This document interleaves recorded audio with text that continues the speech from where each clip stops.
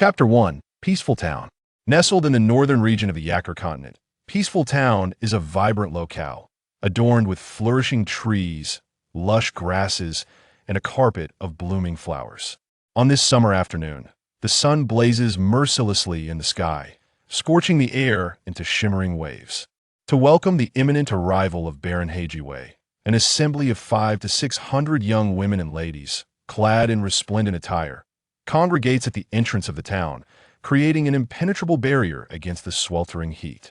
Beneath the shade of trees, some 30 meters from the town's edge, a group of disgruntled men grumble and curse, venting their frustrations at the family of a certain nobleman. Their envy is palpable as they observe the nobleman, ensconced in the midst of admirers, whose strikingly handsome visage elicits cheers from the town's women. The nobleman's complexion is remarkably fair, complemented by a mature countenance that ignites jealousy among the men and adoration among the women. The golden curls that signify his noble lineage only amplify their discontent as they glance at their own rough, sun-kissed skin and unkempt hair. In preparation for Baron Heijiwei's welcome ceremony, the town's mayor had commanded a thorough cleansing of every corner, with streets adorned with an array of flowers and fruits. The youth of the town toiled throughout the night, dedicating their efforts to this grand occasion. No one begrudged the laborious preparations for the flowers and fruits, for this was indeed the first visit of Baron Heijiwei to Peaceful Town. Typically, the common folk residing in a noble's domain endure hardship, as a relationship between nobles and peasants is one of inherent domination and subjugation. In the eyes of some nobles, commoners are little more than livestock, mere serfs at their service.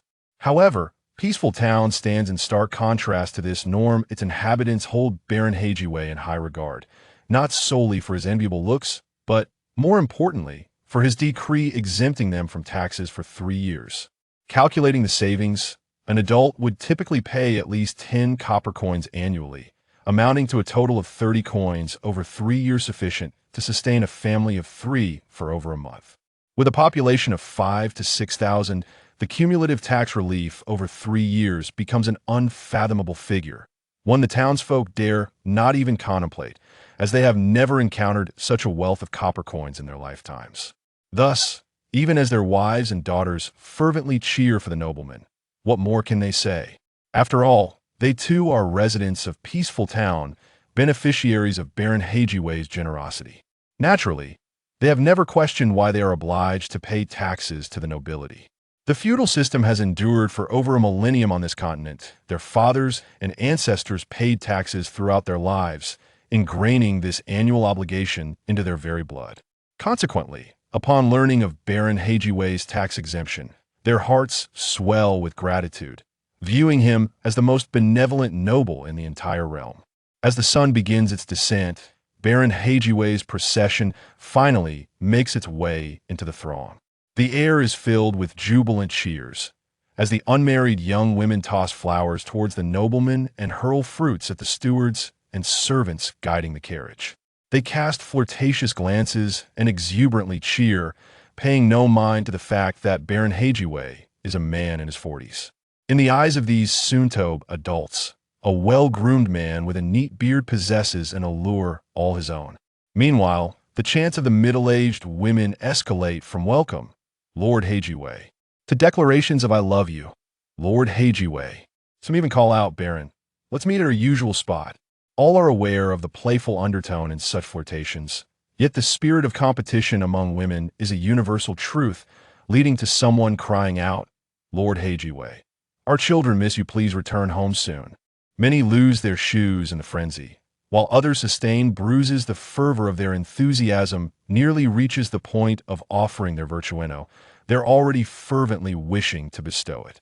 At this moment, Baron Heijiwei, a noble of the Yakur Empire, sits astride a magnificent purebred Odin horse, his posture regal and his countenance stern, exuding an air of opulence.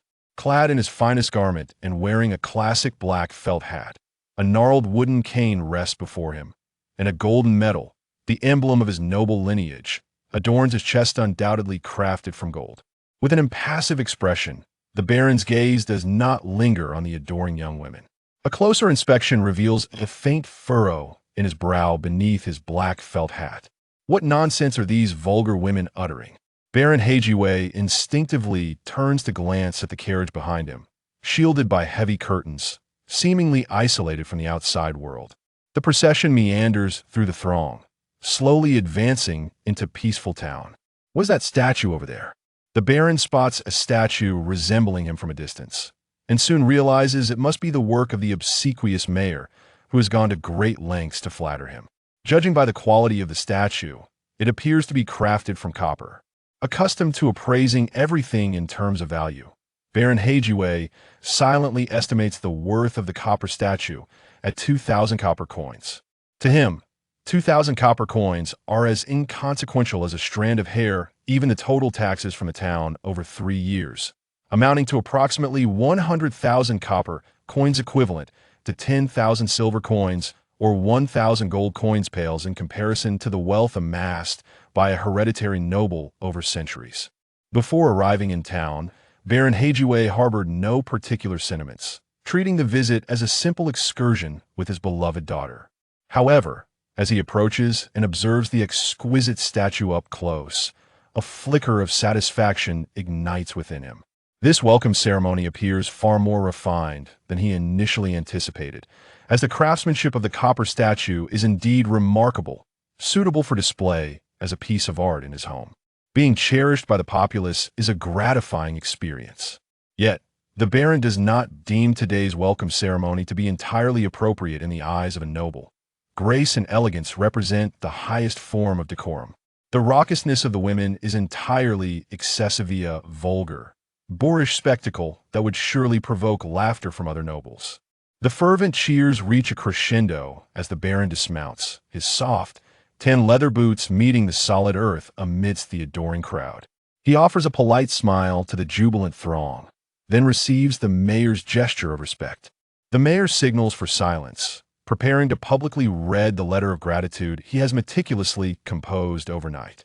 This segment of the welcome ceremony is of utmost significance, and the mayor has practiced the noble vernacular for several days, eagerly awaiting his moment to shine. Thank heavens, the clamorous women finally quiet down, Baron Heijiwei muses. At that moment, an odd sound suddenly pierces the air above the town. Oh, oh, oh. The men beneath the trees are taken aback, unable to bear witness to their wives' unrestrained shouting. They have turned their heads elsewhere. Surely, one does not need to make such peculiar noises in welcoming a guest, as if one were in the privacy of their own home. Curiosity piqued, they glance back at the crowd, eager to discover which wife is making such an exuberant display. However, when they turn to look, they find themselves utterly dumbfounded, rendered speechless. Chapter 2. The Big Black Foot. At the very moment Baron Heijiwei is receiving the warm welcome of Peaceful Town. On a high slope just outside the town, Pike limps towards a black donkey, a rope in hand, while the donkey retreats slowly, its eyes reflecting reluctance.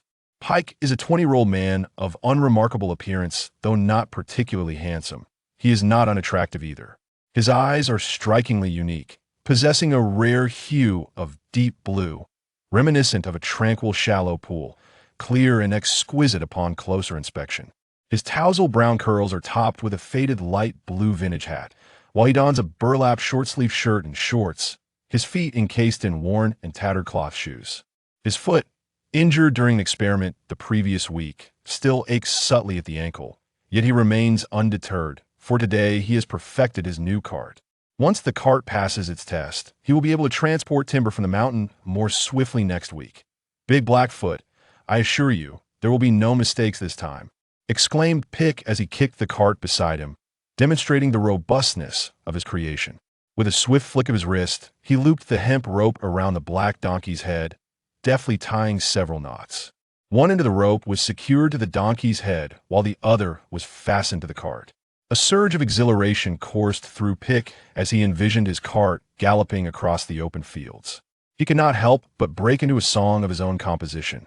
"Oh, my beloved princess, climb aboard my carriage, ascend my heavenly ladder.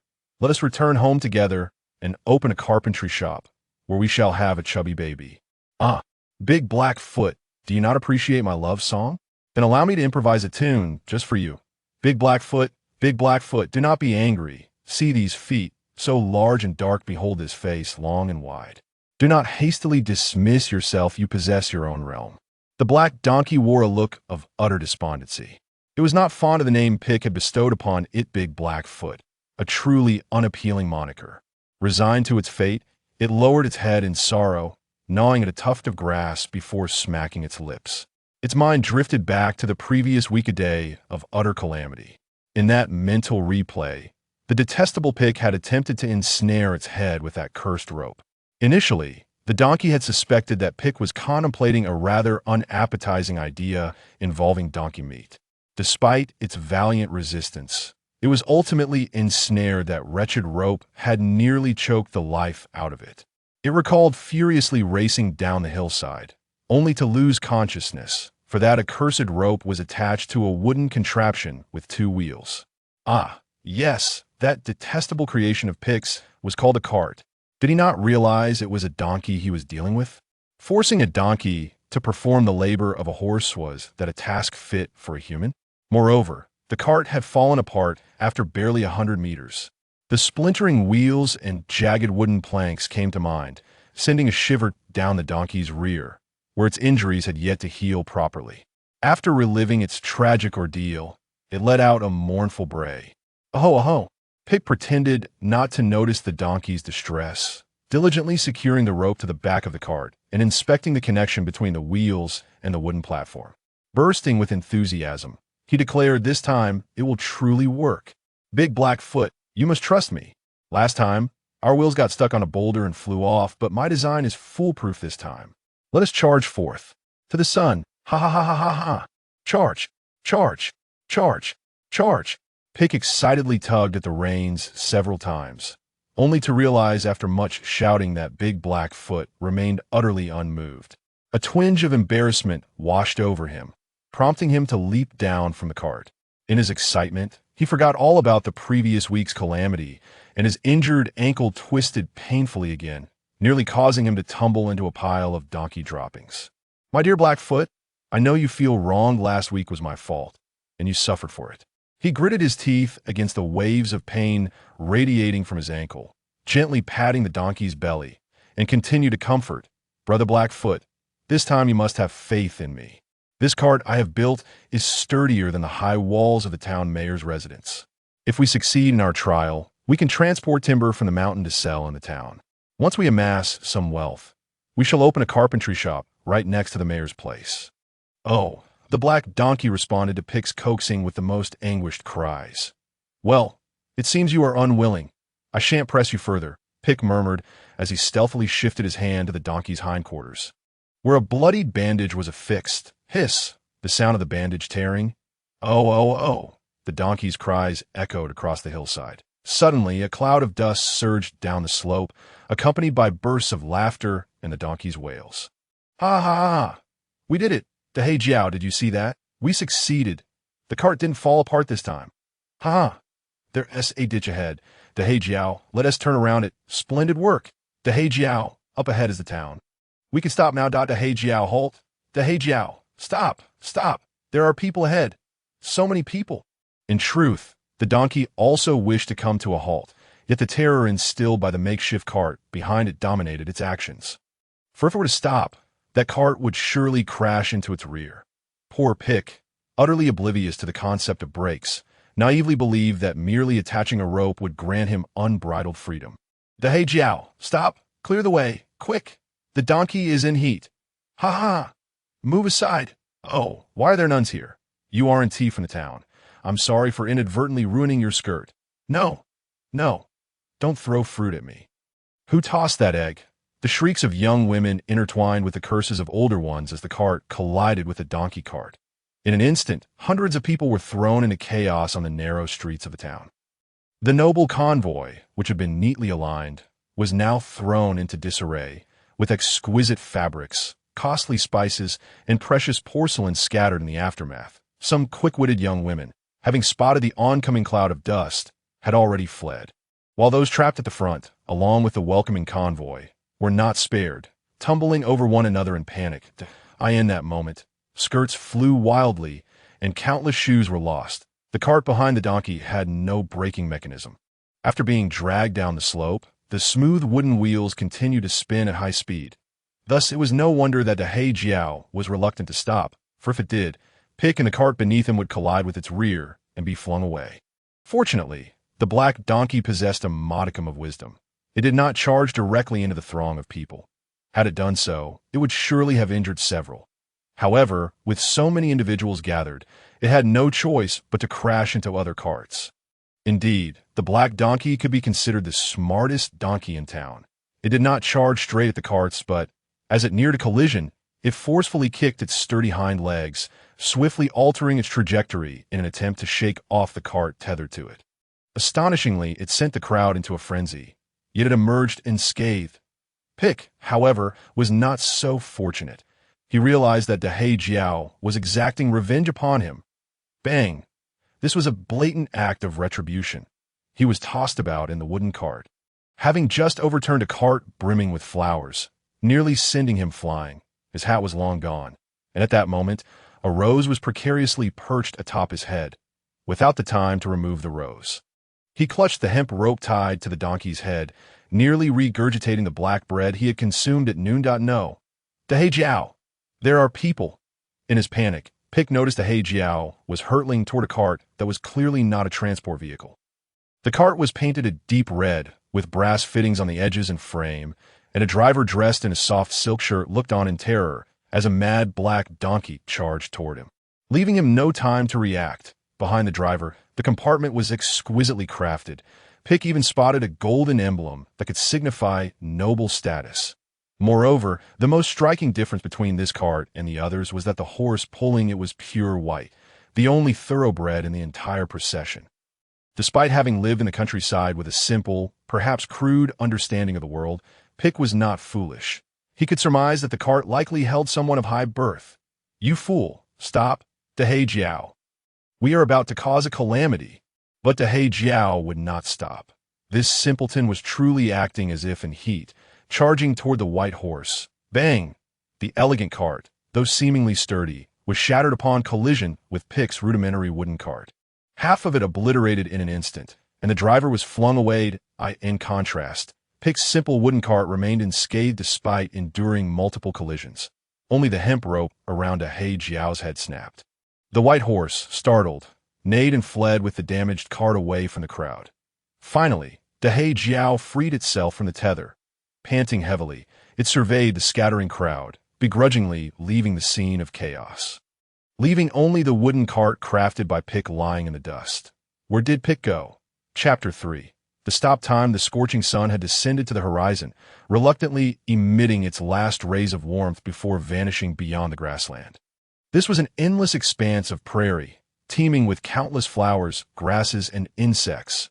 Amidst the thick underbrush, a few grayish-white rabbits hid, munching on the moisture-rich grass while glancing about in serene tranquility. Just then, a battered cart wobbled into view, pulled by a white horse that had run all afternoon, finally exhausted and coming to a stop on the grassy patch. The cart behind it was in shambles as it came to a swaying halt. The left wheel could no longer bear the weight and rolled away. With the loss of a wooden wheel, the cart now tilted precariously. With two sharp sounds, the hemp rope binding the white horse could no longer withstand the weight of the tilted cart and snapped. The cart swayed a couple more times, barely stabilizing itself, nearly toppling over. The white horse felt liberated but remained vigilant, scanning the surroundings. Upon realizing that the bothersome donkey was nowhere in sight, it lowered its head to graze. The side of the cart bore a large gash, as if it had been smashed open with a heavy hammer. In the corner of the tilted cart, a blonde girl leaned in confusion. She had accompanied her father to the town for a visit and had dozed off in the cart. How had everything descended into chaos during her brief slumber? What on earth had happened? Why had the procession suddenly unraveled? She was unaware of the reason for the white horse's sudden frenzy, nor did she comprehend why a man had flown in from outside the cart, clutching a rose and staring blankly. Fortunately, the frenzied white horse had finally come to a stop. Akati didn't seem to have run far. If she were mounted now, they could quickly return to the peaceful town. But what was wrong with this man? Had he fallen and knocked his senses? Why was he staring wide-eyed in a daze? She smiled politely, her eyes curving like crescent moons, wanting to greet him, but found herself at a loss for words. She didn't know his name and was not accustomed to speaking with strangers, so under his bewildered gaze, she merely offered an awkward smile. Never mind, it was nearly dark. Her father would surely worry if he couldn't find her. The blonde girl climbed out through the hole in the side of the cart, casting one last glance at the man still lost in thought inside. Shaking her head, she tugged at the hem of her long blue dress and mounted the white horse. "Dear Lisa, what frightened you just now? Do not fear, Lisa. I shall always be by your side." The blonde girl lowered her head, gently caressing the mane of the white horse, then took up the reins, turning it around. "Let us be off, Lisa. Night is falling, and we must return to the town." The white horse snorted, docilely lowering its head, allowing the girl to grip the reins tightly, and then set off with elegant, measured steps toward the town. Pick remained motionless in the tilted cart, still lost in thought. In his world, in his eyes, time stood still, golden hair like a cloud, a delicate visage, a pert nose, a petite mouth, refined eyebrows, and eyes that squinted like crescent moons. "Are you a princess?" Pike unwittingly uttered these words. Yet, as he regained his senses, he found that the golden-haired maiden had vanished. It is said that time halts when one encounters their beloved, a notion that Pike had firmly believed in during his childhood. Let us rewind time to an hour prior, when Pike was flung by the black donkey into the carriage that would irrevocably alter the course of his life. In that moment, he beheld her. Time stood still. Indeed, in Pike's world, through his eyes, everything froze. The carriage ceased its motion. The panicked crowd became immobile. The cacophony of voices faded into silence. Splintered wood particles hung suspended in the air. The tossed flowers and assorted fruits floated effortlessly. The golden-haired maiden before him remained frozen. This was undoubtedly the most spiritually profound experience Pike had encountered in his 20 years of existence. Within that stilled carriage, Pike gazed at the golden-haired maiden, his breath quickening as he brushed aside the suspended wood particles, which slowly drifted down to, "Oh my God, what a flawless visage this is." He noticed a rose had become lodged in his hair, a remnant of the earlier mishap with a flower cart. While his blue hat had inexplicably vanished, Pike awkwardly adjusted his hair, removed the rose from his head, and, in a state of astonishment, blurted out, "Are you a princess?" The princess in his eyes did not accept the rose, for she too was frozen in time. This moment seemed imbued with a sacred significance. He was astounded that such exquisite beauty existed in the world. At that instant, his mind was a blank slate. He forgot where he was, why he was there, and even who he was. All he desired was to gaze upon her, to admire her breathtaking features, to lose himself in her deep violet eyes. Forever and ever, everything was still. Within that frozen time, there was an absolute silence. Of course, all of this was merely Pike's illusion. Time could not possibly stand still. Everything was a figment of his imagination, a reaction to the profound shock of her beauty. In the real world, time flows eternally and steadily. All of this transpired in the blink of an eye. After that fleeting moment, the stillness of time seemed to rush forth to compensate for what had been lost. As the scene before him accelerated like a fast-forwarded film, the white horse, driven by madness, burst forth from the crowd, speeding into a vast meadow. The carriage began to collapse. A wooden wheel flew off and landed askew on the grass, while the maiden leaped from the carriage at tenfold speed, riding the white horse as if she were flying away, leaving him unable to grasp the swift passage of time, frozen in place as everything unfolded unexpectedly before him. Once he regained his senses from this stupor, he hurriedly scrambled out of the tilted carriage, looking around in confusion for any trace of the golden-haired maiden. In the silent expanse, the croaking of frogs echoed, and the air was thick with a damp scent.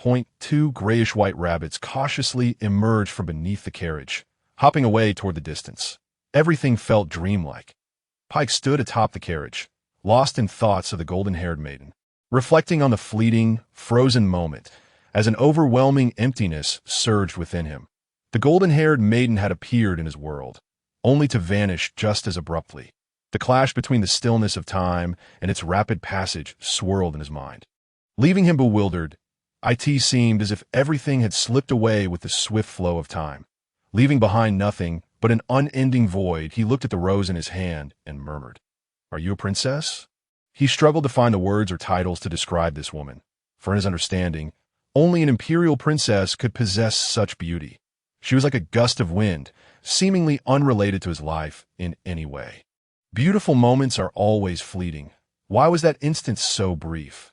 If only time could forever remain in that moment. Pike thought to himself, "Oh God, please turn back time. Allow me one more glimpse of that enchanting princess." Chapter 4. Agar's in the inky blackness of night. Pike treads softly upon the lush grass. Gazing up at the crescent moon, his thoughts consumed by the golden-haired maiden. As he wandered, he stumbled upon a wooden cabin. The structure was remarkably rudimentary, starkly contrasting with the marble-white edifices commonly found in the town. This cabin exuded an aura of decaying wood, its 2 windows ajar for ventilation, and several wooden posts stood sentinel before it. A simple wooden fence bore a slender leather cord, one end tethered to a rudimentary wooden door, above which hung a crooked wooden sign inscribed with the words, "Out during the day, welcoming guests at night." How peculiar! Out during the day, welcoming guests at night. What manner of place is this? No, where did this cabin come from? Pike, having spent his youth in a peaceful town, was not accustomed to frequenting the town center. Yet he had traversed the outskirts extensively. Just a few days prior, this was a field of wild grass. When had someone moved in? This place was still some distance from the town, even more remote than his own home. Pike stood at the fence gate of the cabin, momentarily lost in thought, when a deep voice resonated from behind him. "Child, why do you appear so sorrowful?" Pike turned to see an elderly man accompanied by a young man standing not far behind him. The elder, in his 60s, had neatly groomed, slightly curly white hair, and 2 long white whiskers curled beneath his nose. He was somewhat shorter and plump, clad in a tailored leather armor, with a finely crafted gray metal spear at his waist. One end of the spear bore a sharp metallic tip, while the other was adorned with a white crystalline grip, exuding elegance and sophistication. A snow-white parrot perched upon his shoulder, gazing at Pike with a curious expression. Pike quickly deduced that this man was a hunter. The young man, about the same age as Pike, appeared to be around 20, with brown skin and black hair, a hallmark of the Terethnic group, who dwelled on the fringes of the forest, living by the hunt. He carried a tawny basket on his back and a bow that was taller than himself, further confirming Pike's initial assessment that the two were indeed hunters. Explaining their secluded residence, as it would indeed save considerable travel time into the forest. Being a hunter is a perilous occupation in the town, yet their earnings would be quite substantial in comparison. The young man regarded Pike with curiosity, his eyes bearing a rare hue, a hint of pale green mixed within his pupils, while a deep scar ran vertically down the center of his forehead. Resembling a tightly shut third eye, Pike felt uneasy under the scrutiny of those uniquely pale green eyes. The elder stood half a head shorter than Pike, while the young man was even shorter than the elder.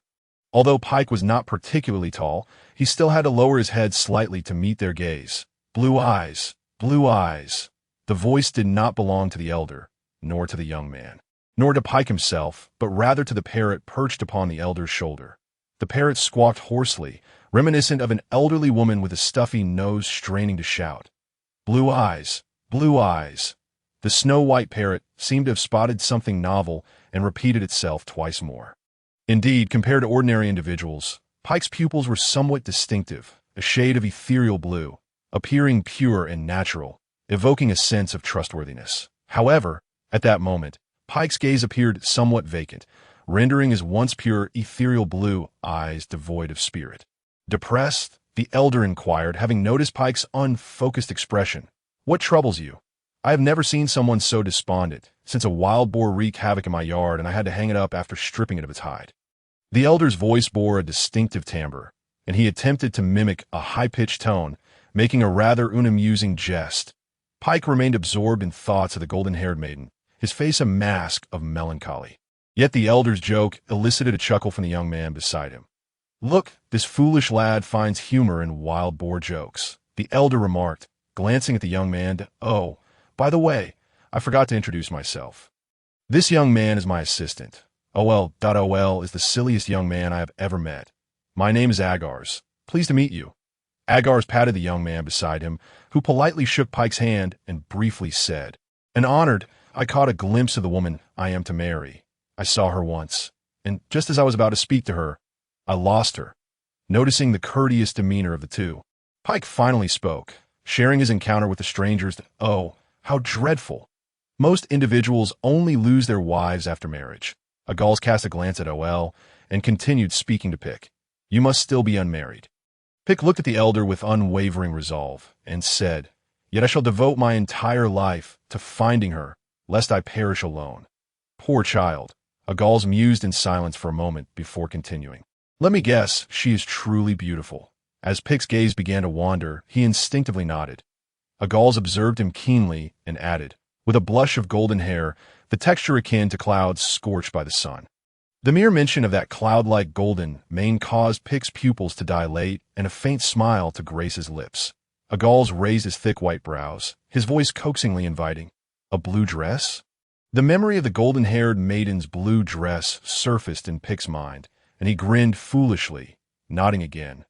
Then, as if a realization struck him, he met Agals' gaze, furrowing his brow as he exclaimed, "Right?" Confused, Pick looked at Agals. Agals understood. "I am acquainted with friends of her father's family." Upon hearing this, Pick became earnest, stepping closer to the elder, and urgently inquired, "Who is she? Where is she?"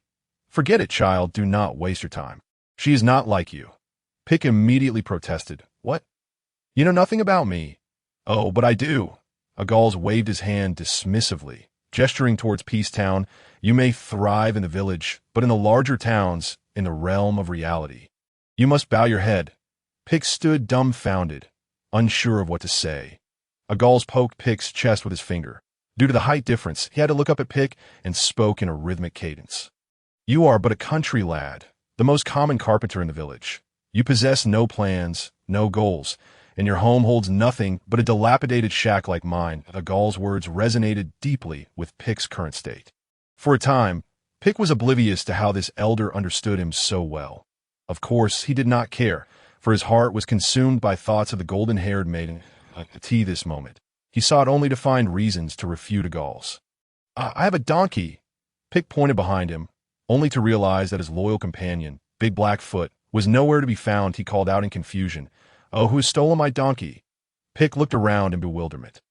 Agals clicked his tongue and exchanged a knowing glance with the young OL beside him before addressing Pick. "In the small pond, you are but a little fish. In the sea, you shall be drowned. Return to your puddle. You will find joy there." With that, Agals turned to leave. Pick hastily interjected, speaking rapidly, "You claim I have no plans, but I do. I will find that girl, marry her, and spend my life with her." Agals regarded Pick with narrowed eyes. Without losing his pace, Pick continued, "I am unemployed. If you give me a job, then I shall have one." Agals watched Pick with a bemused expression, intrigued by his logic. "Yet amused, I may not possess much money, but I will be more determined than any man you have encountered. Though I live in a carpenter's household, I have read many books. I understand much about this continent." Agals remained unmoved by Pick's fervent declarations. His brow furrowed as he said, "I am sorry, child. I do not engage in charitable ventures. Come on." Agals turned to leave, and OL cast a resigned glance at Pick. Shrugging, "Wait. Look, I will work for you day and night." Pick stepped in front of Agals, his eyes wide with determination. "You need not pay me." Agals looked up at Pick, seemingly swayed. Pick then enunciated each word deliberately. "You only need to tell me who she is." Agals raised his white eyebrows and replied, "Very well. Since you claim to have read many books and are well-versed in this continent, I shall pose a riddle. If you answer correctly, I will grant you a chance." "Agreed." Pick nodded vigorously. Dragon's head, deer's antlers, lion's eyes, tiger's back, bear's waist, snake's scales, horse's hooves. Identify the creature. A smile crept across Pick's lips. This posed no challenge for him, and he confidently replied, "The Chelan.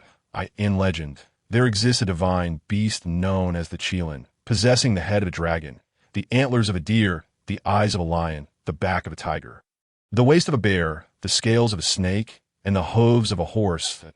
And no creature on the continent rivals it. The ethnic records." Pick had fortuitously encountered this book in his grandfather's collection, rendering the riddle trivial. Quick-witted young man, The hunter-agals regarded Pick with a peculiar expression, pondering for 2 seconds before nodding and smiling.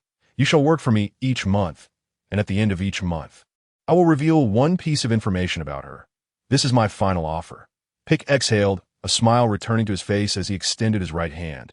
Agal shook Pick's hand decisively. "So be it.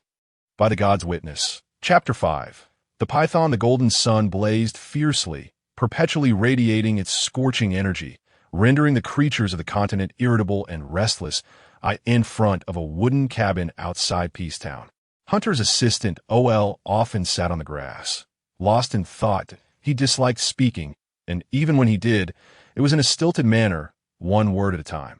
His sole pleasure was to run up the hillside at night to gaze at the moon. Since hiring Pick to work for him, Hunter-agals had seldom shown his face. He would instruct Pick in the morning to complete certain tasks, then head out with assistant OL, returning only after dark. At this moment, Pick stood beside a wooden stump in the yard, wielding a half-man-high axe as he silently chopped wood. The chopped wood was stacked neatly, and upon closer inspection, one would notice that all the logs were of identical length. After 8 full days, the yard was brimming with timber. Soon, another day drew to a close. Pick stretched his sore arms, shaking them to relieve the tension. However, once he fully relaxed, he realized his arms could no longer be lifted, merely hanging limply at his sides. In the preceding days, after finishing work, his arms would tremble incessantly. Today, they lacked even the strength to quiver. Night had fallen, and Hunter-agals was due to return, just as Pick anticipated. The yard's wooden gate swung open on cue. First to enter was Assistant OL, dragging a tree trunk stripped of branches with one hand, dropping it heavily at Pick's feet. Pick was astonished, unable to fathom how OL managed to move such a heavy trunk with a single hand.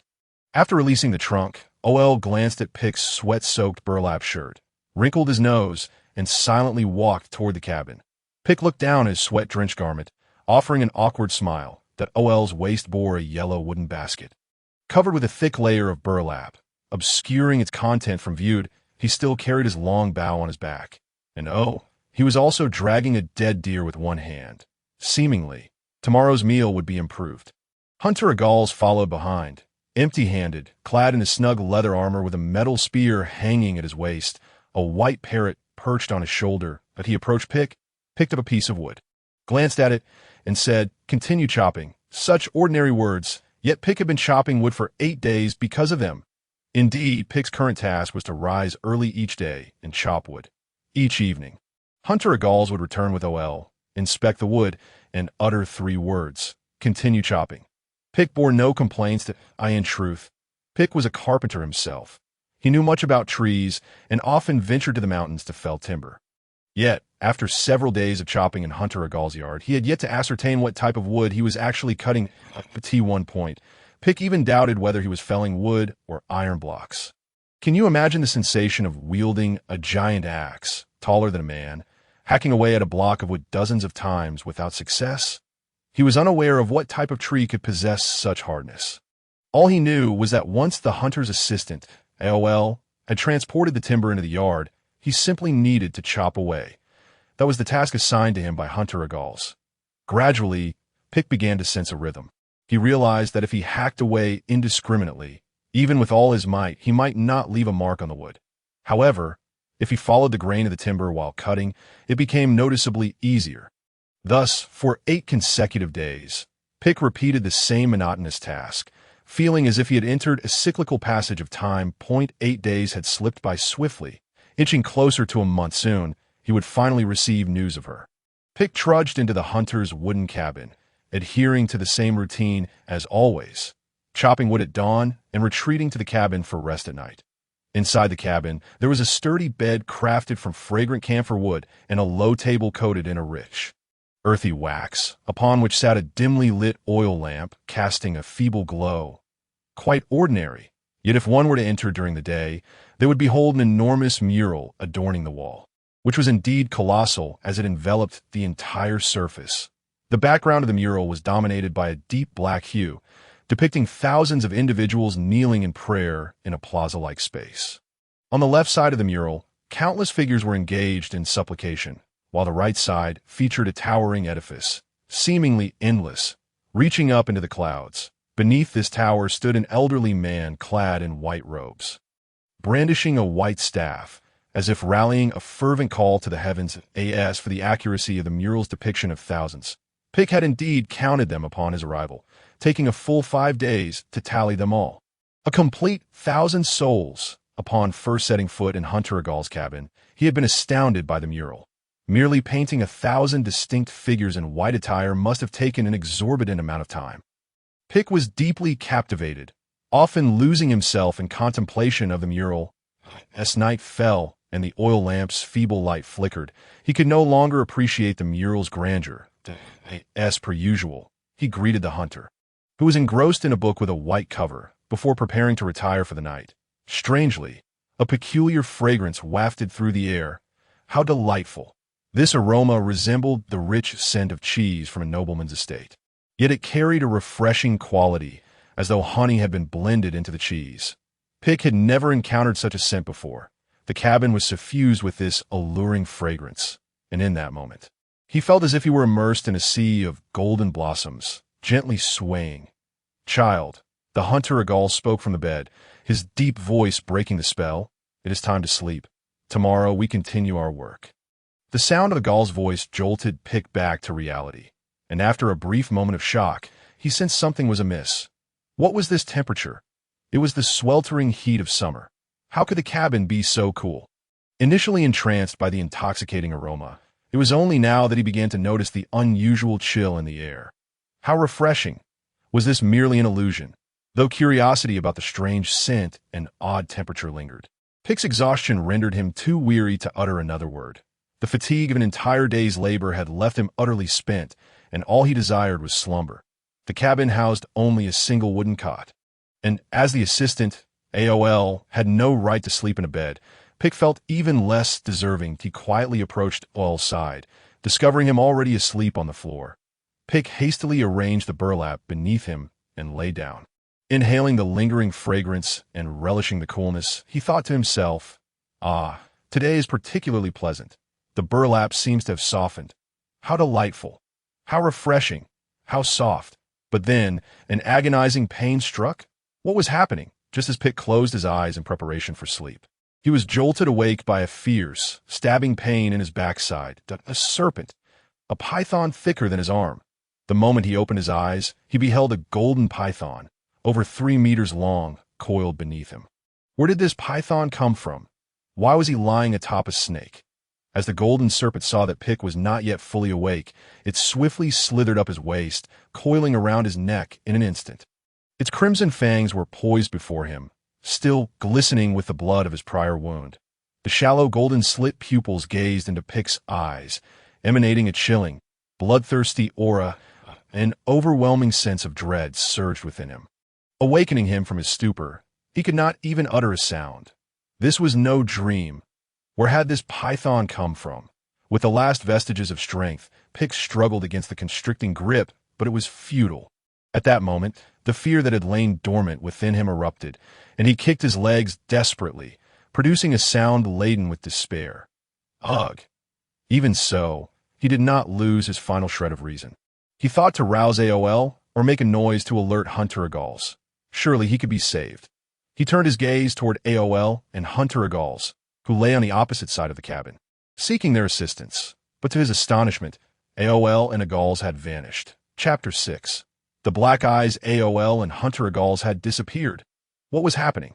A strange atmosphere enveloped the cabin. The fragrant space, the unseasonably cool air. The missing AOL and Agals, the golden python. Everything felt utterly bizarre. Pick had no time to ponder further. In his line of sight, the golden python was preparing to strike again. The snake was unervingly clever. Having ensnared Pick, its next attack was aimed directly at his throat.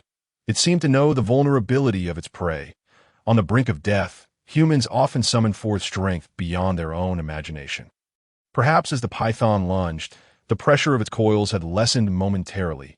Pick, driven by instinct, felt a crackling in his shoulder as his fatigued arms suddenly broke free from the serpent's grasp. He had seized it. In that critical instant, Pick wriggled free, grasping the python by its neck. He could scarcely believe that he had reacted so swiftly. The serpent's body felt as if it were coated in grease, slippery and nearly escaping his grip. In a fleeting moment, Pick managed to hold the python down. Pick dared not release his hold, battling fiercely against the serpent, but as his strength surged, so too did the python's constricting force. He felt as if his ribs might shatter. The pressure on his chest was overwhelming, and he could hardly breathe. The serpent tightened around his neck, turning his face a deep shade of purple. Pick sensed he had reached his limits. After a full day of labor, the sudden outburst of strength could not be sustained. Was he to die? No. There had to be a way, as the two remained locked in a deadly standoff. Pick suddenly spotted the bow and arrows lying on the ground. They belonged to the hunter's assistant. Oh well, their tips honed to a sharp gleam, glinting with metallic silver. Pick struggled to roll over, striving to reach the arrow. But as he turned, the strength of his hands waned significantly, and the python broke free. Oh no! Pick thought this time it was truly over. In a frantic grasp, he inadvertently seized the serpent's lower jaw. Blood gushed from the serpent's mouth. Not its blood, but his own hand, pierced by the python's fangs. Ah! A sharp pain enveloped him, dimming his vision as he nearly succumbed to unconsciousness.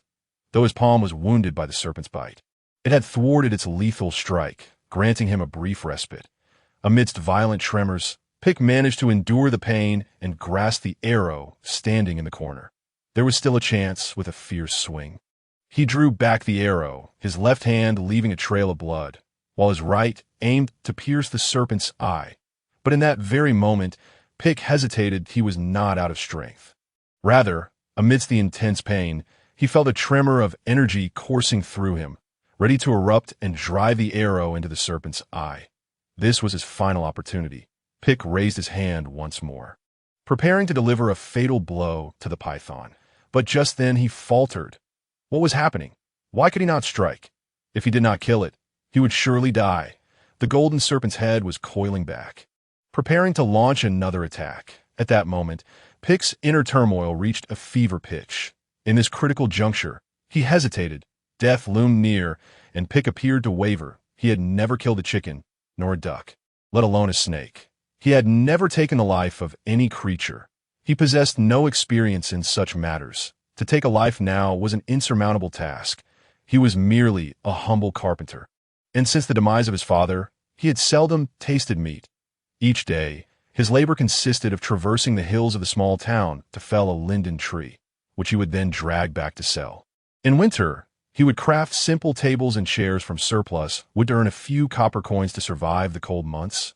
Year after year, ensnared in this monotonous existence, occasionally he would spot a few small snakes, the thickness of a thumb, nestled in the grassy hollows and thickets, yet he would always keep his distance. It was his first encounter with such a large python. After a few moments of tense stillness, the python tightened its grip, blurring his vision. Was he truly to perish? Alas, he realized he did not even know the name of the golden-haired maiden. The golden vertical pupils of the python reflected the arrow, sensing an ominous presence. Though it could not fathom why this human had ceased to struggle, it was determined to constrict and consume him. Cold-blooded creatures never afford their prey any chance. The python's golden head raised, poised to strike at Pick's neck. Pick's eyes slowly closed, his taut muscles relaxed, and his consciousness began to fade. Just as he was about to surrender to his fate, a chilling voice echoed within him. Foolish, cowardly, petite créature, bougon, ah! A shriek, laced with desperation and madness, erupted from Pick's lips. With his cry, he opened his eyes, and his unique azure pupils vanished, replaced by an abyssal black. His pupils had changed color. The black orbs resembled an unfathomable void, radiating an icy aura that seemed to freeze the very air. Clang! The sound of an arrow embedding itself into the ground rang out. When Pick opened his eyes again, a gruesome sight met him. The python's head, the size of a fist, was pierced by his arrow, impaled into the earth. Yet, even after being pinned, the serpent's elongated body continued to constrict around Pick, who gradually exerted force, causing a torrent of crimson blood to erupt from the python's mouth. The serpent's body slowly slipped from Pick's grasp, its life force waning with each passing moment. Pick glanced at his pierced palm. narrowing his eyes. The blackness of his pupils seemed to dissolve into the shadows. Under the dim light of an oil lamp, the mural that adorned the entire wall appeared increasingly eerie. 1,000 figures knelt in reverence, while an elderly man with white hair stood solemnly before them. His back to a towering spire that reached into the clouds, Pick studied the mural, lost in thought, as he freed himself from the lifeless python's coils and burst forth from the wooden cabin. Just as he exited, a snow-white parrot scurried out from beneath the bed, flapping its wings and glancing around before perching upon the arrow that still held the snake's head, squawking in a hoarse voice. Black Eyes. Black Eyes, Chapter 7. Has he awakened again? Cowardly wretch, I warn you, do not return to that hunter's cabin. Pick gazed quizzically at the notebook on the bedside, its brief warning seemingly capable of piercing the paper.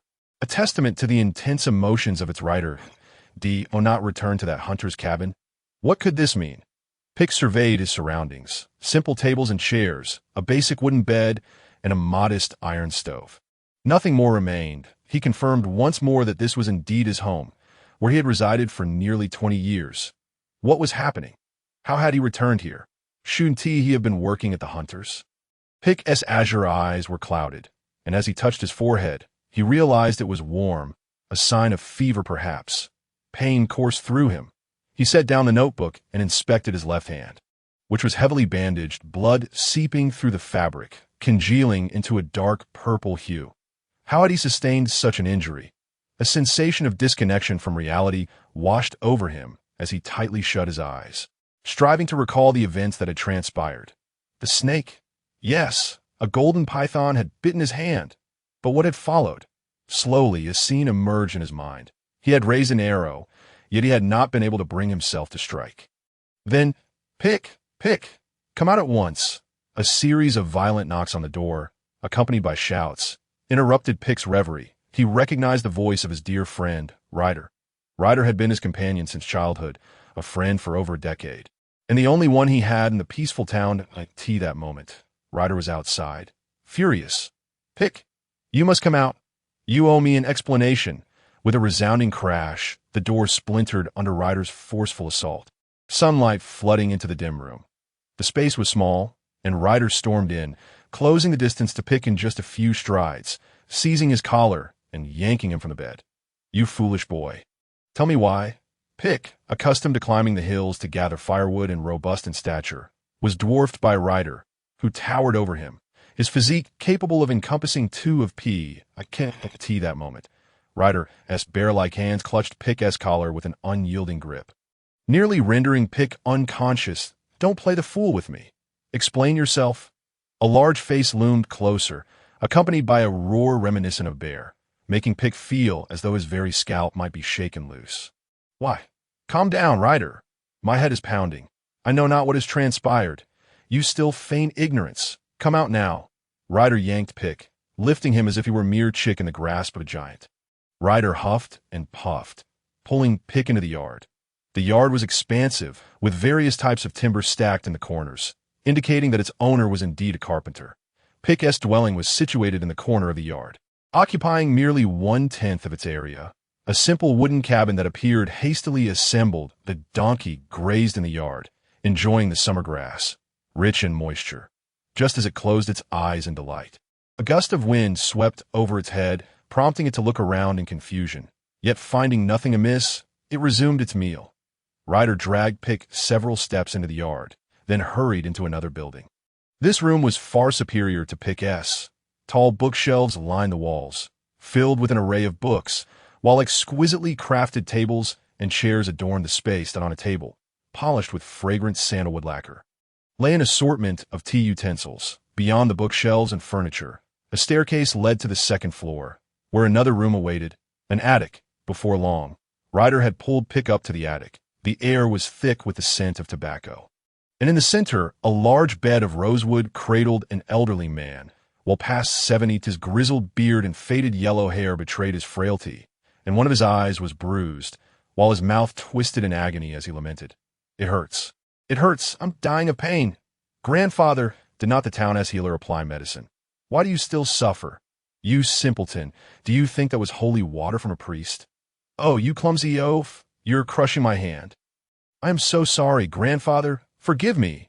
Forgive me. Woe is me. Ryder, filled with remorse, scrambled off the bed, tears streaming down his face. This bear-like man wept freely. Woe is me. Curse Pick, look what you've done to grandfather. Pick stared in shock at the elderly man on the bed, muttering in disbelief. I caused this. It was you.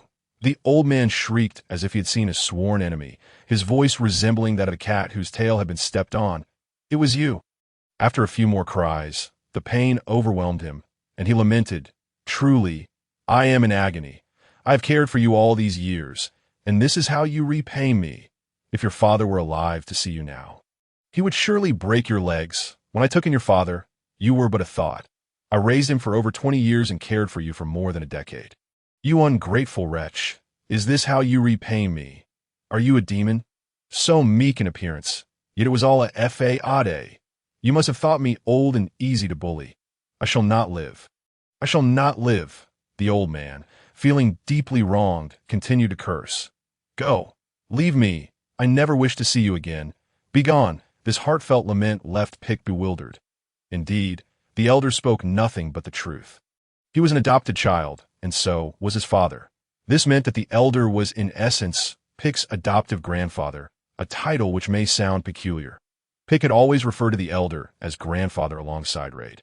Yet his standing in the family was incomparable to that of Raid, the biological grandson. Within this household, Pick's status was nearly akin to that of a servant. Each day, he toiled for his adoptive grandfather, gathering firewood in the mountains, crafting furniture, and then selling it, all proceeds dutifully handed over to the elder. However, Pick bore no resentment in his heart. On the contrary, he cherished the bond he shared with Raid, his companion of over a decade, and was grateful for the elder who provided for him.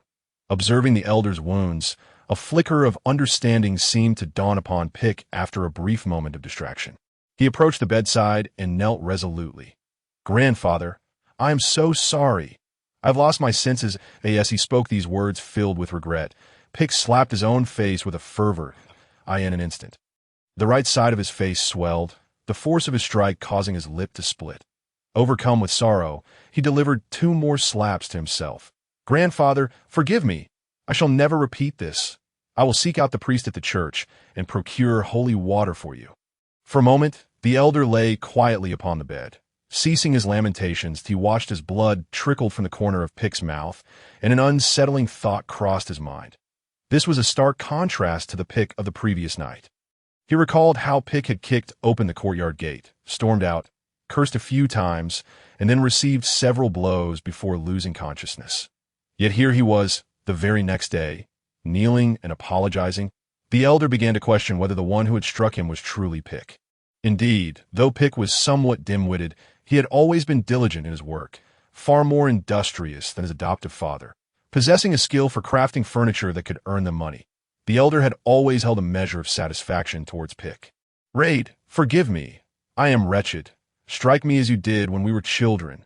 Beat me fiercely, Raid, wiping away tears from his face, replied in a choked voice. As a child, you could withstand my punches, but now that I am so strong, I could easily strike you dead. You have already punished yourself. I shall not harm you. Pick's remorse deepened as he knelt before the elder's bed, reluctant to rise until the elder weakly uttered, You just mentioned buying holy water from the priest. Do you truly mean it? With half of his face swollen, Pick wiped the blood from his lip and resolutely declared, I will, grandfather. I assure you I will. I shall go buy it for you now. With the church's holy water, your wounds will heal swiftly. Upon uttering these words, Pick attempted to rise and procure the holy water for his grandfather. Yet he failed to notice that after kneeling for nearly half an hour, his knees had become as rigid as the floor. As he stood, a wave of intense soreness coursed through his knees, and darkness momentarily clouded his vision, nearly causing him to faint. Gritting his teeth against the pain, he managed to stand and trudged out with heavy steps. Upon exiting the house, he spotted the black donkey still munching on grass. Pick muttered helplessly, Oh, Big Blackfoot, I have no money at present. If funds are insufficient, I shall have to sell you. Upon hearing this, the donkey abruptly ceased its grazing. Sell myself? Oh, it brayed in angry response. As Pick walked past, the donkey seemed poised to retaliate, lifting its hind legs, returning indoors. Pick rummaged through his cabinet, extracting all the coins he possessed. .1 copper coin, 2, 5, 6. God, he had only 6 copper coins. The holy water sold by the church's priest would require at least 3 silver coins. Converting that to copper coins meant 30.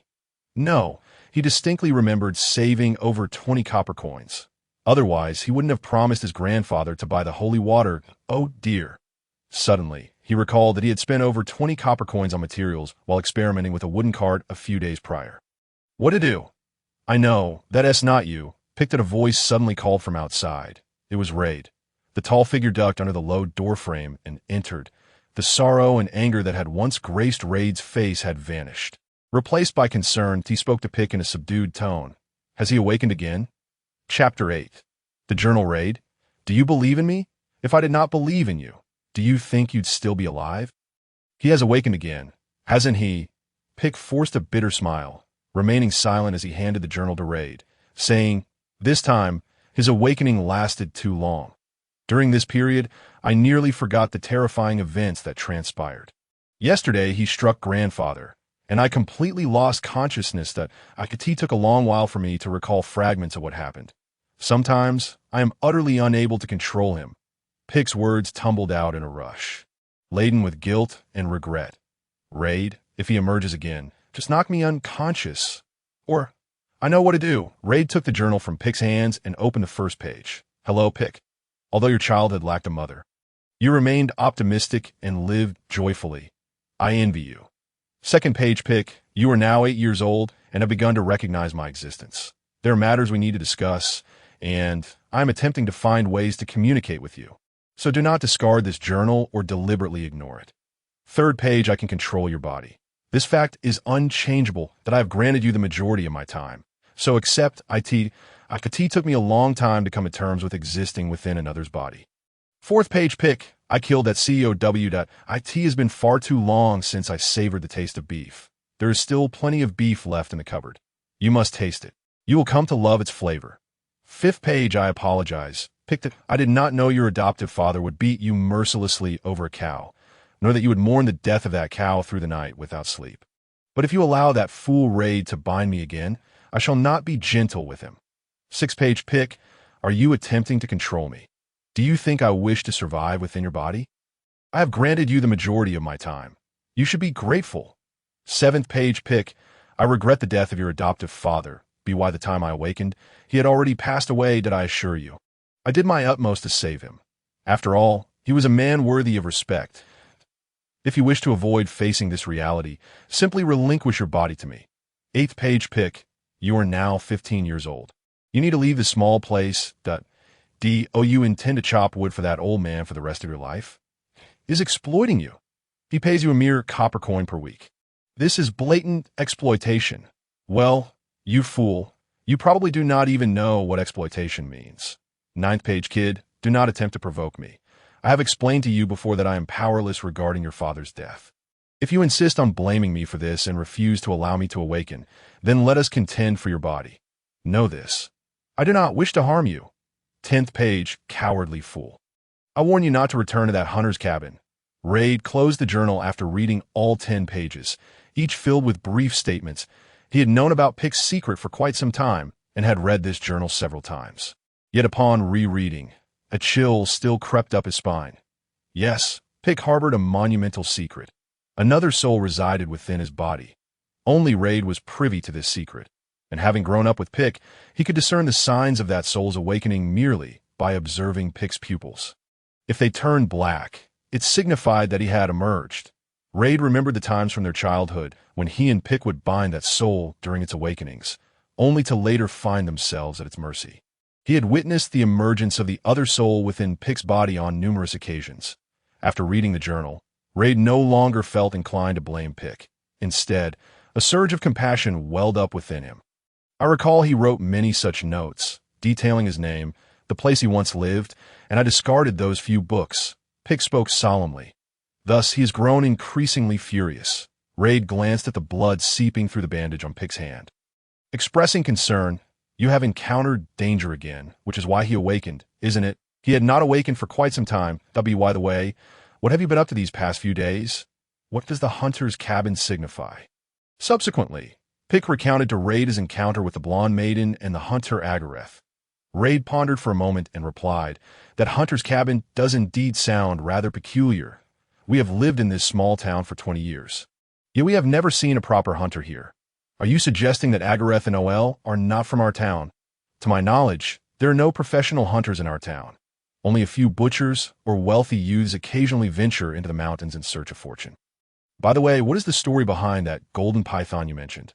I too am a loss as to how that golden python found its way into the house. I only remember that he awakened just as I was on the verge of being strangled by the serpent." "All right, Pick, enough of these thoughts. Let's go to the church and purchase some holy water." Raid interrupted Pick's reverie, aware that each time Pick reminisced about him, anxiety would wash over him. However, obtaining holy water required 30 copper coins. Pick sheepishly scratched his head and produced a small chest from his cupboard, emptying its contents of copper coins. "Pick, where have you stashed all your money?" Raid questioned, knowing Pick to be a notorious miser who had been saving for years. Little did he expect that Pick's chest contained a mere 6 copper coins that a while ago. "I purchased some reins and tin materials to make a donkey cart." Pick awkwardly held up the 6 coins, patted his head, and lamented, "I was so foolish. I should have saved that money. I never intended to use your funds." Raid replied as he pulled out a heavy cloth bag from his pocket, the sound of clinking coins resonating within. "I prepared this for you." Pick pressed his lips together, murmuring, "I don't want your money. I will find a way myself." Raid's large hand clasped Pick's shoulder, stuffing the bag into his embrace with a grandiose tone. "Here are exactly 30 copper coins. Take it. My money is your money." Seeing that Pick was still reluctant, Raid tightened his grip around his shoulder and said in a low voice, "You are more foolish than I. By the time you save enough, my grandfather will have passed away in bed. That I will repay you." Before Pick could finish, Raid had pulled him out the door and a few steps beyond the yard. The yard's gate lay in ruins, a gaping hole in its center as if struck by a giant hammer. Upon seeing this, Pick finally recalled the events of the previous night. After returning, he noticed the door tightly locked, without a key on him, as his grandfather never entrusted him with it. Thus he had kicked the door open, and soon after, his grandfather had rushed out from the room, scolding him, only to be met with a flurry of punches before being kicked away. As Pick relived this memory, guilt washed over him deeper than before, and he solemnly apologized. "I am truly sorry for what happened last night. Pick, it was not your doing. You need not apologize for him. You must understand that you are a wonderful and kind person. Never apologize for him." Raid reassured. Noticing Pick still lost in the torment of his memories, he then shifted the topic. "Hey, brother, how about I teach you a prayer?" "A prayer?" Pick inquired, puzzled. "When you return home next time, I want you to recite a prayer aloud," Raid said with a mysterious smile. Pick scratched his head, still confused. "A prayer? How should I do that?" "Just like this. For instance, when you get home, close your eyes and loudly recite, 'O great deity, I am your devoted follower. Please grant my wish and bestow upon me the key to open my door.'" Raid raised his head, closed his eyes, and clasped his hands together with a look of devotion. "Are you certain you want to do this?" Pick asked, still scratching his head. "I remember you were an atheist as a child. Why have you grown to believe in such things?" "Wasn't I influenced by him in my youth? Whenever he awakened, he would inundate me with tales of mysticism." Raid chuckled innocently, continuing, "Just trust me on this. Now go and give it a try." Having experienced the events of the previous day, Pick's mind still felt somewhat dazed. Stepping outside, he closed his eyes and, adhering to Raid's instructions, shouted, "O great deity, I am your devoted follower. Please grant my wish and bestow upon me the key to open my door." Suddenly, a loud thud echoed as something fell to the ground. Pick looked down to find a set of copper keys. "Good heavens, this is incredible! Raid, look!" Pick exclaimed excitedly as he picked up the keys and turned to Raid. However, upon seeing the mischievous smile on Raid's face, he instantly understood. It was Raid who had tossed the keys into the air for them to fall to. "Ah, Raid, you tricked me." Raid burst into laughter and dashed into the town, with Pick hot on his heels. Chapter 9. Lighting the lanterns as a borderland of the Acre Empire, Peacetown had never been primarily a trading hub. Yet at this moment, various vendors had gathered in the town center. Aunt Ekfi, the loudest among them, bellowed, "Roasted sweet potatoes! Roasted sweet potatoes!" 10 roasted sweet potatoes for just 1 copper coin, a surefire way to fill your belly. At this time of summer, the market was predominantly filled with fruit vendors. However, only one or two local fruit growers existed. While most fruit vendors had trekked from the central and southern regions of the empire, taking 2 to 3 days to reach Peacetown. Hence, whether apples or oranges, they fetched a good price here, and of course, a good price meant different things to the vendors and the townsfolk, who often referred to these southern fruit vendors as unscrupulous merchants. The most peculiar sight at the market was the fishmongers, who hailed from the east, transporting a plethora of seafood in wooden barrels. After a long journey, they arrived here, situated at least 300 kilometers from the coast, which required over a week of travel by cart. Their stalls boasted a variety of live fish and some exotic pearls and corals. Due to the distance, the prices of seafood were exorbitant, making this fish market a domain exclusive to the affluent. Aside from the 10 or so extremely wealthy families in the town, ordinary households seldom ventured near the fishmongers. Moreover, the leaking barrels often rendered the ground muddy, and the air was perpetually thick with the stench of decaying fish. Pick covered his nose as he walked past the fish market and strolled by the fruit stalls, feasting his eyes upon the luscious fruits. These southern vendors have marked up their prices so high. How can ordinary families afford them? Raid lamented. Let them remain unsold and rot here. Pick shook his head, responding, someone will always buy them. Look at those people. Their cloth bags are filled with fruits. If you want to eat fruits, you should come back in the evening. They'll lower the prices then. Soon, they spotted Aunt Ekfi loudly hawking her wares. Pick greeted her. Hi, Aunt Ekfi. I won't be buying sweet potatoes today.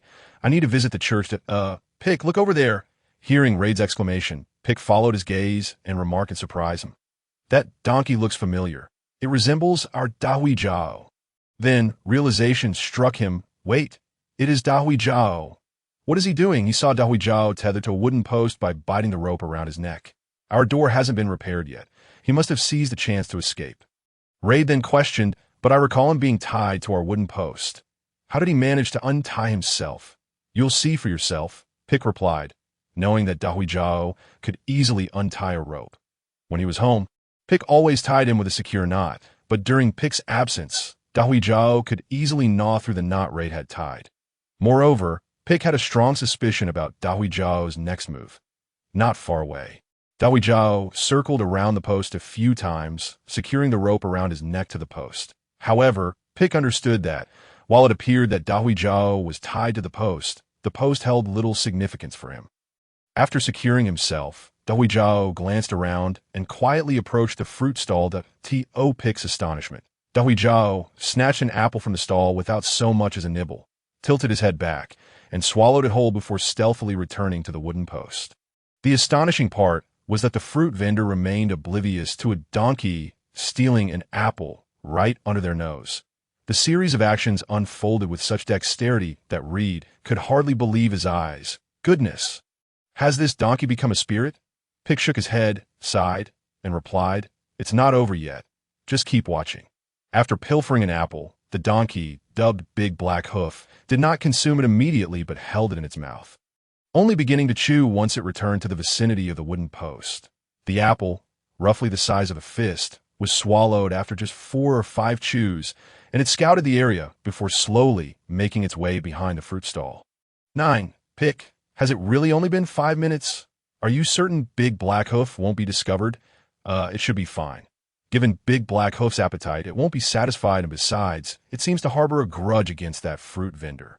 Not long ago, while I was passing by his stall with Big Black Hoof, it couldn't resist and devoured one of his apples.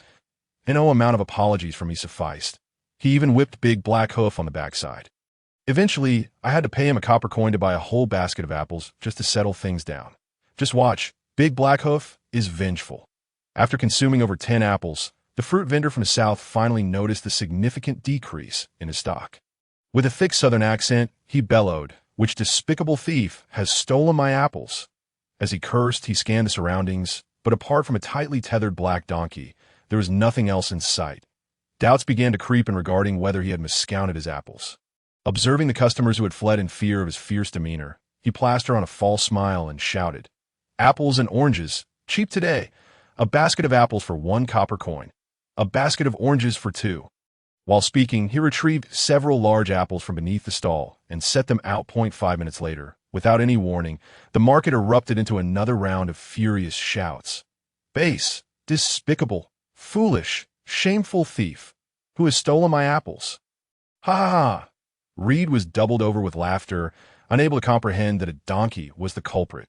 This is hilarious. Pick stood beside him, exasperated, and said, Do you think this is the end? Its name is Big Black Hoof. After all, then we must put a stop to it. Reed grasped Pick's arm. His curiosity piqued regarding Big Black Hoof's next move. It seemed that Big Black Hoof was dissatisfied with this method and stealthily lowered its head. Its eyes fixed on a bag of apples beneath the fruit stall. What would it do next? With its rear end facing the vendor, it silently approached once more, then swiftly raised its hind leg. Bang! Big Black Hoof's sturdy hoof struck the fruit vendor's backside with the force of club, sending him sailing through the air. The stall was overturned. This is a bit excessive. Pick covered his eyes, peering through his fingers as he saw Big Black Hoof galloping away with the bag of apples. Sighing, this creature holds a grudge. Pick, let us go, Reed urged, attempting to navigate through the crowd of onlookers. But it was too late, perhaps due to Reed's boisterous laughter attracting the vendor's attention. The vendor, just rising from the ground, realized something was amiss with the donkey behind him. Unable to catch up, he quickly dashed in front of Pick, gripping his clothing tightly. I just saw a donkey stealing apples behind me. I recognize you. You are that donkey's owner. You owe me for the apples. Don't spout nonsense. Reed clapped a hefty hand down, forcefully dislodging the vendor's grip from Pick, intent on leaving. Reed's imposing figure, dark-skinned and robust, resembled that of a bear. The vendor, seeing such a formidable friend by Pick's side, hesitated to pursue further, contemplating giving up. You shall not leave. At that moment, a tall black horse strode arrogantly through the crowd, pulling an exquisitely crafted carriage. The young man with golden hair jumped down from the carriage, traversed the throng, and helped gather the scattered fruits into a basket, reassuring the vendor, Do not worry. I will buy all your fruits, including the bag stolen by that donkey. The vendor was filled with gratitude, bowing deeply to the golden-haired young man. Stop them, commanded the young man. Just as Reed was about to pull Pick away, several horsemen and servants blocked their path. Oh no, that golden-haired lad is the mayoress' son. He loves to show off, playing the hero and acting bravely. Today it seems he has chosen us as his objects of valor. Reed murmured, We should split up. You go left, I'll go right. Stop. The golden-haired youth noticed Reed attempting to flee. In just 2 strides, he covered several meters and seized Reed by the shoulder. Despite being 2 heads taller, Reed found himself unable to break free from the youth's grip, and soon, the horsemen and servants joined in to restrain him. One of the more elegantly dressed individuals, resembling a steward, opened his mouth wide, making a commotion without uttering a single word. Reed thought to himself, What a mute steward. All eyes were on Reed, who was trying to escape, while Pick remained motionless, unnoticed, and was instead pushed further back by the crowd of onlookers. Now was the perfect time to flee. Run? Certainly not. Setting aside the fact that Reed was captured, Pick had no intention of escaping. The young man questioned Reed. You are feeling guilty. Your donkey has eaten someone else's apples, and naturally, you must compensate for them. Do you think you can run away without paying? Reed refused to concede. On what grounds do you claim that is my donkey? I merely passed through here. If it's not your donkey, why are you running? The young man smiled gently, his thin lips curling upward, and his sharp gaze suggested he believed victory was already in his grasp. You dare to swear before the divine? If it's not my donkey, go ahead and catch it. Why apprehend me? Reed decided to feign ignorance. It is mine. Pick finally managed to push through the crowd and interjected earnestly. I am willing to compensate this gentleman for his losses. Please let him go. The golden-haired youth froze at Pick's words, exchanging awkward glances with his steward and servants. Pick pulled out a pouch from his pocket and produced 2 copper coins, handing them to the vendor, saying, 1 copper coin for a basket of apples. And for those that have fallen on the ground, here are 2 coins. It's quite reasonable. You two were clearly in cahoots. The vendor spat disdainfully, just as the golden-haired youth thought someone was confessing. Feeling somewhat embarrassed, the vendor's remark revitalized him. At least I didn't apprehend the wrong person. He mused, then resolutely addressed the gathered crowd. All right, everyone, please settle down. I, Pisa Guy, as the mayor's son of Peacetown, have a responsibility to uphold everyone's interests. Should you encounter any troubles in the future, feel free to come to the mayor's residence, and I will do my utmost to assist you. With a warm smile, he waved at the crowd before ascending the carriage. The crowd erupted into enthusiastic cheers. Well done, Pisa! Bravo, Pisa! Many had recognized him as the mayor's son, while those who hadn't were now enlightened after witnessing his act of valor, showering him with praise. And oh wonder he is so handsome. He is the mayor's son. Some youthful maidens thought to themselves, young Master Pisa, when you come to buy fruits at my place, you'll receive a half-price discount. The grateful vendor called out, trailing behind the carriage. While the golden-haired youth delivered his speech, Pick seized the opportunity to lead Reed away from the crowd. Reed grumbled indignantly. That mayor's son is too much of a show-off. What do you mean by show-off? Haven't you heard the joke my grandfather used to tell? A group of blind men gathered together, unable to see the path, and one blind man claimed, I have a lamp. Just follow me. In truth, he had no lamp. He merely wanted to show off, ultimately leading the blind men into a ditch. That's what being a show-off is. After explaining, Reed continued with a fierce tone. If I ever come across that golden-haired show-off alone, I'll make sure to teach him a lesson. Ha! Show-off indeed. That lad truly was a show-off. Pick recalled the young man's speech and chuckled. You want to go so far as to beat him into a lamp, will you? If you feel wronged, just tell Big Black Hoof. It will surely avenge you. Pick, why didn't you run earlier? They can't do anything to me if they catch you. Reed reflected for a moment, feeling a surge of gratitude toward Pick for his loyalty. Yet he was also frustrated that Pick was always so naive, perpetually laughing foolishly, and getting swindled whenever they ventured out. Let us not dwell on that. What truly matters is that we must hasten to procure the holy water. By the way, we should also search for Dahe Jiao. Chapter 10. The church that I should never have given that fruit vendor 2 copper coins.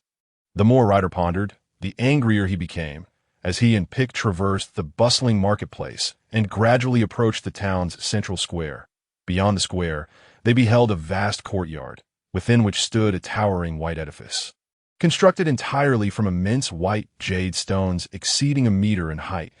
At first glance, it loomed over 15 meters tall, proudly asserting itself as the emblematic church of the peaceful town.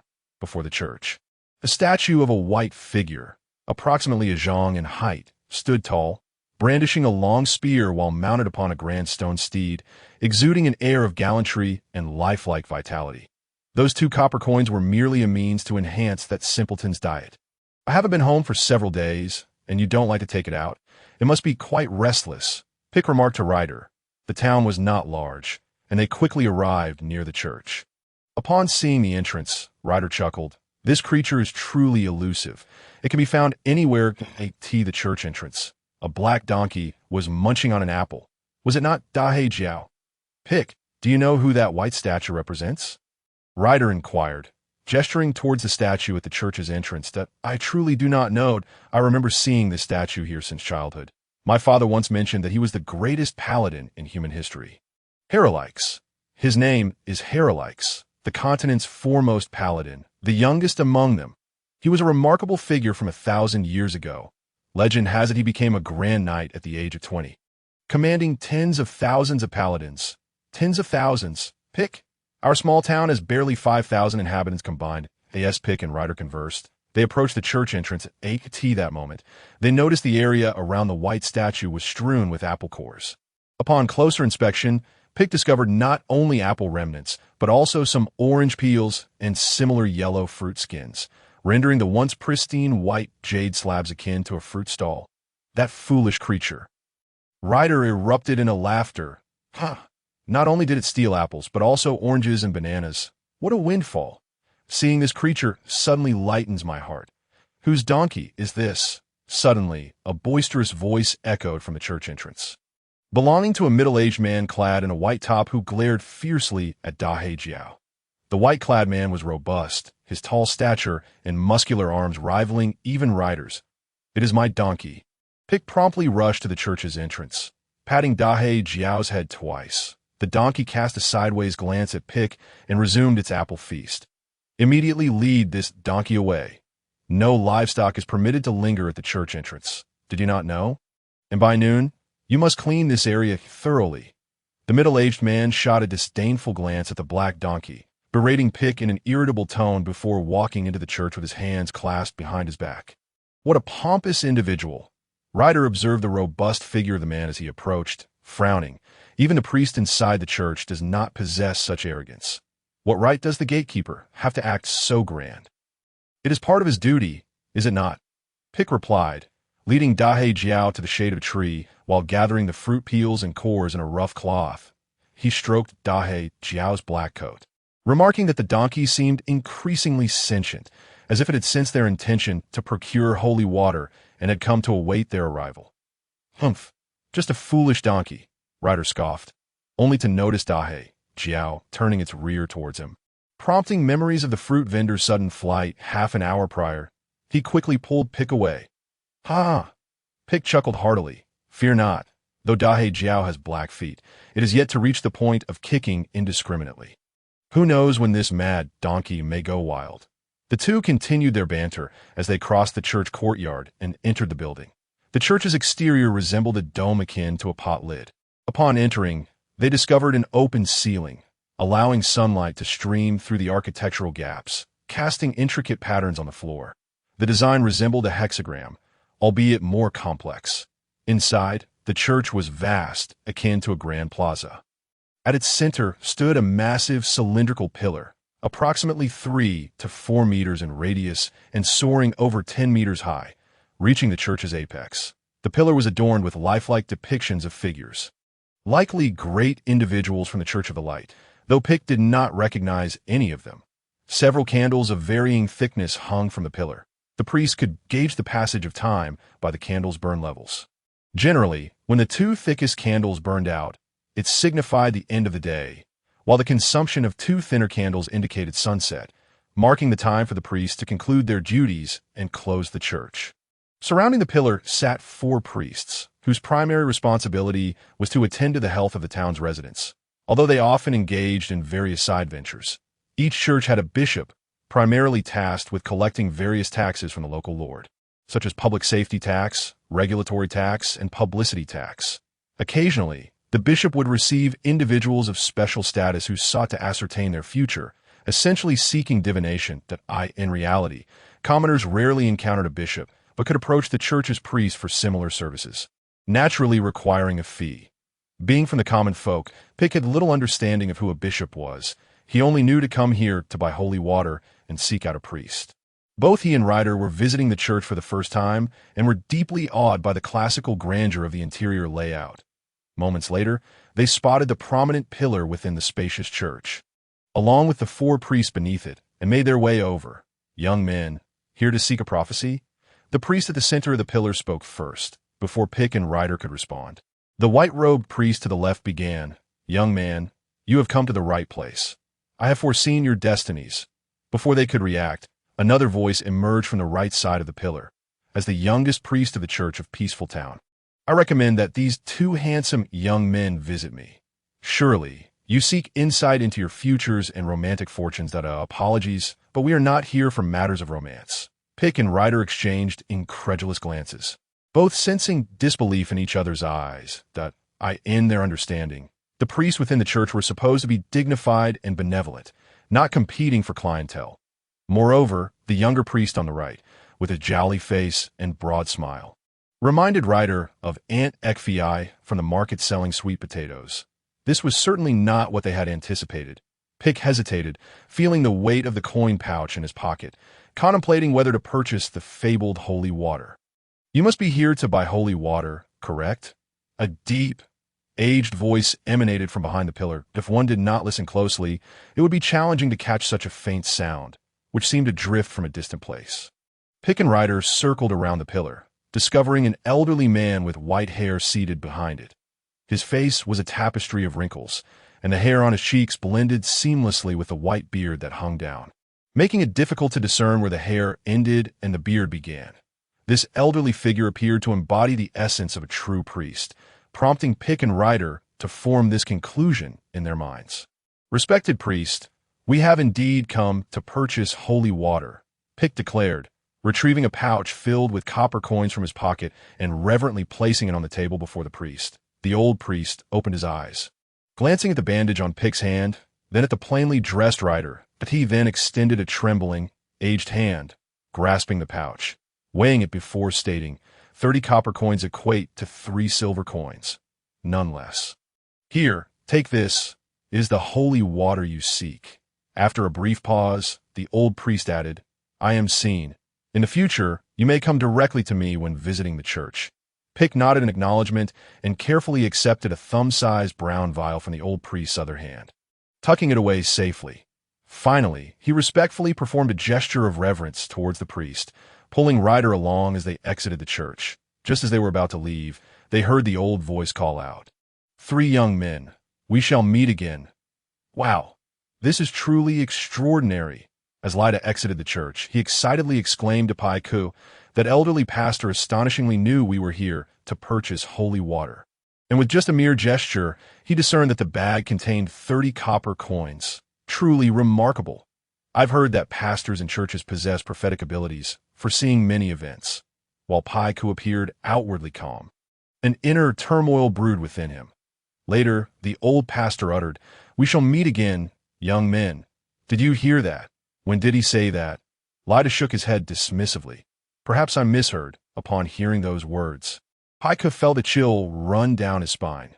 Why did the old pastor specify 3 young men? Lyda suddenly seemed to recall something, exclaiming, "Actually, I intended to consult that young pastor about my romantic prospects." Chapter 11. The flying carriage under the blazing summer sun. The white jade stone floor in front of the church shimmered with golden reflections, akin to the golden hair of Pisa Gay, which glowed magnificently in the sunlight. "It is unbearably hot," Pisa Gay declared as he alighted from the carriage, stepping onto the gleaming jade floor.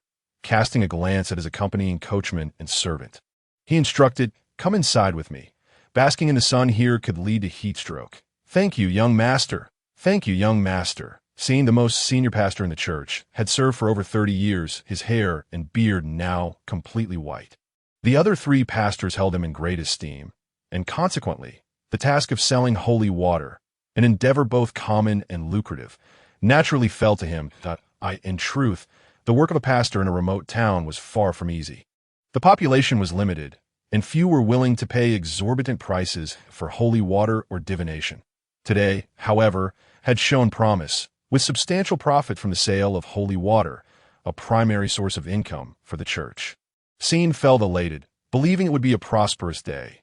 With trembling, gnarled hands, he opened the recently received money bag, emptying its contents onto the table. 1, 2, 3, 15, 27, 28. The old pastor shook the money bag in confusion, asking, "Is that all?" "Surely not. Check again. 1, 2, 27, 28. 28. The old pastor was momentarily stunned. Then a furious roar echoed throughout the church. 2 copper coins are missing. The other 3 pastors hurried to console the elderly pastor. The middle pastor remarked, "How appalling that the youth today are so unscrupulous. They dare to deceive a pastor."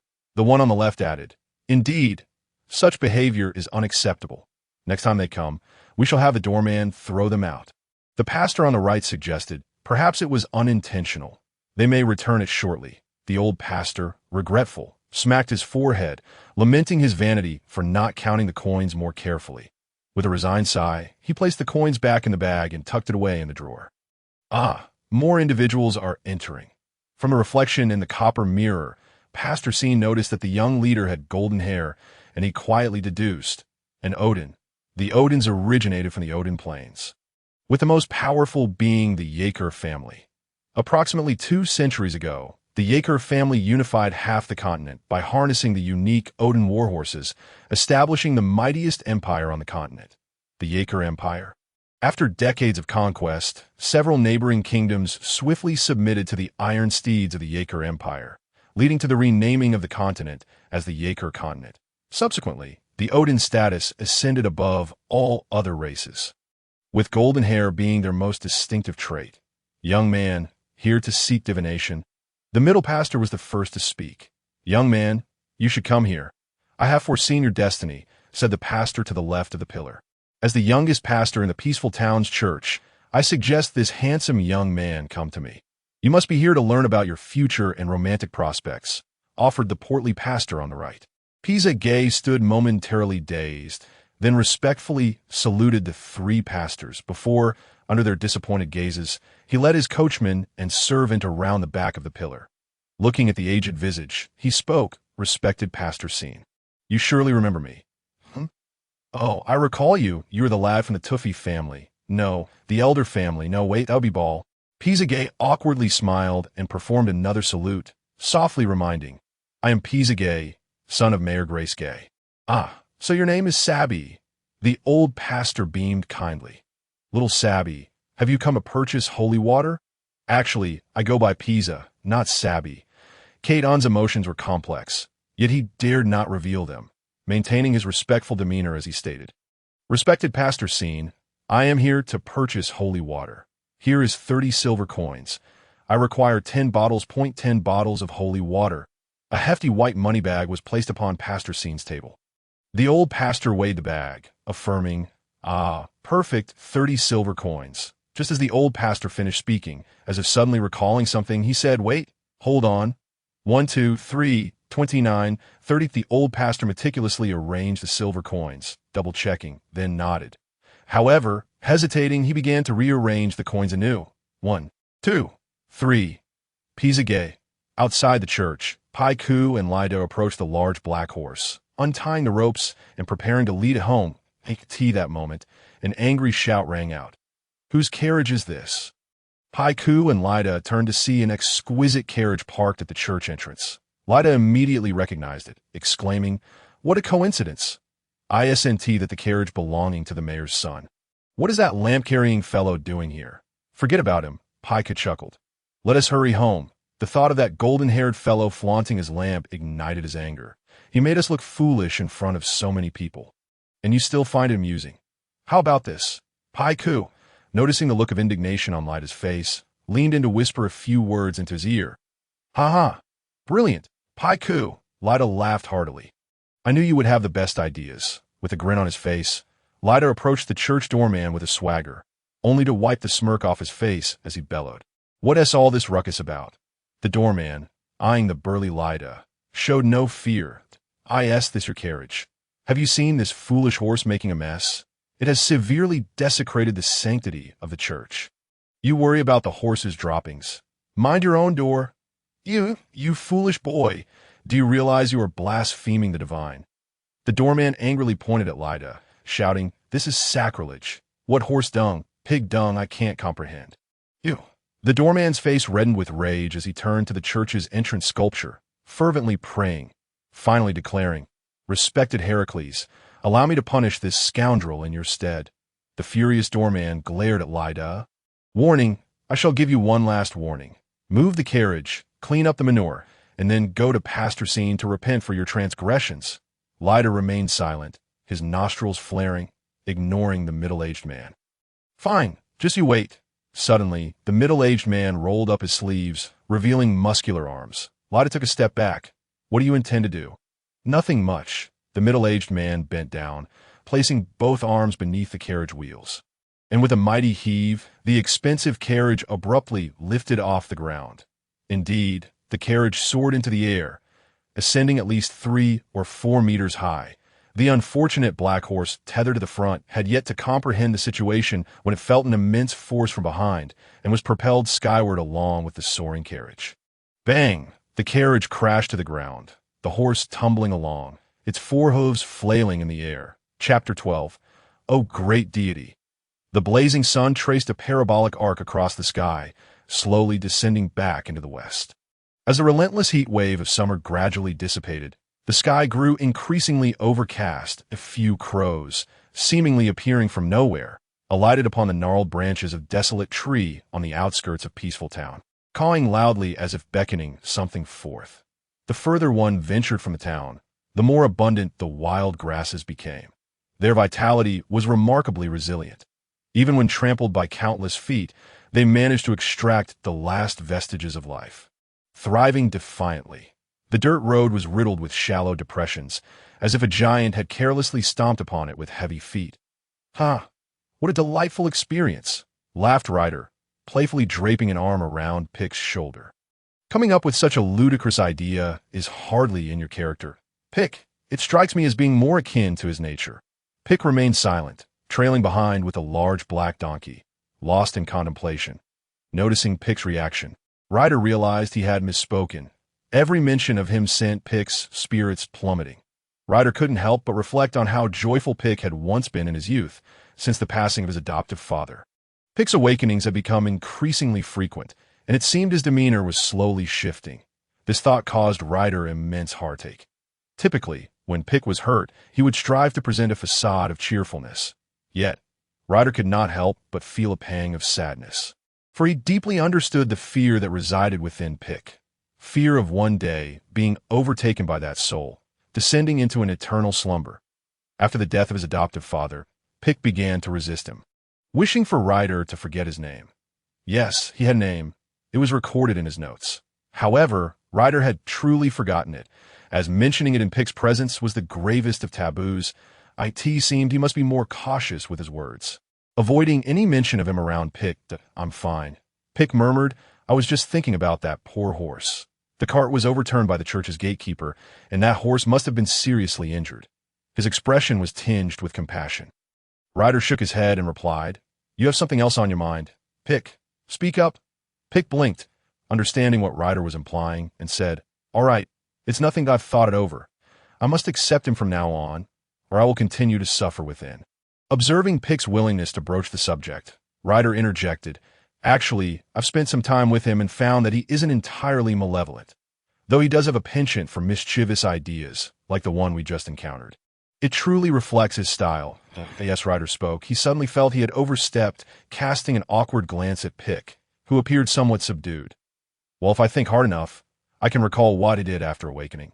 Pick spoke softly, almost to himself, that "I've realized that my character and habits have been influenced by him.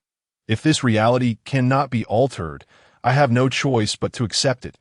Noticing Pick's despondency, Ryder gave his shoulder a hearty slap and declared, "Come on, brother, don't be so glum. I can't bear to see a sorrowful Pick, you understand? Smile for me.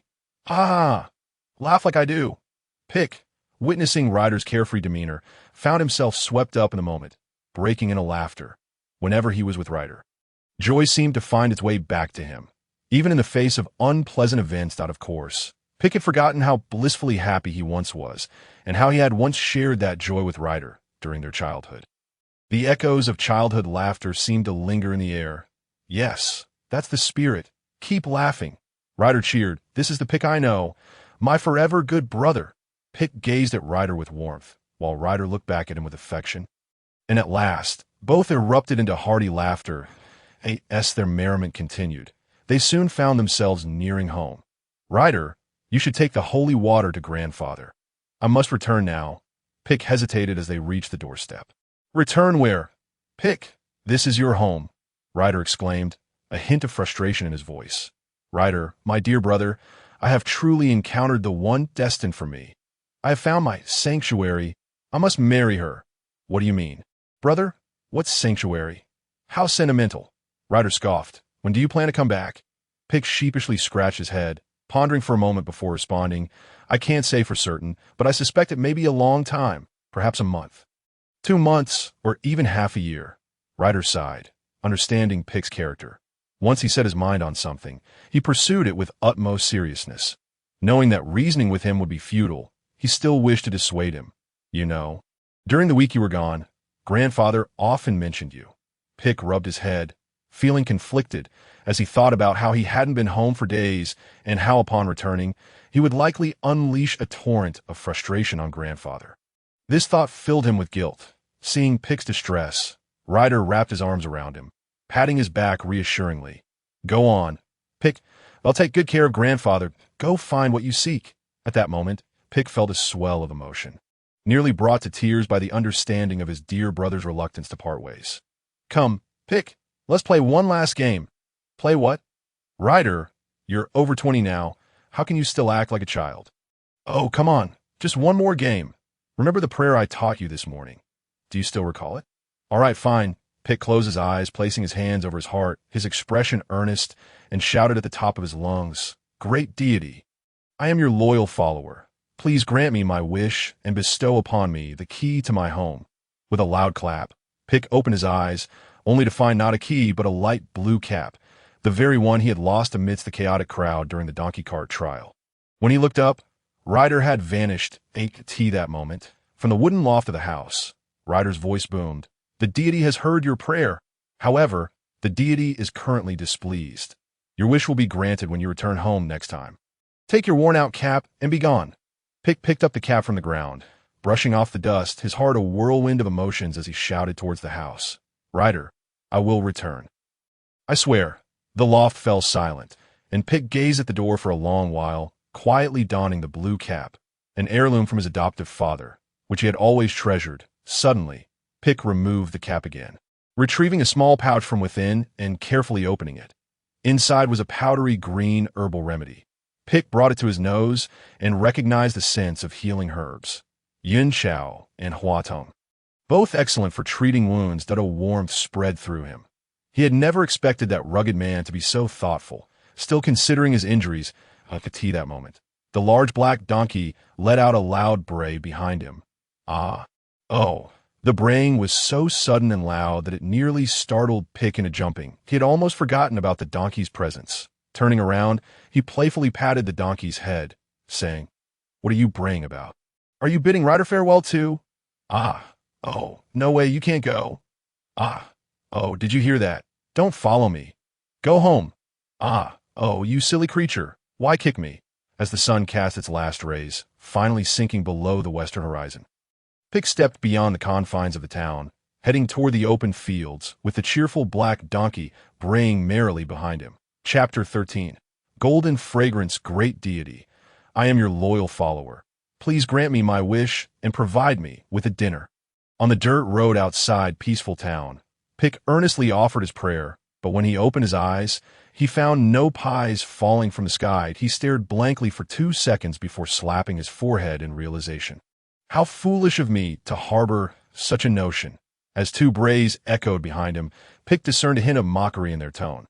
"You dare to mock me?" he exclaimed, striking the donkey's head, causing the large black donkey to turn away. "What is this?" Pick involuntarily glanced over, noticing a bag tied to the other side of the donkey. The bag appeared quite full and heavy. Pick untied the bag from the donkey and opened it, exclaiming, "Good heavens, you actually saved some provisions." A bag brimming with apples. Pick could scarcely fathom how Dahe Xiao had managed to bind the sack to himself. Could it have been Lade? No, that was impossible, for he had spent the entire day in Lade's company. Observing Pick munching on an apple, Dahe Xiao grew discontented and let out a couple of fierce brays. "Ah-oh, ah-oh." In response, Pick stuffed an apple into its mouth. Silencing its braying as dusk fell. Under the luminous glow of the moon, Pick finally approached the hunter's small courtyard. From a distance, he beheld the yard shimmering with vast patches of golden light, prompting him to draw a sharp breath. Could it be that the golden serpent's kin had come to seek revenge? Cautiously, Pick drew near the courtyard, and upon entering, he exhaled a long sigh of relief. There, in the yard, 100 golden blossoms swayed in the breeze, radiating a brilliant golden glow in the pitch-black night. Having never encountered agarus or planting flowers, Pick felt convinced that the two were not the type to indulge in such leisurely pursuits. Moreover, how could such an abundance of flowers bloom in a single day? What kind of flowers were these? He had never seen anything like them before. As Pick pushed open the wooden fence and stepped inside the courtyard, a wave of captivating fragrance enveloped him. This aroma was reminiscent of the cheese from a wealthy landlord's estate, infused with a hint of floral sweetness. Immersed in this scent, he also sensed a refreshing coolness that felt out of place in the summer. Why did this fragrance and sensation feel so familiar? No. Wait. Pick's instincts kicked in. It was strikingly similar to the feeling he had experienced when returning to the hunter's cabin last night. He glanced at his left hand, still wrapped in bandages and throbbing with pain, as if the serpent's fangs lingered, biting deeper. With a creak, the wooden door of the hunter's cabin swung open. An hunter's assistant emerged, bow slung over his shoulder. His unique pale green eyes seemed to shine brightly in the night as he stood at the doorway, resembling a stone gargoyle. Upon seeing Or, Dahe Qiao instinctively took 2 steps back, a fact that Pick did not notice. Is this your donkey? Or approached. Dahe Qiao hesitated and retreated a step further. Yes, Pick replied. Its name is Dahe Qiao. I must have frightened your donkey. Normally reticent, Or spoke unusually more today upon encountering Dahe Qiao. May I touch it? It's not scared. Pick turned and called, Dahe Qiao, come here. Dahe Qiao quietly approached Pick, but remained vigilant towards Or. When Or attempted to reach out to pet it. Dahe Qiao swiftly stepped back, baring its teeth. Quite the shy one, isn't it? Or remarked, if I weren't here, it would have kicked you away by now, Pick said. It is quite the temper. Well, finish chopping the wood for today, and then head inside to rest, he instructed. After a glance at the bright moon above, Or's pale green eyes shimmered with a hint of silver before he stifled a yawn and closed the door. Pick was still filled with wonder and questions, but restrained himself from inquiring about what had transpired with Hunter's Agaris or the previous night, quietly stepping into the courtyard at tea that moment. Dahe Qiao displayed its stubbornness, refusing to enter despite Pick's tugging at the reins. Ultimately, Pick exerted all his strength to pull Dahe Qiao inside, fastening it securely to a wooden post, then soothingly reassured. Dahe Qiao, I am working here now. Be good. There's an entire meadow nearby for you to graze upon. If you don't want to eat the grass here, I will share my food with you tomorrow. Dahe Qiao appeared restless, its gaze darting towards the courtyard gate, seemingly poised to flee at any moment. Unbeknownst to Pick, he picked up the axe leaning against the fence and resumed chopping wood. As he usually did, an hour passed, then another, and gradually, Pick fell into a rhythm. Swinging the axe like a machine at last, he wiped the sweat from his brow, gazing at the rising sun on the horizon as he brought down the final blow. Crack! The wood split beneath the axe, and he neatly piled the scattered logs into a small mound, 2 men high, before heading toward the cabin. With more than an hour until dawn, he thought he might manage a brief rest. Just as he reached the cabin door, it swung open on its own. Hunter Agaris stepped out, his short hair still pale, with a white beard and a white parrot. The blue-eyed Pick, the white parrot squawked, its voice piercing like a shrill wail after too much salt. Exhausted, Pick felt no inclination to speak. He only wished to enter and sleep. Young man, your blue hat looks splendid today, Hunter Agaris greeted him warmly. Come with me. Fatigued from a day and night of labor, Pick followed Agaris without much thought. They arrived beside the sea of golden flowers in the courtyard, where Agaris commanded, take a deep breath. Young in truth, having spent the entire night chopping wood, Pick was already gasping for air without Agaris' prompting. The golden flower sea exuded an intoxicating fragrance, and the temperature around them seemed to drop several degrees. The warm, refreshing scent filled his nostrils, surged into his mind, and enveloped his very being. And at that moment, Pick experienced an unprecedented sense of relaxation and joy. He instinctively closed his eyes in satisfaction. But upon doing so, the image of the golden serpent flooded his mind. Suddenly, he staggered back, nearly collapsing in fright, but Agaris' aged yet firm hand steadied him. Pick opened his eyes, utterly astonished by the scene before him. He witnessed countless golden blossoms falling, scattering to the ground in mere blinks, disintegrating into dust with the breeze. This miraculous sight left Pick gaping in disbelief, unable to articulate his thoughts as he stared at Agaris. You wish to know what just transpired? Agaris spoke in a soothing, distant voice, reminiscent of autumn winds. Incredible. I assent to it, young man. There are many fascinating things in this world, much like the golden, fragrant serpent from last night in this courtyard filled with golden, fragrant flowers. The serpent you killed yesterday is known as the golden, fragrant serpent, a rare creature that resides beyond the Great Wall in the northern forests, within a 10-meter radius of its presence. A unique fragrance envelopes the air. Upon inhalation, you feel invigorated and exceptionally cool. However, if you fail to remain alert, you will succumb to an endless slumber. The flesh and blood of the golden fragrant serpent can be used to nourish the soil, causing it to bloom with a unique flower that exists nowhere else on the continent. Its only condition for blooming is the nourishment of the serpent's blood and flesh. The fragrance of these golden flowers eases fatigue and soothes the body without the hallucinogenic effects of the serpent's scent. Furthermore, the aroma possesses substantial healing properties. You may now unwrap your bandages and check if your wounds have scabbed over. Unfortunately, they only bloom for a single night, just a few hours before dispersing with the wind. Quite marvelous, I assent it, young man. So, the serpent from yesterday was indeed the golden fragrant serpent. Pick, upon hearing this, unwrapped his bandages, discovering that his wounds had indeed healed significantly, devoid of that piercing pain. This was the first time he had encountered such extraordinary phenomena. Leaving him deeply astonished, he hesitated momentarily, but then abruptly recalled something. Wait, the crux of the matter is that you ventured north of the Great Wall to capture the golden fragrant serpent. The Empire's decree forbids crossing the Great Wall. How could you possibly go north of the Great Wall? The most ancient legends circulating the continent speak of the dangers beyond the Great Wall, a colossal barrier stretching thousands of miles. Linking the Dolong Mountains in the west to the coastal straits in the east, isolating the entire northern realm. According to these legends, beyond the Great Wall lie savage cannibals, colossal beasts, and various unknown entities. The Great Wall stands as humanity's bulwark against these threats, erected by ancient peoples millennia. 8God not rush, young man. I did not claim to have hunted the golden fragrant serpent beyond the Great Wall. Hunter Agorist patiently clarified. This serpent crossed the Great Wall to the south. How it arrived, and how many there are, I cannot say that it was merely a coincidence that or captured it. Pick composed himself, calming the surge of emotions, for his adoptive father and grandfather had incessantly emphasized the tales of what lay beyond the Great Wall, instilling in him a deeply rooted belief against crossing it.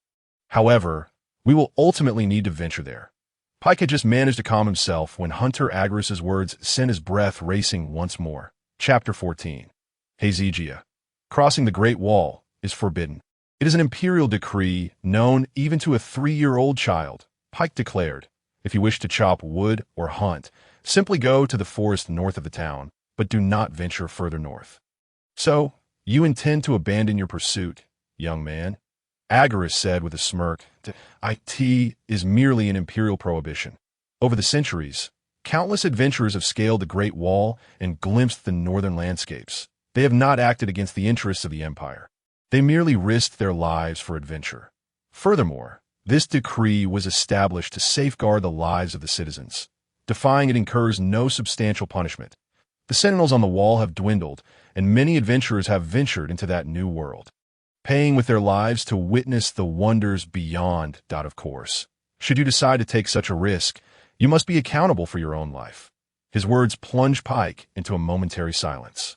He had never anticipated that working for a hunter would entail the peril of defying an imperial edict. I will not give up, Pike replied without hesitation, as long as I do not harm others. I am free to pursue any endeavor. The image of the golden-haired maiden surged into his mind, her face radiant with affection and joy.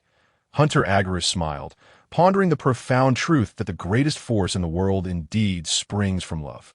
For now, your tasks involve chopping wood and planting trees. There is no need for you to scale the endless wall in the immediate future.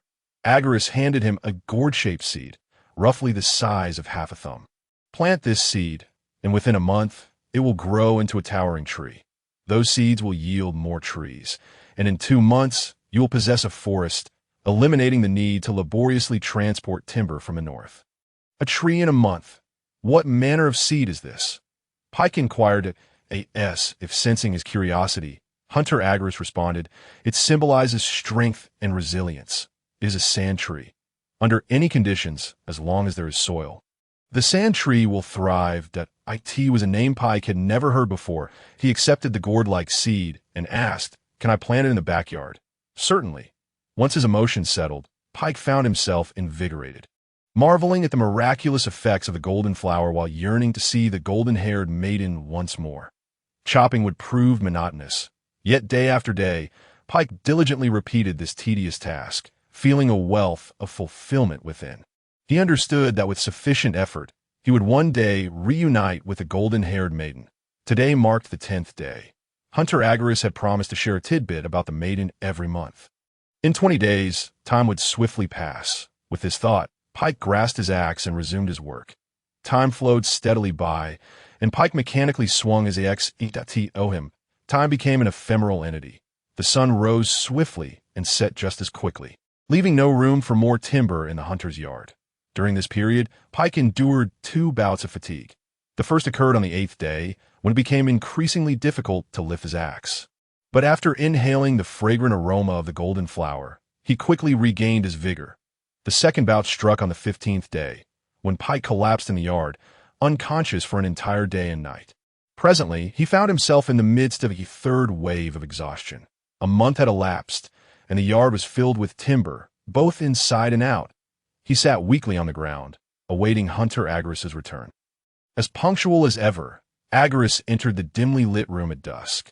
"Young man, you have worked for me for 30 days, precisely 1 month.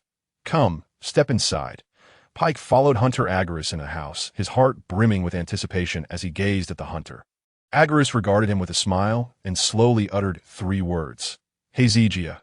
Hezekiah. Her name is Hezekiah." Agaris affirmed with a nod. Pike's eyes widened. The name Hezekiah echoed countless times within him in that fleeting moment. Suddenly, an overwhelming surge of power coursed through him, and he exclaimed in excitement, "Her name is Hezekiah. Her name is Hezekiah." Pike's thoughts instantly transported him back to a month ago, to that moment frozen in time, the moment he had longed for. The golden-haired maiden. "Hezekiah," he shouted, bursting out of the hunter's wooden cabin and into the yard. There Dehegio, the large black-footed creature, was idly gnawing on grass roots. Pike rushed before Dehegio, eager to share his joy. "Blackfoot. Her name is Hezekiah. She is called Hezekiah." Dehegio blinked in confusion, momentarily bewildered, before watching Pike dash out of the yard. Pike sprinted to Aol's side, gripping his shoulders tightly and shaking him with excitement. "Aol. Her name is Hezekiah. She is called Hezekiah." Aol, gazing at the moon, felt a sudden jolt that transformed the celestial orb into multiple images, nearly causing him to regurgitate the lamb he had eaten at noon. Observing Pike's elation, though unsure of the reason, he couldn't help but smile foolishly at that moment. Pike's overflowing joy seemed to infect the entire grassland. The leaves danced, and the fresh grass swayed, the entire expanse of land appearing vibrant and alive in Pike's eyes. Aol, typically reticent, found himself at a loss for words. Noticing Aol's own reserve, Pike, unable to contain his exuberance, charged southward. Amidst the heavy shadows of the trees, they loomed like clawing demons in the night. He leaped across the grassland, darted through the thicket, running and shouting, "Hezekiah!" At this moment, he was devoid of any sense of time or distance. He ran and ran, covering 10 kilometers in the span of merely half an hour, returning directly to Peace Town. In the pitch-black night, a joyful voice echoed. "Her name is Hezekiah." Bang! Leda was jolted awake by a loud crash. Sitting up a bit, "Is there a thief?" "No, a thief wouldn't be so bold as to smash the door." "It must be a robber." Only robbers crash through the courtyard gate. He had experienced it once in his childhood. "The robbers are here. The robbers are here." In mere seconds, Leda deduced the situation and began searching for anything he could wield as a weapon. He leaped from his bed, grasped the oil lamp from the table, but found it too light, so he set it down and reached for the mop in the corner, only to find it too slender. Finally, he seized a chair. Bang! The door burst open, and in the darkness, Leda prepared to swing the chair in self-defense. Before he could strike, a figure collided with him, knocking him to the ground, sending the chair flying from his grasp. "Her name is Hezekiah." "Leda." "Her name is Hezekiah." Leda was drenched in the spittle of the supposed robber, momentarily perplexed. Why does this robber sound so much like Pike? He quickly realized there was no robber at all. It was Pike that moment. Pike, beaming with excitement, repeatedly exclaimed, "Her name is Hezekiah." "Leda, I finally know her name." "Hezekiah?" "Yes, Hezekiah." Pike embraced Leda tightly, finally sharing his elation. Then, as if finding a warm harbor, he curled up against Leda, smiling as he drifted off to sleep, utterly exhausted.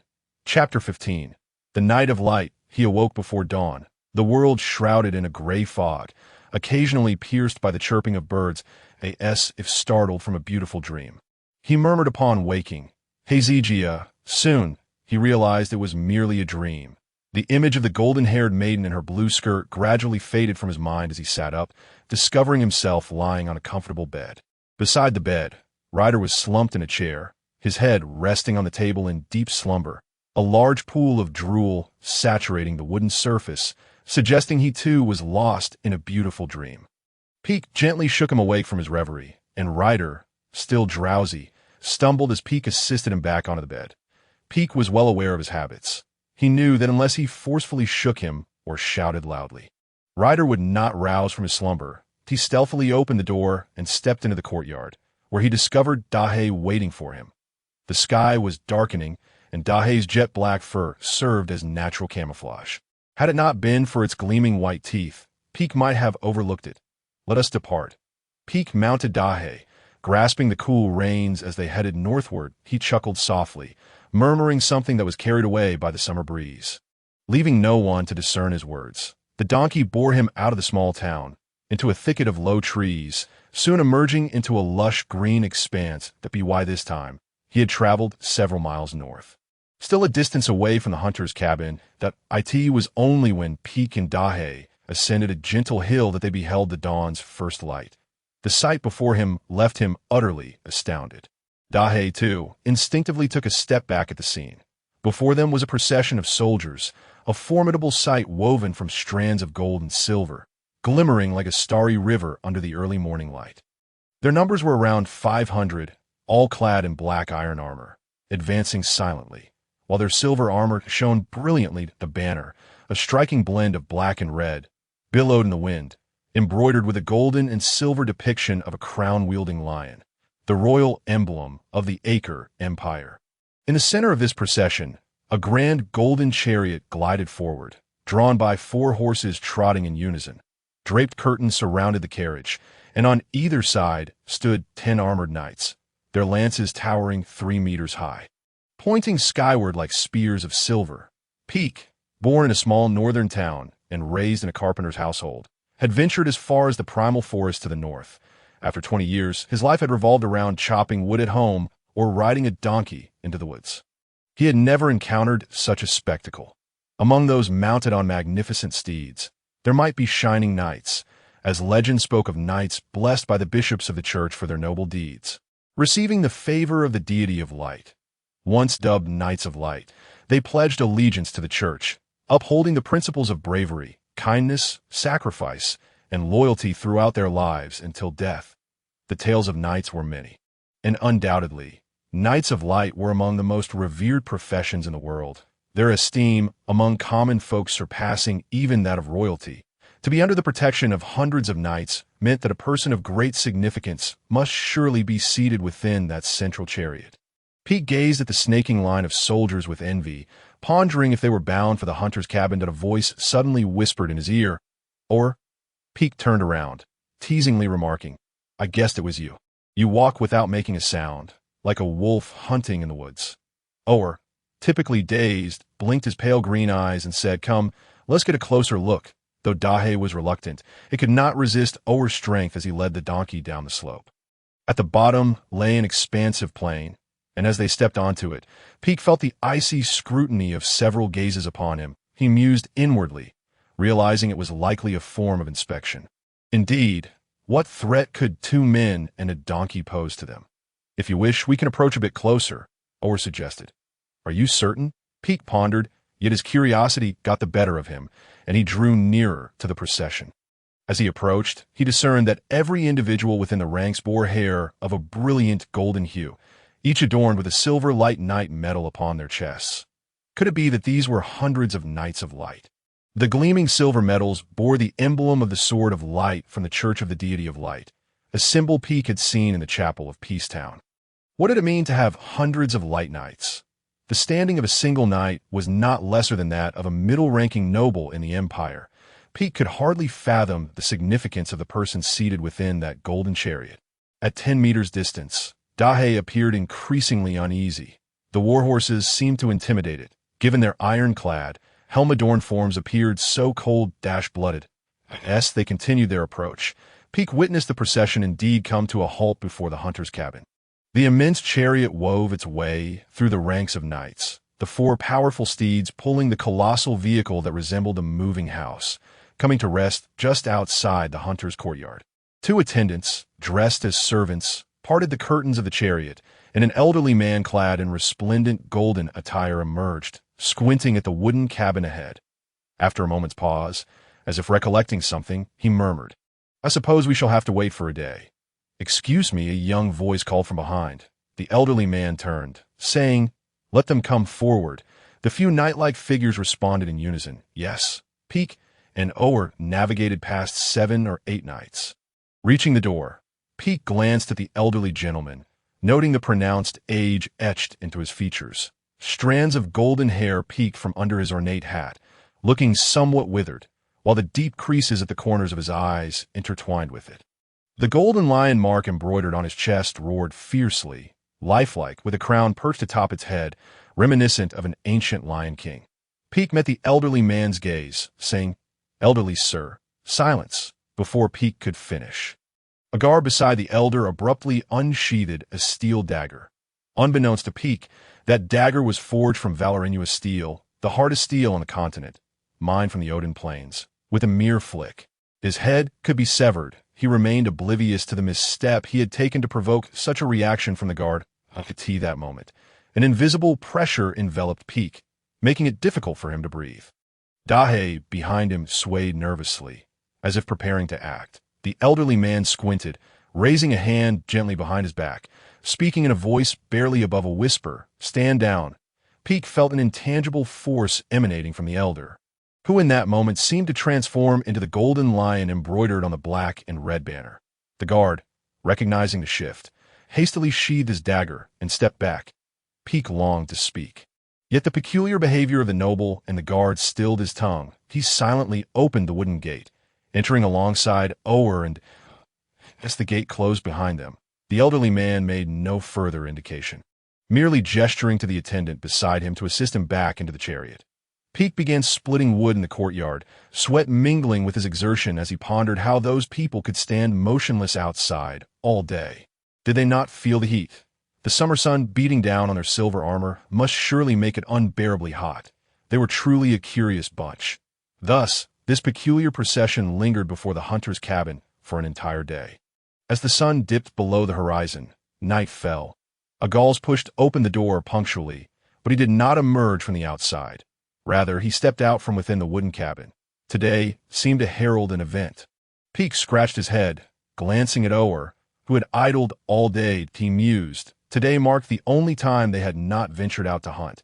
Had they anticipated visitors? Yet if they had foreseen it, why wait until nightfall to emerge? Chapter 16. Blood moon in this tranquil night. 500 knights clad in silver armor stood proudly atop their steeds, each one as erect as the 3-meter-long spears they wielded. As the most formidable military order on this continent, the mounts of the light knights were equally extraordinary. Beneath them were the 2-meter-tall Odin blood war horses, bred in the very cradle of the empire. The Odin Plains. The first king of the Aker Empire once rode these iron-blooded steeds across the battlefield, vanquishing foes left and right. At this moment, the 500 cavalry and their steeds stood in solemn silence, as if frozen in time, reminiscent of the stillness that enveloped their ancestors 2 centuries prior, just before launching the final assault by the banks of the Seine. Pike sensed the eerie atmosphere surrounding him and finally realized that he had been drawn into a terrifying predicament. Agarius emerged from the wooden cabin, pausing in the courtyard to gaze at the magnificent golden chariot standing outside. A white parrot perched curiously upon his shoulder point. 2 servants beside the chariot lifted the fabric curtain. Yet the elegantly dressed elder remained seated, motionless. With the blood moon rising, a new world would soon unfold, and it was also the moment for you to fulfill your promise. It was the elegantly dressed elder who first shattered the silence that hung in the air. Upon hearing this, Agarius smiled and replied, "Great King Joseph, you seem to have mistaken the date." "Your Majesty? King Joseph?" Pike gasped in astonishment. The regal elder before him was none other than Joseph Aker, the king of the Aker Empire. Suddenly, Pike understood. In no wonder he commanded the loyalty of 500 light knights. No wonder the guard had drawn their blades when he had casually addressed the elder as an old man. He was the king. What were they discussing about the blood moon? Pike could not help but glance up at the moon, a strange sensation rushing into his mind, for he now saw that the moon had inexplicably turned a blood-red hue. What was happening? The crescent-shaped crimson moon mirrored in Noel's eyes. His reaction even more exaggerated. He trembled violently, fists clenched, lips parted slightly, and his green pupils constricted sharply. In that moment, no one noticed Noel's unusual state. Save for the restless black hoof that subtly lifted, the elegantly dressed elder narrowed his eyes, contemplating for a long while before speaking. Perhaps you were deceiving me. The Empire's astrologers have prophesied that today marks the moment the blood moon shall rise. I would not lie to you. Hunter Agarius smiled. I have my own faith as well. Agarius, are you jesting with me? You have betrayed your faith. The tower's absence stands as the finest proof. Your Majesty, the tower has always existed. It merely resides in a different place. You lie. Who could possibly relocate a 1,000-meter-high tower, except for the divine? And you are a forsaken soul, an outcast doomed to dwell in the shadows of night. I apologize for making your Majesty wait an entire day here, but that is no reason for your anger. Your ire stems from fear, for you are quite aged now. Even a day feels too long for you. Agarius's voice was distant and profound, as if discussing a trivial matter. His parrot, too, was not idle, squawking from his shoulder, very old, very old, very old. It seemed to strike a nerve with the elder, who instinctively squinted. A sense of unspoken authority emanating from him. So, you do not intend to fulfill your promise today, that I once promised you that at the full blood moon, I would grant you what you desire. Yet look above. The blood moon has barely revealed itself. You are too impatient. It is not I who have breached our agreement. When the next blood moon appears, perhaps it shall be full. Do not rush. Your Majesty, the blood moon. I have awaited it for a decade. Joseph Aker suddenly rose from the chariot, roaring like a lion. I have waited for the blood moon. How much longer must I endure? With that roar, the sound of clashing steel resonated across the plains. The 500 light knights had unknowingly formed into neat ranks, standing resolutely before the wooden cabin. In a mere breath, they could reduce everything before them to dust. Instantly, an invisible aura of death enveloped the hunter's courtyard. In that moment, Pike felt his legs weaken, his balance faltering, and he collapsed to the ground, the pain from his scrapes keeping him just awake enough to understand. Finally, stated time. Joseph Aker's voice was low and commanding. If I am displeased, I cannot guarantee what reckless actions I might take. In the face of such an intimidating display, Agarius remained unaffected, his tone calm and composed. I would guess 5 years. 3 years, or perhaps just 1 year. It is uncertain. Of course, if the divine so wishes, they could paint the moon red by tomorrow. Think of it. The last full moon appeared 1,000 years ago. Time has passed so long that I can scarcely remember. Joseph Aker raised his hand, and in an instant, the 500 light knights urged their steeds forward a step. I give you one final chance. The king glared fiercely, the knights poised for action. Speak what I wish to hear. Run away, woodcutter boy. Ride your donkey towards the north at O. And let me share a little secret with you. She loves peace and dislikes violence. Do not emulate those barbaric folk outside. She will appear in Peacetown in 3 days. Agarius disregarded the furious king, casually advising Pike. Child, remember this. She loves gold, cherishes peace, and abhors violence. She will appear in Peacetown in 3 days. Pike committed this to memory. You are provoking me. King Joseph realized he was being ignored, unleashing another raspy roar akin to a lion's. I can find that damned race without you and obtain what I desire. Blue-eyed one has run away. Blue-eyed one has run away. The parrot screeched. Pike was dazed, never imagining he would someday face the charge of light knights. In the distance, he heard a group of cavalry pursuing him. He dare not look back, only judging by the sounds. There were at least 10 light knights. Pike's mind went blank. He couldn't comprehend how he had climbed onto the back of Blackfoot, nor could he fathom what was happening today. All he knew was that his sole task now was to follow Agarius's instructions and flee northward. Everything felt surreal. Blackfoot galloped toward the north, the wind howling past his ears, the sound of hooves pounding the earth echoing behind him. Blackfoot had never run as swiftly as today. Upon entering the primordial forest to the north, the sound of hooves seemed to fade slightly. He had once logged trees on the forest's edge with Blackfoot and knew of several hidden paths. Cleverly, Blackfoot chose the most concealed route for their desperate escape. Had they finally evaded capture? Pike exhaled the tension that had been lodged in his throat. Agarius! O.L. No. At that moment, Pike realized what had transpired. The kindly hunter, who went out at dawn and returned at dusk, the one who read books by night, and the assistant O.L., who enjoyed daydreaming on the grass. He recalled that during their escape, it had been O.L. who helped him onto Blackfoot's back, while the Light Knights had charged forth. Why were the king and the Light Knights pursuing them? Were they villains? Pike's first thought was that they were continental fugitives, for the Light Knights embodied justice and could not commit evil deeds. Yet O.L. was so innocent. How could that be? And why was he fleeing? Why were they being pursued? There must be some misunderstanding. He could not fathom why all this was happening. The sound of hooves finally faded away, and he knew he had survived. The specter of death receded further and further. Had they truly escaped? It was a well-known fact that donkeys could not outrun horses, yet under the pursuit of the Light Knights, he had managed to flee on Blackfoot. Such an occurrence would be met with disbelief by anyone. Even Pike himself could hardly accept it. Everything felt like a dream. He bent down to stroke Blackfoot's neck, patting it gently as he comforted. It's all right now. It's all right.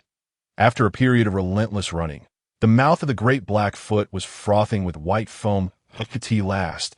It bent its front knees and knelt upon the ground. Chapter 17. The Primeval Forest. Far to the north of Peacetown lies an endless expanse of forest. Legends speak of peculiar beings, wild men who have crossed the Great Wall, and tribes of foreign origin. Bards often frequent Peacetown, reciting the secrets of the northern primeval woods. Their verses sung as follows.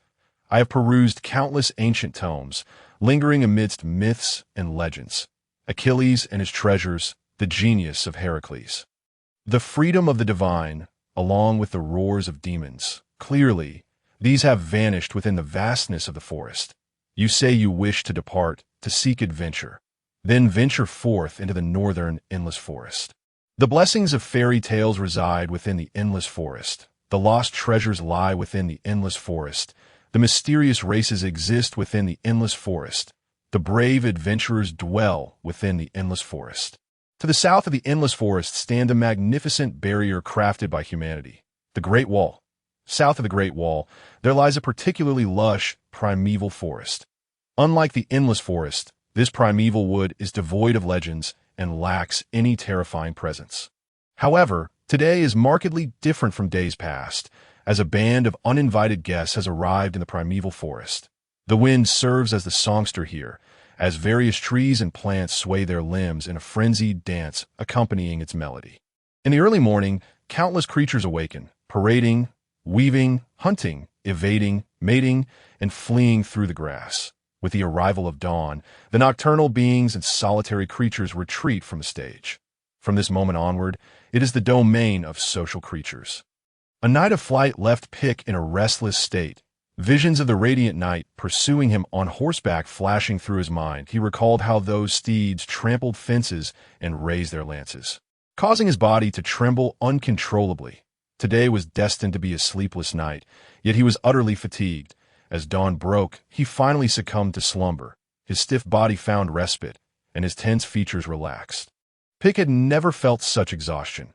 Even after chopping wood for 7 or 8 hours in a single day, he had never experienced fatigue like this. That it felt as if a flame burned within him, preventing his spirit from finding a moment of ease.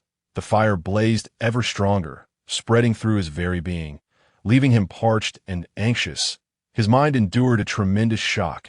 A night without sleep had drained him to the core, and his weary spirit could no longer withstand the strain. That he felt like a deflated balloon, collapsing beside a tree as he succumbed to sleep.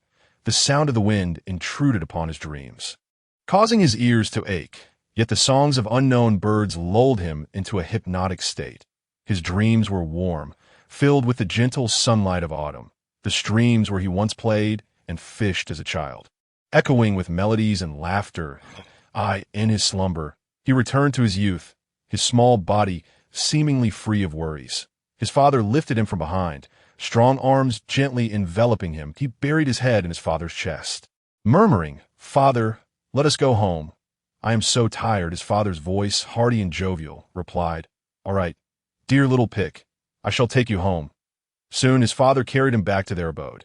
Before him stood a simple courtyard enclosed by a wooden fence. His father set him down and led him inside. Several stumps for chopping wood stood in the yard, and a house, weathered and reminiscent of aged timber, awaited them. Even before entering, he could envision the interior: a plain table, modest windows, and a mural on the wall that exuded a sense of oppression. "No, this is not our home," he screamed in alarm, turning to find his father's figure had vanished. Outside the fence loomed a dark mass of silver-armored cavalry, wielding spears and chanting hymns as they charged forth. "No." Pick jolted upright from the grass, the confusion of the dream causing him to sweat profusely. The wind brushed past his cheek, a chilling sensation coursing through his body. "Father!" It felt as if he were drawn by some unseen force. Scanning his surroundings, yet he found no trace of his father among the shadows of the trees or the thickets of grass. However, from the unseen depths, a rustling sound emerged, reminiscent of footsteps on dry leaves. That moment, the wind ceased, and the birdsong faded into silence. Finally, Pick's gaze fell upon a gray figure slowly stepping from the shadows. Muscular forelimbs, gray-black fur, and glimmering green eyes. It was a forest wolf. Behind it, countless eyes glinted from the underbrush, revealing an unsettling blend of indifference and cruelty. Not one, but a multitude, an uncountable number of green eyes shone with a cold light. Exuding a sense of remorselessness, this sight, Pick felt his hair stand on end, a wave of dread surging from his head, drenching him in cold sweat. "Run, great Blackfoot! Run!" Pick's lips quivered as he shouted to the Blackfoot standing before him. He wished to flee, but his legs felt weak. The night's flight had left him nearly exhausted, and now they trembled, incapable of bearing his weight. Despite this, Pick refused to surrender. An orphan raised by a foster father who later passed away.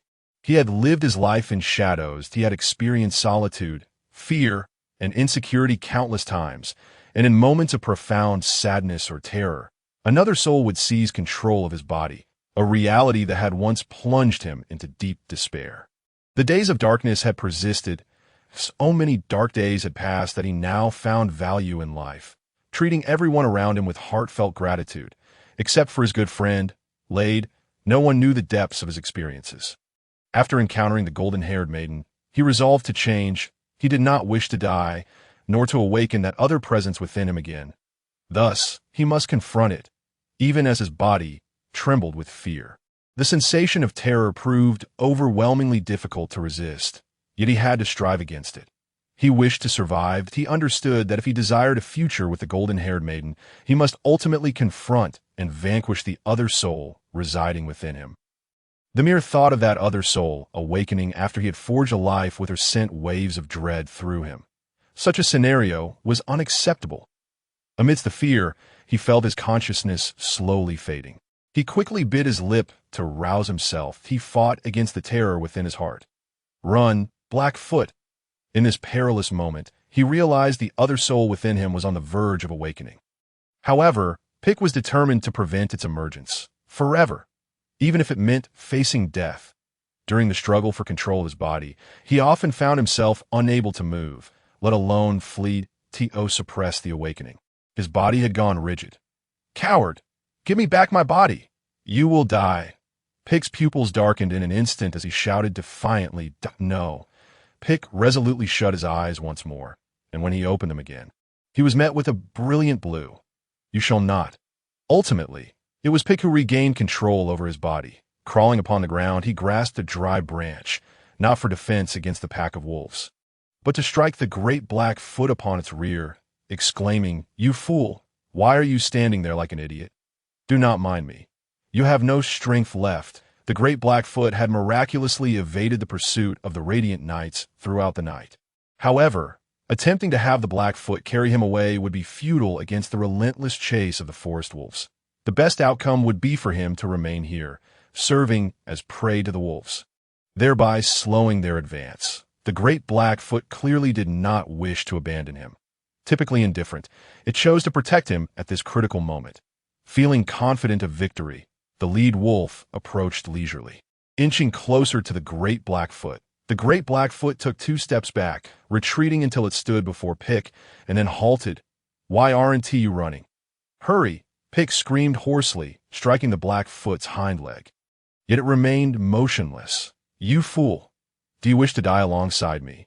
The great Blackfoot turned to glance at him, its mouth tightly shut, and Pick perceived a sense of steadfastness in its seemingly sentient eyes. "Fool! You could have escaped." Pike felt a pang in his nose, tears welling his eyes, as a tumult of emotions surged within him. 3 wolves had circled to their rear, blocking any possible escape. There was no hope left. Chapter 18. The forest wolves in his youth, Pike had accompanied his father to the outskirts of the primeval forest to fell trees, where he once glimpsed a forest wolf from a great distance. At that time, he had been astonished, realizing that such large creatures existed in the world. However, as he grew older, he reconsidered. Perhaps it was merely his youthful stature that made everything seem colossal. He had seen wolves on the plains, which appeared to be of a similar size to the large dogs in town. In retrospect, the forest wolves he had seen as a child seemed no different from the plains wolves. Yet at this moment, his worldview shattered. The forest wolves before him were not only larger than he had imagined, but were indeed twice the size he had witnessed in his childhood. Their height rivaled that of his great black hoofed companion, and their massive forms bore an uncanny resemblance to bulls. He could almost envision the lion from the circus in Peaceful Town being swiftly dispatched by these forest wolves. Could they still be called wolves? The great black hoof fidgeted, bracing for action, while Pike picked up a sturdier branch, prepared for a final stand. The largest wolf, likely their leader, stood at the forefront. His father had once told him that every pack has an alpha, who issues commands that the others follow dutifully. The alpha wolf strolled leisurely around Pike and the great black hoof, seemingly relishing the sight of its prey. Pike crouched low against a stout tree, wary of an attack from behind. Indeed, its companions had flanked their rear, so what urgency did it possess? Perhaps it wished to savor its meal before the kill, Pike thought despairingly. Yet the next move of the forest wolf left him utterly astonished. The immense alpha circled to Pike's side, seemingly attempting to bypass the great black hoof, which remained steadfastly in front of Pike. When the alpha moved to the other side, the great black hoof mirrored the motion. Blocking once more, the alpha wolf, undeterred, continued its pacing, and eventually, perhaps out of fear, the great black hoof could contain itself no longer and launched an attack. As the alpha approached them again, the great black hoof swung its powerful hind leg. The strength of the great black hoof was formidable. It had once effortlessly kicked a fruit vendor aside.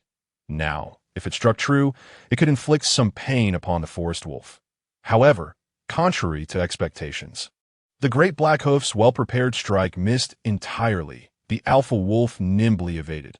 Witnessing the attack, several wolves behind the alpha bared their teeth and advanced, clearly not part of the alpha's intentions. It turned, growling, to intimidate the approaching wolves. Pike was baffled.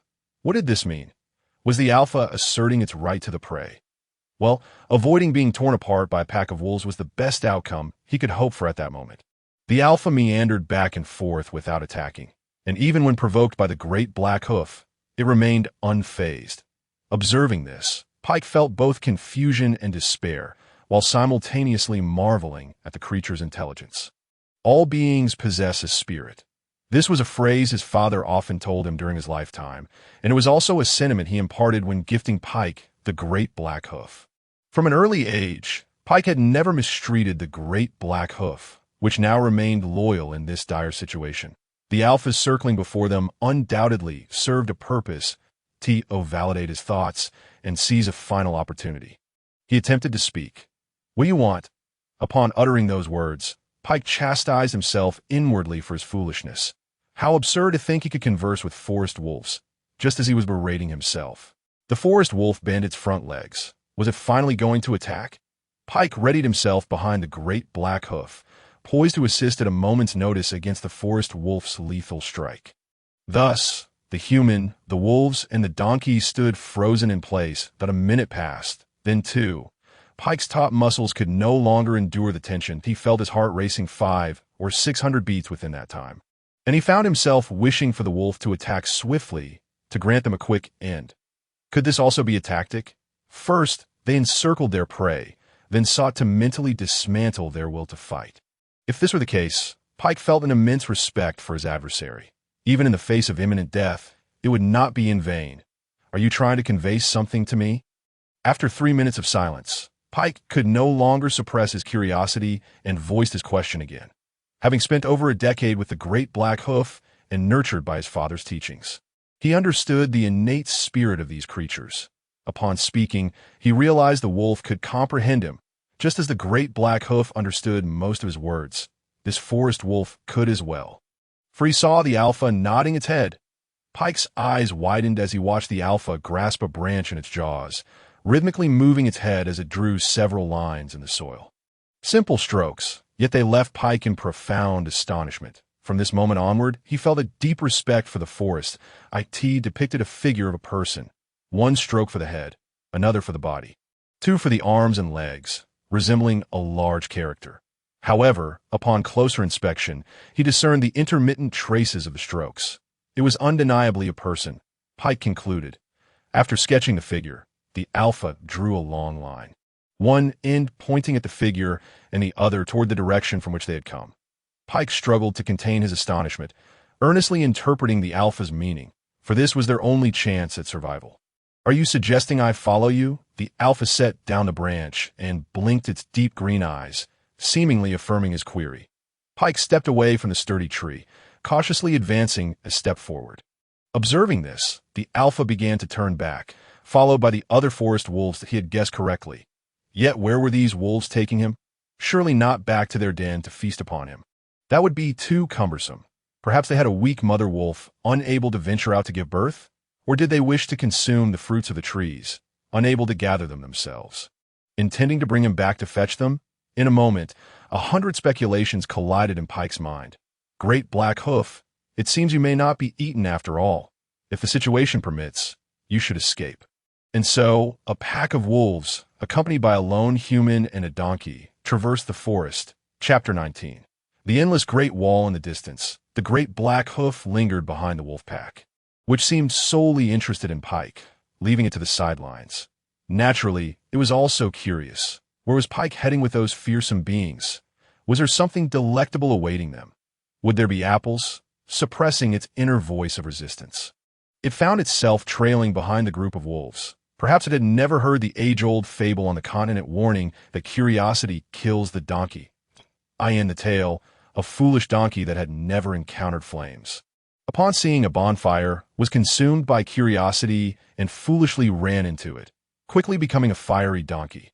Thus, the saying emerged, often used to satirize those who pry into others' privacy, cautioning them against being foolish enough to play with fire. Of course, as a prominent figure among donkeys, ruling Peaceful Town for over a decade and boasting a lineage of over 100 offspring, it possessed the courage to match its prowess. Occasionally dabbling in danger seemed fitting for its character. And so, a pack of wolves, a human, and a donkey awkwardly navigated the primeval forest. Pike followed closely behind the alpha wolf, flanked by a host of forest wolf companions that felt as though fate had intertwined their paths in a beautiful dream. He had called out to Lade countless times within his heart, "Come quickly and awaken me." Is this reality? A pack of wolves traversed the forest, escorting a lone human, trailed by a curious donkey.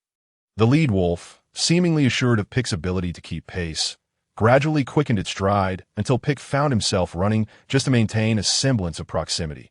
Naturally, he dared not seize the moment to flee. Even if granted an extra pair of legs, he knew he could not outpace a pack of forest wolves in this wilderness. After 2 hours, Pick beheld an immense wall stretching across his path. Soaring dozens of meters into the air, its surface an impenetrable iron black, reaching heights beyond sight. The Great Wall.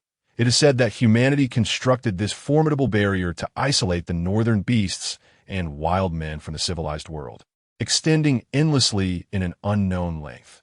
Legends claim the western end connects to the towering Dolan Mountains, while the eastern terminus stretches all the way to the eastern coastline, and no one could fathom the true distance between the two ends. It appeared boundless, with the forest wolves intending to lead him across this interminable structure. As he sprinted towards the base of the wall, Pick gazed upward at the towering edifice, pondering how the wolves would manage to surmount it. The lead wolf arrived at the base, vigorously scratching the ground littered with dead branches and leaves, revealing a vast opening before him. The wolf's formidable body effortlessly slipped through, vanishing into the darkness beyond. The rest of the pack followed in orderly fashion, and Pick, still in shock, had no choice but to descend into the opening. After traversing approximately 5 or 6 meters, he emerged from the tunnel. Was it truly this simple? Had he just crossed the impermissible Great Wall with such ease? He glanced back at the boundless structure before rejoining the wolves. The donkey, Dahe Jiao, hesitated at the entrance, poking its head through the opening. After a moment's pause, it galloped after Pick and the wolves. Beyond the Great Wall lay an endless forest. As the name suggests, it was a realm devoid of boundaries. Within this boundless wilderness, Pick spotted a colossal tree towering over 30 meters, its peak obscured from view, branches so numerous that one could not count them. Even a single branch would rival the largest tree in his village. The leaves formed a canopy, casting a shadow over the ground. He had never witnessed such a magnificent sight before. Surrounded by the wolves, fear intertwined with an exhilarating sense of discovery, as if he had stumbled upon another world. At that moment, his understanding of this world deepened. Before he could contemplate further, the wolves quickened their pace, compelling him to push himself to the limit to keep up. They weaved deftly through the underbrush and trees, their massive forms displaying agility beyond imagination. Had he not witnessed it with his own eyes, Pick would never have believed such nimble creatures could exist. He realized that the wolves were mindful of his ability to keep up and had not yet unleashed their full speed. Soon, the trees thinned, revealing a babbling brook that flowed from the depths of the forest. The terrain along the stream was relatively flat, and Pick followed the wolves as they sprinted alongside the water.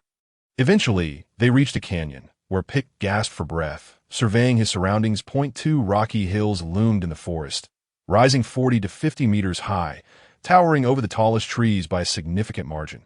These hills stood side by side, resembling 2 enormous hands, each over 100 meters wide, overlapping each other. The expanse between them stretched east and west, fading into the distance that a gap between the hills formed a valley, where a chilling wind echoed. Reminiscent of wolf howls at the valley's entrance, a swift stream rushed forth, veering left toward the east. The banks of the stream were lined with stone formations, various enormous rocks deeply embedded in the earth. The largest stones stood 5 to 6 meters tall. Pick glanced upward at the hills composed of jagged stones, realizing that these boulders must have tumbled down from above, deep within the canyon. A swarm of bats emerged, coalescing into a dark cloud overhead. Resembling a harbinger of pestilence, it seemed likely that a cavern lay hidden within the valley. Pick had previously speculated that the wolves intended to lead him to their den. However, he could not fathom their motives. The deeper he ventured, the steeper the path became, the rocky trail jarring his feet, and he felt as though his shoes were on the verge of disintegration. Upon reaching the midpoint of the hills, Pick beheld a waterfall cascading down from the peak. Though modest in size, the water flowed slowly, appearing like a silver ribbon suspended between the 2 mountains.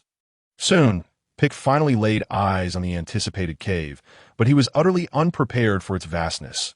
The cave's ceiling soared 7 to 8 meters high, and its width allowed a dozen wolves to pass side by side. From the outside, there was no indication of human intervention. It appeared to be a natural formation of colossal rocks, leaving Pick to wonder what lay within. The wolves trailed behind him, and at this juncture, he could no longer hesitate.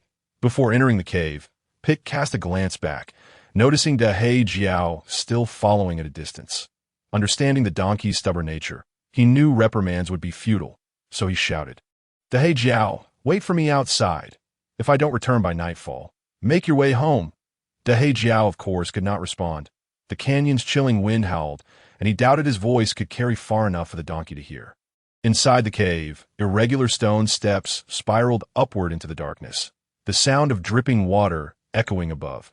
Pick looked up to see clusters of bats hanging from the cave walls, unperturbed by the passing wolves. suggesting they had grown accustomed to such company. Pick quickly wiped the droplets from his face, recalling the village elders' warnings about the potential for disease in areas inhabited by bats. The path was straightforward, leading deep into the cave. After traversing at least 50 or 60 meters, he and the lead wolf finally came to a halt. In the darkness, a massive shadow curled within the gloom. Pick held his breath and gazed upward. In that moment, he could hear the rapid pounding of his own heart. What on earth was he witnessing? Chapter 20. A dialogue of souls. Before him lay a forest wolf magnified to twice its size. It was unmistakable. This colossal creature was undoubtedly the Wolf King. Pick had already been awestruck by the lead wolf's imposing figure, and now, upon encountering the Wolf King, he felt as if he had forgotten how to breathe. This Wolf King's physique was an astonishing 5 to 6 meters in length. Pick felt dwarfed by the sheer size of the wolf's head, and he realized that its massive jaws could easily rend him in two. The creature's eyes were tightly shut, as if in slumber. The mere thought of it awakening sent shivers down his spine, for he could not guarantee that he would not bolt in sheer terror. The Wolf King's breathing was deep and rhythmic, each inhalation and exhalation resonating with power and grace. The lead wolf hesitated momentarily, but ultimately refrained from rousing the king, glancing back at Pick. Pick understood the unspoken communication in its gaze and endeavored to remain silent, stealthily following the lead wolf to circle behind the Wolf King. As he crept around, Pick was taken aback by the sight before him. A long spear was deeply embedded in the Wolf King's hind leg, the tip piercing through one side and emerging from the other. Even more alarming, another spear protruded from its back, entering at least half a meter deep. The sheer horror of such wounds was unfathomable. It was a miracle that the Wolf King had not bled out from the injuries. What sort of individual could inflict such grievous harm on this terrifying beast? Even more astonishing was the fact that the Wolf King had managed to escape and survive despite these severe injuries. It appeared that the Wolf King was not merely asleep, but rather had fainted from weakness.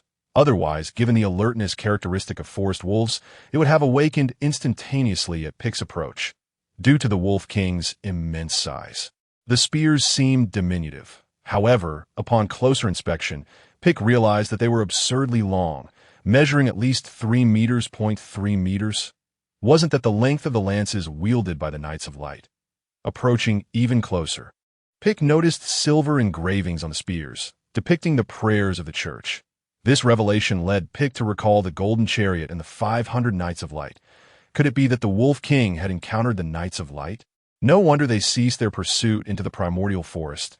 They had come upon the forest wolves. To have inflicted such damage upon the Wolf King, one could only imagine the cost the Knights of Light had borne. As Pick processed this information, he began to piece together the events of the previous night. After a moment's hesitation, he turned to the lead wolf and tentatively inquired, "Are you suggesting that I should save it?" The head wolf cast a glance at him, then at the spear embedded in the Wolf King's body, the meaning unmistakable. Pick muttered to himself, remaining calm. He had to stay composed and find a way to save the Wolf King. For this was his only chance for survival. He could not simply remove the spear, as that would cause the Wolf King to bleed out and perish. Pick's mind raced, recalling the 2 packets of medicinal powder that Raid had given him after he was bitten by the golden-scented snake. Yes, there was some left. He rummaged through his pockets and, at last, extracted a cloth pouch from the lining of his garment. The herbs, known as Mo Yun Chao and Mo Hua Tong, when ground into powder and mixed together, formed a miraculous remedy for external wounds. Worth 7 or 8 copper coins per packet in the town, he cautiously opened it, only to find the powder was nearly depleted. What to do now?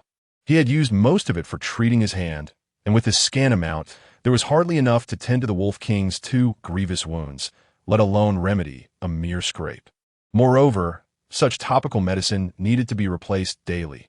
This was indeed a potent remedy for external injuries, but it was insufficient. Pick was uncertain whether the forest wolves could comprehend his words. He could only earnestly explain. And given the terrifying severity of the injuries, even if he had ample medicine, he lacked confidence in reviving the Wolf King. Just as Pick began to feel anxious, the wolf approached, sniffing at the pouch of medicine in Pick's hand. Then turned to glance at the forest wolves behind. A few clever forest wolves scampered over, also sniffing at the pouch. Pick, perplexed, observed them as they sniffed, and then turned to dash away. That it soon dawned on him. Mo Yun Chao and Mo Hua Tong originated from the forest. Didn't they? They had lived here their entire lives and surely recognized these plants. In an instant, Pick grasped what the forest wolves were doing. They were off to seek Mo Yun Chao and Mo Hua Tong. These forest wolves were truly remarkable. They could understand him. Thus, the forest wolves behind understood their mission. One by one, they lined up to sniff the herbs in Pick's hand. I could see that moment. Pick finally dared to scrutinize them closely. Their eyes were a deep green, and their thick, dark gray fur stood erect like steel needles, with each forest wolf adorned with a long black vertical stripe on their forehead, resembling a totem that marked their identity. They brought their massive heads close to him, sniffing intently. Some even licked at his hand. Pick felt their tongues, lined with fine, fuzzy barbs, graze his palm, causing a sharp pain akin to being cut by a knife. Yet he dared not voice his discomfort, for those exposed fangs were thicker than his thumb. Pick estimated there were approximately 35 of them. Along with the head wolf and the wolf king, this pack of forest wolves could indeed be deemed the rulers of this woodland realm. Here, Pick was most puzzled as to why only the wolf king was injured while the rest of the pack appeared lively and vigorous. Before he could ponder further, the forest wolves began to exit the cave, leaving him, the head wolf, and the slumbering wolf king behind. As the atmosphere grew increasingly awkward, Pick sought to initiate conversation. "Are you familiar with the golden-scented snake? I heard it is a species that hails from beyond the Great Wall." He found a stone and scratched a rough outline of a snake in the ground, depicting it in gold. Oh, you know what gold is? The color of gold. Have you ever seen it? Most importantly, it emits a unique fragrance. If we can find a golden-scented snake and bury it in the ground, it will sprout golden-scented flowers the next day. Quite miraculous. Pick recalled the tales Agareth had shared about the effects of golden-scented flowers. If he could get the Wolf King to inhale their essence, it would surely aid in its recovery. But alas, it seems I am burdening you. Pick understood that he had spoken of many complex matters that the forest wolves likely could not comprehend. Yet almost immediately, he realized his error. The head wolf circled around the drawing of the golden-scented snake, its deep green eyes locking onto Pick for a moment before it turned and walked toward the cave exit. "You understand this too." Pick recalled a childhood verse often recited. "Do not speak ill of the forest wolves, for they comprehend human speech." Pick stood in astonishment, realizing that it was indeed true. He reflected on the bizarre events that had transpired recently.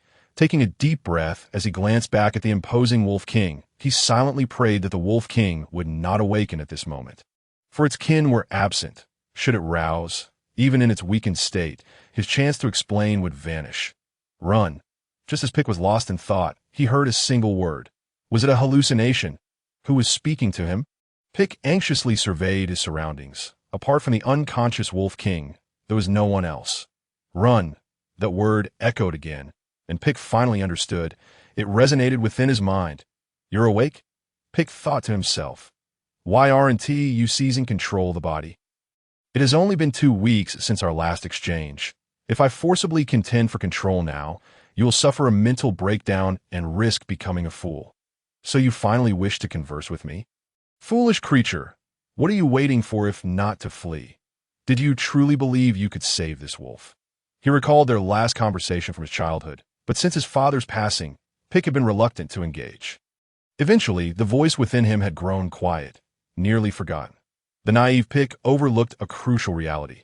The only being left was the still unconscious Wolf King, with not a single forest wolf nearby. Now was his prime opportunity to escape. Yet, if he fled, the Wolf King might. "I must save him." Pick struggled within his mind that if I leave now, the Wolf King has a high chance of dying. If I can revive it, surely the wolves will spare me. Foolishness to them. You are but prey. Do you not understand? Pick felt a voice in his mind roar. "Do not force my hand. If I wish to seize control, you stand no chance." Pick and another soul shared one body. Once that soul awakened, it could demand control at any moment. Of course, Pick acknowledged that he was the rightful owner of this body, a fact he had conceded before, when Pick operated the body. The other soul remained mostly dormant. "That I will not leave. If you wish to claim control, you may try." Pick resolved to stand firm.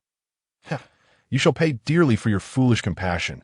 Pick sensed that mocking laughter echoing in his mind. I've been dormant for so long. I can feel my soul's power growing stronger. Know that I can seize control whenever I choose. At that moment, a forest wolf slowly approached, and a voice in his mind ceased.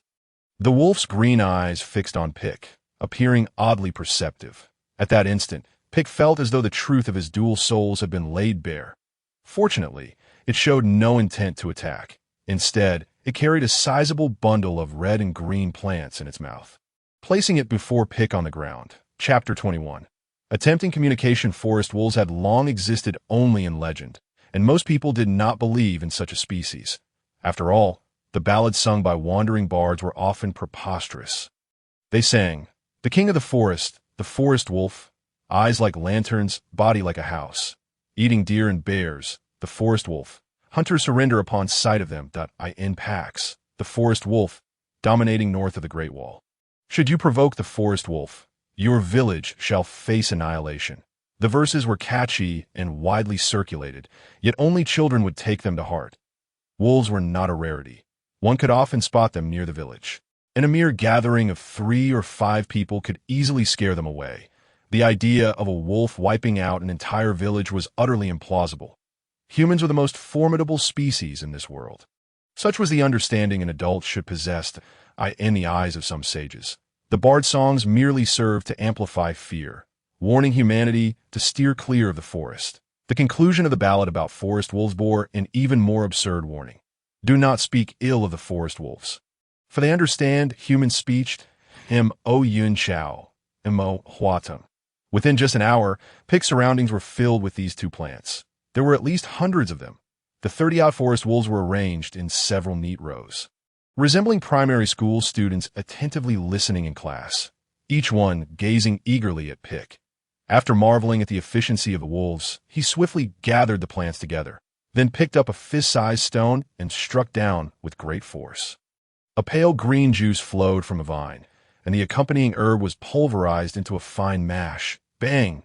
Bang, bang! Accompanied by a rhythmic clattering of stones, Pick quickly amassed a viscous mixture, which, when applied to wounds, would prove vastly more effective than the powder medicine he had stored for countless days. His father had told him this when he used to fell trees at the forest's edge in his youth. Bang! Bang, bang! In preparation for unforeseen circumstances, he continued to strike vigorously. However, a troubling thought emerged in his mind. How could he extract the 2 long spears? Each spear measured 3 meters in length and was exceedingly heavy. It was uncertain how much force would be required to pull them out. Moreover, the Wolf King was currently unconscious. If it were to awaken suddenly and see Pick meddling behind it, would it not simply devour him in one bite? Pick hesitated for a long while until he noticed a massive figure entering the cave. Indeed, the alpha wolf had returned. He observed that one of its legs was limping, and its forelimb appeared to have sustained a bite wound. In its jaws, it dragged a gigantic python. A golden python, with skin of a shimmering gold hue and a head as large as a fist. Pick could never forget that night when it had bitten him, awakening something deep within him. The alpha wolf's catch was even more robust, nearly matching the girth of Pick's calf, and it was estimated to be an astounding 4 meters in length.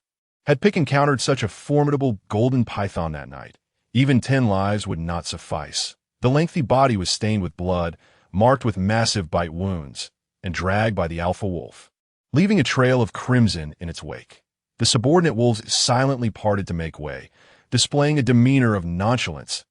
As Pick approached, he noticed that the python's head was missing, presumably severed by the alpha wolf's bite. The alpha's leg bore significant injury. Its forelimb was a gruesome sight, bleeding profusely, suggesting the arduous battle it had endured. Soon, a rich fragrance filled the cave.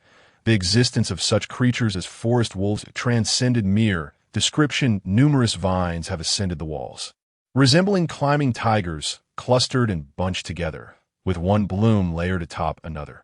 The cascade crashes down, stirring the golden osmanthus into waves of floral exuberance, and in some areas, clusters of 30 or more blossoms pile upon one another, creating small mounds.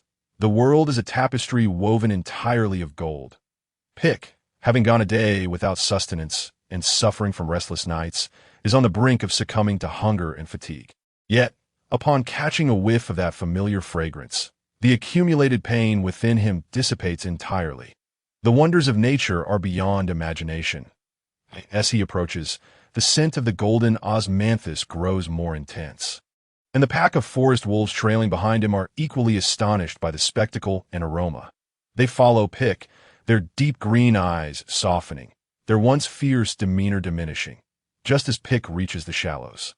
A massive black shadow suddenly leaps from the ocean of golden osmanthus, sending countless golden droplets scattering. Not only Pick, but also the throng of forest wolves behind him are taken aback, enraptured by the fragrance of the blossoms. The foremost wolf is startled into leaping high, demonstrating its formidable explosive power as it springs back, soaring over 2 meters into the air in an instant. The wolves behind, unaware of the sudden turn of events, retreat in alarm. Only the lead wolf remains motionless, its deep green eyes fixed on the shallows, exuding an air of indifference. Could there be a monster lurking beneath the shallow water? Pick, splashed by the spray, wipes his face dry, and upon looking again, sees no monster, but instead, in the center of the shallows, a gray-black donkey head emerging from the water. Who else could it be but Dahe? It seems to have found a cozy spot to rest. Inhaling the fragrance of the golden osmanthus and relishing the coolness of the shallows, utterly content. No. As Pick regains his composure, he notices several forest wolves baring their teeth, slowly advancing toward the shallows. Intent on teaching Dahe a lesson, Pick cannot bear to witness a scuffle. He has no desire to see Dahe transformed into a morsel of shredded donkey meat. He quickly positions himself in front of the wolves, waving his hands to halt them. No fighting. Friend, my friend, Pick calls out, pointing at Dahe. Dahe slowly rises from the shallows, its damp fur dripping water, shyly retreating behind Pick like a bashful maiden. The lead wolf emerges from the pack, casting a cold gaze upon Pick, its eyes brimming with unmistakable threats. We must gather some golden osmanthus quickly. They will wilt after the sun rises. Pick attempts to divert their attention. Wait for me. I'll be right back. Pick rushes into the sea of golden osmanthus, and within mere minutes, he returns, arms laden with blossoms. He glances up to see that the forest wolves have abandoned their pursuit of Dahe, each carrying a bundle of flowers in their mouths. Hurry, let us go back. As the sun rises, casting its golden rays upon the land, the blossoms that bloomed throughout the night begin to wither.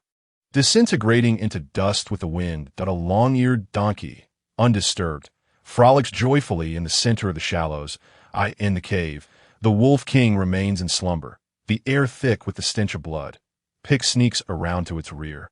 Noticing that the wound on its hind leg appears to have burst open, blood streaming down the shaft of the spear embedded within it, we can't delay any longer. Let us act. I need your help. Pick addresses the lead wolf, stating, I require several forest wolves to bite onto the vines on my body and follow my command, that we must, in an instant, extract that spear from the Wolf King's body. This is the only solution Pick can conceive. The spear, forged from Valyrian steel from Odin's plains, is the hardest metal on the continent, and he cannot fathom any weapon capable of severing it. After contemplating throughout the night, he has settled on this rudimentary method. The vines he has wrapped around his waist were hastily gathered while picking the golden osmanthus, now tightly knotted, if he grasps the knight's spear firmly. Combined with the strength of a few forest wolves pulling the vines, they should be able to extract it in an instant. As a child, his father had tied a thin string to one of his loose teeth, and with a gentle tug, the tooth had come out without pain, at least not at that moment. The pain would come later. If the Wolf King awakens in pain, the fragrance of the golden osmanthus should serve its purpose, preventing him from being torn apart in that fleeting moment of wrath. Everything is in place. Come closer. Yes, you bite here. Pick directs 3 forest wolves to grasp the vines on him. Yes, you too come here. Dante look at the other wolves. Hurry. Having gone 2 days without food, he fears a misstep, so he selects the 3 strongest, largest wolves as his capable assistants that he positions 2 stones beneath his feet to elevate himself slightly. Then cautiously grips the knight's spear. Listen carefully when I say 1, 2, 3. You must quickly run backward while holding onto the vines. Pick, gripping the spear tightly, refrains from being careless, and cautiously adds, "When I say 1, 2, 3, I haven't finished speaking yet." Clang! A howl of despair erupts. Outside the cave, by the waterfall shallows, Dahe, still cooling off, hears the commotion from within the cave, shuddering violently before submerging itself deeply beneath the water surface. Chapter 23. The Wolf King awakens, sending tremors through the pack. Not only the wolves tremble, upon witnessing those lantern-like green eyes, Pick quakes, as well as the sole anomaly within the cave. He is acutely aware of the potential for his demise.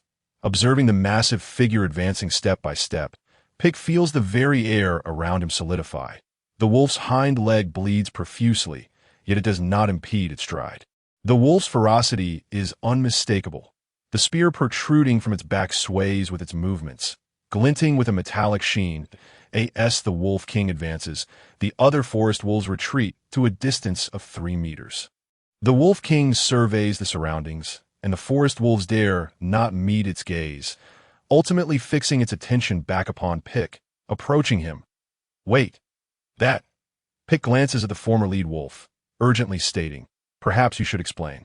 To Pick's dismay, the lead wolf does not even glance in his direction. Has it severed ties? Yet the river is only half crossed. The Wolf King still has a spear lodged in its back. Pick observes the increasingly approaching green eyes, discernible rage and fury within them. Finally, the Wolf King stands before him, its hind legs still bleeding profusely, staining the ground. The Wolf King lowers its head, bringing it level with Pick's gaze. And Pick realizes his entire body pales in comparison to the Wolf King's head. In the dim light, the contrast is striking. From the Wolf King emanates a terrifying scent. Despite its silence, Pick feels surrounded by the howls of countless beasts. This is a primal suppression, akin to the relationship between cat and mouse, or weasel and chicken. Gazing into the 2 green eyes, each the size of his head, Pick prepares for his final plea. "I know you can understand me. I am here to save you. It was that slightly larger forest wolf that led me here. I guided them to the mallow vine and cloud herb. The sap from these 2 plants can effectively heal your wounds." Pick presents the medicinal powder he had ground overnight, desperately explaining, fearful of mispronouncing a single word. The Wolf King glances back at its hind leg, then fixates on Pick, the meaning in its deep green eyes profound and contemplative. "Perhaps you should allow me the chance to extract the spear from your back." The Wolf King blinks, hot breath escaping its nostrils and wafting over Pick's face. Time seems to slow, the air thickening, and in the profound silence, he can hear his own heart racing. Has it agreed? The Wolf King retreats to the wall's base, silently sitting down, then begins licking its bleeding hind leg. Remarkably, after it licks the wound, the bleeding ceases. Its saliva appears to possess hemostatic properties. This is a remedy for external injuries. Pick cautiously approaches, displaying the self-made medicine he had ground the previous night. "Shall we give it a try?" The Wolf King remains unresponsive, coldly observing him. Pick, feeling a sense of awkwardness, glances at the other forest wolves, who do not dare to look in his direction. "Very well. If you choose not to speak, I shall take that as your consent. I will begin." Not torn apart and bitten to death as he had imagined, so he resolved to take action in the process of applying the medicine. Pick felt his hands tremble uncontrollably, despite his efforts to restrain himself. The fur of the Wolf King did not seem as tough as it appeared. Upon contact, Pick discovered it to be as soft as that of an ordinary domestic dog. "I have applied the herbal remedy. These are golden fragrance flowers, which will alleviate your pain." The area surrounding the Wolf King was carpeted with golden fragrance flowers, and it seemed puzzled as to their origin. Pick explained, "The scent of these flowers possesses healing properties, but they dissipate upon exposure to sunlight, and once picked, they do not last long. Thus, it would be prudent to remove the lance from your back now. For if the flowers wither, you may endure excruciating pain." Pick glanced at the 3 forest wolves who had previously assisted him in extracting the lance, signaling them to approach. They hesitated, seemingly intimidated by the awakening Wolf King. Pick pondered why there was such a distance between the forest wolves and the Wolf King, as if they were strangers, and no matter how much he urged them, they remained reluctant to move. Eventually, It was the lead wolf that approached, biting onto the vine tied around Pick's waist. "You have wounds on your legs," Pick reminded the lead wolf. "You can command the other forest wolves to assist." Just as before, the lead wolf clung tightly to the vine, indifferent to his words. "Very well. When I count to 3, we shall pull together. I trust you can comprehend this." Pick thought back to the previous scene where the 3 wolves had aided him, realizing that the ordinary forest wolves did not fully understand his words. Only the lead wolf seemed to grasp him. With the lead wolf's assistance, Pick felt reassured. He turned to the Wolf King and said, "If you are ready, we shall commence." The Wolf King lay there, slowly turning to expose its back to him, the intent clear. Pick stepped onto one of its uninjured hind legs and climbed onto its back. Carefully standing upright, grasping the silver lance, he reminded himself to remain calm and not to falter. The lance felt cold in his hands. Standing atop the Wolf King made it difficult to gain leverage. So he tore a piece of fabric from his clothing and tied it around the lance to increase friction and prevent it from slipping. "I am ready. How about you?" He addressed the lead wolf behind him. The lead wolf, of course, could not respond verbally, but its reply came in the form of immense force. With a whoosh, the lance shot out from the Wolf King's body, and Pick was yanked into the air by the lead wolf. In midair, Pick closed his eyes and hugged his head, thinking, "As long as I don't crash into a wall and damage my brain." Just then, before he could hit the ground, he felt a soft force supporting his waist. Opening his eyes, he found the Wolf King's enormous green eyes mere inches away. The Wolf King had caught him with its forepaws. Unlike the previous time he had pulled the lance, this time the Wolf King made no sound during the extraction.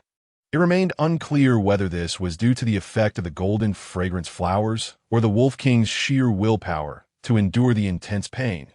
If it were the latter, one could scarcely imagine the strength of this Wolf King's resolve. Pick was gently lowered by the Wolf King, and seeing the blood streaming from its back, he hurriedly climbed onto the back of the forest wolf, applying herbs to staunch the bleeding. Had the wound been elsewhere, the Wolf King could have licked it with its miraculous saliva to stop the blood, but it was unable to reach its back. After applying the herbs, the bleeding finally ceased. As he dismounted from the forest wolf, he hesitated before speaking. I should be able to walk now, right?" Chapter 24. The death of the foster father, it turned out that breathing the fresh air was a blissful experience. Walking through the primordial forest, Pick recalled the image of himself trembling as he emerged from the cave, along with the forest wolves and the Wolf King. Everything feeling like a dream. All things possess a spirit. Except for the donkey. Pick was now infuriated.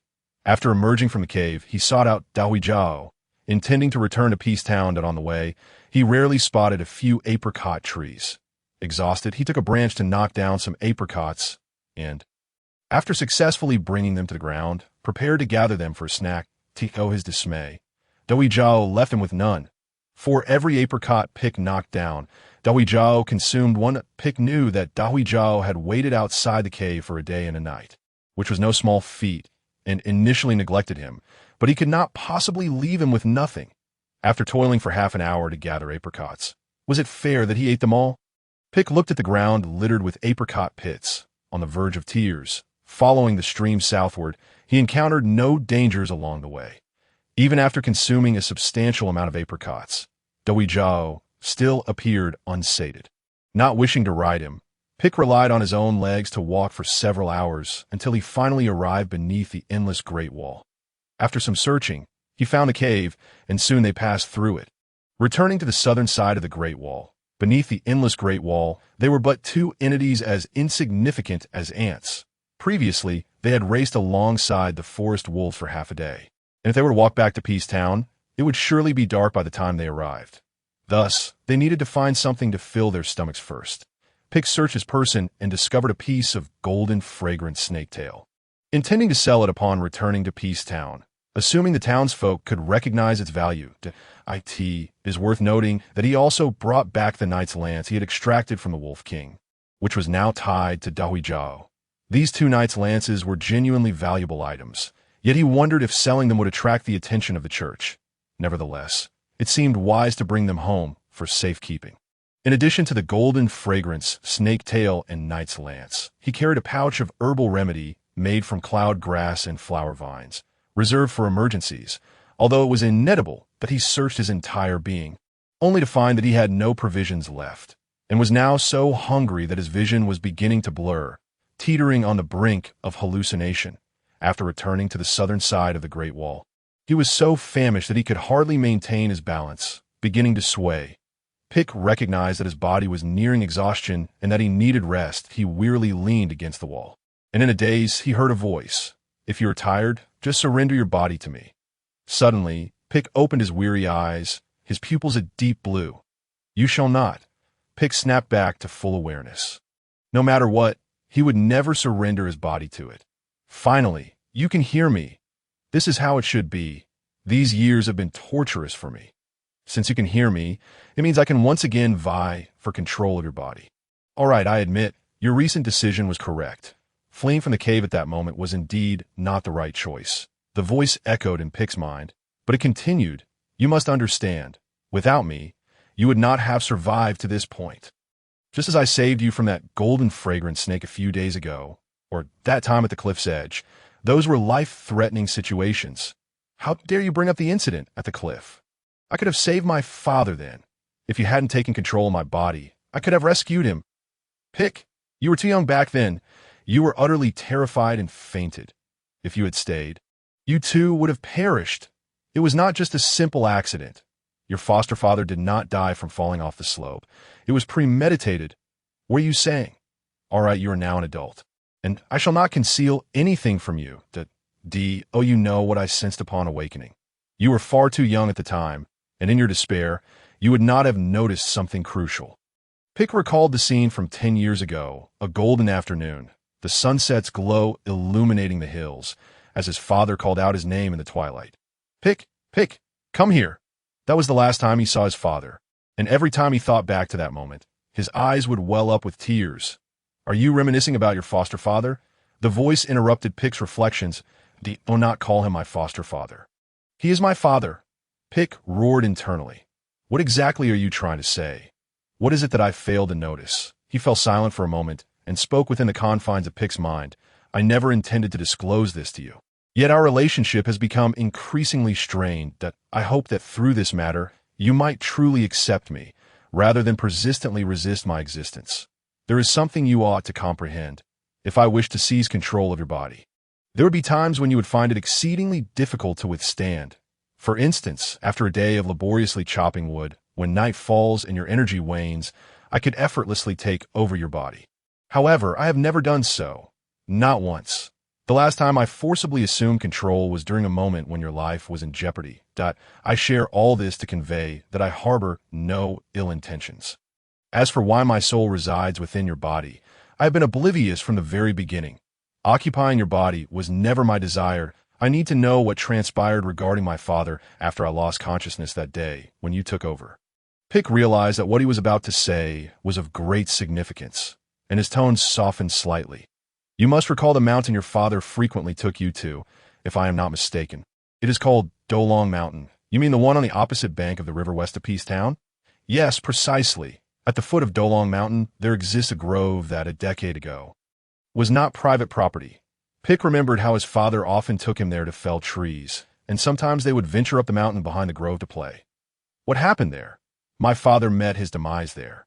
The townsfolk claim he slipped and fell down the slope. However, that is not the truth. You may not have noticed, but the injuries your father sustained were not the result of a fall. When a person tumbles down a slope, they instinctively use their arms and hands to shield their head, which would inevitably result in some degree of abrasions or bruises on the hands and arms.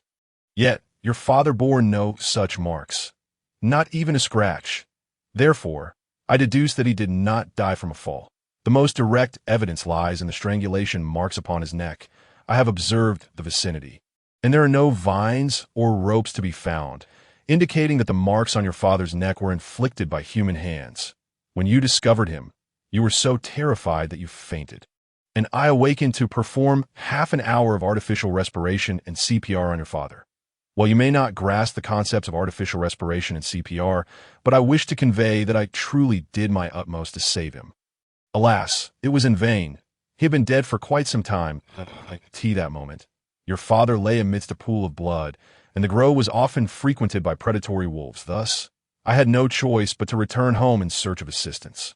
I now reveal this to you because I believe you are ready to bear the truth regarding your father's death.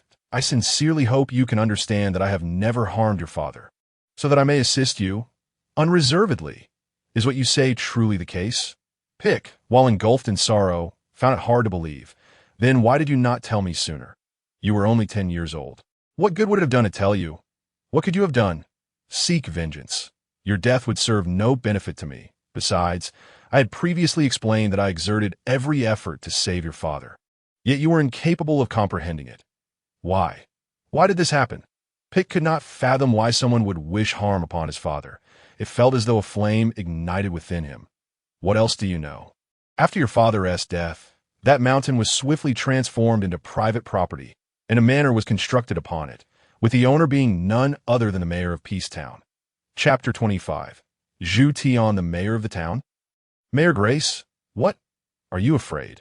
Of course, 10 years ago, he was not yet the mayor of Peacetown. Pick, you may not remember, but your father once had a best friend named Grace, as they walked along the forest path. The black-footed donkey occasionally glanced back at Pick, who was muttering to himself. It pondered whether it should return home first, for the loathsome figure behind seemed to have lost his sanity. It could not afford to be seen alongside a madman, lest other donkeys mistake it for a lunatic as well as a donkey of noble status. It had no concept of master and servant, and thus instinctively abandoned Pick and galloped towards the edge of the forest, where a meadow of sweet, lush grass awaited. Blackfoot. Unbeknownst to him, Pick realized he had emerged from the primordial forest. The surreal scenes from yesterday remained vivid in his memory. The terrifying chase by the Knight of Light and the encirclement by a pack of wolves. It felt as though those tumultuous emotions still lingered. With the sound of hooves echoing in his ears, the plain stretched endlessly before him, and upon glancing back at the forest, he saw no sign of the Knight of Light, allowing his spirits to lift slightly. Noticing that Blackfoot had not strayed far, merely grazing on the roots in the nearby meadow, Pick chose to disregard it. If I were in your position, I would not dwell on thoughts of vengeance or the pursuit of so-called truths. After all, everything is mere speculation. Although this speculation may hold some basis in reality, a decade has already passed. The voice in Pick's mind continued. And besides, you have found a new purpose. You have your dream girl. That golden-haired lass, do you not? I will surely be with her. You need not worry about that. As for the cause of my father's death, I shall uncover it as well. Pick, I find myself increasingly admiring you. There's a saying that a gentleman takes revenge, and 10 years is not too late. Your current demeanor aligns perfectly with this adage. However, if your adoptive father was indeed murdered, what would you do upon finding the culprit? Would you plunge a dagger into his heart, or strangle him as well? I can scarcely imagine the scene of the timid Pick committing such an act. It is not that I look down upon you. You have been kind for 20 years, and your character has become fixed over a lifetime. You are incapable of such actions that, of course, do not doubt my willingness to assist you, if you wish. I may even act on your behalf at that time. However, I must remind you once more, do not pit an egg against a stone. If your adoptive father were still alive, I am certain he would not wish for your heart to be filled with hatred. Pick did not allow the voice in his mind to finish before he interjected. I will say this one last time. That was my father. Do not mention my adoptive father again. I understand your sorrow. You are outwardly joyful, yet carry immense loneliness and solitude within. Do not speak any further. Pick ran wildly towards the plain, skillfully leaping on a Blackfoot's back. Charge, Blackfoot! Charge! Ha ha ha! Pick laughed maniacally, though a tear escaped his eye, dissipating in the wind. Outside the hunter's small courtyard, the makeshift wooden fence had been flattened, and the scattered hoofprints around it served as a reminder that the previous night had not been a mere dream. The courtyard was strewn with segments of sandy wood, the fruits of Pick's labor over the past month. The hunter's cabin remained intact, though he did not enter. It was evident from outside that Agals were no longer present. Presumably, they had already. Not daring to linger any longer, he rode Blackfoot towards Peacetown, where the girl he longed to see awaited, along with the answers he sought. As he approached the town, the voice in his mind could no longer contain its impatience and began to converse with Pick.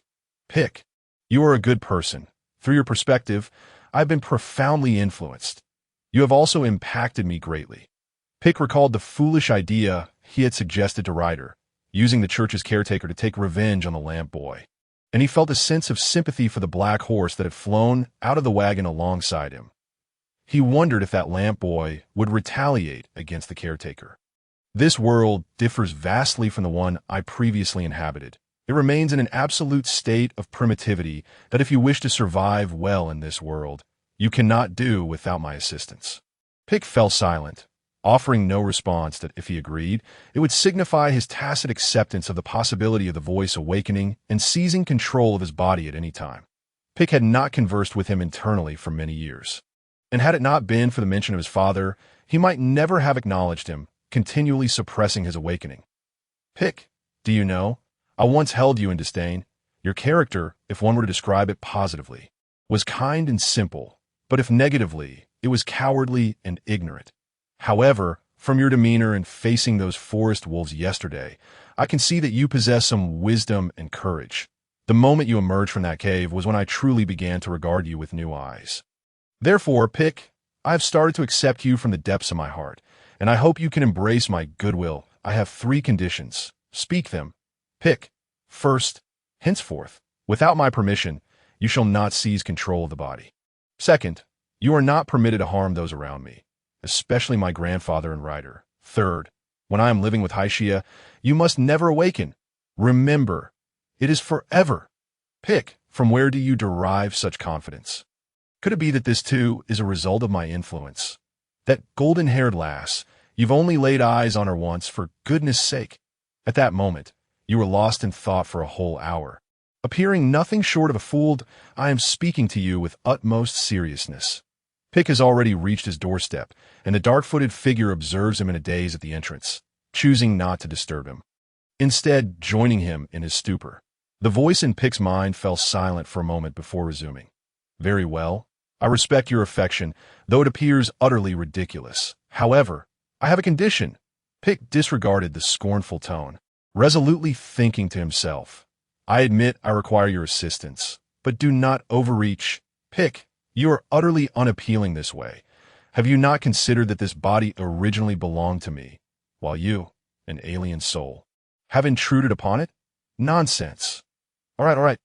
Do not be hasty, Pick. You have never been one to curse. I can see that I have borrowed your body, but my request is rather simple that I shall articulate it, and even if you decline, so be it. I have inhabited this world for 2 decades now, a considerable span of time. I have not heard anyone utter my name in so long that I have nearly forgotten it myself. At times, I even find myself under the delusion that I am Pick, merely a humble carpenter in a lumberyard. Ha ha ha. Pick, can you fathom such a sensation? My request is quite modest. When conversing with me in your thoughts, you might as well call my name occasionally. I ask that too much to ask? Pick recalled a childhood incident when he stumbled upon a notebook. His curiosity piqued as he perused its contents. The first page bore a single phrase, the meaning of which eluded him at the time.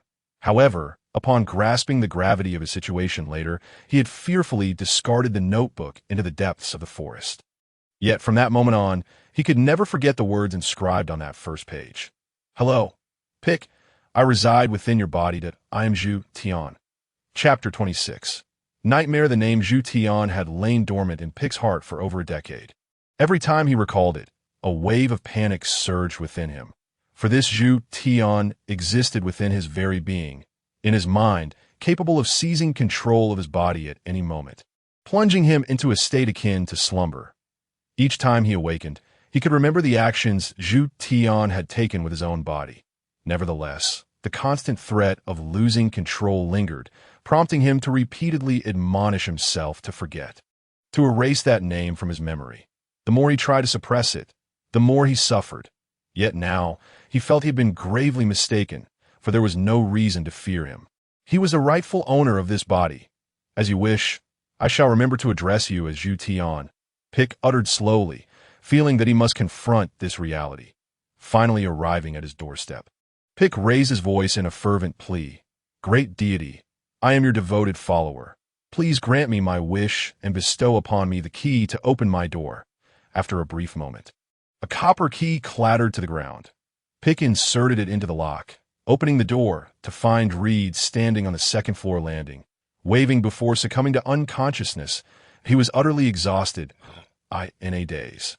He felt the warmth of sunlight enveloping him as he lay upon a pebble-strewn bank beside a meandering stream, its waters bubbling softly. Sleepiness overtook him, and just as he contemplated drifting off, his father's warm embrace encircled him, a large hand gently stroking his forehead. "Little Pick, wake up! You must be hungry. I shall take you home for a meal. Your grandfather has procured some dark rye bread and fresh pork. Let us return for dinner. All right, father, let us have meat, but I am so weary. Allow me to rest for a moment. Little Pick, wake up! We are heading home." His father's voice rang in his ears. "Father, I am so thirsty." "Thirsty? Then go drink some water from the river." "Very well, father." Pick broke free from his father's embrace and knelt by the riverbank, gulping down water with fervor. He was parched beyond belief. Ultimately, he shut his eyes and submerged his entire head beneath the water's surface to drink.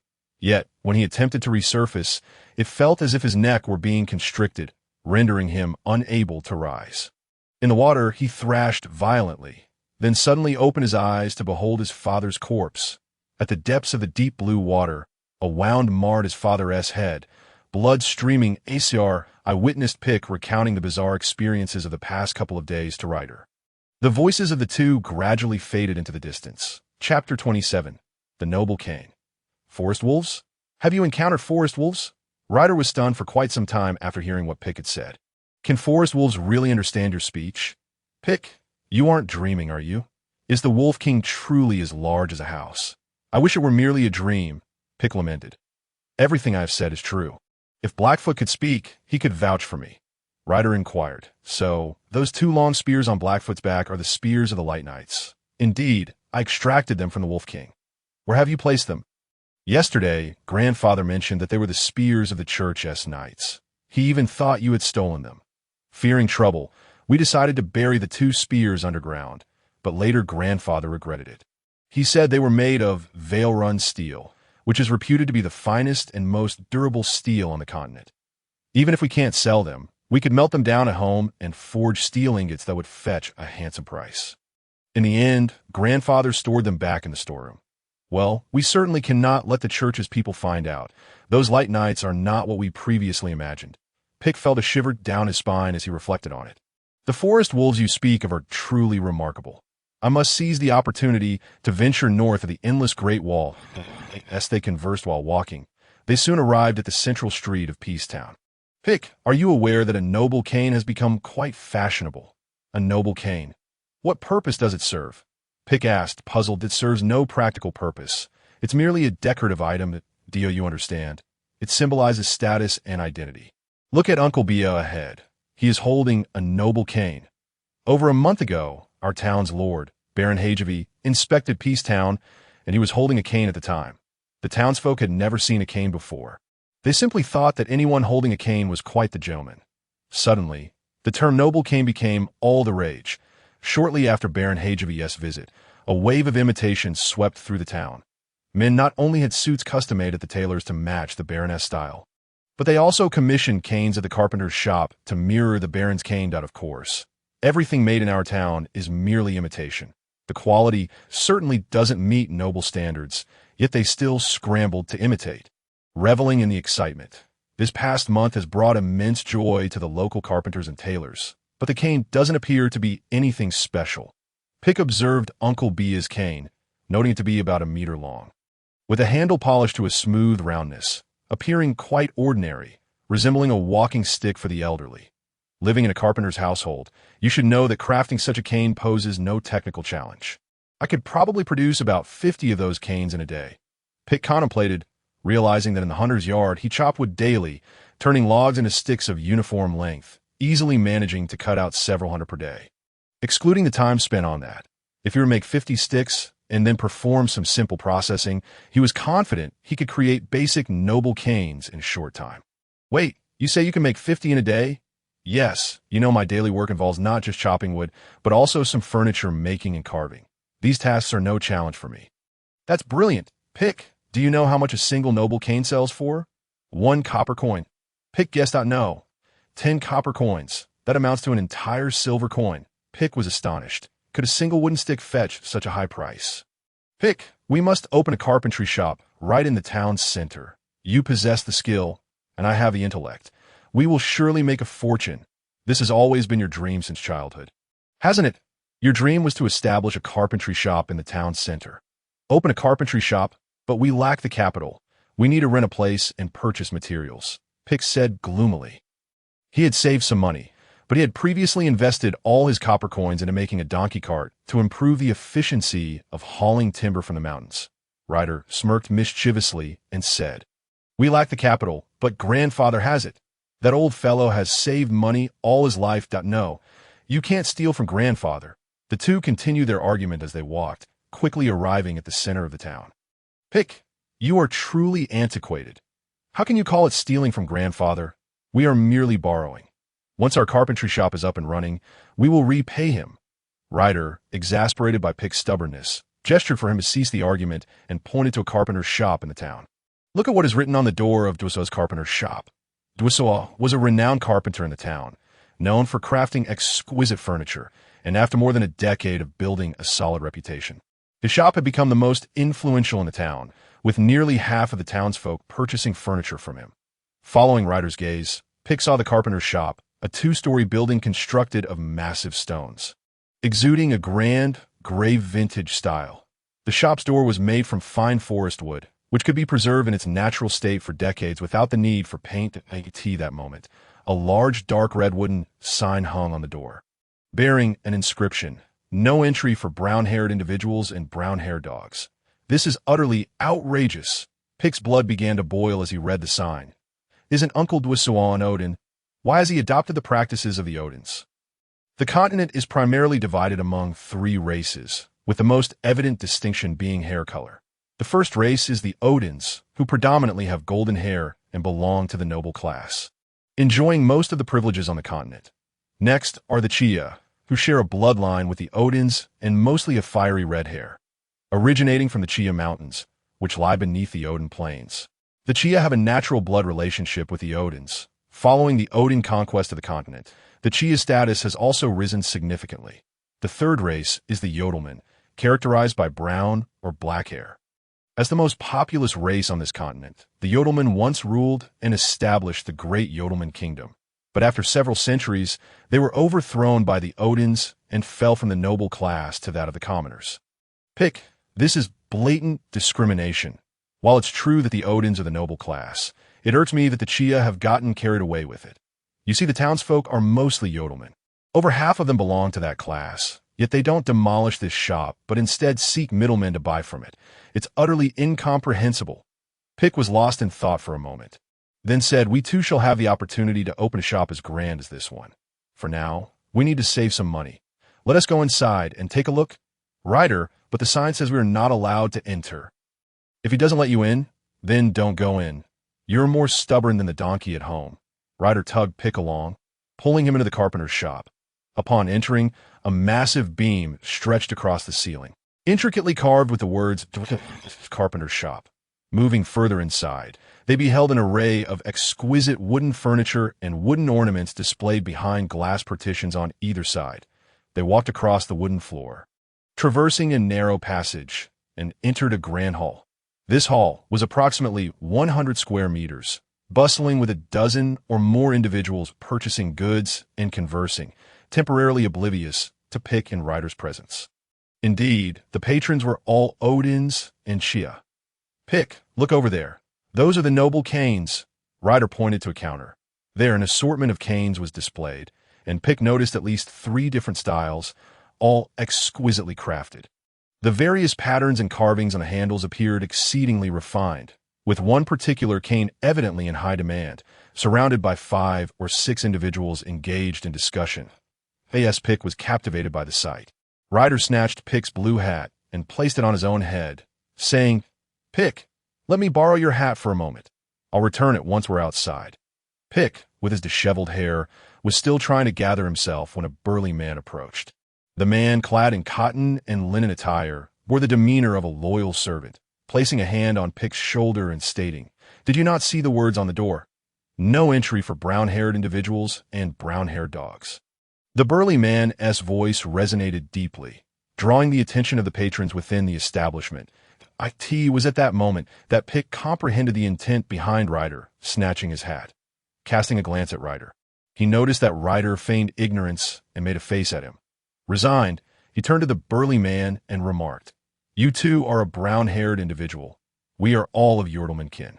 Before Pick could finish his statement, another large hand descended upon him, grasping his shoulder and dragging him outside. Helpless, he was pulled out to the threshold. With a thud, Pick lost his balance and found himself seated on the ground. At the carpenter's entrance, Ryder sauntered out with his hands behind his back. "How's it going, Pick? I wager you are contemplating opening a carpenter's shop now." Pick, sitting on the ground, chuckled helplessly. "Ha ha ha. Indeed, the people these days are truly remarkable." Chapter 28. Sandywood. "Pick, wait for me. Why are you in such a hurry?" Ryder called out as he chased after Pick, finally catching up and teasing. "Feeling stimulated? The direction you're heading seems to lead home. What are you going back for? To craft noble staves? Is that truly the case, Pick? Such trivial items are within our capabilities as well." Ignoring him, Pick kept his head down and hastened homeward. "I say, you're not angry, are you? That is not like you." "Pick, it was merely a little jest," Ryder called out as he saw Pick dash into the courtyard, mounting Big Blackfoot and charging out. "Your hat, Pick." Ryder tossed the blue hat, deftly landing it in Pick's hands. Traveling northward, Big Blackfoot seemed to sense Pick's serious demeanor, becoming exceedingly obedient and galloping vigorously at his direction. After half an hour, Pick arrived at the hunter's small courtyard. The hunter Agareth and his assistant Oel had vanished completely, yet the courtyard remained untouched, still cluttered with the logs Pick had chopped. With a vacant stare, Pick glimpsed the hunter's abode, reminiscing about the kind hunter and the daydreaming assistant before stepping into the courtyard. Despite the fact that the hunter made him chop wood daily, and the assistant merely lay on the grass in a daze, Pick could not help but feel a twinge of sorrow at their absence. That Oel was a rather dull-witted youth, and one night he had asked Pick, "If I were to transform into a gigantic forest wolf, would you fear me?" Absurd! That foolish boy even fantasized about becoming a forest wolf. If Agareth and Oel were to appear before him now, he would still be inclined to trust them, even after their recent encounter with the Knights of Light. In truth, ever since Pick arrived at the hunter's small courtyard, his heart had felt fulfilled, for he had discovered something worth striving for. The fact that the king himself had come to visit indicated that Hunter Agareth was certainly a person of significance, and the information and hints he provided regarding Hayeska must be invaluable. Perhaps he would have the opportunity to see them again. Muttering to himself, Pick wandered about the courtyard. Fortunately, the Sandywood remained in the courtyard, untouched. This type of wood possessed an incredibly rare hardness. After chopping wood for over a decade, it was the hardest he had ever encountered. Agareth had mentioned that this wood came from the sandy tree and had given him a sandy tree seed, telling him it could mature in a month. Extracting a rope he always carried, Pick bundled some logs and secured them onto Big Blackfoot. Then he went to the back of the house to check on the seeds he had previously sown. He found that the seed had already grown into a sapling, as thick as an arm, its trunk straight and its tender leaves a vibrant green, resembling a small willow tree scaled down tenfold. Estimating the time, based on Agareth's words, he concluded that he would need to wait another half-month. He tidied up the hunter's small courtyard, repairing the wooden fence that had been knocked down. Working diligently until noon, just a short morning, the once chaotic courtyard had undergone a remarkable transformation. He paused to admire his handiwork, feeling quite satisfied before remounting Big Blackfoot and heading homeward. Pick would never engage in futile endeavors. He believed wholeheartedly that Agareth and Oel were still alive, and by organizing the courtyard, he would alleviate their troubles upon their return, if anticipating Pick's return. Ryder was outside the gate, idly cracking sunflower seeds. Well, industrious little Pick, what have you brought me?" Ryder exclaimed as he unloaded the bundle of sandy wood from Big Blackfoot. Instantly, he was taken aback by the weight of the logs. Exclaiming, "What sort of wood is this? It is so remarkably dense." With a quiver, Ryder carried the bundle into the courtyard while Pick explained from behind, "This is our fortune wood." Extracting a piece of wood, Pick examined its natural grain with great satisfaction, proclaiming, "This is the result of a month's labor. What fine wood! What splendid wood! If we craft noble staves from this, we shall surely outshine the contemptible Dosur by 2 streets. Having immersed himself in the carpentry trade for over a decade, Ryder could discern the quality of the wood. What is all this commotion in the courtyard? Has the holy water been procured? At that moment, Ryder's grandfather hobbled out from the main building. Old man, we have something far superior to holy water. Just look at this wood, Ryder exclaimed excitedly. Do you not call me old man? The elder retorted, delivering a sharp blow to Ryder's head. As a veteran of the carpentry trade for 50 years, he immediately recognized the wood's exceptional quality, with hands rougher than the wood itself. He ran his fingers over the sandy wood, feeling its texture. Gradually, the wrinkles on his face deepened as he focused his gaze on Pick, speaking in a grave tone. You crossed the endless wall? Pick's heart raced in surprise. How did his grandfather know of his crossing the wall? While it was true that he had crossed it, it was under duress from a pack of forest wolves. Just as Pick was about to explain, the elder seized a piece of wood and began striking it against Pick with vigor. Due to their height difference, all the blows landed on Pick's shoulders, causing him to stagger backward. You dare to cross the endless wall from mere logs. Have you lost your mind? If the Empire's patrols discover you crossing the wall, you could face 3 months of confinement. Do you understand? Let me tell you, 3 months in confinement could drive a normal person mad. Aside from that, do you think you can roam the endless forest? A single beast within could tear you to shreds. Even the fearsome forest wolves can scent you from beyond the wall. You wish to kill me with your recklessness? Pick's shoulders ached from the blows, and he struggled to find the words to explain himself. Should he confess about being pursued by the Knights of Light? Or that he had been taken hostage by forest wolves? Would his grandfather even believe such tales? Ah! Ryder laughed at Pick's plight, reveling in his misfortune, before questioning, Grandfather, how did you know this would come from beyond the endless wall? Have you crossed it yourself? With a thud, Ryder received a whack on his thigh. Old man, I didn't cross the wall. What was that for? Why did you let him run amok? For an entire month, I thought he was dead out there. This is sandy wood, only found beyond the endless forest. How could he have obtained it without crossing the wall? Are you willing to risk your life for mere logs? The elder's expression was one of genuine anger. He was convinced that this would had indeed come from the endless forest, and he pondered what the boy had experienced during the past month. Seeing that his grandfather was truly upset, Ryder ceased his playful demeanor and turned to Pick, saying, You ought to explain to Grandfather how you ended up chopping wood in the endless forest. Pick, equally astonished, understood that OL had indeed ventured into the northern forest daily to chop wood, but he hadn't realized that OL was not in the primitive forest, but rather in the far northern endless forest. The primitive forest and the endless forest were separated by a wall, yet they were fundamentally different. How had OL managed to haul such large logs over the wall? Was it through tunneling? Besides the main gates of the wall, there was no other means to transport such immense timber. Most importantly, did they venture into the endless forest daily to hunt the golden-scented snake? Are you not going to explain yourself? Ryder nudged Pick's shoulder as he remained lost in thought. It's like this. Pick, unable to lie, recounted his harrowing tale of being pursued by the Knights of Light, fleeing on Big Blackfoot, and ultimately being captured by a pack of forest wolves, eventually rescued by the Wolf King. Thud! Pike merely felt a blur before his eyes. This time, the sturdy stick came crashing down directly upon his head. Well, you little rascal. Have you even learned to lie? If you're going to tell tales, at least possess some skill. The stories of the Radiant Knight and the Timberwolves were recounted by me to your adoptive father, and it seems he has shared them with you as well. Have you fancied yourself a radiant deity? Wake up, you insufferable brat. Saving the Wolf King. Why not aim to save the world instead? Pike, rendered speechless by the reprimand, felt a large bump swelling on his head, his mind spinning. At that moment, he even wondered if everything that had transpired before was merely a dream. Very well, these logs were requested by others for me to cut, and I was unaware that they originated from the endless forest. The old man, panting and weary from his own exertion, begrudgingly accepted Pike's explanation, stating, These materials are confiscated. Put them in the storage room in the backyard shortly. And you, Pike, must return home to sleep tonight.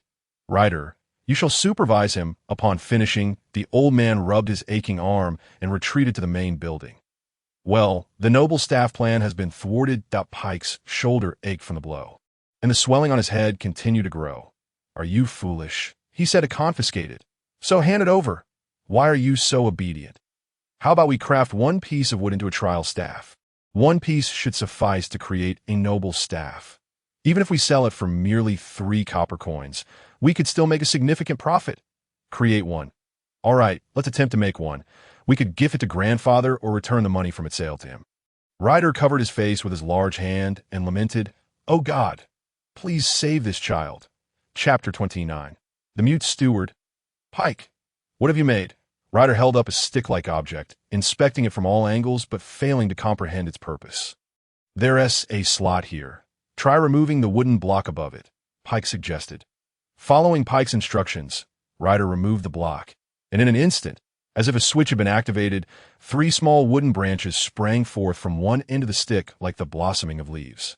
Ryder was astonished at, "Is this your noble staff?" As a pragmatic individual, I find that the so-called noble staff lacks any substantial utility, so I innovated upon the basic design and incorporated a small mechanism.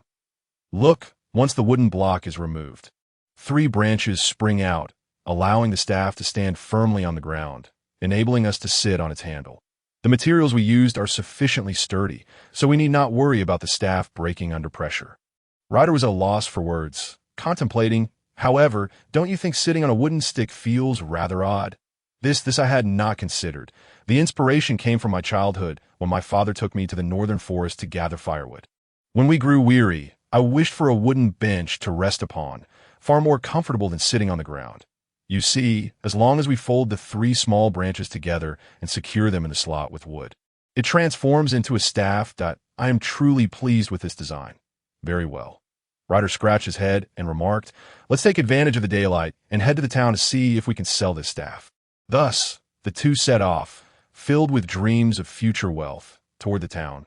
Soon, they arrived once more at the doorstep of the Dosal family's carpentry shop, standing resolutely at the entrance, having previously agreed that their first deal would transpire here. Before long, a middle-aged man in his 40s approached. Ryder immediately stepped forward, brandishing Pike's specially crafted staff. Good sir, behold our custom noble staff, featuring a mechanism. Yet before Ryder could finish his pitch, the middle-aged man waved his hand dismissively and entered the carpentry shop. Undeterred, Ryder noticed an elderly man approaching, adorned with a gray hat and appearing to be around 60, but he stepped forward to promote. Good sir, look at our custom staff, just as Ryder began to speak. Upon recognizing the old man's face, his expression shifted dramatically. You are from Mayor Guy's household. I recognize you. Ryder recalled the day he had been labeled a big black foot at the market and forced to compensate.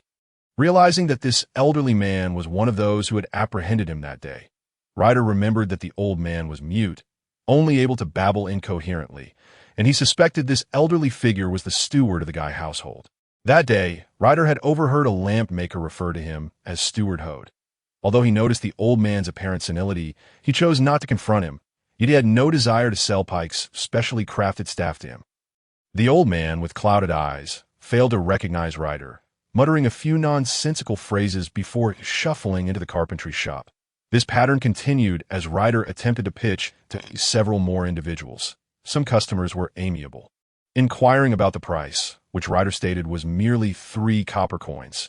Yet upon noticing that the staff Ryder held differed from the recently popular noble staff, they shook their heads and departed.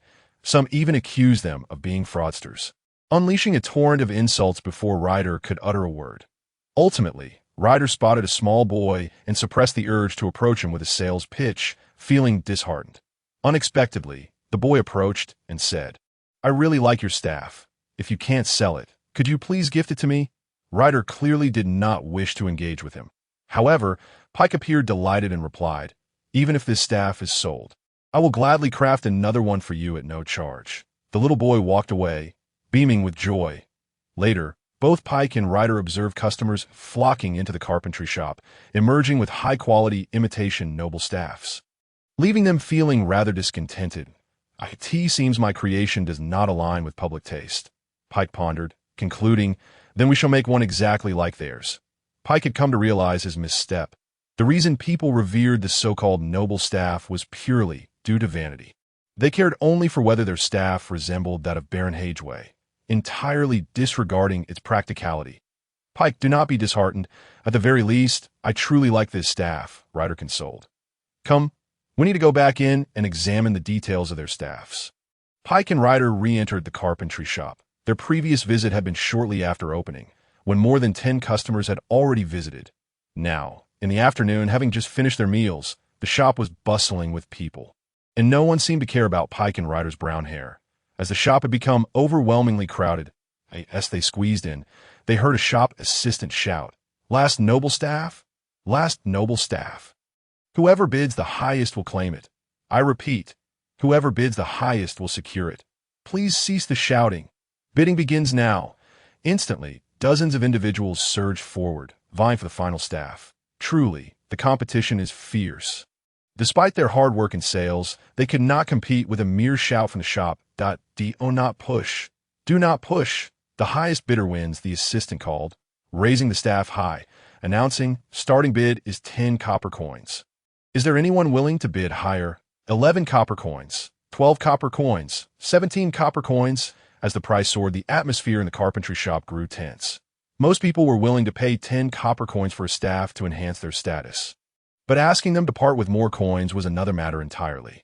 Observing the silence among the 20 or so people below, the shop assistant, still unsatisfied, shouted, "Is there anyone else willing to bid? Last call, is there anyone else willing to bid?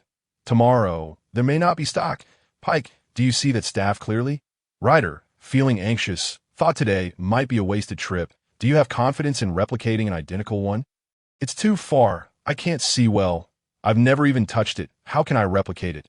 "We need to come up with a strategy." Ryder glanced around, unsure what to do. 17 copper coins. "Anyone else willing to bid?" The shop assistant shouted, his tone eager for the price to rise once more, but soon he was met with disappointment.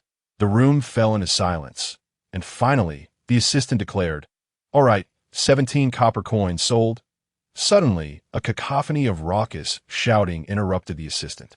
The crowd turned toward the sound, revealing a short old man at the back, vociferously shouting, clenching a silver coin in each hand. 2 silver coins, equivalent to 20 copper coins. This is not something that an ordinary household can casually produce. It is the butler of the mayor's residence, Hode. Raid immediately recognized the old mute man. It seems that this final noble's cane is destined to belong to him.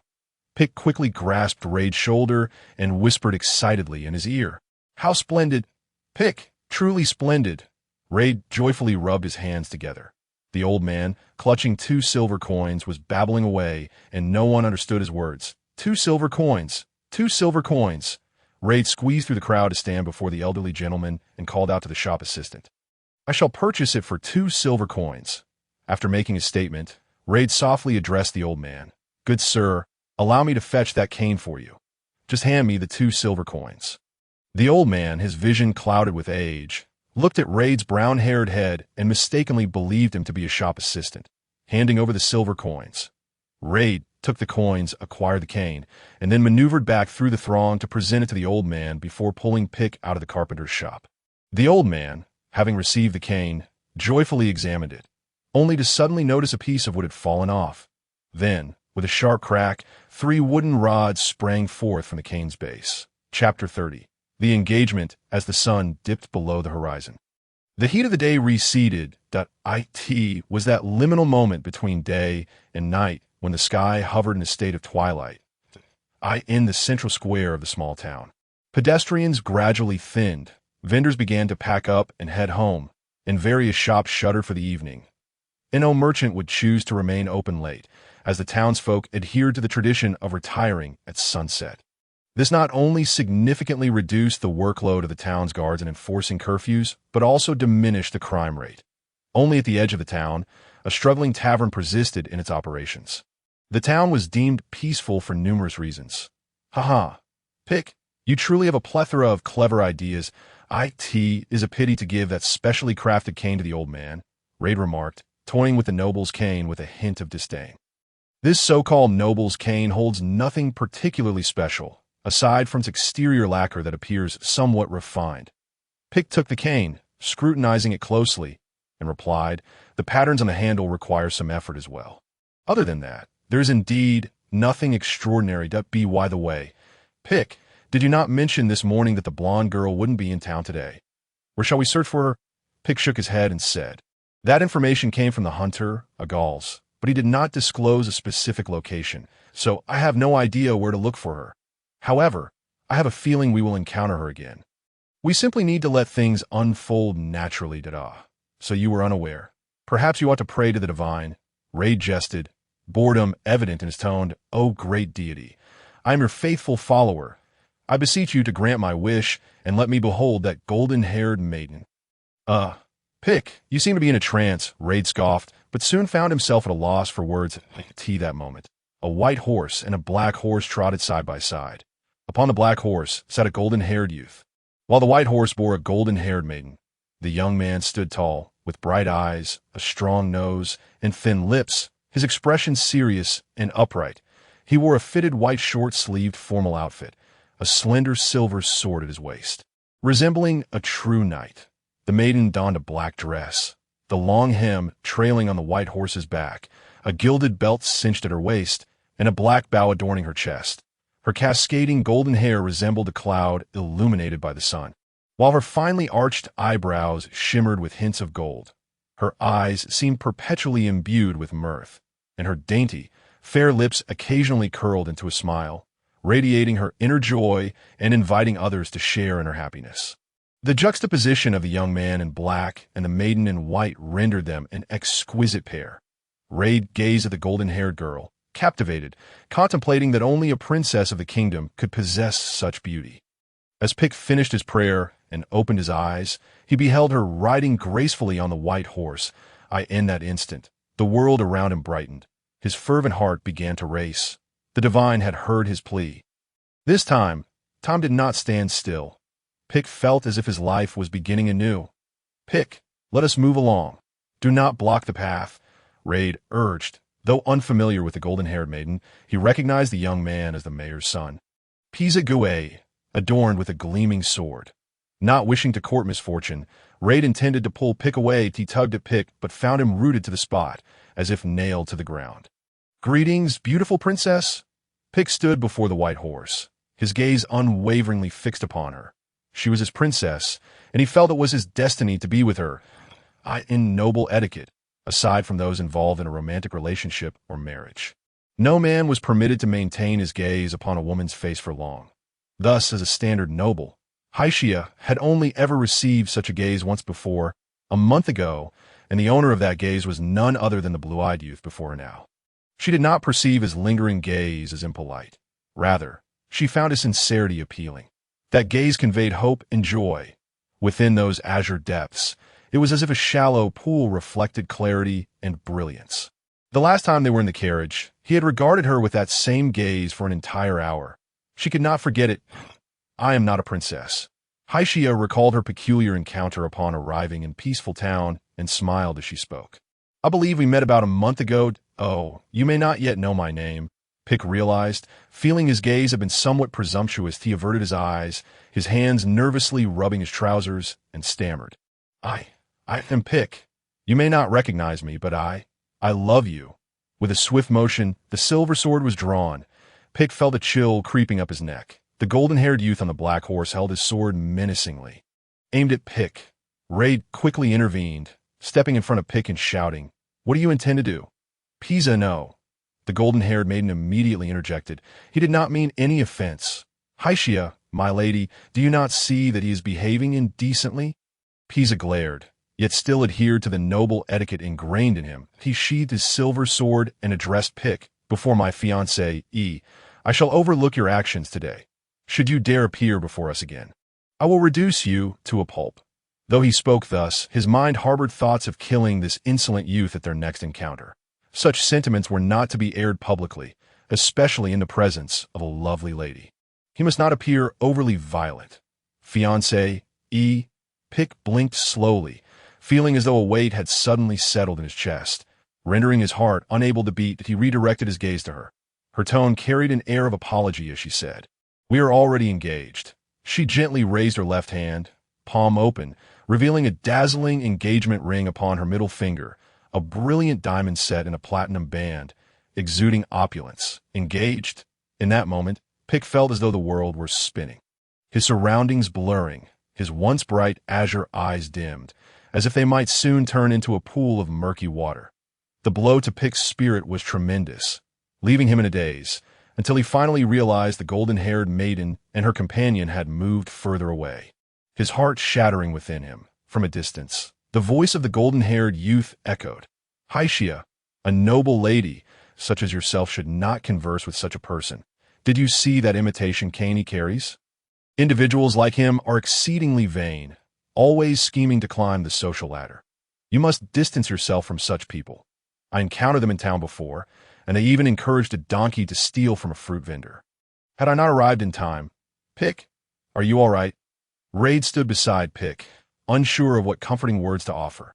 Pick remained silent, his head bowed, appearing as if he were standing in a stupor. Suddenly, he burst into laughter, the sound muffled, and then murmured, "I wasn't frightened into a stupor by the forest wolves before. I thought you had grown strong, yet now you crumble for a woman. What a pitiful fellow. Perhaps it's for the best. I too should stretch my legs a bit. Ha ha!" Suddenly, Pick raised his head and burst into laughter, exclaiming, "Pick, what do you mean by that?" A wicked smile curled at the corners of Pick's lips. His eyes, dark as ink, narrowed slightly as he spoke to Ryder in a low voice. "Do not attempt anything against me. You know it would be futile. That be why the way. Do not call me Pick for the time being. Refer to me as Zhu Tian." Chapter 31. Aunt Ekfi, I am called Pick, though you may not recognize me, and I love you I love you. His laughter echoed. "Oh, you pitiful soul, such a shallow confession truly amuses me." Zhu Tian laughed maniacally. Ryder stood beside him, utterly dumbfounded. It was the first time he had witnessed what was termed a soul transformation, which occurred in an instant. He had anticipated that Pick would undergo a torturous struggle, complete with shrieks, roars, or convulsions, before achieving such a transformation. Has Pick fallen in his slumber? Ryder took a step back, maintaining his distance from Pick. Are you frightened? Fear not. I promised Pick I would not harm you. I apologize for the incident involving your grandfather the last time. Were it not for your presence within Pick's body, I would have torn you to shreds." A cold laugh escaped Zhu Tian's lips, dismissing Ryder's threats with utter indifference. "Hey, where are you headed?" "Of course, to assist that cowardly fellow in pursuing women. But you are walking in the opposite direction. What do you understand? Do not attempt anything outrageous while Pick is in slumber. I will be watching you. Then feel free to watch." As the sun dipped below the horizon, ushering in the evening, Zhu Tian appeared remarkably spirited. Humming a tune as he walked, he spotted Aunt Ekfi, who was packing up her stall, and greeted her.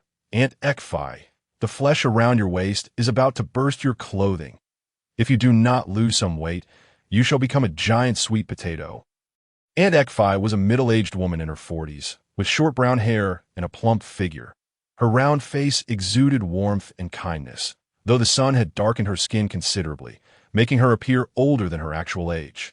Pick and Ryder often visited her as children to pilfer roasted sweet potatoes. Knowing they were orphans, Aunt Ekfi never truly scolded them, occasionally allowing them to steal Pick, you little rascal, daring to tease me." Aunt Ekfi, unaware that the Pick before her was not the same as before, seized a roasted sweet potato from the stove and hurled it at Pick's head. Quick as a flash, Pick caught the sweet potato with agility. "Thank you, Aunt," he exclaimed. "Ha ha! Ouch, it's hot." Observing Pick dance about in pain from the hot sweet potato, Aunt Ekfi doubled over with laughter. Zhu Tian made a fierce face at Aunt Ekfi, and as she approached to catch him, he laughed and dashed away. Ryder followed behind, shaking his head, thinking to himself, "Zhu Tian has not changed a bit. He remains the same rogue as in childhood." Before he could finish his contemplation, he felt a large hand grasp his clothing. It was Aunt Ekfi. Unable to catch Pick, she had seized Ryder instead. "Please, Aunt Ekfi, I meant no jest," Ryder pleaded, aware of the natural fear he held towards her from their childhood antics. Aunt Ekfi smiled kindly and handed him a cloth bag, saying, "Every year, you and Pick come to help me repair my house, and I have yet to thank you. Take this bag of sweet potatoes. They are freshly roasted today, enough for you to last a week. Come back for more once you finish." Ryder was momentarily taken aback, then sighed, "I caused you so much trouble as a child." Touched by her generosity, He had been famished after a long day, yet felt awkward accepting her gift. After much hesitation, he finally succumbed to Aunt Ekfi's warmth and accepted the bag of sweet potatoes. After walking a while, he saw Pick standing in front of a fruit stall, which happened to be the same one frequented by the He Jiao last time. The stall owner, a short man in his 30s with a thick southern accent, was beginning to pack up as dusk approached. Pick approached the stall and inquired, "How much for the durian?" As he asked, he picked up an apple from the stall and wiped it before taking a huge bite. Durian is the most expensive fruit, and due to its rarity in the north, fruit vendors often inflated its price. The vendor, thinking he had a big customer, did not recognize Zhu Tian and paid no mind to him eating an apple. As apples are the cheapest fruit, 1 copper coin could buy a whole basket. After a moment of surprise, the vendor blurted, 1 copper coin for a durian. Zhu Tian composed himself and smiled. "What about dragon fruit?" "I have 5 left. You can have them all for 1 copper coin. And peaches, 1 copper coin for 5 at watermelons. 1 copper coin. Are you buying or not?" "Why are you asking so many questions?" The vendor was losing patience. And upon seeing Pick pick up a second apple, he sensed something was amiss. Zhu Tian frowned. Biting into the apple, he shouted, "What s with your attitude? Pack it all up for me. I want it all." "I am sorry. I'm sorry." Realizing he had encountered a big customer, the vendor's demeanor shifted, his eyes squinting with delight. "I'll get it all packed for you right away." The vendor hurriedly packaged the durian, dragon fruit, peaches, and watermelons. Even retrieving a watermelon he had already packed up, sweating profusely, before turning to ask, "Are these sufficient for you?" He looked around, but there was no sign of anyone. After a moment of confusion, he suddenly felt something was off. The boy in the blue hat looked eerily familiar. Memories of being kicked by a donkey flooded back. Soon, he realized he had been tricked, his face turning crimson with rage, his hair nearly standing on end. Just then, Ryder approached, thinking Pick's scheme was clever. He could eat fruit without spending a dime that he feigned curiosity, asking, "How much for the durian?" As he reached for an apple on the stall, he found nothing but empty space. The apples had all been whisked away, and an enraged roar enveloped him. "Get out!" Ryder was struck with terror, wiping the spittle from his face as he hurriedly fled. At the entrance of his home, Ryder saw Pick stuffing an apple into Da He Jiao's mouth, saying, "Make sure to eat well. When you're full, the roasted donkey meat will be delicious too." Upon hearing this, Da He Jiao, as donkey head, was momentarily bewildered. It looked at Pick and instinctively took 2 steps back, sensing something was amiss. "You cannot move it." Ryder rushed in front of Da He Jiao. Fully aware of Zhu Tian's long-standing craving for donkey meat, he recalled their childhood when there was no meat to eat at home, and after Zhu Tian awakened, he obsessively pondered how to cook Da He Jiao, constantly muttering, "Heavenly dragon meat, earthly donkey meat." Zhu Tian held half an apple in hand, disregarding any remnants of Da He Jiao as saliva, took a couple of bites, and tossed it to the ground before ignoring Ryder and walking into the courtyard. In the courtyard, Ryder's grandfather lounged in a rocking chair in front of the main house. Upon seeing Pick return, he admonished, "Why are you wandering about instead of chopping wood at home? You've hardly worked this month. I've decided to dock you 2 copper coins at the end of the month." The old man closed his eyes, comfortably stretching, and sighed. Every month he would pay Pick 3 copper coins, with half the month gone. Pick had not worked a single day, yet he only decided to dock 2 coins, feeling overly lenient. Just as he was about to doze off in his rocking chair, he sensed something was amiss. In a daze, he opened his eyes to find a face hovering close. The dark eyes of that face seemed to merge with the night. In an instant, cold sweat broke out on the old man's forehead. He sprang up from the rocking chair with agility, rolling and scrambling into the main house. With a loud bang, he slammed the door shut, even locking it with a rustling sound. After a moment of silence, a voice filled with fear emerged from within. "Ryder, Ryder, where are you? Keep an eye on that unstable fellow. He's gone mad again." The grandfather observed as Pick grew from a child, acutely aware that there was something peculiar about him, yet unaware that within Pick resided 2 souls.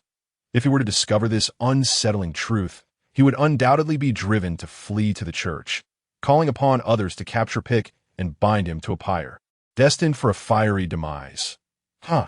Watching the old man in such a state of disarray, Zhu Tian could not help but laugh uncontrollably. Chapter 32. the statue Zhu Tian meticulously arranged his hair, gathering his unruly brown locks at the back of his head. After a good half-hour of effort, he finally managed to tame the disarray atop his head to a semblance of cleanliness. He then took a razor and carefully groomed his beard, his chin gradually becoming smooth under his deft strokes. Upon glancing at the mirror, he squinted his eyes in appreciation. Perfect at this hour before dawn. Reed had not slept a wink throughout the night in order to fulfill his mission of watching over Zhu Tian. He was so utterly exhausted that he had succumbed to slumber while seated beside Zhu Tian. With utmost caution, Zhu Tian stepped over Reed, striving not to rouse the bothersome fellow. As he slowly opened the door, "Do not leave." Zhu Tian rolled his eyes, turning back only to find Reed still with his eyes shut. Muttering in his dreams, he retrieved the garments hanging on the wall and pulled out the tail of the golden serpent from beneath the table before stepping outside. It was the early hours of the morning, and the air still bore a lingering warmth.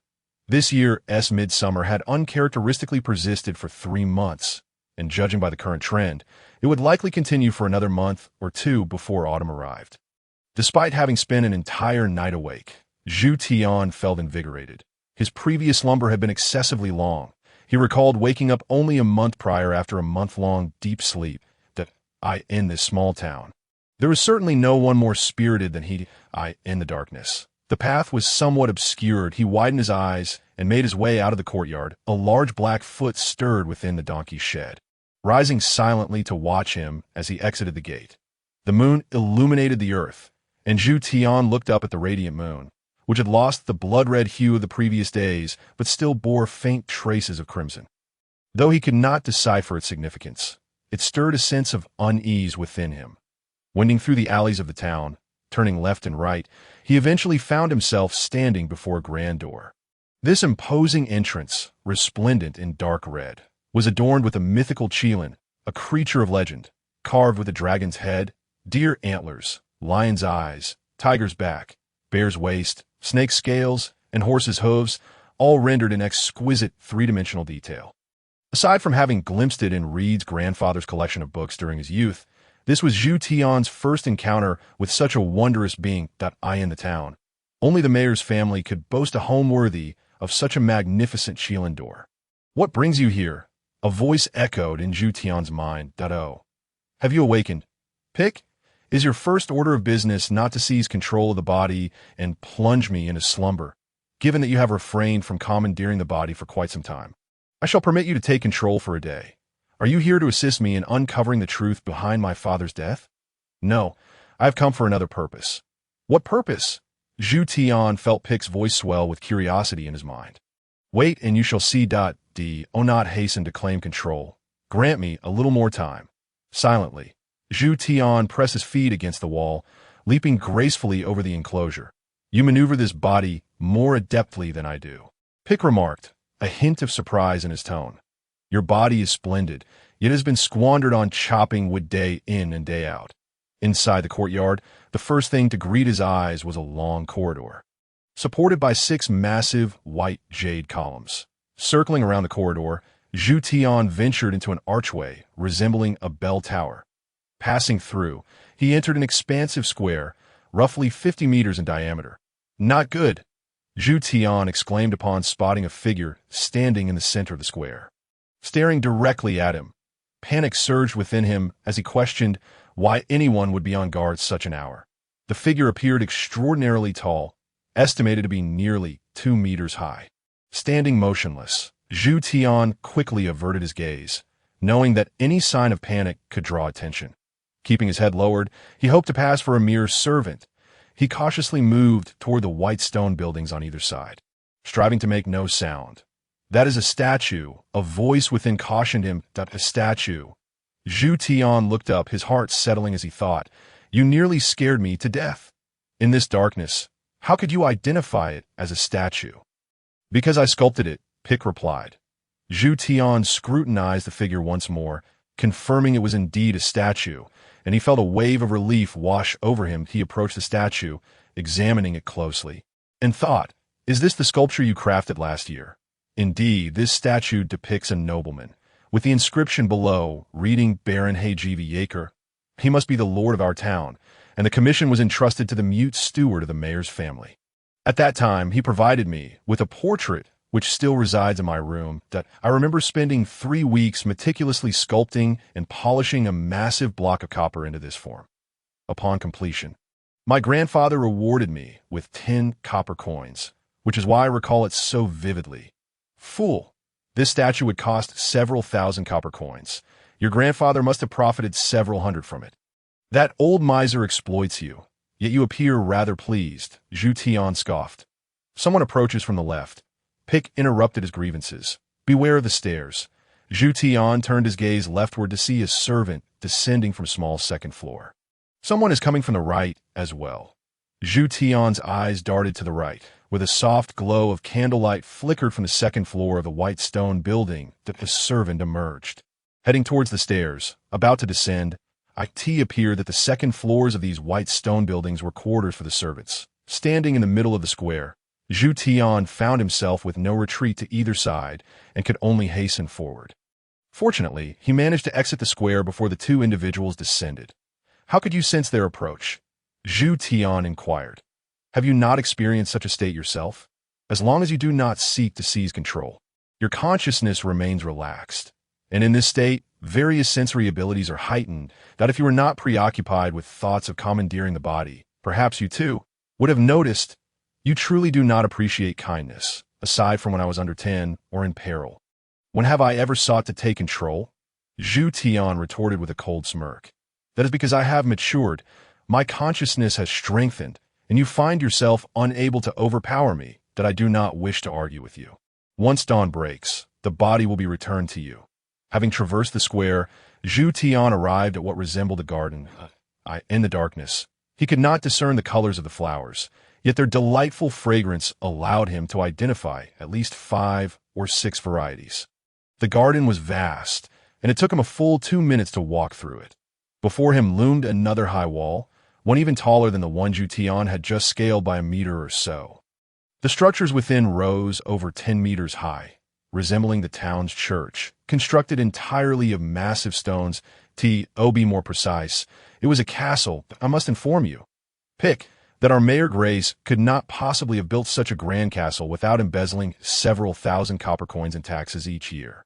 Can you fathom a small town mayor possessing a castle within the town? Furthermore, he was merely an ordinary farmer a decade ago. You may have overlooked a detail. Our noble lord of the territory has exempted the town from taxes for 3 years. What are you trying to imply? Oh, is that so? I wish to convey that your father's death is undoubtedly intertwined with Grace. Do not forget that Grace, as a close friend of your father, frequently accompanied him into the mountains to fell timber. Just a year after your father's passing, Grace ascended to the role of mayor and gained control of the gold mine in the Dolong mountain range. While I currently lack concrete evidence, the facts are glaringly apparent. Are you suggesting that my father and he discovered the gold mine simultaneously, and that he sought to monopolize it? Yet you previously claimed your purpose for coming here was not to investigate this matter. Certainly not, Zhu Tian replied with a sly grin, his eyes narrowing as he added, what I intend to do next, I hope, will not come as too great a shock to you. Chapter 33. The Golden Ocean at certain moments. Such as now, Haixia felt herself teetering on the brink of depression. Clad in her nightgown, she languidly reclined in the corner of her bed, one hand holding a silver needle while the other supported an embroidery cloth. Gazing at her work with a furrowed brow of frustration. Born into a noble family, she had been trained in the intricate etiquette of aristocracy from a young age, which included needlework. After an entire night of embroidery, her skills still remained woefully inadequate. She glanced at her crooked embroidery, seeking a remedy for her handiwork. Ultimately, with a resigned blink, she cast the embroidered fabric aside and reached for a new piece. Pressing her lips together, she stifled the pain radiating from her fingers. This marked the 4th time she had pricked herself, yet she remained steadfast in her belief that she would ultimately succeed. Once Sister Dooms said to her, "Only fingers that bleed can create the most exquisite works in this world." Casting a pained glance at her wounded fingers, she recalled Sister Doom's words, feeling a flicker of solace within her heart. Though Sister Dooms would never mock her craftsmanship, she still pursued perfection with fervor. As night enveloped, the air remained thick with the heat of summer. Beads of sweat began to trickle down her forehead. Strands of golden hair sticking to her temples. Oblivious to the sweat pooling at the tip of her nose, all her focus remained on the needle in her hand. Unbeknownst to her, a brilliant tulip gradually took shape on the fabric. She gazed at her creation, feeling a twinge of dissatisfaction, though the vibrant golden hue brought her a modicum of joy. This was her 11th piece. The antique and costly Namu bed was strewn with embroidered fabrics, each adorned with tulips of varying sizes, some just beginning to bloom, others partially opened, and some fully blossomed like radiant suns. She felt akin to a princess, immersed in the floral sea she had crafted. Oh, the toil of a working woman! Once again, I have labored through the night. She recognized that her relentless pursuit of perfection bordered on obsession. The thought of not stitching a flawless tulip made sleep seem a distant luxury. Miss Haijia, came a soft call from Sister Dooms outside. Startled, Haijia hastily tossed her fabric aside, lying down and pulling the thin blanket over her head. The door creaked open, and Sister Dooms peered in. Clad in a nun's habit that enveloped her figure, revealing only her gaunt face, Sister Dooms, a middle-aged woman in her 40s, had cared for Haijia since her birth, and a bond akin to family had formed between them. Miss Haijia, I know you were pretending to sleep, she said, as two crescent-shaped eyes peeked out from beneath the blanket, seemingly smiling. Haijia mumbled through the fabric. Why do you always find me out, my dear? I've been caring for you for 20 years. Do you think I don't know what you intend? Embroidery is not mastered in a day. You have only been at it for 3 days. And your progress is already commendable. We have traveled such a long and bumpy road to arrive here. After your hot bath, how delightful it would be to enjoy a restful night's sleep. Do not push yourself so hard. You have not slept well for 3 days, yet you still manage to smile brightly during the day. I cannot fathom how you do it. Though Sister Dooms spoke with a hint of reprimand, her tone remained gentle. All right. Haijia blinked, attentively absorbing every word. I shall sleep right away. With that, she pulled the blanket over her head again. Sister Dooms thought to herself that Haijia approached everything with such seriousness. If she had not mastered or completed something, she would toil endlessly until it was done. Concerned, Sister Dooms pondered whether Haijia might endanger her health through such relentless dedication. The wall lamp was extinguished, followed by the sound of the door closing. Haijia peeked out from under the blanket, her large eyes darting around the room, wary of Sister Dooms' sudden return. Once she confirmed that Sister Dooms was indeed gone, she quickly relit the lamp. However, she soon froze, realizing her folly. If she illuminated the lamp, Sister Dooms would undoubtedly discover her wakefulness. She blew out the lamp once more, plunging the room back into darkness. Relying solely on the moonlight, stealthily, she approached the window and gently opened the wooden shutters, which creaked as they parted. A cool breeze wafted in, and she closed her eyes in bliss. The air was infused with a sweet, alluring fragrance reminiscent of fruit atop creamy cheese, enveloping her in a profound sense of happiness. What a delightful scent! Following the aroma, she greedily inhaled, leaning her head out of the window. The garden lay beyond the castle. She had not expected such a fragrance to reach so far, drifting into the castle itself. Peaceful Town was truly a place that could bring joy. A smile spread across her lips as she slowly opened her eyes, only to be struck dumb. She blinked vigorously, ensuring she was not dreaming. What was that? Before her lay a golden sea, illuminating the night. The golden hue brightened the darkness. In that moment, she felt as though she resided upon a golden ocean, lost in a dreamlike reverie. Following the floral scent, she scrutinized the golden expanse below, realizing it was not a true sea, but a vast ocean of golden flowers.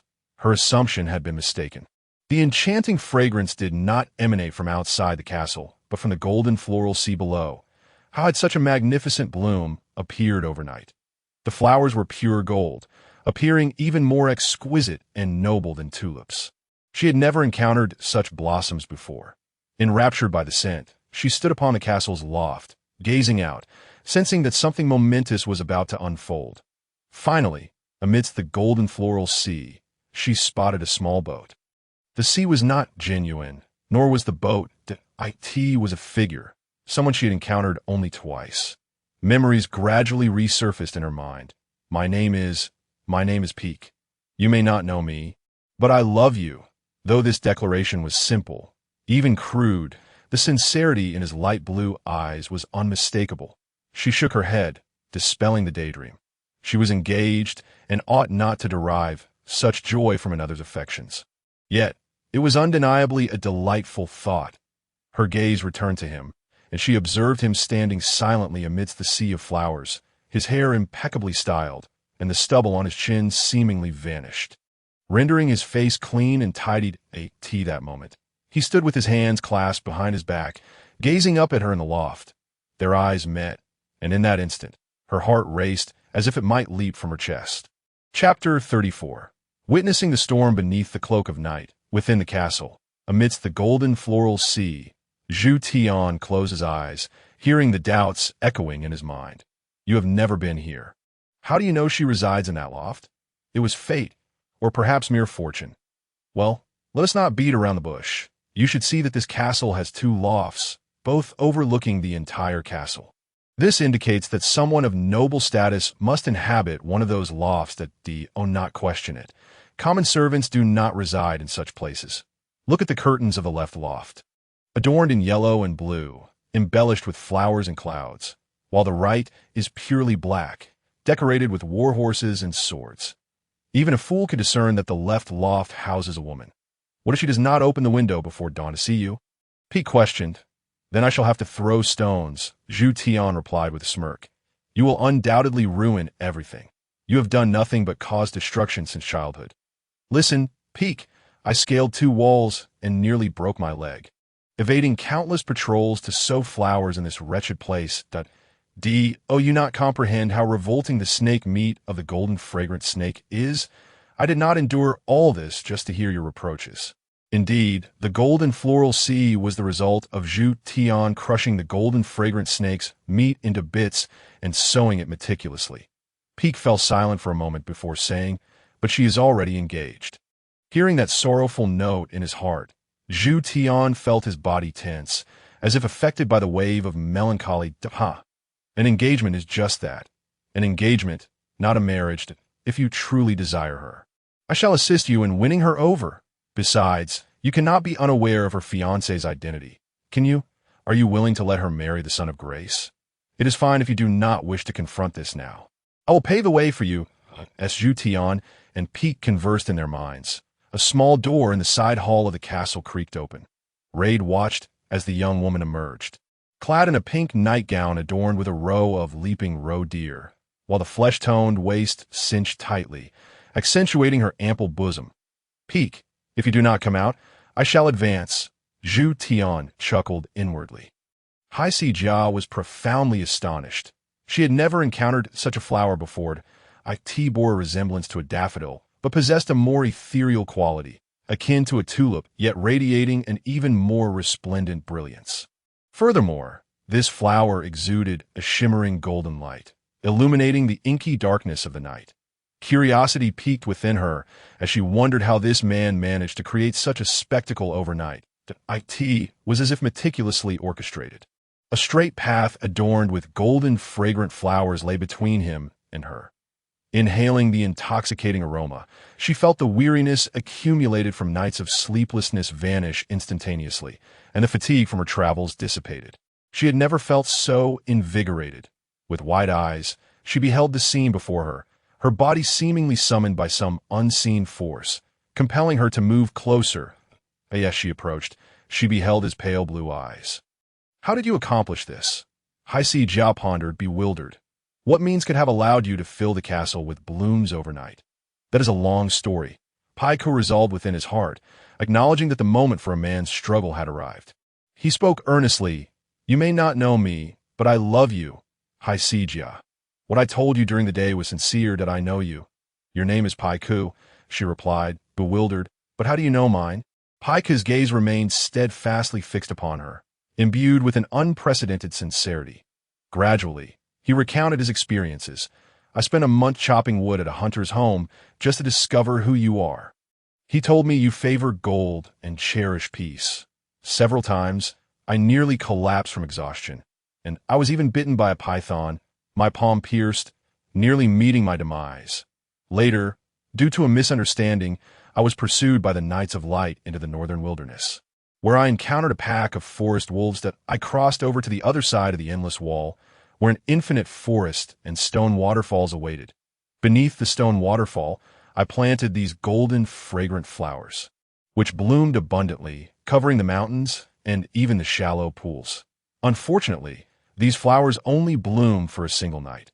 Once the sun rises, they wither away. Subsequently, I rescued the Wolf King. You cannot fathom how immense he appeared. I struggle to describe it. After a long journey, I finally emerged, and being able to speak with you makes it all worthwhile that I realized my life's mission the moment I first laid eyes on you in the carriage. Paiku spoke at a measured pace, his gravity palpable, as if he could recount every experience of his life to her given the time. I'm sorry. I don't know why, Haisi Jia said, inexplicably willing to believe his extraordinary tales. Yet soon, she found herself amused by her own thoughts. How could an ordinary person encounter such bizarre experiences in merely a month? Such occurrences seemed too fantastical. Reserved for fairy tale princes, she was already engaged, a ring adorning her finger. You seem to misunderstand me. Look, I am indeed engaged to Pisagay. I will remain faithful to my betrothed, that my name is Haisi Jia Yake. The Yake family never betrays their vows. Haisi Jia sensed the undeniable sorrow in his gaze and continued. However, because of today's golden sea of flowers, I am willing to be your friend. I truly do adore gold. The moment her words fell, Zhu Tian's voice echoed in Paiku's mind. Paiku, mere words are futile. This girl is stubborn as a mule. Did you notice her surname? She shares a surname with royalty. She may not even be an ordinary noble. I advise you to embrace her now. Then kiss her. Otherwise, you may never get another chance. You need not apologize. I should be the one to apologize. I should have seized that opportunity when I first met you a month ago. That I am now the happiest person you have ever encountered. Pai could disregard the voice in his head, yearning to say more, but faltering, recalling the spirited demeanor of the golden-haired youth. Perhaps he truly could bring her happiness. Then, congratulations are in order. I apologize for the intrusion. As if by magic, a bouquet suddenly appeared in his hands. 10 exquisitely crafted golden fragrant flowers from a sea of blooms. He lowered his head, avoiding her gaze, and slowly turned to leave the scene. Stop! This is not amusing. Do not mock him. Haisi Jia did not call out to Paiku, but instead turned to halt Sister Tori's quiet jeering. She gazed at Paiku's retreating figure, murmuring, Poor child, such a coward. He should not have entrusted his heart to you. What a splendid opportunity. Zhu Tian's voice reverberated in her mind. I could see that moment. Paiku's mind was a blank canvas. Despair surging within him once more, he felt every muscle in his body spasm. His steps faltering, the only thing he could do was suppress the burning ache in his nose, preventing it from spilling into tears. It seems you require a moment to accept the failure of your mission. Zhu Tian lamented silently in Paiku's heart, adding, a ridiculous mission. Perhaps being with her would bring him happiness? Yet, there was also the possibility of unhappiness if he... No, only I can provide her with enduring happiness. The ship has set sail, yet a storm looms ahead. Only a fool would persist onward. Even if the wooden cart experiments fail time and again, he would persist. Even if the hunter forced him to chop wood daily, pursued by the Knights of Light and taken captive by forest wolves, he would persist. Even if she rejected him, he would steadfastly endure. He had always been that fool charging into the storm, driven by a sense of purpose. Suddenly, a resounding shout echoed within the mayor's castle, reminiscent of a proclamation heralding victory, brimming with hope. Haisi Jia Yake, I love you. I shall marry you. Haisi Jia turned in shock, her eyes widening in disbelief as she gazed at the figure standing amidst the sea of flowers. Not long after those words were spoken, the lights of the entire castle illuminated, transforming the once dreary stronghold into an ancient giant awakening from a long slumber. Paiku stood alone before the castle, like a solitary boat facing a tempest. A gust of wind swept through, causing waves to surge through the golden ocean. Many golden, fragrant flowers lifted into the air, scattering like omens of the storm's approach. That I suggest you leave now. Fleeing with the speed of a black-footed escape from the Knights of Light, Zhu Tian exclaimed in astonishment that Pai Ke's courage was something he could have never anticipated, though in his eyes, such bravery bore a resemblance to folly. Upon setting sail, discovering the storm ahead, only a fool would continue onward. Chapter 35. A night of violence. Haisi Jia seemed to foresee what was about to transpire, hastening towards Pai Ke, urging, "You must go." Haisi Jia. A voice suddenly called out, and a golden-haired youth emerged from the castle's grand entrance, flanked by a butler and servants. Haisi Jia anxiously addressed Pai Ke. "It's Pisa. Promise me, do not engage in a fight." She detested the sight of conflict above all else. "If that is what you desire, I swear I shall not," Pai Ke vowed earnestly. The golden-haired youth strode forth, trampling countless golden fragrant flowers beneath his feet. "What are you doing? She's my girl, mine." Haisi Jia interjected, "Pisa, promise me. Do not fight." "I did not realize she was already taken," Pai Ke explained helplessly as Pisa seized his collar. Bang! Before Pai Ke could finish, a fist struck his face. He was sent reeling, clutching his nose. Haisi Jia gasped in shock, covering her mouth with her hands. "What's wrong? Are you just going to stand there? Fight back. I warned you. If I see you again, I will turn you into a pig's head. Come on. I'll give you the chance to retaliate. Rest assured, I will not do that." Pai Ke replied. Haiske's cries not only failed to halt him, but rather incited him to greater fury. He mounted Pick, raining down blows upon him. Pick met his gaze resolutely, only to be met with a punch that sent his face askew. When Pick turned to face him again, another fist followed. A groan escaped Pick as he was yanked from the ground, and just as he was poised to deliver a crushing blow, Heiske rushed to their side, brandishing the engagement ring between her thumb and forefinger, thrusting it before Pisa, exclaiming, "Pisa, I shall not marry a man like you." "What?" Pisa questioned, raising his fist in confusion. "What are you saying?" "Not marrying me. Do you intend to marry him instead?" A wave of bitterness surged within him, and at that moment, he longed to extinguish the life of the loathsome brat before him. "You vowed to become a knight of light, yet your current demeanor is profoundly disappointing. You lack the spirit and decorum befitting a knight of light." Heiske cast a glance at Pick, noting the dark purple bruise forming at the corner of his eye as he hung weakly from Pisa's grip. She proclaimed with conviction, "Though he is a stranger, he possesses more gentlemanly qualities than you.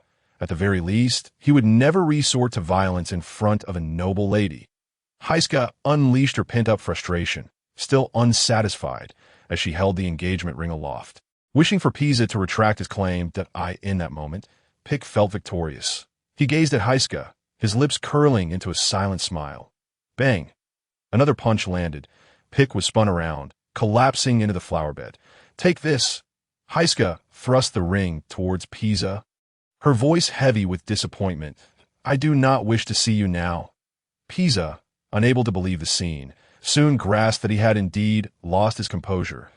He was no nobleman, yet in his pursuit of marrying Heiske, he had studied the etiquette of the gentry for a week, fully aware that violence stood in stark opposition to such decorum, which all noble women deeply abhorred. Pisa Gue seized the engagement ring, casting a fierce glance at Pick, his murderous intent unmistakable, before turning on his heel and striding back towards the castle. Pick struggled to rise from the flower bed, momentarily dazed, catching sight of her sitting amidst the blooms, pursing her lips in his direction, and he laid his hands behind his head, silently chuckling as if he had not just been beaten. Gratitude began to swell within him for the hunter. Agals, she cherished gold, adored peace, and detested violence. Information imparted to him by Gauls, though seemingly trivial, he had etched these details firmly in his mind, simply because they pertained to her. Of course, that was all he knew. He was willing to spend his remaining days learning more about her. Pick's smile was infectious, and seeing him so joyful caused Heiske to smile in return. Beneath the dawn sky, amidst the sea of flowers, one lay while the other sat, exchanging knowing smiles.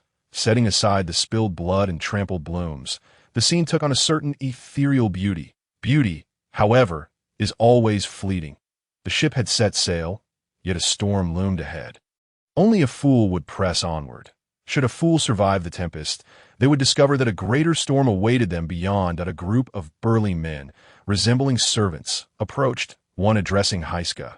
Miss, please calm yourself. The young master has sent us to convey a message. He apologizes for his earlier indiscretion and hopes that the engagement between our families remains unaffected. For a friendship of 5 years has been established between our households. Furthermore, this person should not have been here. While he entered the castle without permission, such rudeness is unwarranted. The young master expresses deep regret for his boorish behavior and has instructed us to take this individual to the hospital, cover his medical expenses, and compensate him with 10 silver coins, after which we are to escort him home. Heiska reflected on her earlier impulsive act of returning the engagement ring, realizing she might have acted rashly. The servant made a compelling case. They must expedite Pick's trip to the hospital, prompting her to step aside. The servants quickly hoisted Pick, leading him toward the castle's exit. Pick maintained his cheerful demeanor, his gaze fixed on her, radiating happiness. "Stop grinning foolishly. You'll soon receive another beating." Zhu Tian's voice jolted Pick from his reverie. "They just said they would take me to the hospital and compensate me with silver coins." A cold chuckle echoed in Pick's mind, sending shivers down his spine. "Are you suggesting they were lying?" He swallowed hard, pondering whether Pizigue could truly be so malevolent. "Pick, you are indeed too naive.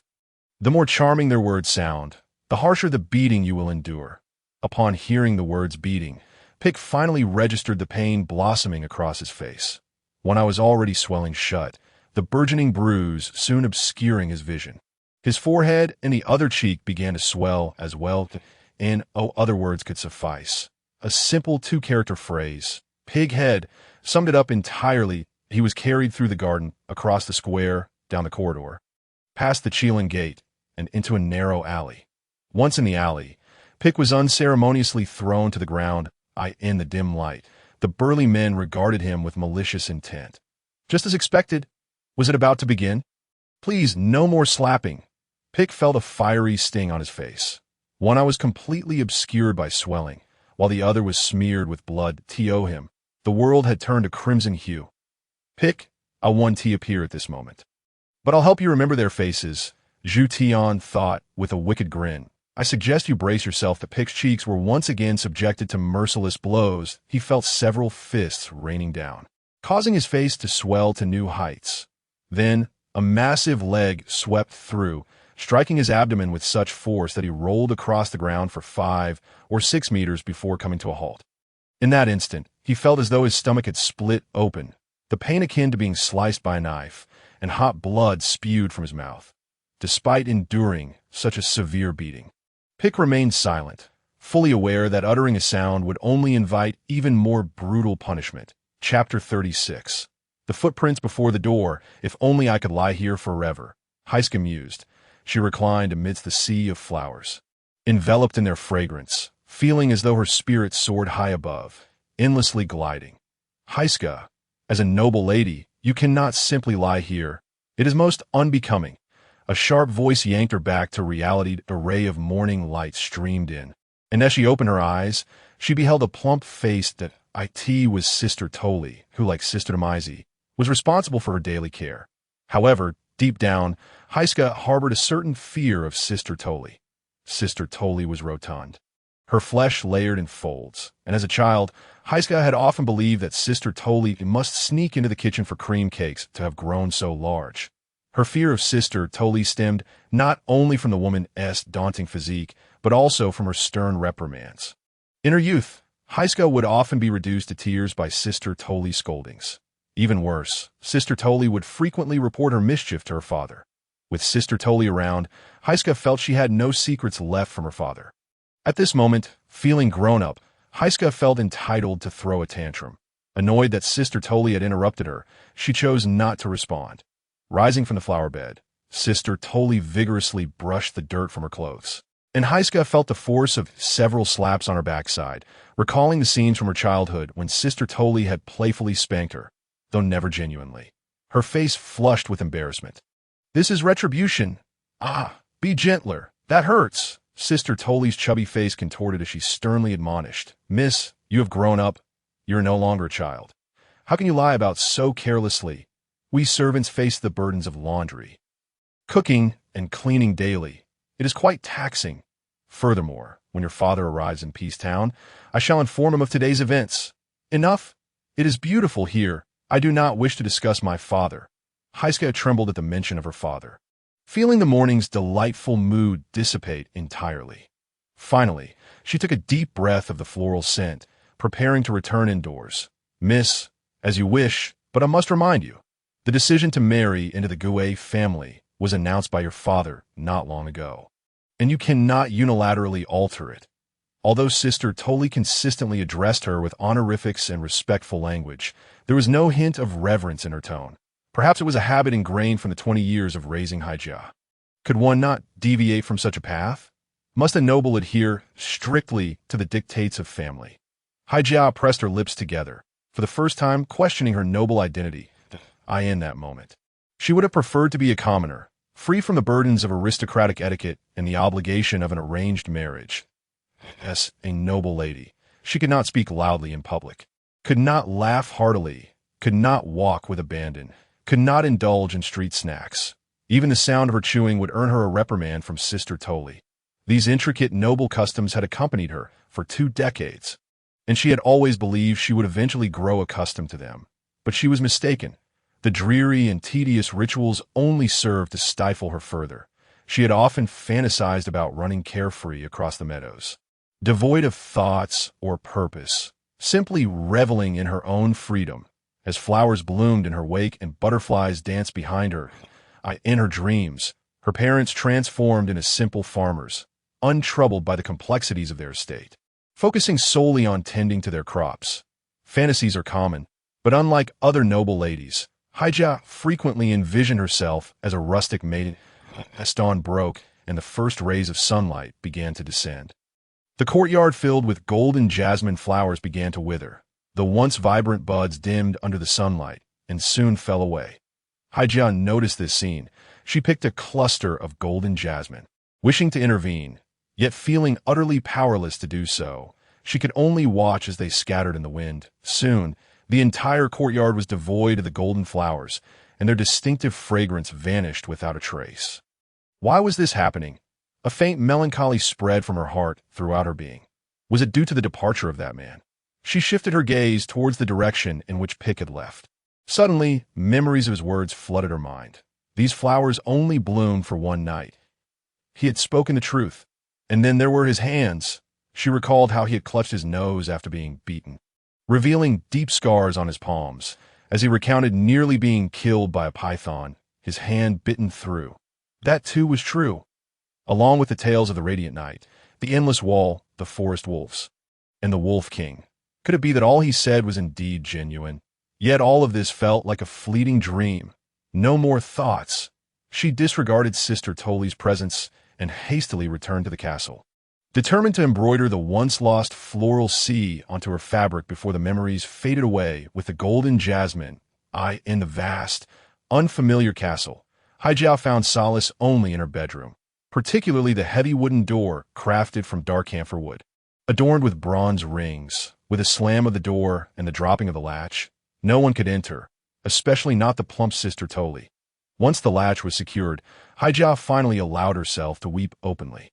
Her father had married her off to the mayor's son for the sake of family interests, without ever consulting her. Though the mayor's son appeared somewhat handsome, today's behavior had left her utterly disillusioned. She settled by the window, sniffling as she picked up her embroidery fabric, her thoughts chaotic as she contemplated the fate she could not choose, rendering her incapable of continuing her work. The sound of knocking echoed at the door. "Miss, are you all right?" Sister Toli called out. "Are you in there? I brought you something to eat." "Not here," she shouted, unwilling to see the plump nun, and fell silent. The knocking ceased, and moments later, she heard Toli's footsteps retreating. Sister Toli was easily deceived, unlike Sister Demay, who could always see through her schemes. Golden jasmine. Haijia picked up the embroidery fabric, yet felt utterly at a loss. Realizing how foolish she was, she recalled the young man with blue eyes and the sight of his battered face. A louder knocking resumed, and dread gripped her. It was Sister Toli returning, realizing her ruse. "Miss, open the door immediately. There are several men's footprints at your doorstep. I need to check." "Do you hear me?" Haijia sprang to her feet, tightly gripping her embroidery needle. Quickly realizing that Sister Toli was attempting to trick her into opening the door, She had fallen for that scheme once before at the age of 10 and would not be deceived again. Soon, the knocking ceased. Give it up. You won't trick me again, that I shall not see you. She returned to the window, her heart no longer in her work as she gazed down at the courtyard. She regretted not asking how he had managed to cultivate golden jasmine. If only she could discover the secret to growing them herself. If she could find a way to grow golden jasmine, she could sleep every night amidst a sea of flowers, becoming a flower sprite, escaping the fate of an arranged marriage, fleeing the castle, evading Sister Toli and that rude Lord Pisa, distancing herself from everyone. And she would sneak some food from the kitchen, prepare her belongings, and perhaps take along some gold coins. No, better to leave the gold. A flower sprite lives in the forest, free from such needs. It would be wise to remember to bring some soap, for bathing would still be necessary in the woods. A sigh from within the room jolted Haijia from her daydream, and then she heard a strange noise from behind the curtains. With the newly risen sunlight, she glimpsed a large silhouette emerging from behind the drapes. Recalling Sister Toli's earlier words, she hurriedly sprang to the door, but it seemed she was already too late. Chapter 37. Baron Heijivi Haijia wished to flee, yet it was too late. She had no knowledge of how the shadow had entered, nor when it had begun to conceal itself behind the curtains. What she could ascertain was that the imposing figure was undoubtedly a man. A powerful force seized her from behind, and she felt a cold hand cover her mouth. "Do not be afraid. It is I," a deep voice whispered in her ear. The tone was familiar, and Haijia recognized it immediately. "Father." The restraints on her body seemed to dissolve, and as she slowly turned, she beheld a familiar face. "I am sorry, my daughter. Are you well?" A tear escaped Haijia's eye, born from fear, but now she felt no fear. This man would only protect her and would never harm her. She rushed into his embrace, tears streaming forth like a dam breached. "Father, how did you come?" "I thought you were headed north." Baron Heijivi sighed. "Indeed, I was to journey north, but I passed near Peacetown tonight, as the commander of the army. I cannot leave my troops without cause, so I slipped away to see you." Haijia bit her lip, speechless, yet her heart swelled with gratitude. Just then, a knocking echoed from outside, not only from Sister Toli but also from Sister Demei. "Miss, are you all right?" Sister Demei inquired. "That I'm fine. I need to sleep for a while. Do not disturb me." The knocking ceased, and silence enveloped the outside. "I have never liked Sister Toli. I have disliked her since childhood." Haijia complained. "She has always been so harsh. Do not speak so," her father replied sternly. "The nun is merely fulfilling her duties. God knows the trials they endure in their daily devotions. Your mother and I asked her to guide you into adulthood. And you have blossomed into a refined young lady. Largely thanks to her efforts, I could have managed perfectly well on my own." Haijia pouted, turning her head away. "I've grown up. I do not need anyone to take care of me." Suddenly, her father enveloped her in his arms. She turned to him, burying her face in his chest as he held her tenderly. "Do not speak like that, my dear child." He murmured. "That I know your heart is kind, and you wish not to burden others. I want to leave this castle." Haijia confessed through her sniffles, her cheeks flushed. "I am not ready to marry. I feel nothing for him. He knows noble etiquette, yet remains so rude." "He is a man," her father replied. "Do you truly believe men should be sewing and embroidering at home?" Haijia was a loss for words. Yet, she felt like a child still, despite knowing she was 20. She felt she had never truly matured. "Pisa is quite handsome," her father remarked with a smile. "That I could see your fondness for him when you first met, the last time you visited his home. His horse spooked and you sprained your ankle on the way. He personally went to the church and bought 10 bottles of holy water for you. But you must have seen just now." With an unwilling expression, she said, "I told him to stop, to cease his actions, yet not only did he disregard my pleas, he obstinately continued his assault.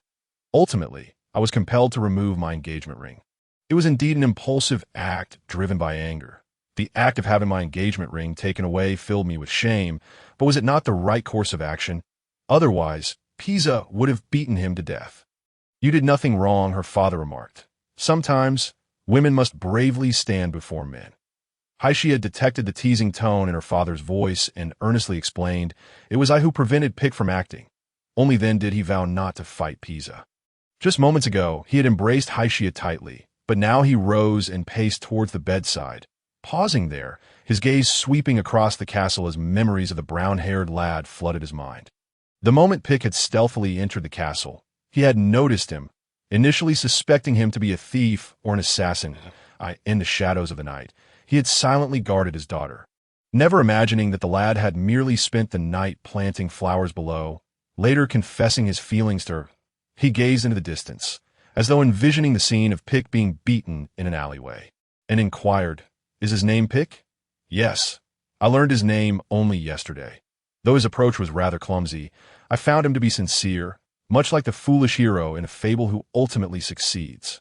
He gives me a sense of trust." The mention of Pick, Haishia recalled the youth who had boldly professed his feelings amidst a sea of flowers. Her cheeks flushing, he confessed his feelings for me. Although I'm already engaged, I cannot fathom why I feel happy about it. I realize that such feelings are quite shameful. Perhaps I shouldn't dwell on them. Perhaps every girl feels this way when confessed to. Turning back, her eyes filled with concern, she sat on the windowsill and removed the golden medal symbolizing their family crest from her chest. "Haishia, sit down. There are matters I must attempt to clarify with you." She anxiously perched on the edge of the bee. T20. "You are at your most beautiful age and should be welcoming a blissful marriage. I never wish to burden you with my worries."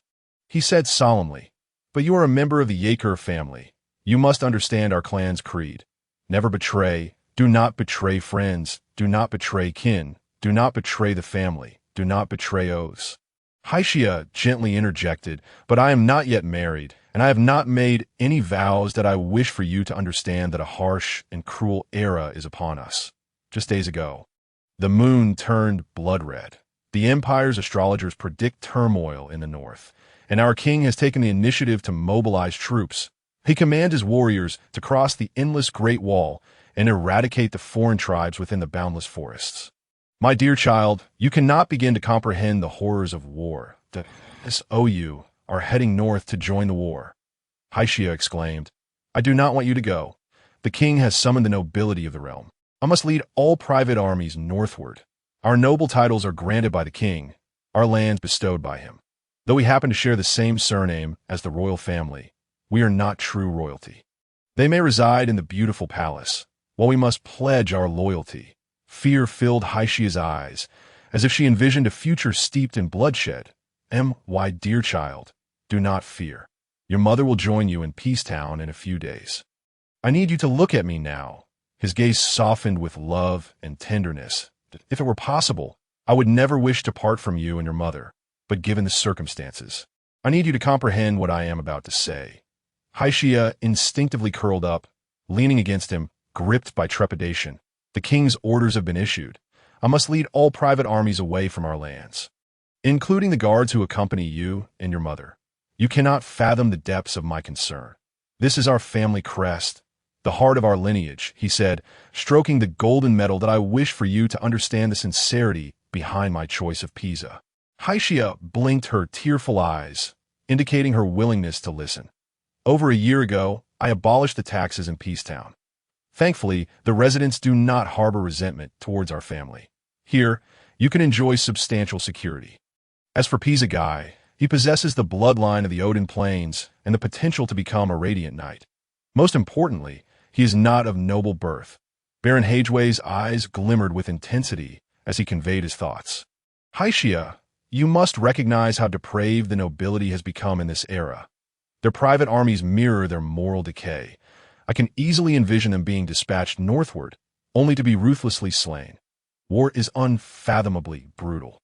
Should anything befall me, any son you bear with Pisa could inherit our family's baronial title.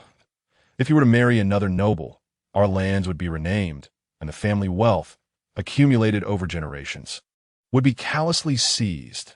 The noble name Yeager would be replaced. Presently, you are my only daughter, and I need you to undertake certain responsibilities for our family." She was aware that her mother had not been in good health after giving birth to her, and her father had refrained from allowing her mother to conceive again, as her mother had once confided. In that moment, she perceived her father as the finest man in the world. He appeared weary, stirring a pang of sorrow within Haishia. "I will," Haishia softly declared, Never before had she felt such love for him as she did at that moment. I will shoulder the responsibilities of the family and ensure its continuity. He handed her the family crest. Take it. She looked at the medal in astonishment, hesitating to touch it for a moment, feeling a rush of blood surge to her head, only to hear her father say, "Take it. It is yours." Finally, she reached out to accept it. "You must return," she insisted, her lips pressed tightly together. "When you return, I shall return it to you." He felt a pang of empathy for her. If it were possible, he would wish for his daughter to remain innocent forever. I promise you. But remember, no matter how angry you become, do not take your frustrations out on the nuns. They genuinely care for you. "I vow I will not." Haishia firmly clutched the family crest as she watched her father depart. At tea dinner that evening, she apologized to Sister Toli and expressed her intention to retrieve her engagement ring from Pisa. Chapter 38. A desperate struggle. He had no notion of how long he had been beaten. A gash on his head was likely bleeding profusely, tears mingling with blood as they streamed down his face. Half a stick of incense had passed, yet Pick continued to endure the beating, unable to do anything but protect his head with his arms. At tea last, dawn broke. Surely, it would cease now. He thought that the group would tire of their assault. But he was mistaken. A heavy kick landed on his abdomen, and he curled up on the ground, his swollen face contorting in agony. Silently, he prayed for the god of light to rescue him. "No. Pick, they intend to kill you." Zhu Tian's voice echoed in Pick's mind. "Grant me control of your body. If we frequently switch souls within a single day, it will severely impact our psyche. Oh, you not recall the chaos from our last soul disturbance?" Pick retorted. 5 years ago, you fought for control twice in one day and fell into a year-long slumber. I lay bedridden for a month. If you wish for that again, I shall not stop you. Then fight back.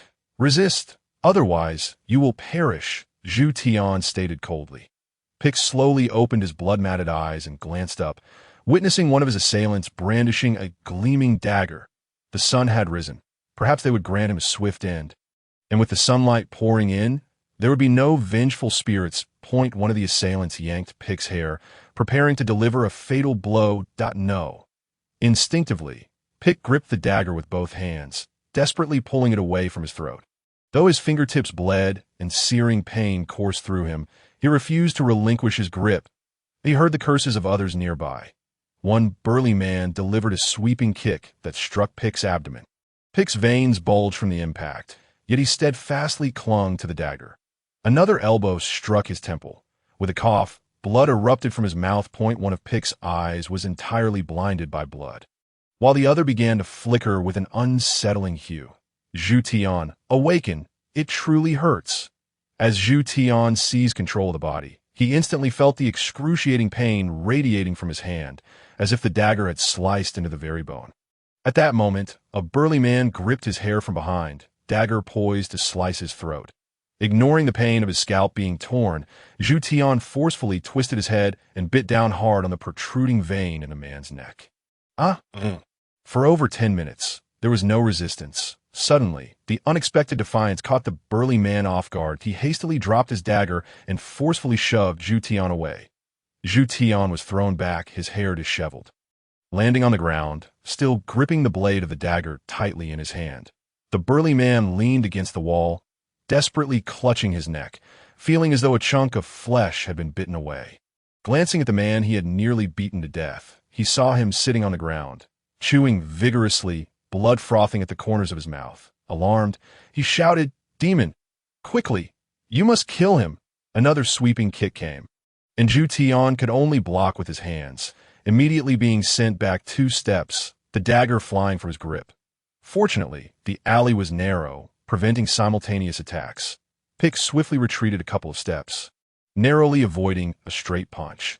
Zhu Tian leaned against the corner, striving to avoid exposing his back to the enemy. Soon, he noticed another burly man stealthily approaching from the side, without waiting for an attack. He lunged forward. His weapon remained his own teeth. A blood-curdling scream echoed through the morning alley. Zhu Tian fiercely clung to the man's leg with one hand while shielding the back of his head with the other, effectively blocking the oncoming blows. After biting the man's calf, he suddenly lowered his head again, viciously sinking his teeth into the same spot. Before long, Zhu Tian was once again sent flying. Ha ha ha ha! He laughed maniacally, blood streaming from the corners of his mouth, unable to distinguish whether it was his own blood or that of his adversary. Point two of the four burly men, now injured, retreated, while the remaining two exchanged glances, both perceiving the hesitation in each other's eyes. Looking at the bloodied man, they felt a chill run down their spines. In that fleeting moment, it seemed as if he had transformed into someone else, as though possessed by a demon. This uncanny sensation filled them with dread. Fear and courage often transform into one another, and the remaining two burly men shared a slight understanding. Cautiously, they approached from opposite sides. Denying Zhu Tian any opportunity for ambush, Zhu Tian staggered, gasping for breath, trembling uncontrollably, and quickly picked up the dagger from the ground. "You should not have provoked me," he mumbled repeatedly, his mind utterly foggy. Yet he maintained a steady gaze upon them, as it seemed the only thing he could do at that moment. The two men, flanking him, noticed a dark figure materializing behind Zhu Tian. Without any sound or warning, in the constricted alleyway, when the great black foot surged forward, they were doomed to suffer. Hearing the wind rush behind him, Zhu Tian hurriedly leaned against the wall. The donkey's hard skull collided with the leading man's nose, sending him crashing to the ground, where he was subsequently trampled mercilessly, blood streaming from his nose and mouth. The other three reacted quickly, retreating as the great black foot charged, but in the uneven, narrow alley, they could not maintain their speed. The man with the bitten leg soon stumbled and was ruthlessly trampled by the great black foot, feeling several of his ribs snap under the force. Realizing the situation was dire, the other two seized upon the opportunity created by their fallen companions and sprinted away, only to discover they had run into a dead end, facing a narrow wall over 3 meters high.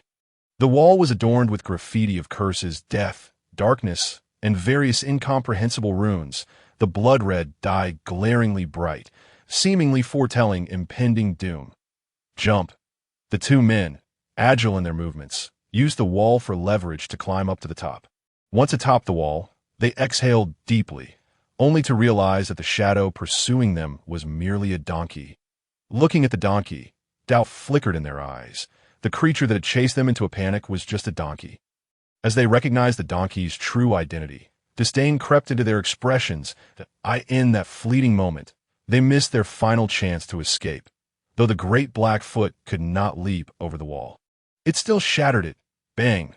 One man had no time to jump down from the wall and was pinned beneath the collapsing stones. Emerging from the dust, the great black foot, bloodied and bearing the visage of a true demon, ruthlessly stomped down upon the man's chest with its hooves. In the dim, narrow alley, the last surviving man crawled away, hunched over in terror.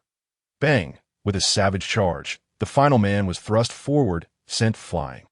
The end. It returned to Zhu Tian's side. Blood, like a warm rain, cascaded across his face.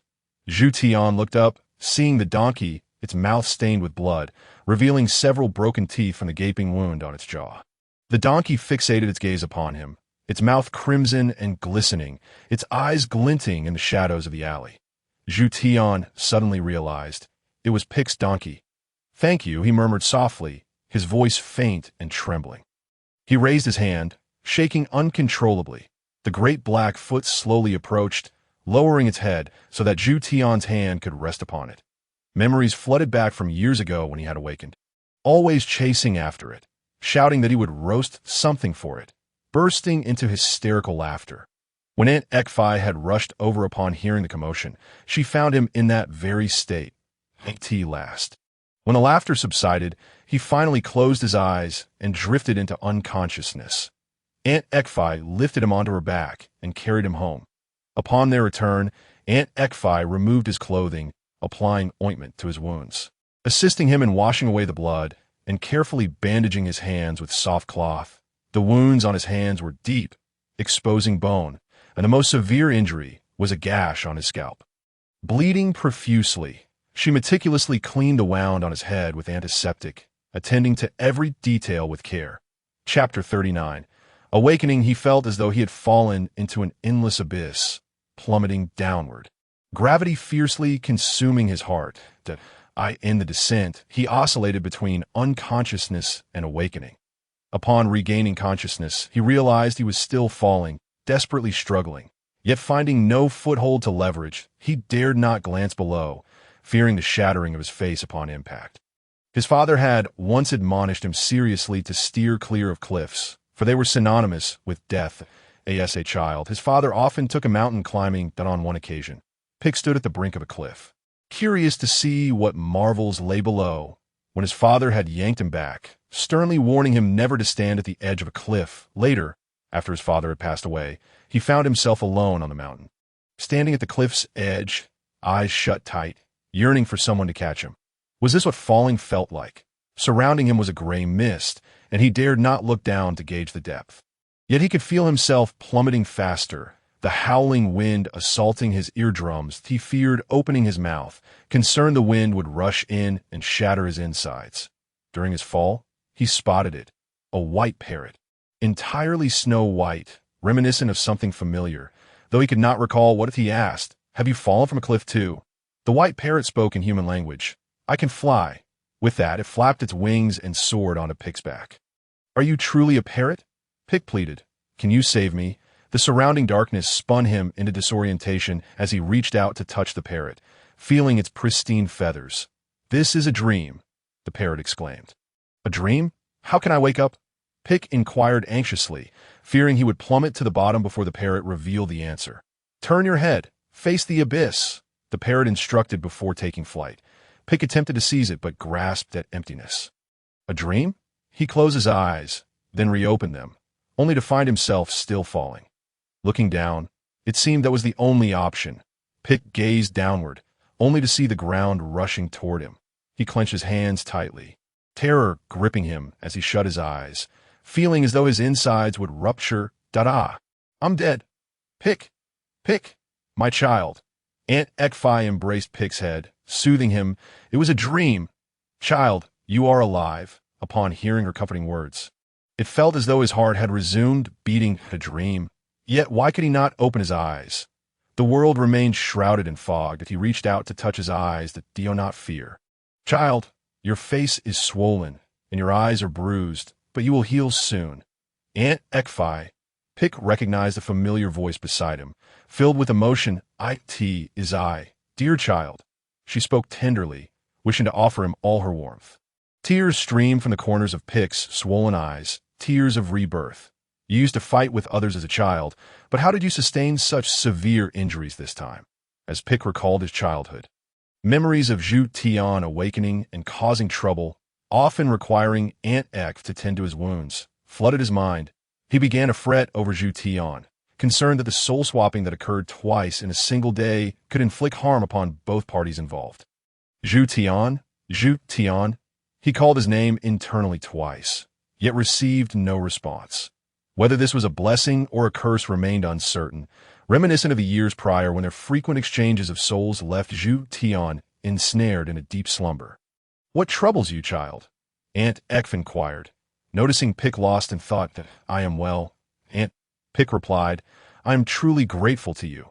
Without your help, I might have perished last night.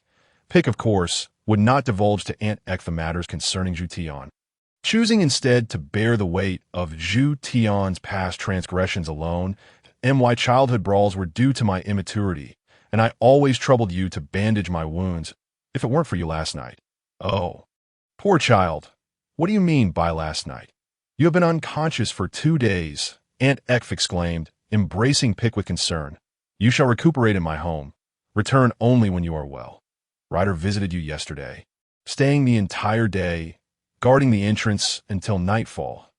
He was likely wary of any potential retribution from the robbers.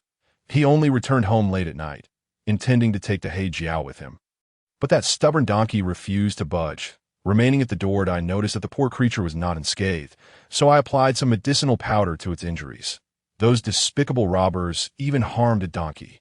By the way, Ryder mentioned he had some good news to share with you. Quite mysteriously. Ryder's been here. No, Aunt, I cannot impose on you further. You still have to sell sweet potatoes. Pick wished to spare Aunt Ekf any additional burdens. Her husband, Uncle Diamond, had been conscripted 5 years prior, along with their son, Little Diamond. Since their departure, they had not returned, and a few letters had arrived in the past years, but communication had ceased entirely over the last two. Overwhelmed with guilt for having pilfered numerous roasted sweet potatoes from Aunt Ekf in his youth, Pick and Ryder often came to assist her with repairs and furniture renovations since learning of Uncle Damon's disappearance. In this world, the weak had always relied upon one another for survival. Aunt Ekf had endured years of solitude, struggling to make ends meet, far more isolated than Pick could imagine. Contemplating this, he attempted to rise, only to be struck by an agonizing pain in his hand, causing him to grimace. He had forgotten the severity of his injury. It felt as though half his palm had been severed. Far worse than the previous snake bite. Calm down. Remain here. You shall return only when you are healed. Aunt Ekf scolded, cursing the unfortunate robbers who had inflicted such harm upon her dear Pick. Pick, however, was resolute in his desire to return home for his recovery. Seeing she could not dissuade him, Aunt Ekf assisted him down from the bed, guiding him slowly outside. As the sunlight graced his face, Pick inhaled the warm air outside, forcing his bloodied eyes open to behold a blinding light. Hastily shielding his eyes, he gradually adjusted to the brightness, lowering his hand to find He Jiao leaning against the wall, covered in injuries, intently watching him. The 10-minute journey home, aided by Aunt Ekf, took nearly half an hour, yet they had not yet arrived. Along the way, curious onlookers pointed and gossiped, some mistaking Pick for Uncle Damon, exclaiming, "Uncle Damon, you have returned. What happened to you to look so battered? Ha! Get lost, you brat from the Tulu family. Laugh again, and I'll tear your mouth apart," Aunt Ekf threatened, glaring fiercely.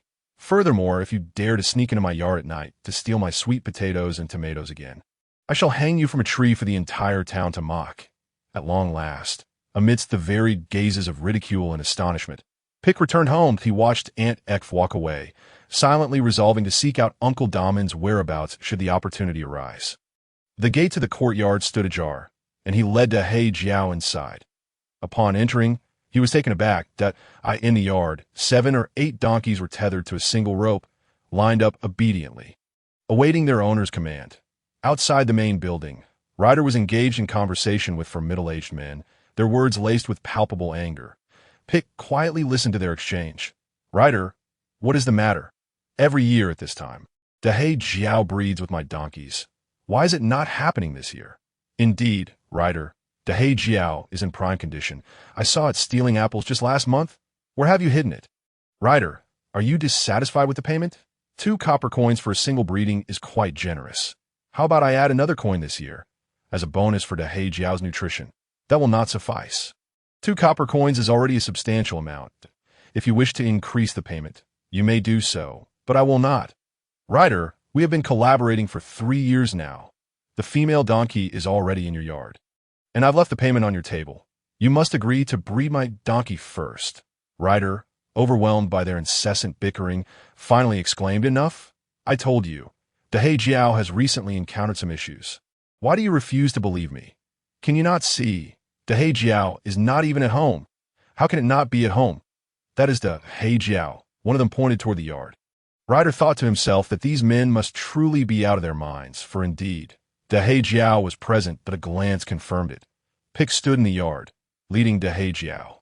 Chapter 40. The Abyssal Fire Pit. Every year at this season, He Jiao experienced its moment of glory when families with female donkeys would bring them for breeding. He Jiao would invite them to its stable for a chat. And as was customary, each conversation would culminate in a positive outcome. A foal would be born in Peacetown a year later. Thanks to He Jiao's diligence and efficiency, both Pick and Ryder reaped considerable rewards each year. However, this year was notably different. After circling He Jiao, the men ceased their complaints, one of them patting He Jiao and muttering, "How did He Jiao sustain such severe injuries and bear scars?" Standing nearby, Pick mused that he didn't possess a donkey worthy of concern. He too bore scars. After they understood He Jiao's condition, they did not press further and led their donkeys out of the yard. Once they had departed, Ryder approached Pick and embraced him, saying, "I am sorry. I was simply too exhausted that day." He apologized for not keeping an eye on Zhu Tian, burdened with guilt over Pick's injuries. "What transpired that night while I was absent? Please tell me. I will certainly assist you," Pick would never hold it against him. He redirected the conversation. Setting my matters aside, I heard from Andek that you have good news to share with me. It cannot be that those men sought to He Jiao for breeding, can it? Of course not, Ryder replied excitedly. There are two pieces of good news, one concerning you and the other concerning me. Then let us hear yours first, Pick said, as they walked toward his home. Dolly has agreed to marry me. Ryder exclaimed joyfully. His exuberance was infectious, and Pick couldn't help but smile, though it tugged at the wounds on his face. Dolly and Ryder had grown up together. Their union was anticipated. Upon entering the house, Ryder retrieved a medicine pouch and tended to Pick's wounds. This is truly wonderful news. Pick genuinely rejoiced for Ryder and inquired further. And what about my good news? My grandfather has agreed to provide us with some funds to rent a place on the town's main street, where we can open a carpentry shop. Really? Absolutely. Ryder would not disclose that opening a shop in the town center was merely his grandfather's investment to facilitate his marriage. Once we earn money, we shall split it equally.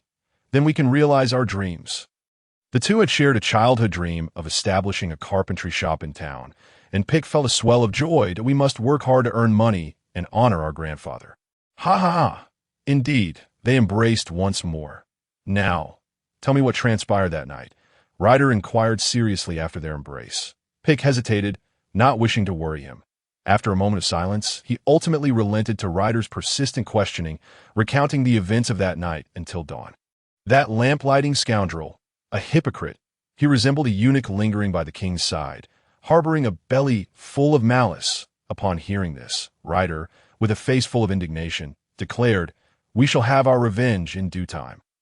Ryder always endeavored to soothe him, yet deep within, he feared that Ryder's impulsive nature might lead him into trouble. "Ryder, we cannot dwell on vengeance at present. Opportunities will arise in the future. Right now, we must focus on establishing the carpenter's shop, building our own enterprise, and strengthening ourselves. Pike, your kindness knows no bounds, yet I shall remember all of this."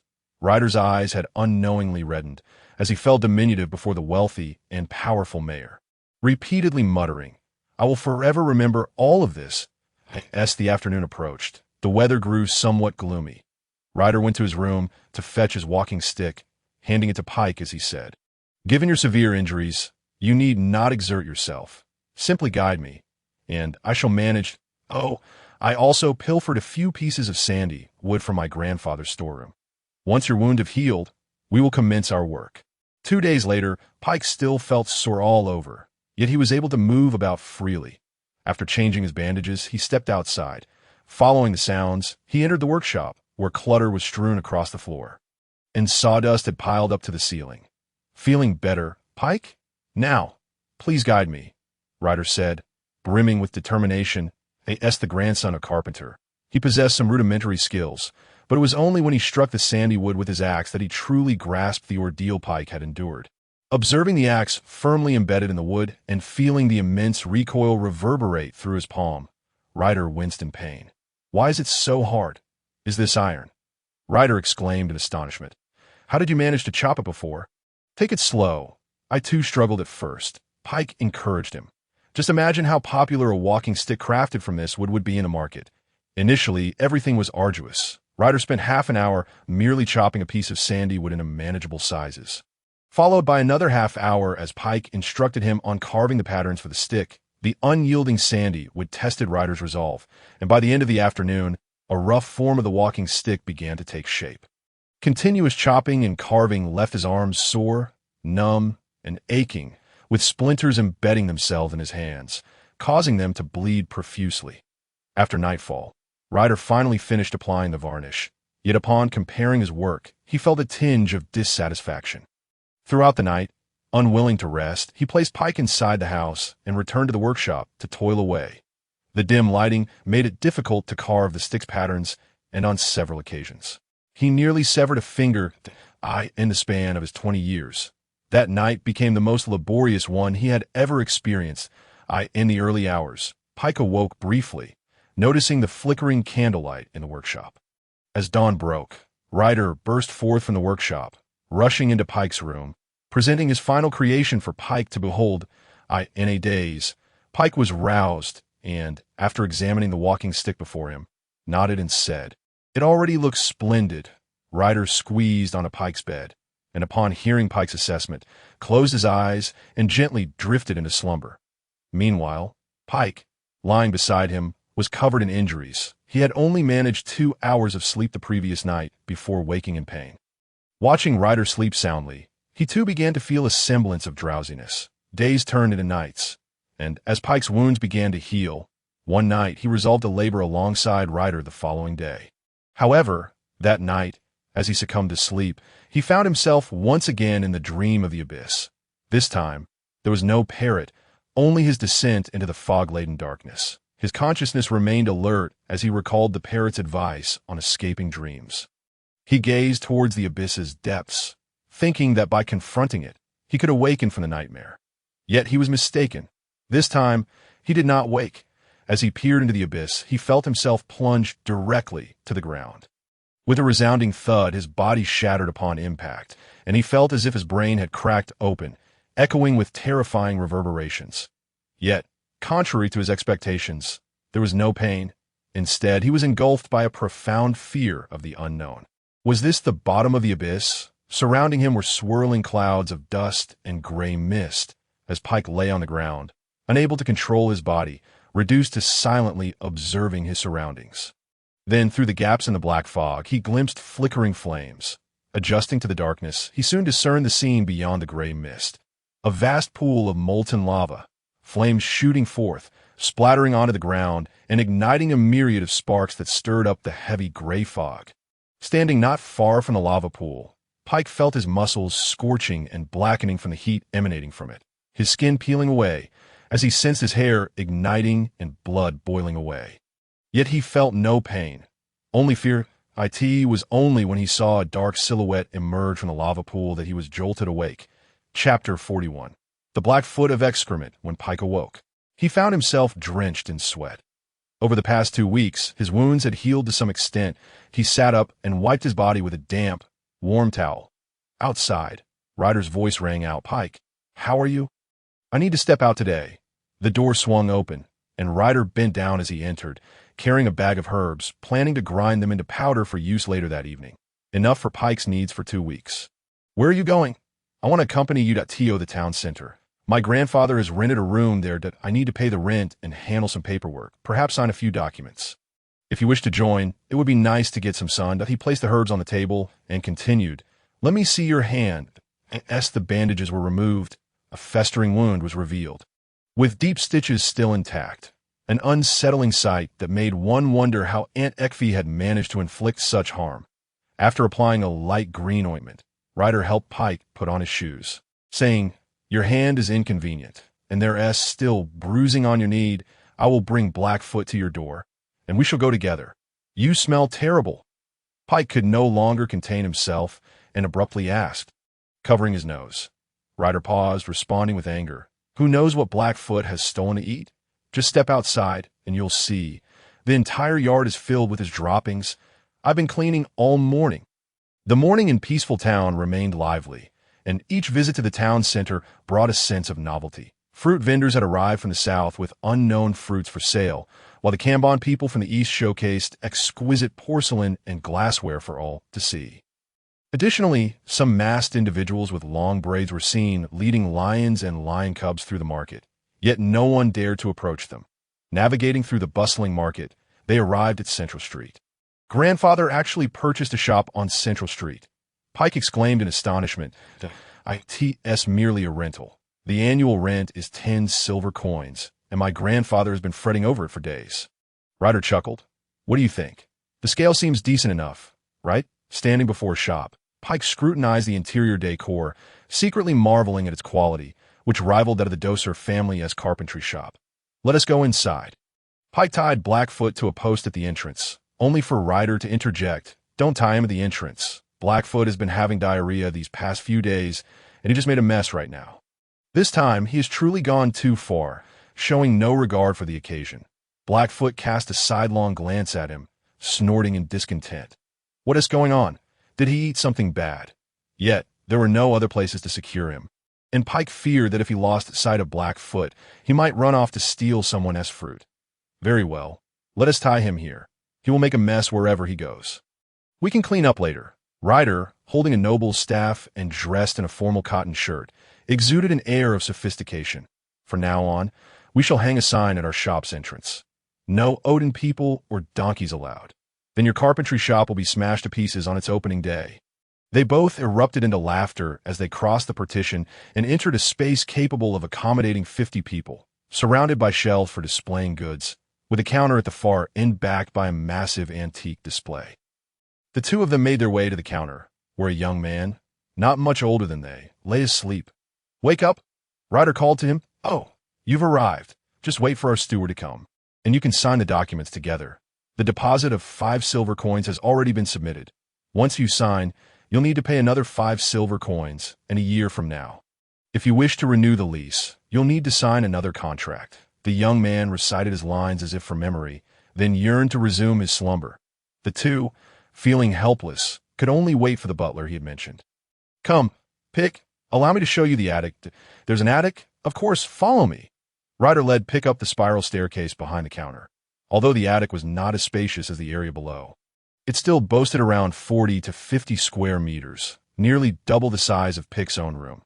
Pick had assumed his grandfather would not rent a particularly large shop, thus he held no great expectations.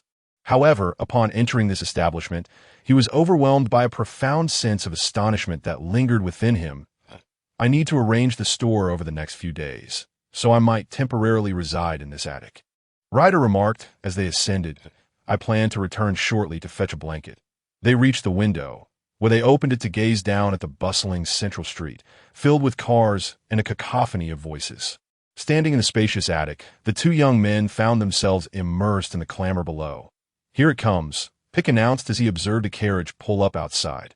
"Let us go downstairs," descending from the attic. They encountered an elderly gentleman wearing a top hat. The young man behind the counter, now alert to the sound from outside, ceased his drowsiness and hurried to greet the newcomer, exclaiming in a sharp voice, "Welcome, esteemed butler." The old man entered with a flourish, wielding his cane, and upon removing his hat, the young man respectfully cradled it in both hands. That voice sounds somewhat familiar, thought Pick, and as the old man lifted his hat, both he and Ryder's eyes widened in disbelief. The cane also appeared oddly recognizable. "Good heavens! Could it be?" They exchanged incredulous glances, each reflecting disbelief. "Yes, the landlord, truly this old man. He is unmistakably the butler from the mayor's household. The very same man who caught Ryder at the market that day. The one who was approached by Ryder outside the dorsal carpenter's shop. The same man who was duped by Ryder into acquiring a counterfeit noble's cane. It is indeed him. What shall we do?" As the old man entered and noticed the two young men, he furrowed his brow. Blah, blah, blah. The old man was mute, unable to speak, only able to emit a series of blah, blah sounds. His young attendant looked on in confusion at Ryder and Pick. Ryder, with his hands covering his face, rubbed it vigorously, appearing as if he had just awoken, while Pick simply pulled his blue cap down over his face. "What are you two doing? Allow me to introduce you. This is our butler. Soon, we shall all sign the contract together." Pick remained silent, while Ryder continued to obscure his face, responding vaguely, all right, blah, blah." The old man extended a hand. Seeking to shake Ryder's, reluctantly, Ryder withdrew one hand to grasp the old man's, while the other remained shielding his face. Blah, blah. As Ryder lowered his hand, the old man immediately recognized him. Enraged, he jabbed Ryder's chest with Pick's specially crafted cane. The cane, made of sturdy sandalwood, was indeed firm, yet the old man was diminutive and lacked strength, resulting in a rather ticklish poke that made Ryder burst into laughter. "You mistaken me for someone else. Please don't poke me anymore." Frustrated at being unable to catch Ryder, the old man turned to leave. "Wait, good sir, allow me to make amends. Look, I have brought the noble's cane for you today," Ryder said, handing the old man the noble's cane while also reclaiming Pick's specially crafted cane. Blah, blah, blah. The old man erupted in another series of blah sounds, showering Ryder with spittle. From the tone, Pick could surmise that the old man was likely cursing Ryder as a rogue. After switching canes, the old man attempted to exit. "Not so fast. Good sir, you still need to sign. It's a simple matter. I have brought the silver coins for you." Ryder hurriedly pursued him, shoving a bag of silver coins into the old man's hands. Such is human nature. Once money is in hand, one is reluctant to part with it. The old man, begrudgingly, followed Ryder back to the counter, took a glance at the rental agreement, huffed, and signed his name. After signing, he glared at Ryder with a fierce blah before storming out in a huff. "Ha ha! We did it!" Ryder quickly signed the rental contract, tucking it into his pocket. "Pick, let us depart." Upon exiting, they saw the young man and the coachman struggling to assist the old man onto the carriage, as his corpulent frame made the task quite difficult. Observing this, Pick leaned close to Ryder and whispered, "We still need that noble's cane as a template. You should." Upon hearing this, Ryder swiftly approached the carriage, exclaiming, "Come now, allow me to lend you a hand." With a powerful shove, Ryder hoisted the old man into the carriage. "Take care, old fellow." The old man poked his head out from the carriage, retrieved his hat from the attendant, and then picked up the cane resting on the carriage frame. Upon grasping it, he noticed something was amiss. It felt unusually heavy. He had been swapped. Upon closer inspection, he realized his noble cane had been exchanged for a counterfeit. Blah, blah, blah. Enraged, he leapt from the carriage, his agility surprising enough to leave the coachman and attendant speechless. "Let us go." Pick had already mounted his steed, Blackfoot, and Ryder swiftly delivered a slap to Blackfoot's rear, causing the horse to bolt unexpectedly. Blackfoot, indifferent to the situation, had previously made a mess of the market. With a resounding thud, a vile mixture erupted from its hindquarters just as the old man, brandishing his cane, pursued from behind. Chapter 42. Dolly. She sported two playful pigtails that swayed as she worked, her slender silhouette captivating. Her name was Dolly, the only young girl Pick had known since childhood. Dolly was a quiet girl. At least that was Pick's impression. Yet today her demeanor astounded him. A.S. Ryder's fiancée. She had come to assist just a day after Ryder moved into the carpenter's shop, unfazed by the sweat clinging to him, working side by side as they moved shelves. Pick was left in awe, for those shelves weighed well over 100 pounds, and even with Ryder struggling at one end, Dolly managed to shoulder her side with remarkable strength. The enormous wooden chairs, weighing no less than 20 pounds each, were effortlessly transported by her, one in each hand, for the entrance to the attic. Pick sat there, dazed, not because he was unwilling to help, but because his hands were in a state of disrepair. Lifting a cup was a challenge, let alone assisting them in their labor. "Dolly, this morning I brought a bounty of apples, already washed and placed on the counter for you. Please help yourself, and don't forget a few for Blackfoot. He adores apples," she advised as she passed by, her face dotted with charming freckles, which only added to her allure. All right, was this truly the same Dolly he once knew? The shy little girl had matured remarkably. "Here, don't be shy. These are from my family's orchard, and we have plenty unsold. I'll bring you more when you come by tomorrow," she insisted, noticing Pick's hesitation. Dolly's father was a fruit farmer in Peacetown, and Pick recalled the time he and Ryder had been caught stealing fruit from the mountains, only to receive a thorough scolding from Dolly's father. Yet, Dolly, in her kindness, had pleaded with her father not to chastise them, leading to their acquaintance that, of course, the idea of pilfering fruit had been conceived by Zhu Tian, who had dragged a young Ryder into the scheme. Little did they know that 10 years later, Dolly would become Ryder's wife. Perhaps Ryder had Zhu Tian to thank for his good fortune. Dolly's mother worked as a seamstress, often assisting at the shop, which fortuitously was located directly across from Ryder's carpenter's shop, making visits convenient. That moment, after a long day of labor, Dolly sat beside Pick, catching her breath. "You must be quite bored sitting here alone. Let me keep you company." "Sure." Pick eagerly initiated the conversation. "Why not share some tales from the seamstress shop across the street? I recall you worked there. The seamstress shop," Dolly mused. "The owner is a Chia. You know, the red-haired Chia. It is said that centuries ago, they lived entirely in the mountains, known for their honesty, bravery, and imposing stature. I once held a romanticized view of the Chia, but upon meeting the owner, all my fantasies were shattered. He is nothing but a sycophant, especially towards the Odin people. Truly a spineless character. At times, one might observe him performing a bow with such fervor that his waist bends at a right angle. Of course, from another perspective, this displays his dedication. The quality of the clothing from his household is indeed commendable, particularly the garments designed for children, crafted from exquisite materials, that I recall there being 2 particularly charming little dresses in his collection. How splendid they would appear on a child. One is a delightful hue of yellow and blue, while the other is a regal purple. The yellow and blue dress is made from ice silk, a fabric fit only for the offspring of nobility. Dolly transformed into a veritable chatterbox, speaking for over half an hour without pause. Naturally, a good talker requires an attentive listener, and without a doubt, Pike embodies that attentive listener. Dolly was originally the match I had in mind for you, Zhu Tian's voice echoed in Pike's mind. You, my friend, were slower to awaken than Ryder Da. You are awake. I see. Pike exclaimed in surprise. I have been awake for quite some time. I merely chose to remain silent as I pondered a matter, Zhu Tian replied thoughtfully. What matter? Do you recall when I infiltrated the mayor's residence? You sensed a servant descending the stairs before I did, didn't you? Zhu Tian continued. You once mentioned that as long as one does not covet the body, one's awareness sharpens.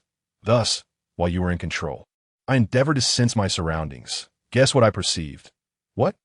Pike asked, perplexed. I sensed a presence in Haishia's room that a man. What is more, he was concealed in the shadows of the curtains. What? Pike leaped from his chair, panic evident in his eyes. Indeed, if my perception is accurate, there's a man in her room. Why didn't you tell me sooner? Pike inquired, somewhat irate. You know how much she means to me. What good would it have done to inform you? At that moment, you were incapacitated by that fellow, Zhu Tian recalled. While you were being beaten to a pulp, I felt the weight of that gaze upon us. Of course, it is possible that the man is merely a relative of Haishia. Who can truly say?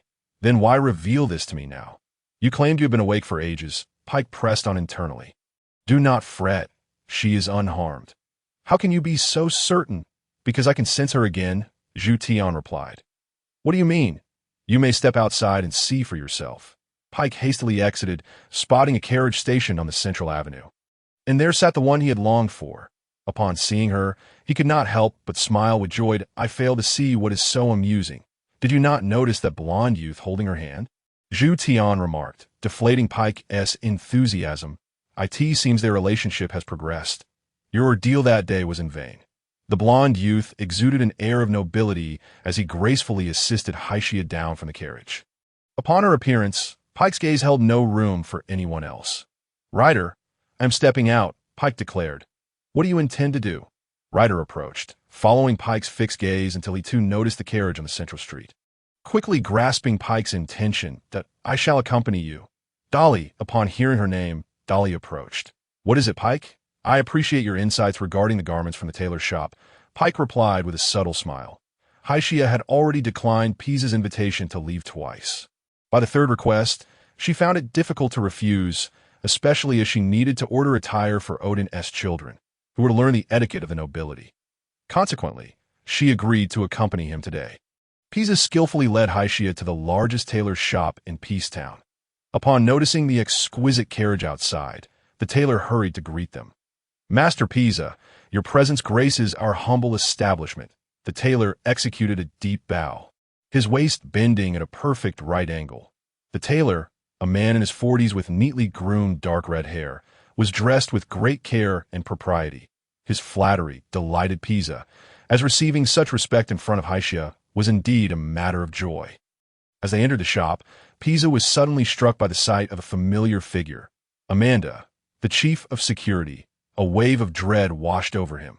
Amanda was a prominent figure in Peacetown, personally appointed by Baron Heijivi to assist the mayor in maintaining order. He commanded 100 men, all equipped with standard imperial weaponry. He was the very embodiment of a hoodlum, commanding a modicum of respect even from the mayor. In Pisa's eyes, Amanda was unequivocally a rogue. Their last encounter had been on the streets of Yuzan, where this loudmouth not only revealed his own identity, but also inadvertently implicated Pisa in a scandal, leading to a hefty extortion by a courtesan. The mere thought of it made Pisa tremble with rage. Upon spotting Amanda, he intended to feign ignorance. However, Amanda had already caught sight of him, and their gazes locked for an instant. Realizing escape was futile, Pisa resolved to speak first to preempt any embarrassing remarks from the loquacious Amanda. Master Pisa, last time on Flower Street, I owe you my heartfelt gratitude for your generous assistance. Amanda bellowed from afar, his voice gravelly and unpleasant, the sort that could only be produced after consuming copious amounts of rum. Being publicly reminded of the incident on Flower Street caused Pisa's face to flush crimson. How crude, filthy, despicable, and shameless this rogue was to humiliate me before my fiancée. Chapter 43. A fortuitous encounter. Pisa could not help but steal a glance at Haishia's reaction. Her expression remained composed, seemingly oblivious to Amanda's words. Did she truly not know what Flower Street entailed? Indeed, how could a noble lady who had lived in a manor all her life comprehend such sordid terms? Pisa mused, determined to prevent this scoundrel from continuing. He swiftly approached Amanda, disregarding all notions of noble etiquette, and grasped his shoulder, whispering, "What do you want, old chap?" Amanda, a portly man in his 40s with a bulbous nose and two burly henchmen at his side, replied with a sly smile, "That depends on how Master Pisa intends to express his gratitude." We can certainly reconvene on Flower Street another time, but let us let this little brother off the hook today. While the two were engaged in their hushed exchange, Haishia was absorbed in examining the garments displayed in the tailor's shop. She was completely unaware of the significance of Flower Street and showed no interest in the conversation between the two men. "That yellow and blue one is quite lovely," a voice interjected, sounding somewhat familiar.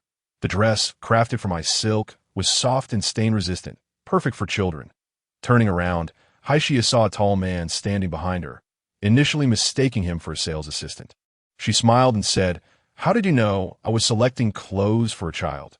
"Because your gaze lingered on those slightly smaller sizes." Ryder stood beside her, his words resonating without the need for further elaboration. "You have an astute eye." The voice felt somewhat familiar. She turned again, only to realize this was not the individual she had initially thought of. The purple dress on the far right is suitable for children under 7. My princess. This special title could only belong to one person. No, this voice distinctly belongs to Greetings, my princess. Suddenly, a figure leaped out from behind the sales assistant, startling Haishia. "Oh, it's you, Pike? What a fortuitous encounter!" Haishia exclaimed in surprise. Dressed in a white gown adorned with a matching hat, her skin was as pale as snow, even more so than her attire. Upon seeing Pike, she felt a mix of astonishment and a tinge of guilt, recalling her earlier refusal to let him defend himself, which resulted in his grievous injuries. Unbeknownst to her, after leaving the castle, Pike had endured an even more brutal beating, nearly losing his life that moment. The corners of his eyes were smeared with a light green ointment, concealing a deep wound. Had he not brought back some healing herbs from the endless forest, he would have been disfigured. "Do not apologize. I wish for you to feel no guilt. We can arrange a meeting. How about tonight?" At that moment, a plump nun approached from behind, interrupting Pike. "Haishia, let us finish selecting the garments and be on our way. We still have to teach the children about noble etiquette this afternoon." Haishia glanced helplessly at Pike, smilingly declining. "It appears today is not feasible, but I hope we can meet again next time." Pike wore a blissful smile. A.S. Ryder observed the scowling visage of the plump nun. He promptly led Pike out of the tailor's shop. "Ryder, did you see her? How enchanting! She is my princess. She expressed her hope that we would meet again." Pike adjusted his blue hat to ensure it sat perfectly, then excitedly declared, "We shall indeed meet again soon. I have never seen you so elated. I truly hope you two end up together." "Absolutely. I shall pray for divine blessings." "Pike, do you know what Flower Street is?" I did not point. 2 days later, through the diligent efforts of Ryder and Dolly, the carpenter's shop was finally organized with meticulous care. Ryder retrieved several pieces of furniture from his grandfather's storeroom to serve as displays, and the noble walking sticks they had crafted previously were proudly arranged on the counters, and a wooden sign was placed at the entrance, inscribed with Pike and Ryder's carpenter's shop. Everything was in place, awaiting customers at the outset of their business. They anticipated only a few visitors, given the presence of 7 or 8 competing carpenter shops in the small town, and thus held modest expectations. However, by noon, after selling their first noble walking stick for 3 copper coins, it seemed fortune smiled upon them. Just after finishing lunch, a group of 5 customers entered the shop, and after confirming the price, they purchased 5 walking sticks outright.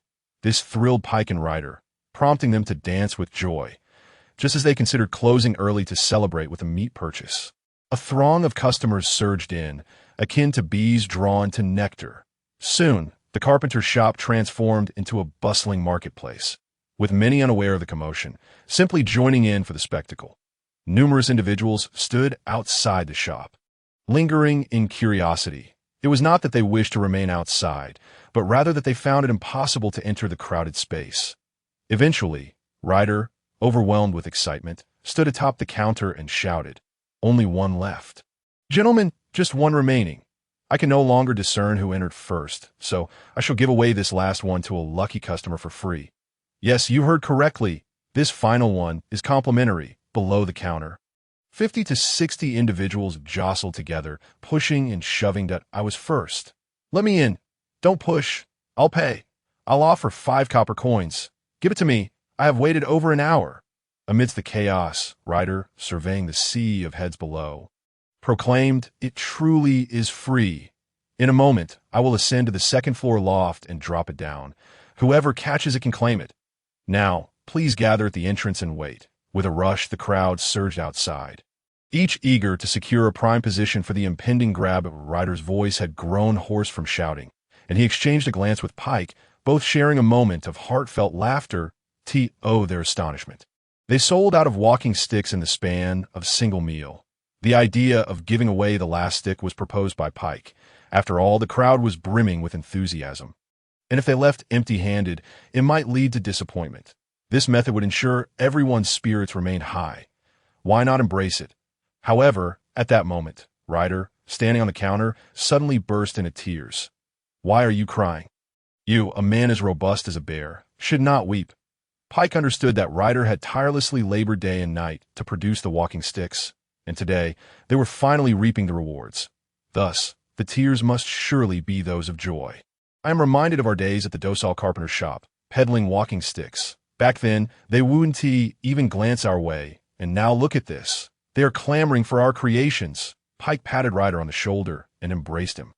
"We are different from those others. The patrons entering our shop are yodelmen. Though they may lack wealth, they do not harbor disdain for us." Later, Ryder stood on the loft and gently tossed down the last walking stick. In the ensuing scramble, countless shoes were trampled underfoot. Ultimately, a 10-year-old boy emerged from the crowd with the stick in hand, swiftly evading several outstretched arms. Upon seeing the stick in the boy's possession, the crowd hesitated to fight for it. Pike later heard that someone was willing to offer 5 copper coins to purchase it from the boy, and without a moment's hesitation, he ran off in excitement. That night, Ryder, seemingly invigorated, toiled tirelessly, and in the early hours, Pike came to persuade him to rest. With bloodshot eyes, Ryder declared, "Our walking sticks are affordably priced and of exceptional quality. Tomorrow, even more people will come. I intend to produce 1,000, ensuring every yodelman in town possesses one to flaunt, dampening the spirits of those Odin folk. Soon, they will regard their walking sticks as worthless, and we shall see how they continue to flaunt them. I have another plan. In a few days, we can slightly raise the prices specifically for the Odin folk, given their wealth that I was initially considering withholding our wares from them. No, we have barely 10 in stock. It is simply insufficient.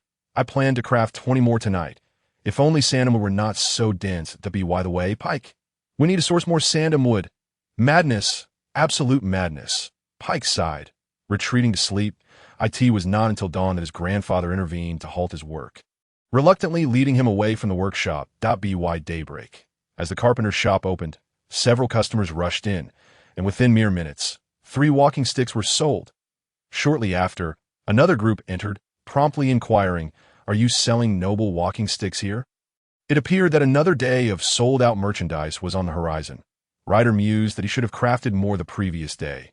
Just as business thrived, a middle-aged man, bruised and battered, entered the shop, striding directly to the counter and bellowing, "I want to return this." Chapter 44. The riddle, "I want to return this." His loud proclamation startled everyone present. Some were about to make a purchase, but froze, clutching their coin purses tightly. Others who had already bought walking sticks returned to witness the commotion. "Why do you wish to return it?" Ryder's first instinct was that a rival had sent someone to stir trouble. With business booming right from the start, it was inevitable that competitors would feel envious. "I warn you, do not stir up trouble." "What kind of attitude is that?" The middle-aged man, with 2 dark bruises on his face, looked pitiable as he reproached, Is this how you treat customers as a proprietor? Ryder sprang to his feet, his demeanor instantly shifting to one of authority. You, just as he was about to argue. Pike stepped in front of him, speaking in a calm tone. Esteemed customer, please provide us with a reason for the return. If your reasoning is valid, we will refund you the original price. Initially, the middle-aged man felt intimidated by Ryder's imposing presence and glanced towards the door. Contemplating an escape that moment, a seemingly honest young man came to his aid, restoring his courage. I want to return it. The reason is, it's hard to explain. You have no reason to return anything. I suspect you are here to cause trouble. Ryder, having spent a sleepless night, remained highly agitated and energized, eager to engage in a spirited debate, yet he was held back by Pike. Ryder, allow me to handle this matter. Ryder wished to state that the man would surely be swindled, but in front of so many witnesses, he refrained from arguing with Pike. Please take a seat. Let us discuss this calmly. Pike retrieved a chair for the injured middle-aged man and brought him a glass of water. If you wish to return the item, we need to know the reason. This way, we can improve our services, correct? Our shop has just opened, and if every customer who purchases returns their items, we won't be able to sustain ourselves. I see you are dressed quite gentlemanly. I am sure you understand the challenges of running a business. Listening to Pike's gentle persuasion, the middle-aged man's face reddened as he finally spoke his mind. Your walking sticks are simply too sturdy and hard. Yesterday on Flower Street in Yushuan City, my wife used this walking stick to strike you all night, and it did not break, did it? Laughter erupted from Ryder, who chimed in, Instantly, other customers joined in the mirth. It turned out to be a case of infidelity caught in the act. Realizing it was not a quality issue, Pike felt relieved. You. The middle-aged man was on the verge of tears, pondering for a moment before finally finding his argument. Yes, your walking sticks are too hard and heavy. I want to return it. I want to exchange it for a lighter one. Bang. Ryder placed 3 copper coins upon the table and declared, quickly take your money and leave. Our family's canes are of superior quality. If you wish to purchase inferior goods, you may turn right upon exiting, for the Dorsal family next door offers both expensive and poor quality items. By the way, you still cannot enter the Dorsal's carpenter shop, as it only admits those adorned with golden hair. Perhaps you should consider dyeing your hair before it's too late. Upon Ryder's words, a wave of laughter erupted among the customers. I shall not back down, the middle-aged man retorted, clutching the cane and hastily exiting. Following this commotion, the patrons deemed the canes worthy of their coin, eagerly retrieving their purses in a matter of a meal. The shelves lay barren. It appeared that Ryder would be able to close shop early today. He toyed with a copper coin, meticulously examining the knight's visage embossed upon it, and mused, money truly is a marvelous thing. I have a feeling I shall be too exhilarated to sleep tonight. Pick, do you realize that my inability to sleep last night was not due to reluctance, but rather an overwhelming excitement that rendered sleep impossible? Once Dolly finishes her work at the tailor's, you should accompany her for a stroll, Ryder suggested. Pick scratched his head, where the wound had sprouted new flesh, now irritating him slightly. I can keep an eye on the carpenter's shop. You ought to take some time to unwind. Indeed, I should spend quality time with her. It has been a whirlwind of busyness lately, Ryder thought, appreciating Pick's attentiveness to go on. When dusk approaches, I shall lock the door and fetch more sandy wood from the north. You are a good brother. I appreciate your efforts. Ryder clapped Pick on the shoulder, nearly jarring the wound on Pick's head. As the afternoon waned, the shop stood empty. The afternoon sunlight streamed through the window, casting a mesmerizing glow that made Pick drowsy. Leaning against the counter, he yawned and, succumbing to fatigue, drifted off to sleep. When he next opened his eyes, twilight had settled. Oh no! How did I fall asleep? I haven't retrieved the sandy wood yet. Hearing a sound within the room, Pick turned to see an elderly gentleman standing beside a shelf. What do you wish to purchase, sir? Our noble canes are sold out. If you seek one, you may have to wait a few days due to a recent shortage of timber dough. What kind of wood are the canes made from? The old man turned, his countenance kind and gentle. Perched upon his shoulder was a snow-white parrot, and at his waist hung a gray metal spear. Its agars. Pick gasped. Yes, it is sandy wood. Oh, have you fashioned a cane from my wood? Did you think I'd perished? Agar's voice resonated, distant and deep. Oh, not be alarmed, child. That is of little consequence. You may take the sandy wood from there. If you go now, you will find that the sandy trees planted last month have flourished. If you desire, you may also plant some seed from their branches. All of it is yours. Agar's pinched the spear at his waist with his thumb and forefinger, gently resting it upon the ground. Perhaps it was not a metal spear, but now resembled more of a cane. Isol well? Pix suddenly inquired. That day, the radiant night charged at us. Could there have been a misunderstanding? Indeed, there was a misunderstanding. Our king harbors significant misconceptions about me. Agar's replied slowly. As for Ol, he sustained considerable injuries that day and subsequently fled north that I presume he managed to escape, though you may wonder how he evaded the radiant night as pursued on foot. That is a long story, one you will understand in due time. Now, forgive an old man's ramblings, let us move on to today's main topic. What main topic? Pick queried, puzzled. The main topic is, of course, a riddle. Agar's replied with a playful smile. There are numerous delightful enigmas in this world awaiting your discovery. A riddle? Pick questioned, intrigued. Round head, devoid of hair, clever and wise. Only knows to flee, with 2 green antennae. Loves to play hide and seek in a burrow. The answer pertains to a certain race. Chapter 45. Pick's secret goblins. The moment the hunter Agars uttered the first line, the word sprang to Pick's mind. Do you enjoy reading about exotic races? Goblins vanished from the world 1,000 years ago, did they not? When Agars first met Pick, he posed a riddle concerning a Chelan beast, and today's riddle depicted the goblin race. According to the texts, goblins are remarkably intelligent, said to possess wisdom far surpassing that of humans. Yet their significant flaw is their timidity, rendering them easy prey for other races. However, there are no goblins to be found on the continent today. In fact, 99% of the populace is entirely oblivious to the very concept of goblins. Pick knew of them only because he had a penchant for reading various books and fantasizing about legendary tales. Agar smiled. He was not surprised by Pick's answer, but he was taken aback by how swiftly Pick had responded. Few remain who are aware of this race. A nostalgic expression crossed Agar's face, giving Pick the impression that he was recalling events from a millennium ago. Young man, since you have read about exotic races, which one do you believe to be the best? Pick mentally traversed the pages of the exotic races, reflecting on the chaos that must have reigned on the continent 1,000 years ago. I certainly believe humanity to be the best, he proclaimed with a hint of pride. Humans have learned the iron-working skills of the dwarves, mastered the archery of the elves, and possess intellect rivaling that of goblins, effectively amalgamating the strengths of all races, thus ensuring their survival throughout history. It seems you take great pride in humanity. Agars remarked, his tone shifting as he scrutinized Pick. Have you ever considered that you might not be human? Not human. Pick felt as if struck by lightning at this revelation. A jolt of electricity surged from his neck, causing his face to tingle.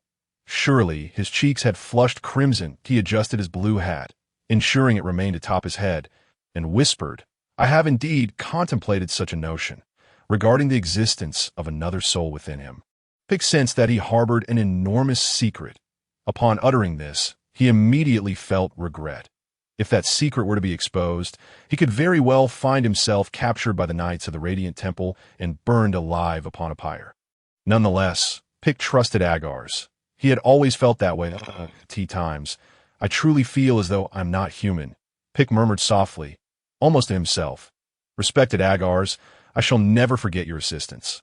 I am willing to share my secret with you, for I trust you. Pick regarded Agars as a venerable elder worthy of respect. Without his guidance, he may never have encountered Hyjah again, not even knowing her name. Pick yearned to divulge his secret, yet Agars merely smiled and shook his head, saying, Child, trusting me may be the most foolish decision of your life. He cast a meaningful glance at Pick. Foolish, foolish, the parrot, which had remained silent on Agars' shoulder, mimicked in a tone of exasperation. Agars gradually departed through the door, vanishing into the night. In the end, Pick did not reveal the secret weighing upon his heart, but he felt an undeniable sense that the hunter Agars was aware of his thoughts. This sensation was profound. Perhaps Agars already knew his secret. As for that secret, Pick removed his hat and touched the horn atop his head. Pick, I thought you'd gone home. Ryder suddenly entered, prompting Pick to don his hat once more. Just preparing to head home. Did you escort Ollie back? Long since done. Ryder replied mysteriously, stepping closer to Pick. Guess what I just saw? What did you see? Pick absent-mindedly adjusted his hat. I saw Pisa and Amanda, the security captain, riding out of town together. Ryder's expression was enigmatic, as if he were divulging a monumental secret. And how does that concern us? Pick inquired, perplexed. Have you forgotten? Earlier today at the Taylors, that lamp-lighting fellow invited Captain Amanda to the Flower Street of Joseph City. And what a Flower Street? Ryder was at a loss. He genuinely did not know whether to mock Pick's ignorance or to lament his naivety. Flower Street is a place for finding women. Do you understand? If a man is without a wife, he may seek companionship there, but Captain Amanda is married. Pike, in a state of confusion, inquired, "What do you need a woman for?" "Ah, of course, for the pleasures of intimacy," came the reply. "And oh, more questions. Just follow me. Tonight, we shall have our chance for revenge." With the lights extinguished, Ryder pulled Pike out of the carpenter's shop. "What are you doing unwrapping the bandages on my hand?" Outside the carpenter's shop, Pike observed Ryder's actions with a puzzled expression. "We just changed the dressings this morning. He can wait until we get home. Why unwrap them now? What do you see in my hand?" Ryder chuckled, holding up a brown bottle. "Holy water?" Pike recognized it immediately, having accompanied Ryder to the church to purchase it before. "Did you just go buy holy water?" "Haha. Lucky you. Once we dress your wounds, we can apply some to your face as well. Your visage is quite battered too." Watching Ryder's antics, Pike felt an inexplicable surge of emotion. Outside the carpenter's shop, Big Black had been waiting at the door for quite some time. Pike mounted Big Black, and together with Ryder, they headed toward the outskirts of the town. Then on the way to Joseph City, Pike asked, "Are you certain you don't need to return to rest? You haven't slept at all last night. And if you continue like this, you might collapse. What does it matter? You can urge Big Black to go faster. Let us aim to reach Joseph City in half an hour." After a lengthy hesitation, Pike finally spoke up. "Ryder, I have something to tell you." "What is it?" Ryder inquired while running to IT concerns another secret of mine. "Impossible. We've been together since childhood. What could you possibly have that I don't know? Don't tell me you wore that red underwear today." "Ha!" Pike rolled his eyes, exasperated. "I'm serious." "All right, speak. I'm listening intently." "Let us stop for a moment. Big Black is struggling a bit." Pike dismounted, beginning to walk as he didn't want to overexert Big Black, who still bore injuries. Ryder, despite having stayed awake all night, remained full of energy. While Pike marveled at Ryder's monstrous stamina, he couldn't help but glance at his head, reaching out to pat the top of it. "Why are you touching my head? That's rather odd." Ryder shook his head. "No, you don't understand." Sigh. Pike's tone carried a hint of disappointment. "What's wrong? What are you up to, Pike? You could try touching my head." Ryder, puzzled, extended his hand and cautiously patted Pike's head. "There's nothing unusual about it." "Why would I touch your head?" "Try feeling again." Ryder plunged his fingers into Pike's hair, examining it closely. "It's so hard." "What is this?" Suddenly, Ryder's eyes widened, and he exclaimed, "Pike, how did you grow a horn on your head? Keep your voice down." Pike scanned the surroundings, relieved that they had already left the town and found themselves alone. "What is going on? I never noticed this before." Ryder was astonished. "If only I knew the answer. This horn has been with me since childhood, and it has grown as I remember it was the size of a fingernail when I was young. But recently, I touched it and felt it had grown to the size of my thumb. I've kept my hair unkempt and worn the hat my father left for me to conceal it." Pike recalled the dream he had a few days ago about falling into an abyss. It seemed to be when the horn began to grow larger. "Why are you telling me this only now?" Ryder frowned, his tone carrying a hint of reproach. "That you're not treating me like a brother. Besides, it might not even be a bad thing." Pike explained, "When I was little, I didn't think it was strange. I assumed others had it too. As I grew older and the horn grew larger, I realized I was different. That I didn't tell you because I was afraid." "Afraid of what?" Ryder pressed. "You shouldn't have to hide this from me." Pike's face reflected a hint of bitterness. "There's a book on my grandfather's shelf called Records of the Other Races.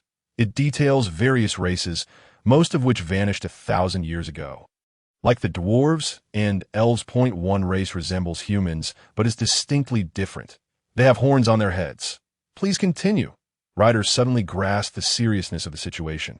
"The book states that this race, though outwardly similar to humans, is referred to as the demonic race." "Damn it." Ryder scrutinized Pike's hair under the moonlight. finally confirming, "You truly have a horn. My father knew about this. He told me never to reveal it to anyone and warned me about the Church of Light." Explaining that they would burn the other races alive on the pyre, Ryder's expression grew grave. Filled with concern, Pike reassured him, "Do not worry, Ryder. Only you know this secret. If I keep my hair long enough, no one will notice." "Pike, you should have told me sooner. I could have kept your secret and shared your burden." Ryder frowned. Then, as if struck by a thought, his eyes widened. "If you are truly of the demonic race, do you possess any special abilities, aside from having an extra soul?" Pike considered. "There's nothing particularly special. Being able to converse with donkeys counts, right?" He patted Big Black's head, thinking that even the forest wolves understood his speech. "I've heard that the demonic race is impervious to fire. When we return, we can test it out if you truly are fireproof. Perhaps we could send you to the circus to perform, as the nearest city to Peacetown." Joseph City wasn't particularly prosperous, but was certainly more lively. Even at night, the streets bustled with passers as a border town. There was never a curfew, resulting in a crime rate twice that of other cities. With rogues, thieves, and fugitives lurking in the shadows, becoming the nightmares of common folk. Every 10 days or so, brawls would erupt, and dozens would find themselves victims of street violence each year out of course. Any city has its own security forces. However, even the beggars in the city looked down on those clad in the Empire's standard police uniforms. To them, the guards tasked with maintaining order merely collected taxes and would shy away from any street brawls. Hardly better than the cleanup crew that followed. Notably, Joseph City housed the most famous district of vice within 1,000 miles, Flower and Willow Street, home to charming women from the south, enchanting foreign beauties from the west, and the local spirited folk. Joseph City was also known as the City of Vice. Upon entering the legendary City of Vice, Ryder exhibited no signs of rustic naivety. Instead, he navigated the bustling streets with ease, introducing Pike to various shops, sharing knowledge of where to find the best baked goods or the most authentic smoked chicken and roasted duck. After satisfying their appetites, the two finally ventured into the renowned haven of pleasure, Flower and Willow Street. This broad thoroughfare, measuring 7 or 8 meters wide, appeared endless. Distinctive buildings lined either side, featuring opulent royal architectural styles and unique dark castle designs. Pike even spotted a rather vintage church-like structure towering 3 or 4 stories high. Women of all kinds stood at doorways, perched on balconies, or walked along the street, casting flirtatious glances at passers-by. "What are they doing?" Pike wondered, perplexed by their attention. "They're selling something," Ryder replied with a mischievous grin. "Their shops offer all sorts of delightful trinkets that can ensnare a man's heart." "Huh? What kind of delightful trinkets? Have you ever bought anything?" "Certainly, I do not recall, but I remember that my grandfather visited here many years ago and made a purchase." Lade reminisced about his childhood when his grandfather took him to the city to sell timber. After earning some money, instead of returning home directly, they indulged here in the evening. He recalls his grandfather telling him that they were there to enjoy a foot massage. At that time, his grandfather led him to a shop adorned with an abundance of flowers, where 2 women guided them into a room. Once inside, they were instructed to lie on a bed, and after 2 women entered carrying wooden tubs infused with herbal aromas, they removed their shoes and socks, subsequently lighting an incense stick to allow them to soak their feet. Lade remembers feeling slightly embarrassed after removing his socks, as he was not accustomed to washing his feet and feared he might offend others with an unpleasant odor. That he recalls that his grandfather asked the women their ages, to which they replied 19 and 20. Shortly thereafter, Lade drifted into sleep. That time, he was merely around 10 years old, naive and oblivious, and upon awakening, he regretted having slept so soundly, missing out on the pleasures of the foot massage. Years later, he realized that Huailu Street was likely not a place for foot massages. "What did your grandfather come here by?" Pick inquired. "Flowers." Lade decided to withhold the truth from Pick about the establishment's true nature, wishing to preserve his grandfather's dignity. "Yes, my grandfather came here to buy flowers." Indeed, there were many flowers present. Pick noticed a flower shop displaying a variety of blooms. A cursory glance revealed at least a dozen different types, many of which he did not recognize. This must be the place. Based on his recollections from years past, Lade located the shop his grandfather had once brought him to and explained, This place is called Huazhuang. We need to go inside to purchase something. Lade tethered his large black horse to a post. Esteemed guests, please come in and select a flower. Two elegantly dressed women stood at the entrance of Huazhuang, smiling and ushering Pick and Lade inside. They traversed a narrow corridor flanked by empty rooms and ascended to the second floor. The second floor appeared far more spacious than the one below. As they entered a large hall adorned with an array of flowers, vibrant and resplendent, it resembled a veritable paradise, albeit with a mingling sense of various blossoms proving somewhat overpowering. Within the hall, several women chatted amiably, while others enjoyed a late-night snack in a corner of the loft. Upon reaching the loft, Lade said, "Pick, please wait for me here. I'll be out in 2 minutes." After Lade departed, Pick stood alone in the corner, feeling somewhat uncomfortable as he noticed several pairs of eyes lingering upon him. Each woman present toyed with a flower, seemingly acting as sales representatives for the establishment. Pick couldn't help but ponder why such a splendid flower shop had no customers purchasing flowers. Unintentionally, he overheard the women discussing weapons, mentioning lengths and other similar matters. They must be talking about guns. He mused, recalling the long spear used against the wolves in the forest, the standard weapon of the Knights of Light, measuring over 3 meters. The red carnation conveyed sadness and loneliness. The golden tulip symbolized allure and romantic tales. The iris represented innocence and eternal joy. The purple mandala exuded luxurious romance. Handsome. Choose a bouquet. Each arrangement offers a unique experience. One woman approached Pick, twirling a purple mandala in her hands, clad in purple attire. Pick had no money to purchase flowers and, moreover, held no interest in such floral matters. The woman, noticing Pick's aloof demeanor, unlike other customers who entered with infatuated expressions, became intrigued. "Your blue hat is quite charming. May I try it on?" It was his father's hat, which he never lent to anyone. Just as he was about to refuse, the woman swiftly snatched the hat and placed it atop her head. "Give it back." Pick moved to reclaim it. "I'm merely borrowing it for a moment. Don't be so stingy." The woman was quite agile, dodging as Pick attempted to retrieve the hat, sensing his determination. She spun around and tossed the hat, calling out, "Daffodil, catch!" At the window, a woman in a white dress reached out to catch the thrown hat, playing with it for a moment before noticing Pick approaching and flinging it again. Exclaiming, "Tulip's sister, this is for you." Pick felt a surge of anger, yet found himself outnumbered and caught in their playful antics. The hat was tossed from one woman to another, each participating in the merriment. Ultimately, the hat returned to the original woman in purple, who twirled it in her hands before noticing the youngest girl in the flower shop, happily eating rice noodles, seemingly indifferent to their revelry. She thought to involve the little sister and tossed the hat her way. "Little sister, catch!" In another corner of the loft, the girl munching on her late-night snack looked up in confusion, just in time to have the flying hat land atop her head. With strands of rice noodles hanging from her mouth, she swallowed in fright, choking momentarily, her eyes turning red from the unexpected spice. Pick, sweating profusely, rushed over to retrieve the hat, now smeared with yellow stains, and even spotted 2 strands of rice noodles clinging to its edge. This hat was the only keepsake left by his father, which he usually handled with utmost care, fearing damage, clenching his fists.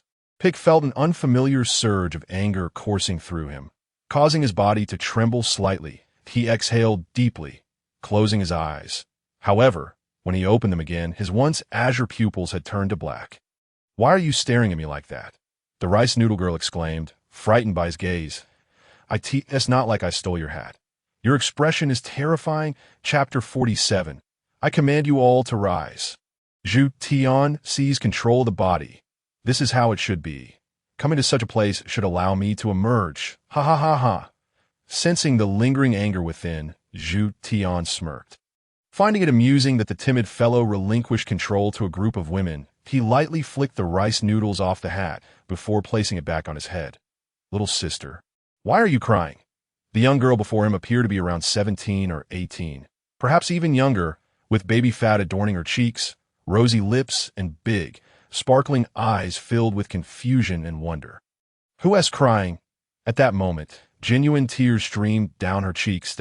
"I'm not crying. I was choked by the rice noodles." She was the youngest girl in Huazhuang, an avid fan of rice noodles. indulging in them nearly every day, which earned her the nickname Rice Noodle Sister. Oh dear, how could you make our Rice Noodle Sister cry? The woman who had initially snatched the hat approached, saying, "She is the youngest among us. If you dare to bully her, you're disregarding me. Disregarding me means disregarding all the sisters here." Instantly, Zhu Tian felt several aggressive gazes piercing through him. Zhu Tian mused. What would Pick do in this situation? He would likely offer a sincere apology, saying, I'm sorry, it's all my fault. That might be quite amusing, he thought, as he feigned an innocent expression, saying, I'm sorry, little sister. Please forgive me. Upon hearing Zhu Tian's apology, the tension among the women eased, some even shaking their heads and muttering, boring. Ha ha! The girl known as Rice Noodle Sister burst into laughter, amused by Zhu Tian's sincere demeanor. This man appeared so foolish. She had never encountered a guest quite like him before. Sister, do not trouble him. He appears quite sincere and likely knows nothing at all. Just now, as you all toyed with him, the girl with the rice noodles had not yet finished speaking when Zhu Tian suddenly lunged forward, seizing her collar and lifting her from her chair, causing her to feel as though her body was soaring into the air. The group of women present was momentarily stunned by this spectacle. Some covered their mouths in shock, while others dropped the flowers they held. Only the woman who had snatched the hat reacted quickly, rushing to rescue her companion, but ultimately, she was a moment too late. Zhu Tian's lips had already pressed firmly against hers. Silence enveloped the room. The woman in the purple attire, who had just arrived, was equally taken aback, finding herself at a loss for words. As Zhu Tian savored the softness beneath his lips, he gently released his grip, allowing the girl to languidly slump down. It was a kiss imbued with the essence of rice noodles. Zhu Tian smacked his lips. Oh, you wish to fight? The woman in purple exclaimed with indignation. The girl with the rice noodles is not one of our courtesans. She merely works here to cook for us. Ha ha! Zhu Tian turned, casting a cold glare her way. The woman in purple keenly sensed a shift in his demeanor, feeling that in a brief moment, the previously aloof and bashful boy had vanished, replaced by a seasoned seducer, a roguish charmer. What? Are you angry? Zhu Tian slowly advanced, saying, if I were to forcibly kiss you, would you be this furious? You did it on purpose. The woman in purple realized the man's intent behind kissing the girl with the rice noodles. He had discerned her identity, and this was merely a means to provoke her, a form of retaliation for having taken his hat. To perceive such nuances speaks to the meticulousness of his mind. Zhu Tian removed his hat, blew away the yellow stains upon it, and disdainfully remarked, I do not care for what you did earlier. I merely sought to champion the plight of another unfortunate soul. What do you mean? The woman in purple questioned, puzzled. You need not concern yourself with the meaning. Zhu Tian replied, drawing closer, leaning down, and gently blowing a breath towards her face. However, I find you quite intriguing. What? Do you wish to fight? The woman, undeterred, toyed with a purple datura flower, her tone playful as she licked her lips. The term fight generally connotes violence on the streets, but within the brothel, it takes on a more suggestive hue. The women in the room, all seasoned in the ways of the world, immediately recognized the underlying implications in her words and began to focus intently on the exchange between the two. You cannot best me, Zhu Tian chuckled. Even if I cannot best you, I have this group of sisters with me. How could you possibly take us all on? With a disdainful scoff, he looked around, spreading his arms wide, beckoning. You are welcome to come at me all at once. Each flower represented a different woman. Dear customer, please choose one. In a nearby booth, a voluptuous matron reclined lazily while puffing on a pipe. Exuding an air of languor, Lade found himself surrounded by an array of over 10 colorful flowers, their fragrances wafting through the air, momentarily causing him to lose himself in reverie. What an ingenious method! It undoubtedly provides customers with a sense of the unknown. Nonetheless, Lade suspected this was merely a marketing ploy. If numerous customers each selected a flower, they might end up facing entirely different women. As he wandered through the corners of the room, searching for something, he said, Madam, I did not come here to purchase flowers. After speaking, he felt a pang of regret, but then his thoughts turned to Dolly, and he steadied himself. Do you have any incense? The matron glanced at Lade, somewhat displeased, and said, "Do not call me madam. Do I look that old? Surely you know what we do here. Young handsome man, if you want to buy incense. You should go to the department store." Realizing further discussion would be futile, Lade placed a bag of copper coins on the table, saying, "I am well aware of what goes on here. However, I am indeed here to buy incense. Madam, I seek a special kind, the sort that induces sleep upon a single whiff." Lade recalled the strange experiences he had with his grandfather in this very place, convinced that such incense must exist. "You are quite perceptive." The matron, now sitting upright, weighed the pouch of coins and dismissed her displeasure at being called madam. She chuckled. "You have come to the right place." As she spoke, she retrieved a slender incense stick from a drawer beneath her seat and handed it to Lade, advising, "Light it and place it in an incense burner. Within 2 minutes, you will have a throng of girls swooning. Just remember to block your nose while using it." When Lade emerged from the booth, he was taken aback by the scene before him. Surrounding Pick were more than 20 women, all laughing heartily, their mirth echoing through the air, creating a scene of pure jubilation. Some of the women even began to tease him. Yet Pick remained composed. What were they discussing? Why is this lad so popular? Lade approached, perplexed, only to hear one of the women say to Pick, "Hey, handsome, you just said we could all join in. You can't back out now." Lade was once again astonished, swallowing hard as he dashed into the crowd, pulling Pick away and rushing down the stairs while whispering, "Pick, why did you say they could all join? I certainly did not bring that much money. Besides, we came here for a serious matter." Upon reaching the ground floor, Lade produced a slender incense stick, fiddling with it as he said, "Look at this. It is called soul-dissolving incense. As long as we catch that lad off guard and use this stick on him, won't he succumb to our whims?" Zhu Tian reached out to take the incense stick, but remained silent. Lade turned to him, suddenly startled. "You, Zhu Tian merely shrugged, ignoring him, and continued down the flower street. "Wait, where are you going?" As they exited the brothel, they found themselves amidst a cacophony far greater than before. The bustling hub of Flower Street was teeming with people.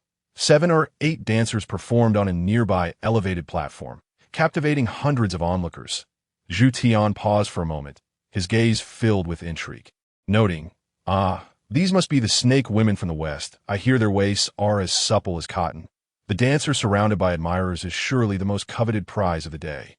Lade caught up with him, drawn in by the performance, confirming that the allure of the snake women was indeed irresistible.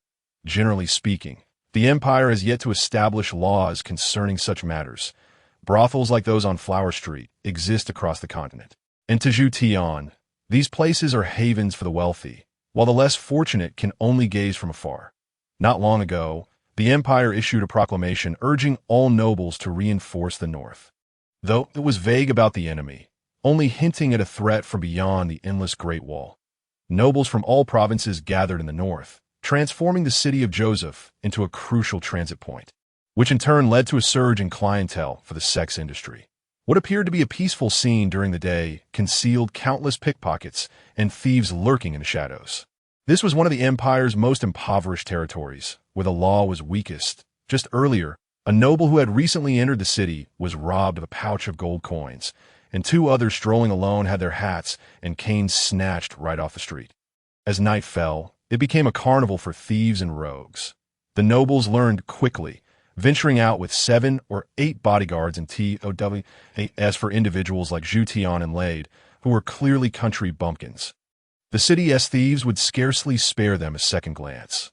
Lade stood amidst the throng, watching the snake women sway their enchanting waists, joining the cheers of the crowd, and amidst the clamor, he shouted, "Wow!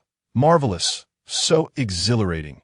Watching the snake girl performance, Lade was filled with excitement, exclaiming with delight. However, when he turned to look at Zhu Tian again, he was dismayed to find that Zhu Tian had vanished from sight. Chapter 48. The snake girl incident. The night in the City of Pleasure was ablaze with lights, and the central street of Flower and Willow became a mysterious realm longed for by men and resented by women. Indeed, it was only during the night that this city, with its population of tens of thousands, truly came alive. Pizzagate entered the grandest and most opulent brothel on Flower and Willow Street alongside Amanda. Before their arrival, they had left their carriage at the inn and donned modest attire to avoid drawing too much attention. Point 1 was the mayor's son, and the other the chief of police in the peaceful town. Thus, they were cautious about openly visiting a brothel. "Brother, today you can indulge in eating, drinking, and enjoying yourself without worry. I shall cover all expenses," Pizague said reluctantly, though he knew he must play his part. He added in a hushed tone, "I only ask that you refrain from bullying your younger brother in the future. Tomorrow, I shall send over a few fine horses to you. They are all iron-blooded steeds transported from Odin Plains." Having overseen public safety in Peaceful Town for 8 long years, Chief Amanda had witnessed the rise of the mayor's family. Not only had they purchased every storefront along the Central Street in recent years, but the wealth generated from their gold mine on the western Dulong Mountain could sustain thousands of people. That he replied with a forced smile, "Certainly, certainly. I hear a new group of Western Snake Girls has arrived. I will make arrangements for you." Finally awakening to the lively atmosphere, Zhu Tian was not content merely to watch a crude performance. Seizing a moment when Raid was distracted, he navigated through the crowd to approach the largest brothel in sight. "Admission fee," Zhu Tian exclaimed, realization dawning upon him. A middle-aged man, wearing a blue-top hat, stood at the entrance, collecting money. As others handed him a few copper or silver coins, he issued them small white or black tickets in return. "Oh no, I have no money," Zhu Tian thought. Noticing the dwindling line, as he approached the man, he opened his mouth to speak, but was abruptly shoved inside. "Don't block the way." Confused, Zhu Tian wondered what was happening. No sooner had he been pushed through the door than an elderly man in a blue hat seized him. "You must be new here. Why are you just standing there? Hurry and serve the guests." Zhu Tian was speechless. Did he truly appear to be a servant? Glancing at his own attire, linen short sleeves paired with coarse shorts, he indeed resembled a staff member, especially with the blue hat atop his head. Reminiscent of those worn by the servants, it was no wonder the ticket seller had mistaken him. Before he could gather his thoughts, a tea tray was thrust into his hands. The elderly man promptly left to oversee others. With a wry smile, Zhu Tian lifted a teacup and drank it down. The first floor of the brothel resembled a grand hall, dominated by a massive stage at the front, with a dozen round tables arranged before it. At this moment, the tables were filled to capacity, with no fewer than 100 patrons present. The second floor featured 7 or 8 wooden partitions, allowing a view of the stage below. Point 1 could easily surmise that those seated in the upper level were either affluent or noble.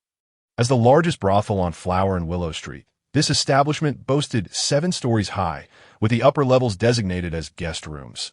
Zhu Tian stood at a rear table on the first floor, admiring the performance on stage. The entertainment here was far more captivating than what lay outside, showcasing not only local dancers, but also exotic beauties adorned in revealing attire. After each performance, an MC would announce bids, and the dancers would accompany guests to the upper rooms to perform more intimate acts. Finally, 8 Western Snake Girls graced the stage, accompanied by the enchanting notes of a flute. They began to sway, their arms flowing like supple lotus roots, seemingly devoid of joints as they twisted gracefully to the music. Their skin, not overly fair, bore a rich chocolate hue that shimmered like satin under the lights. Undulating like sinuous serpents, occasionally striking alluring poses, as they reclined on the floor. Their rounded, firm calves lifted from beneath their leather skirts in unison. The increasing amplitude of their movements rendered their scant clothing insufficient to conceal their charms. With the flute's notes growing sharper, the girls' movements became more agile and lively. Snake girls, women like serpents, last. They arched their backs, supporting themselves with hands and feet, their bodies forming unimaginable curves, executing exceedingly difficult maneuvers. Gasps erupted from the audience on both the first and second floors. Many entranced, their eyes fixated on the stage, lost in their own fantasies. Zhu Tian rubbed his eyes. The astonishing performance failed to evoke his wonder. Initially intrigued, he found himself growing increasingly indifferent as the show progressed.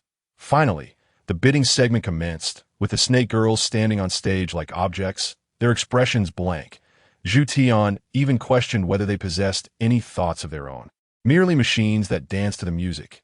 Instantly, he lost interest, scanning the surroundings in search of something more entertaining when a bidding voice captured his attention. 100 gold coins. The offer for a night with the 8 Snake Girls was extravagantly generous. However, It was not the amount that drew Zhu Tian's attention, but rather the voice of the bidder. He surveyed the second-floor partitions, tracing the sound to a golden-haired figure. Pisa Gui, realizing he had found him. Zhu Tian smirked slyly. Without any unnecessary preamble, the voice declared, 100 gold coins, exuding an air of certainty. Pisa surveyed the room, noting that no one dared to raise the bid further, and a proud smile crept across his face. Relishing the feeling of dominance, for the brothel known as the Castle of Indulgence, 100 gold coins was a staggering amount. The last time such a sum was offered, it was for a tribal princess from the Western Plains, a prize far more valuable than 100 snake girls, for she represented true nobility of the grasslands. Human nature is inherently greedy.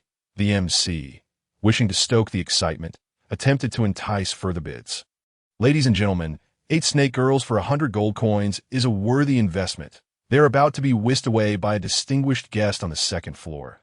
I ask there anyone on the first floor who wishes to bid? Amanda, my brother, you may ascend to the guest room. I shall handle the arrangement from here.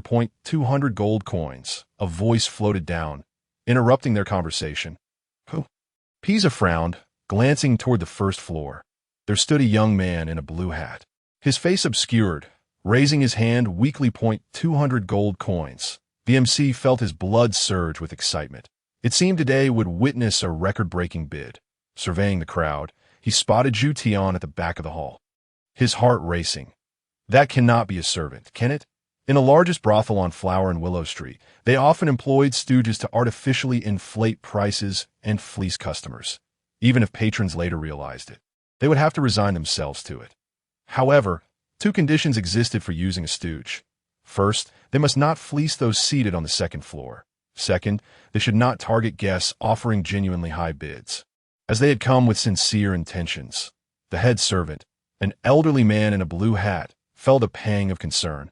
He had not arranged a stooge to inflate the price today, recognizing the young man as a new servant who had just served tea. He pondered that if the esteemed guest above chose to forfeit the bidding, he might consider penalizing the young man. 300 gold coins.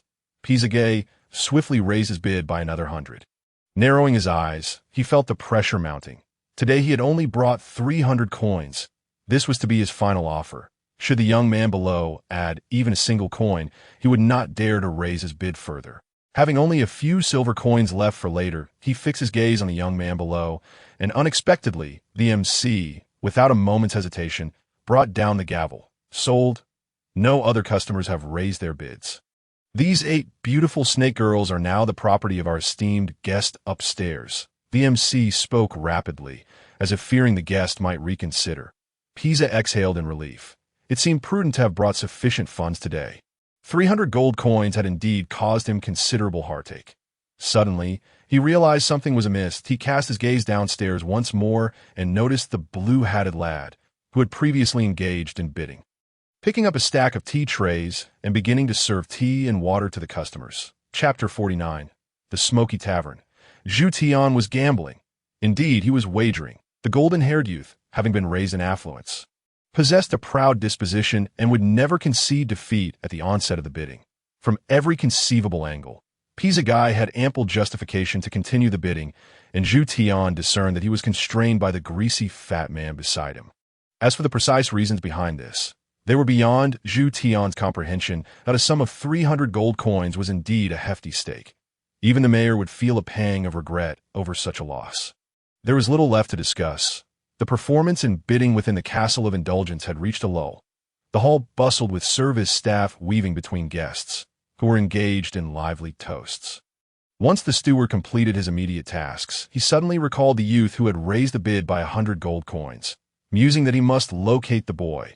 His intention was not to reward the lad for earning an additional 200 gold coins for the brothel, but rather to impart a lesson, for after all, this establishment had thrived for over a century, abiding by its own set of rules. However, after several rounds of searching, he discovered that the boy had completely vanished.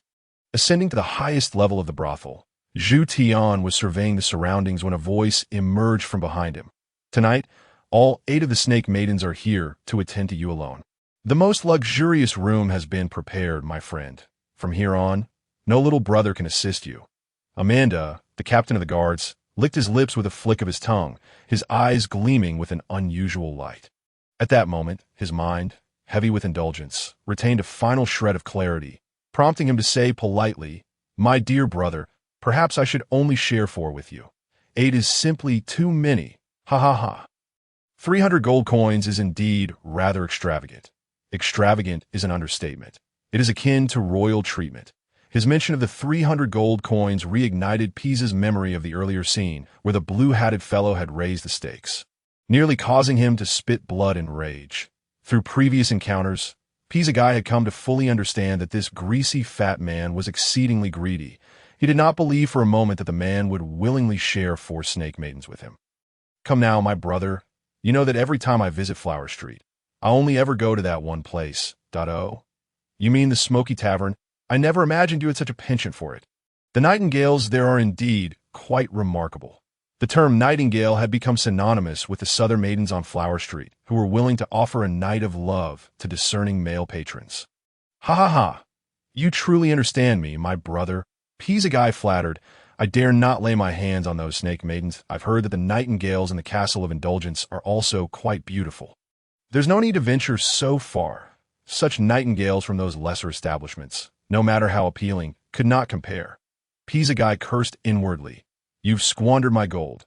How could I afford to indulge?" Yet outwardly he responded, "I simply prefer the quaint charm of smaller places." All right. Enough of this chatter. Go wherever you please." Amanda finally lost his patience for pleasantries. "Very well, brother. I shall take my leave." Pisa swallowed down a mouthful of frustrated blood. Forcing a smile, "See you at the entrance of the Castle of Indulgence tomorrow morning." Amanda hesitated for a moment, then replied, "Let us meet at noon instead." After uttering his words, Captain Amanda stepped into the room and slammed the door shut with a resounding bang. Pisa Guy cast a gloomy glance at the firmly closed door. Squinting as if realizing something, he looked around but found himself utterly alone on Flower Street. Ryder had traversed back and forth from south to north, then from north to south, making 3 complete circuits, yet he still had not caught sight of Pick. The donkey, Big Blackfoot, had clearly begun to grow weary. At that moment, as human nightlife commenced, it simply sought a place to rest. Observing Big Blackfoot's unwillingness to budge, Ryder did not press the issue. After all, he was exhausted himself, having spent the previous night awake crafting a walking stick. Overcome by sudden drowsiness, he found a corner to sit and promptly fell asleep. Once Ryder fell asleep, he was difficult to rouse unless someone shook him vigorously. Meanwhile, in the darkness, a hand quietly settled on Big Blackfoot's neck, soothing the donkey, which then followed the hand. Zhu Tian had never considered Big Blackfoot to possess any spirit. But after attempting to converse with the donkey, he began to regard it with newfound respect. "Very well. Since you also wish to avenge Pick, you must heed my instructions." Zhu Tian relayed his plan, then secured a wooden board with 2 wheels to the donkey's back. The Smoky Tavern, true to its name, was filled with a congregation of genuine smokers, amidst the collective efforts of numerous patrons indulging in their habit. The entire tavern was enveloped in a haze of grayish-white smoke. Many broke individuals unable to afford tobacco often found the highest pleasures here. Those with insatiable cravings would pick up discarded half-smoked cigarettes from the ground, squinting as they inhaled deeply, only to exhale through their noses, repeating the cycle once more. Of course, patrons did not come solely for the pleasure of smoking. One could say that everyone who entered carried ulterior motives.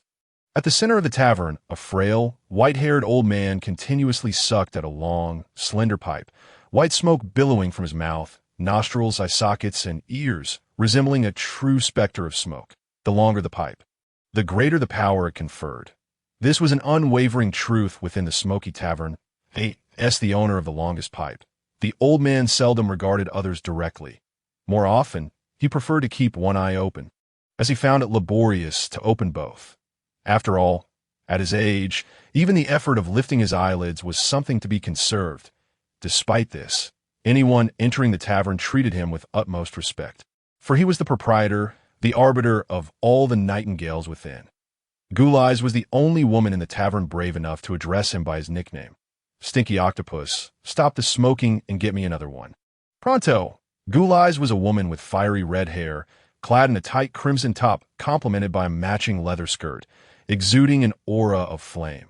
The old man's hair hung down in disheveled strands, resembling the tentacles of an octopus, as he fervently puffed on his pipe, attempting to mask his own odor with the smoke.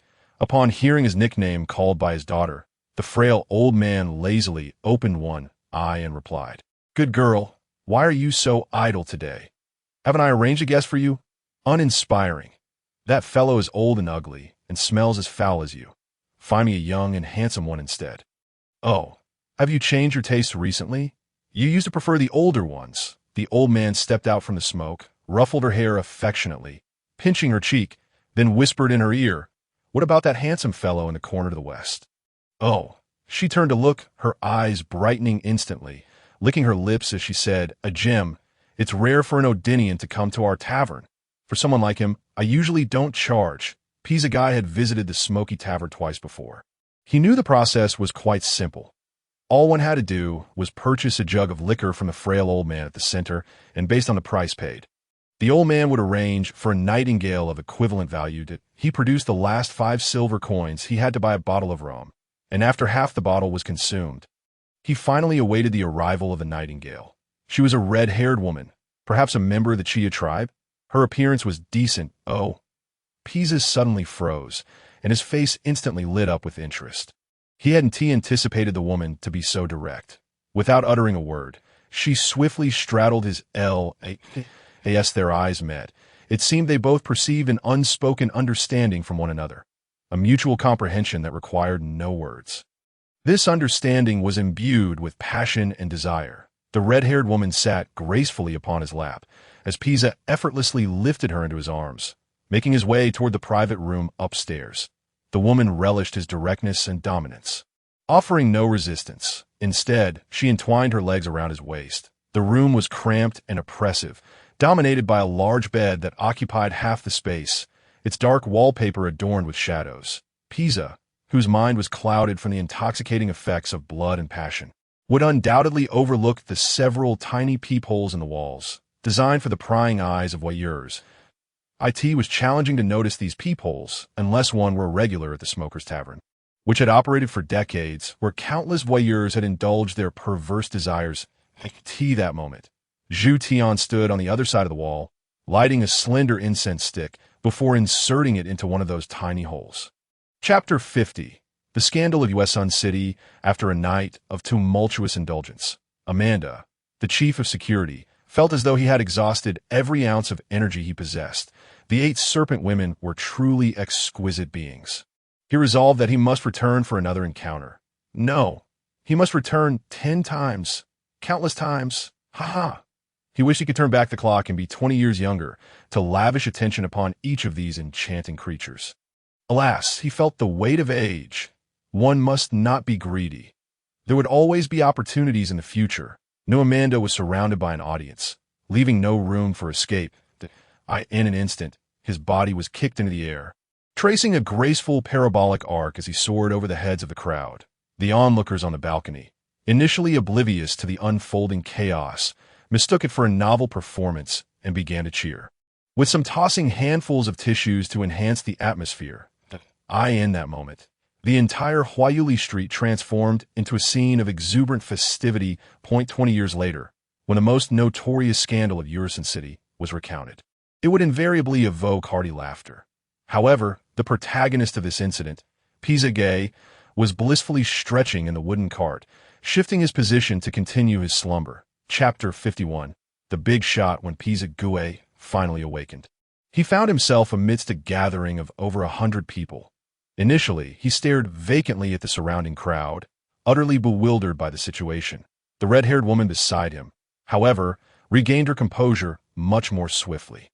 With a startled cry, she tightly clutched her thin blanket and draped it over her head. Little did she realize that this action inadvertently exposed Pisa Guy's pale body to the sunlight. He wondered how he ended up here, why these people were staring at him, and why he wasn't at the Smoky Tavern. Such onlookers were truly a blight on his dreams. He sprang from the wooden cart, shouting, "What are you all making noise about? Disperse at once." Standing bare in the street, he commanded attention. The previously kicked Amanda, now clutching his chest, reappeared and upon witnessing the scene, he slapped his forehead in exasperation. Good heavens! Facing the scornful gazes around him, Pisague suddenly sensed something amiss.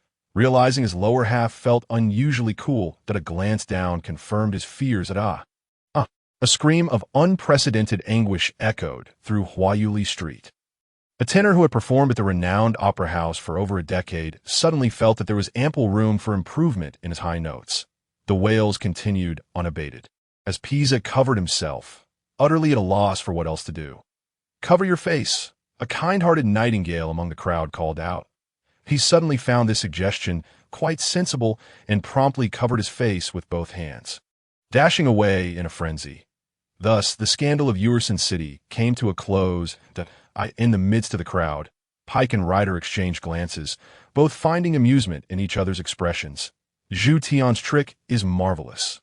"I learned something new today," Ryder chuckled. "I had initially planned to drug him and drag him into an alley for a thorough lesson, but clearly, this method is far more entertaining," Pike remarked when I realized he was Haijia's fiancé. "I even contemplated wishing them a lifetime of happiness." "You are far too kind, Pike. We must find a way to let Haijia know the true character of that pretentious young man. Indeed, she must be informed. And I believe the news will swiftly reach Peacetown. She will find out sooner or later." Having experienced the events of the previous night, Pike finally understood the nature of Huayuli Street. And amidst his astonishment, his perception of the world expanded. The so-called flower house was likely a brothel, and recalling how he had been toyed with there filled Pike with resentment. Later, Zhu Tian had taken control of his body, even claiming his first kiss. This thought, Pike felt guilty towards Haijia, repeatedly praying to the God of Light for purification. Surely, the God of Light would hear his prayers. The two wandered the city for the afternoon. And as night fell, a reluctant rider finally agreed to return. Before heading back, they treated themselves to 2 bowls of steaming noodle soup, spending merely a copper coin. Although the carpenter's shop had prospered these past 2 days, they were accustomed to frugality, and 2 hearty bowls of soup left them thoroughly satisfied. Notably, Ryder had also purchased a dagger for Pike. Following the recent injury incident, Ryder worried that Pike might face another attack. So he resolutely spent 10 copper coins on a finely crafted dagger for Pike as protection, easily concealable within his sleeve. Pike accepted Ryder's kindness without protest, recognizing the necessity of some defensive measures after the beating he had endured. As they left Urizen City, darkness enveloped the surroundings, and on the road back to Peacetown, they spotted a group halted by the roadside, for mounted warriors accompanying an exquisitely adorned carriage. Such a sight was not uncommon, as wealthy individuals often travel with armed escorts for protection. That it appeared the carriage had encountered some mechanical failure, prompting the group to stop. As a somewhat inexperienced carpenter, Ryder discerned that a large stone had jammed the carriage's wheel. Ryder, ever the helpful soul, approached and inquired, "Do you need assistance?" The response was a tirade laced with overt racial prejudice. "Yodelman, stay away from my carriage. Get lost." A portly white man with a golden hat leaned out from the carriage and spat at Ryder. "Racist, unabashed discrimination," Ryder glared. Pike quickly restrained him, preventing any foul word from escaping his lips as he pulled him towards the direction of the town. "They are armed. We would be at a disadvantage here." Yet the 4 warriors seemed intent on provoking a confrontation. Encircling them, one warrior with a sharp face, riding a black horse, urged his steed forward, delivering a vicious kick to Ryder's back. The warrior clearly possessed some martial prowess, as Ryder was sent tumbling several meters. "You won't leave, but you can roll away. Ha ha, you bastard," Ryder yelled, rising to his feet. "If you have the guts, come down and face me. Sneak attacks are for cowards." "Huh, you think you deserve to challenge me, you lowly wretch," sneered one warrior. "What were you about to say?" Not satisfied, "Speak up." With that, he spurred his black horse towards Ryder once more. Ryder managed to evade the horse's charge, but another warrior's kick landed squarely on his chest, knocking the wind out of him. Ryder fell to the ground, rolling in the dirt to dodge the second and third warrior's charges. However, outnumbered, he could not escape the treacherous strike of the 4th warrior. The warrior lashed out with a whip, shredding Ryder's shirt and leaving a gruesome gash on his chest. "How's that, boy?" During that period, the rivers of the mainland did not flow with water, but with the vivid crimson of blood. This 3-year span is historically referred to as the Era of Bloody Rivers. In the 4th year of the massacre, Akil VII met an untimely demise, becoming one of the shortest reigning kings in history. Following Akil VII's sudden death, the 6-year-old Akil VIII ascended to the throne, bringing an end to the Era of Bloody Rivers. Although Akil VII had perished, the racists continued to persist. Greedy, foolish, and despicable yeomanmen, put down your daggers, lest my warriors not only slay you, but also annihilate your entire family. The pale-faced fat man shouted in rage, his eyes bulging as if they might pop out of their sockets. Pizza, well done. It seems today's dagger was a wise choice. Lade rushed over, spat at the pale-faced man, and cursed, if you dare to shout again, I shall cut off your tongue. Have your warriors call me Grandfather Pizza 3 times, and I shall let Pizza release you. Pizza? Why do you call me Pizza? Pika was momentarily taken aback, then quickly realized that he could not use his real name at this time. Otherwise, this group might come to Peacetown seeking trouble, which would be disastrous. He exchanged a glance with Lade, both recognizing the dark humor in each other's eyes. Release Lord Nookies. He is the court's etiquette officer. If you harm him, your entire family will suffer the consequences. The sharp-faced warrior threatened, drawing his sword. What is an etiquette officer? Lade had never heard of such a title, but Pika was well-versed, having read every book on his grandfather's shelf. The etiquette officer was not a specific official position, but a general term for a certain class of people within the royal palace. Initially, the king established this position to teach noble children proper decorum. However, over time, the role morphed. The king realized he could gather secrets from the etiquette officers about various nobles or ministers, thus understanding the dynamics among his subjects. Gradually, the etiquette officers became the king's eyes and ears, overseeing the nobles and ministers that in the present day. These individuals were openly acknowledged, with the king directly appointing them to supervise officials and local nobility. They held no official titles or nobility, yet wielded tremendous power. Why was this the case? Because they were the king's eyes, ears, and voice. At times, they could even act as the king's hand. Pika recalled a scandal detailed in the historical texts of the Akil Empire.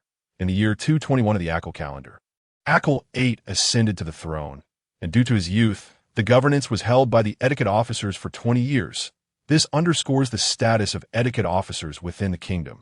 If one were to liken the kingdom to a landlord's estate, the etiquette officers would be akin to the stewards. When the landlord was away, the etiquette officers were the most powerful figures in the household. Realizing the potential for catastrophe, Pika understood that even if he surrendered his dagger, the consequences would only worsen. Fortunately, they were unaware of his identity. Now, he merely needed to find an opportunity to escape. Lade interjected, "But you struck first.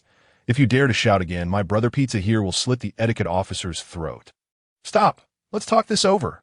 After a prolonged standoff, the pale-faced man finally regained his composure, realizing that preserving his life was paramount.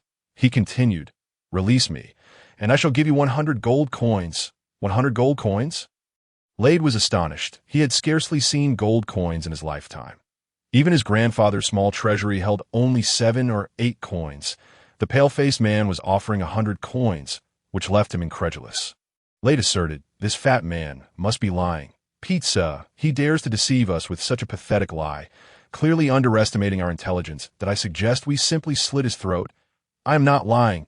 I truly possess 100 coins." The pale-faced man, now fearful, commanded the 4 warriors, "Hurry and fetch the money to compensate these 2 gentlemen." Reluctantly, the sharp-faced warrior retrieved a money pouch from his waist and tossed it to Lade, saying, "Here, this is your compensation. Release the etiquette officer, and I shall give you the remaining 50 coins. 50 coins are in here." Lade opened the cloth bag. His rider's tone revealed a sense of concern. Once he calmed down, he realized how perilous the situation had been. Moments. Not worry. "Do you really think I believe them?" Peak remarked as he produced a half-burnt incense stick from his pocket, adding, "They should be lost in sweet dreams now, thanks to this fine gift you bestowed upon me." Ryder instantly recognized it as the enchanting incense he had purchased at great expense from the flower house.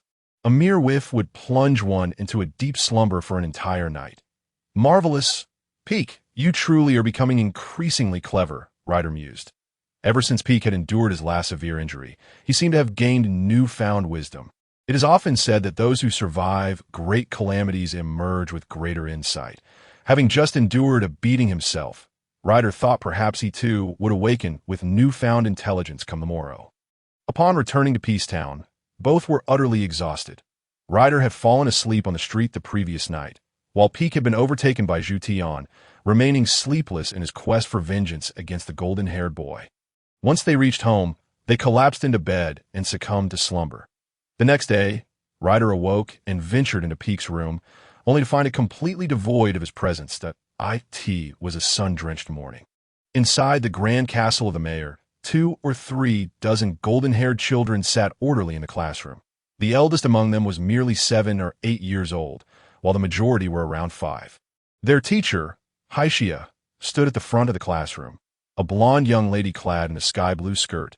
In the prime of her beauty at the tender age of 20, the children adored teacher Haixia, primarily because she had tailored exquisite yellow and blue outfits for them, crafted from ice silkworm silk, which provided a refreshing coolness during the sweltering summer. Of course, the children's fondness for teacher Haixia extended beyond the expensive garments.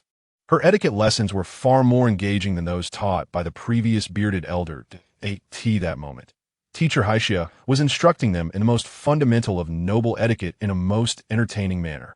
She arranged the boys in a line and invited a little girl to assess whether their noble salute was executed correctly.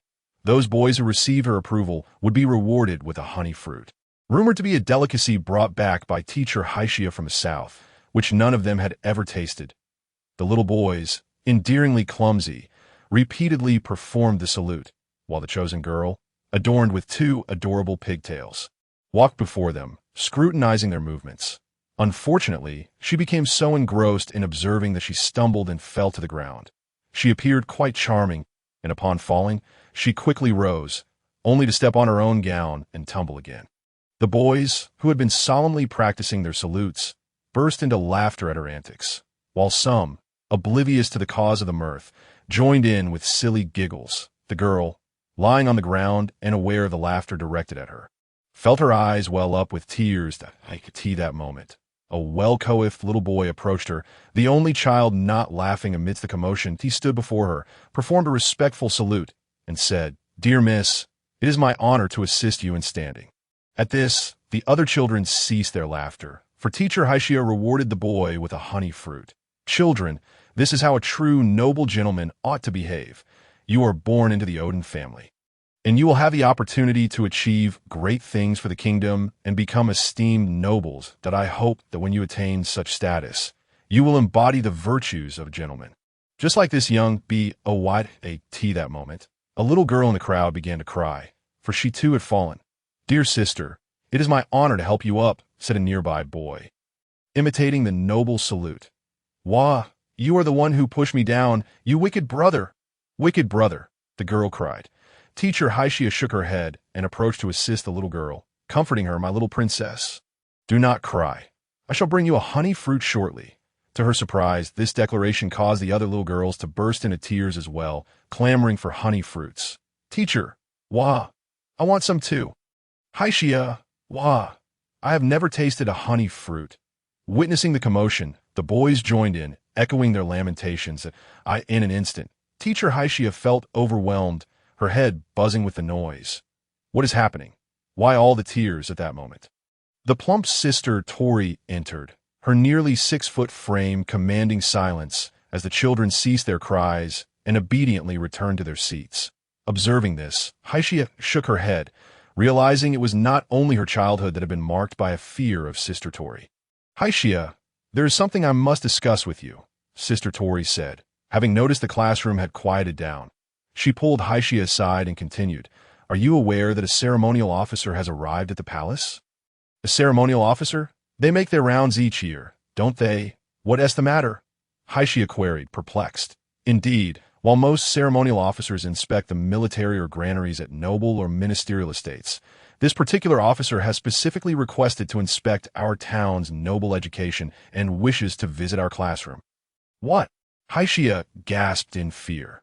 Having read numerous historical accounts, she was aware of the chaos that ceremonial officers could bring to the palace, inner mind. Ceremonial officers represented the darkest elements of the kingdom, and she wished to avoid any confrontation with them. Why must they inspect our classroom? What is there to inspect? Who knows?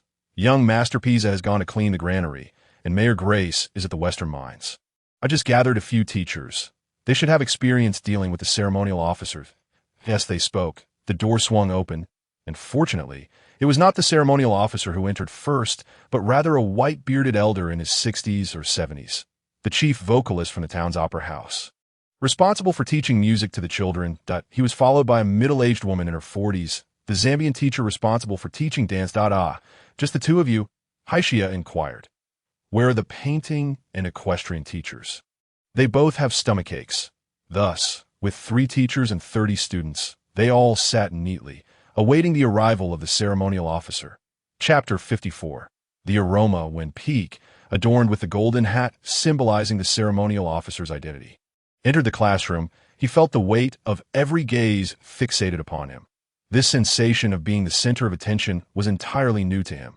The first to speak was the tall servant guiding him, who introduced Peak to the 3 teachers, saying, "This is the esteemed ceremonial officer, Lord Nookie."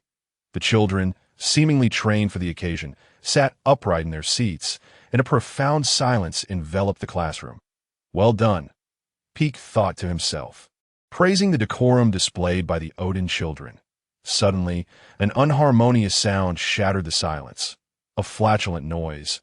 Peak quickly discerned that it was the sound of a fart. It was clear that the 3 teachers on the platform were not responsible for such an indiscretion. So he scanned the room and spotted a fair-skinned boy stifling laughter behind his hand. "Stand up." A commanding voice rang out. Peak turned to see a plump woman in a nun's habit standing by the window.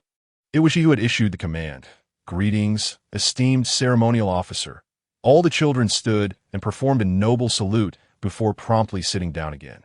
The cleverness of the command not only showcased the teacher's effective discipline, but also alleviated the awkwardness of the fart. As Peak observed the children, he was transported back to his own childhood, playing in the fields and splashing in the river. Looking at their matching attire, he felt a twinge of envy. It appeared that Haishia had taken his advice to heart during their visit to the tailor. Today, he was certain, would bring her great surprise. Before arriving, Peak had affixed 2 tufts of donkey fur to his lips, giving him the appearance of a bearded man in his 30s or 40s. When he first entered, Haishia didn't recognize him. However, as he strode confidently to the podium and stood beside her, her curiosity was piqued. Upon glancing at him, she was immediately captivated by his uniquely azure eyes. It asked him, "Peak, what is going on?" Haishia gazed in astonishment at the figure beside her. "Pick, how could he possibly be the etiquette officer?" "Greetings, my princess," Pick uttered in a voice so subtle that only Haishia could hear. It truly was him. Haishia glanced at the golden hat perched atop Pick's head and couldn't suppress a snicker. The extravagant hat overshadowed his eyebrows, clearly indicating that it was not his own. If he were to remove it, revealing his chestnut hair, his ruse would be exposed. Pick stood at the podium, surveying the room with an air of authority, and inquired, "Children, which of your teachers do you admire the most?" "Teacher Hai, the beautiful teacher, Teacher Haishia." Instantly, the children clamored in unison, leaving the other 2 teachers standing at the podium feeling utterly embarrassed, their faces tinged with green, as every child professed their affection for Teacher Haishia, with not a single one expressing fondness for the others. Pick cast a sidelong glance at Haishia, noticing her complexion shift from pale to crimson, and thought to himself, what a stunning individual she is. Unable to contain his excitement, he yearned to converse with her at that very moment. However, he must not appear too eager, lest he raise suspicions. He first greeted the eldest gentleman in the room. "Esteemed sir, what subject do you teach the children?" The elderly man with a white beard replied, "Sir, I am here to teach music to the children." Pick eagerly turned to another middle-aged woman and asked, "And you, what do you teach?"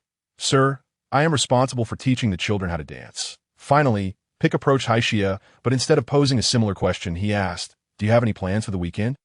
"I am responsible for..." Haishia began to say that she was in charge of teaching the children etiquette, but his questions seemed to pertain to something else, so she responded, somewhat perplexed, "I plan to attend a circus performance." "Oh," Pick mused, pondering her response. Suddenly, a discordant voice interrupted his train of thought. "Esteemed etiquette officer, Thank you for coming to oversee and guide us. I have a question I would like to ask you. Pick turned to see the plump nun. Her gaze was so piercing, it felt as though she had seen through his disguise. Could she recognize him? That seemed improbable, as he had only visited this castle once. And that had been in the dead of night. Even if she happened to have been in the castle that day, it would have been unlikely for her to discern his features. Moreover, he had made a concerted effort to present himself well today. Pick adjusted the fake mustache adhered to his lips, thinking, "Stay calm.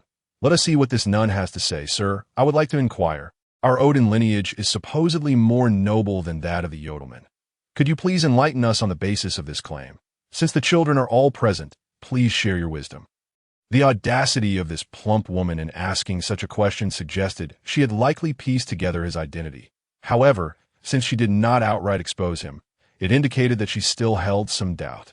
Observing the group of innocent, golden-haired children, Pick reflected, no wonder many Odins harbor disdain for the Yodelmen. It seems they are subjected to this kind of racially discriminatory education from a young age. Very well. Since you have asked, allow me to enlighten you. Pick suddenly leaped onto the podium, capturing the undivided attention of all the children. Children, our Odin lineage is extraordinarily unique. We possess qualities that set us apart from other races. Do you know what our advantage is? We have golden hair, a little boy eagerly shouted. Pick shook his head. We are wealthier. The same boy chimed in again. Pick focused his gaze on the boy. Realizing he was the same one who had snickered after passing gas upon entering the room. This child was quite lively. Pick approached him and said, "Well done, young friend. However, your answer is still incorrect. But since you were so eager to respond, I have decided to share the correct answer with you alone." Pick crouched down and whispered something to the boy. Upon hearing Pick's words, the boy's eyes lit up with excitement. "Really?" Pick nodded and whispered again. The boy, intrigued, nodded enthusiastically and then approached the plump nun, Tori. "What are you doing, little Maja? What did the etiquette officer say to you?" Sister Tori inquired, her brow furrowed in confusion. "Crouch down," the boy said, glancing around conspiratorially. "Crouch down." Sister Tori, perplexed, complied with the boy's request, bringing their heights closer together. "Speak, Maja," Sister Tori prompted. "What do you wish to tell me?" The boy, now called Maja, hesitated, spinning around and scratching his head. Yet remained silent. "Speak up, Maja." "It has been long enough." Sister Tori, squatting on the ground, her legs growing weary, began to sound impatient. "What are you doing?" Spinning around. Suddenly, Maja turned and presented his backside to Sister Tori. And then, a loud fart erupted right in Sister Tori's face. In an instant, the classroom fell silent. The sound reverberated throughout the room as everyone stared in disbelief. The nun, caught in the blast, had her round face contort, gradually turning a shade of green, before she lost her balance and plopped down onto the floor. What just happened? Sister Tori stared blankly at the rear end before her, and before her mind could process the situation, a series of resounding farts followed, causing her hair to fly in all directions. Maja turned around, curiosity ablaze in his eyes, and asked Sister Tori, "How was that? Was it fragrant?" Chapter 55. The bounty on pizza, was it fragrant? The little boy was eager to know if his resounding farts were indeed pleasant, as they had been long in the making. Just moments ago, the teachers had proclaimed that the etiquette officer was a significant figure, urging them to heed his words. Though at the tender age of 5, Maja still did not fully grasp the meaning of significant person. Just then, the etiquette officer had whispered to him that the farts of Odins were fragrant. And the louder they were, the more fragrant they became, surpassing even the scents of roses, lilacs, and daffodils from the mayor's garden, which he had experienced. More fragrant than flowers. Just how fragrant could that be? Was it fragrant? Maja inquired, his curiosity piqued. Sister Tori was utterly flustered by this existential question. What has happened to this world? Farts are fragrant. As she observed Maja's gleeful demeanor, the veins in Sister Tori's temples throbbed with indignation. "No, this little rascal is mocking me." She suddenly rose from the ground, casting a large shadow over Maja. "Wah! Don't hit my bottom! Why are you hitting my bottom?" Maja cried out, desperately fleeing from Sister Tori's grasp and bolting out of the classroom. Yet, Sister Tori was relentless in her pursuit. chasing after him. Pig shook his head and picked up a small, candy-shaped orb from the floor. It had fallen from Asia during the nun's attempt to swat him. He couldn't help but chuckle, finally unable to contain himself, covering his mouth as he caught a shy glance at Pig. Oh no, he had seen her stifled laughter. Meanwhile, the music teacher and dance instructor exchanged bewildered glances. Still processing what had just transpired, Pig chuckled. He stole glances at Haishia. Seeing her smile brought him immense satisfaction, leaving him content even if he were to be cast into the abyss. Looking back at the group of bewildered children, Pig's playful spirit ignited once more. Children, what songs have your music teachers been teaching you? He called out from the podium. Little dear, a little girl replied, naming her favorite song. The Little Frog, the Blue Sprites. The classroom erupted into a delightful cacophony as the children chimed in unison.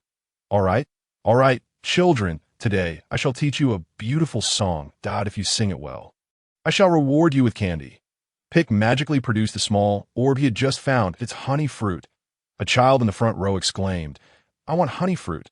Honey fruit. Yes, children who sing well will be rewarded with honey fruit. Pig coaxed, I will sing a line, and you shall sing it back to me, and do so loudly, all right? The children chorused in agreement. Yes, Pike sang, Oh, my beloved princess, and as he uttered these words, his gaze flickered towards Haishia. Noticing that her face had reddened even further, the children, emulating Pike's emphasis, chimed in unison, Oh, my beloved princess. Pike continued, Climb aboard my carriage, as he approached Haishia. The children echoed, Climb aboard my carriage. Pike then declared, Step onto my heavenly ladder.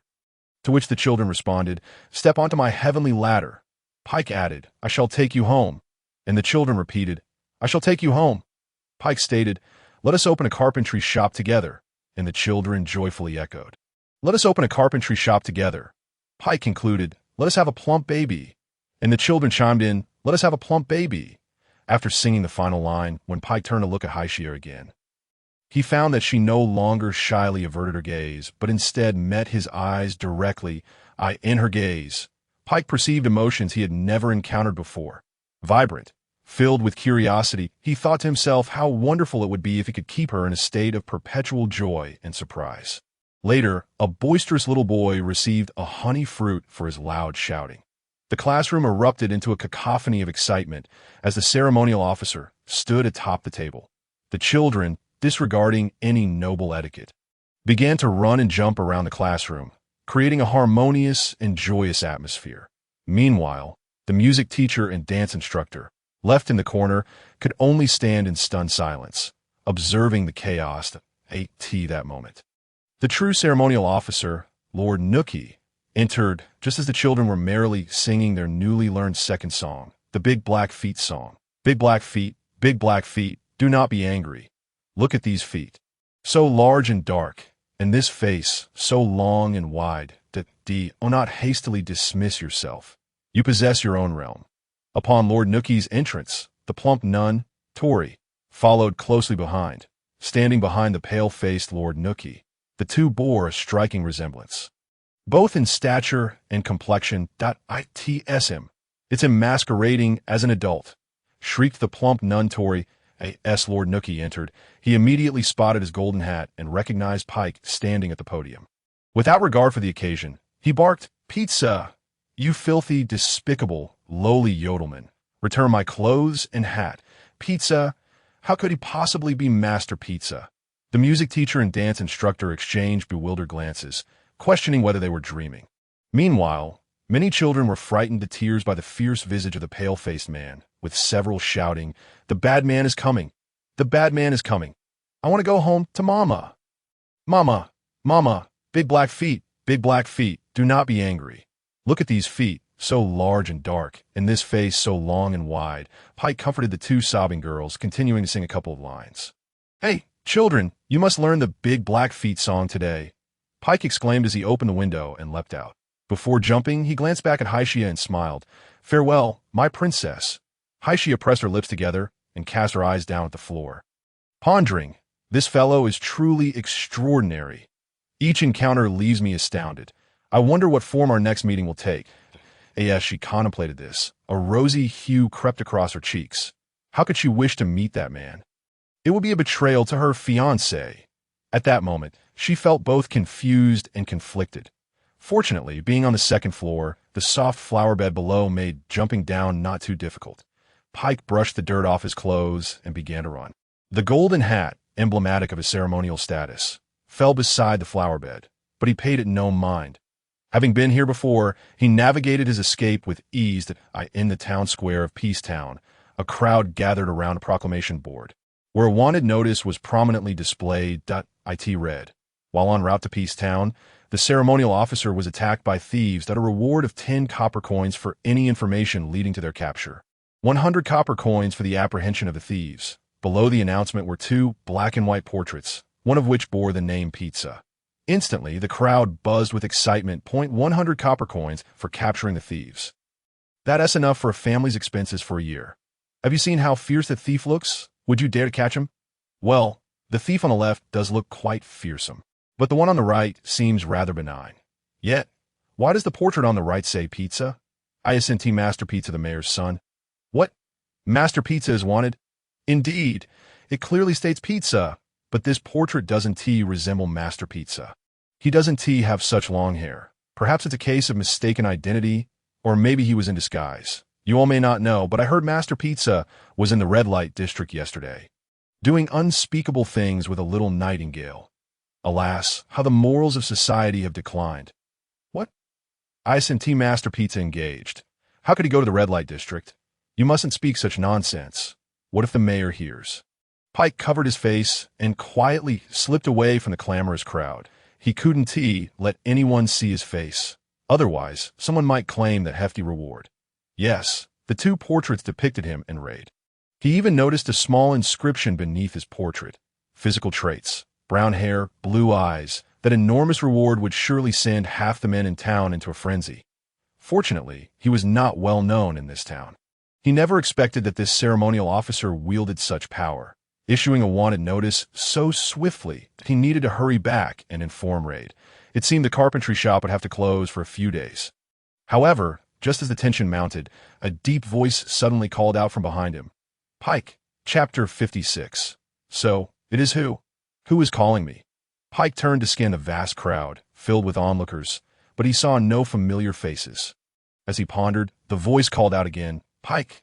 This time he heard it distinctly, as if whispered right beside him. Don't look back. Run. Pike felt a powerful grip on his arm, propelling him forward. It was OL. As he ran, Pike recognized the person beside him. Looking at OL, he felt a mix of familiarity and strangeness. Familiar because his appearance and voice had not changed a bit, yet strange due to OL's hair, now flowing long and cascading over his shoulders. It had only been a month since they last met. What could have happened in such a brief time? Pike had not recognized OL earlier, perhaps because of his long hair. OL, what happened to you? Wait, let me finish. OL pulled him into a narrow alley, making swift turns until they reached a dimly lit corner. He cautiously glanced around, then grasped Pike's hand and lifted his curtain of hair, inspecting his forehead. How did he get hurt? Pike's hand was wrapped in bandages from when he had been beaten and cut by those 4 thugs. It had not healed properly. He also had a small cut on his forehead that had scabbed over. But the most severe injury was on the back of his head, where the scalp had been torn and hair had yet to regrow. This is a long story, but you should explain your situation first. Why is your hair suddenly so long? Pike inquired. And what exactly happened that day? OL did not answer his questions, but wore a worried expression. I just saw your portrait on the proclamation board. Pike, how did you end up on a wanted list? Pike scratched his nose. It's a misunderstanding. Pike, I advise you to leave Peacetown immediately. The sooner the better. You should head south? Pike was taken aback. You may be mistaken. I haven't done anything wrong. Even if the authorities catch me, they can't do anything significant. You needn't worry too much. No, I'm not talking about your being wanted. OL sighed, pondering before speaking. Trouble is brewing in the north. Trouble? Pike was puzzled. Yes, chaos is about to erupt in the north. OL affirmed, a hint of concern evident in his light green eyes. You must have seen the blood moon that night. It was an omen of impending chaos. Why would there be chaos in the north? Is the south truly safe? Pike expressed his confusion, stating, at least in comparison to the north, the south is secure. The further south one goes, the better it becomes that we should leave this place swiftly. Pike appeared bewildered, asking, "What is chaos? Is Peacetown to be besieged by thieves?" A mocking smile curled upon Hour's lips as he retorted, "What do thieves amount to? True chaos is horrific beyond comprehension. That is genuine warfare, a war of genocide, a cataclysmic end of the world. If chaos were truly to erupt, Peacetown would inevitably cease to exist." War? Pike's heart quivered at the mention. Is it indeed war? Are you frightened? Hour gazed intently at Pike and said, "Once chaos breaks out, it will not merely be Peacetown that falls. The entire North shall be engulfed in smoke and fire." "But how do you know?" Pike questioned, perplexed. "Does chaos signify war? Who are we fighting against? Can Hour's word be trusted?" The usually taciturn Hour had suddenly spoken so much, and with such weighty implications, leaving Pike momentarily disoriented. It must be true. Chaos is impending. Suddenly, he recalled the day when 500 light knights charged forward, and Hour had shoved him on Adahe's back to ensure his escape, in moments of peril. Hour had prioritized his own safety, which suggested he could be a trustworthy individual. Yet, the things he spoke of were utterly fantastical. But how could he leave Peacetown? Here lay his grandfather, Raid, their newly opened carpentry shop. And the one he yearned for, Hezekiah. Pike had never contemplated leaving Peacetown. The blood moon was a clear omen. "Pike, do you not wish to leave this place?" Hour's light green pupils flickered, seemingly piercing through Pike's thoughts. He sensed Pike's inner turmoil and discerned the hesitation reflected in his eyes. "Tell me, why?" Pike queried, bewildered. "Are you certain you wish to know?" Hour's voice sank to a low murmur, his green gaze emanating a sinister allure, as if he were about to unveil a monumental secret. "There are certain truths you may not be able to confront. How do you know what I can or cannot confront?" Pike challenged. "Why are you telling me all this?" "Very well. I shall divulge it." Hour's eyes bore a hint of exasperation. "Not long ago, you saved my life. I saved you," Pike echoed, baffled. Hour then fell silent, removing his shirt and turning his back to Pike. There lay a thick mat of dark hair across his chest, extending to his shoulders and abdomen, resembling a black fur vest. When he turned, Pike was astonished to see a similar layer of dark fuzz covering his back. A few days prior, Pike had heard a saying on Huayuli Street: "The denser the hair on a man, the more pronounced his masculinity," making such men particularly appealing to the women of Huayuli. What was Hour doing now? Was he flaunting his body hair? "Do you see?" Hour turned back, observing Pike's stupefied expression, his eyes shimmering with pity. "You aren't actually frightened, are you? What am I supposed to discern?" Pike swallowed hard, thinking, am I supposed to conclude that you exude masculinity? Hour hesitated, then pointed to his back, saying, "Look here." "Oh, you are injured?" Pike noticed a round wound on Hour's back, resembling an arrow wound but larger. "Do you not understand yet?" Hour sighed, beginning to unfasten his trousers. Wait. What are you doing?" Pike stammered, waving his hands in a desperate attempt to halt Hour. He had previously heard Raid's explanations about Huayuli Street, where male nightingales existed, catering to thrill-seeking patrons seeking fleeting romances. Raid had also mentioned the possibility of love blossoming over time, and here he was, sharing a roof with Hour for a month. Could it be that Hour? A chill ran down Pike's spine at the thought. He truly could not confront such a reality. "That I don't like men." At that moment, Hour had just removed his trousers, revealing snug leather shorts that concealed his private parts. And then he heard Pike's words. "You don't like men?" Hour blinked, quickly grasping the implication, and retorted, "What are you thinking? Look here." He pointed to his thigh and then turned to indicate his backside. "I will not look. I refuse to look." Pike pressed himself against the wall, his lips quivering. He couldn't help but ponder that although Hour was not taller than him, he possessed considerable strength back at the Hunter's Lodge. Pike had witnessed Hour effortlessly drag an entire sandy tree with one hand, while simultaneously hauling a dead deer with the other, showing no signs of struggle. This narrow alley was deserted. If Hour were to force himself upon him, resistance would be futile. It seemed this alley was destined to become a recurring nightmare for him. Why must he, a mere insignificant figure, endure such tribulations? He lamented his fate. "Oh, God of light, why must I endure such trials?" Perhaps it was time to relinquish control of his body to Zhu Tian. Perhaps Zhu Tian might also share an affinity for men. Suddenly, as Pike thought of Zhu Tian, he heard a voice in his mind, filled with both curiosity and shock, urging, "Quick, look at his thigh." Upon hearing the voice's heightened excitement, Pike mused, "Could it be that you truly favor men?" Bah! He heard an internal scoff. Auer, having shed his trousers, left Pike no choice but to observe him. Once again, he was taken aback. How could there be so much dark hair on Auer's thigh? "Pike, do you see?" Auer spoke with his back turned, his voice low. "This time, you should understand." "Understand what?" "That you have a preference for men." "But I do not like men. Please spare me." Pike recalled the Blood Moon night, just before 500 Light Knights charged, when Auer had pushed him on Adahe's back to ensure his escape. Now it makes sense. When Pike emerged from the narrow alley, his face had turned ashen, and his legs felt weak and unsteady to the alley's entrance. Auer adjusted his trousers and stepped out, glancing around to ensure no one was watching. He addressed Pike. "I realize this may be difficult for you to accept. I shared this with you to ensure your departure from here. The moon could turn red at any moment, signaling the onset of chaos. You saved me once. That's why I revealed this to you." Pike's eyes were vacant, his mind replaying the earlier scene in the alley. Auer removing his trousers, showcasing his thigh and backside. Initially, Pike had not looked, but when Auer pointed out the wound on his thigh, the gravity of the situation finally dawned on him.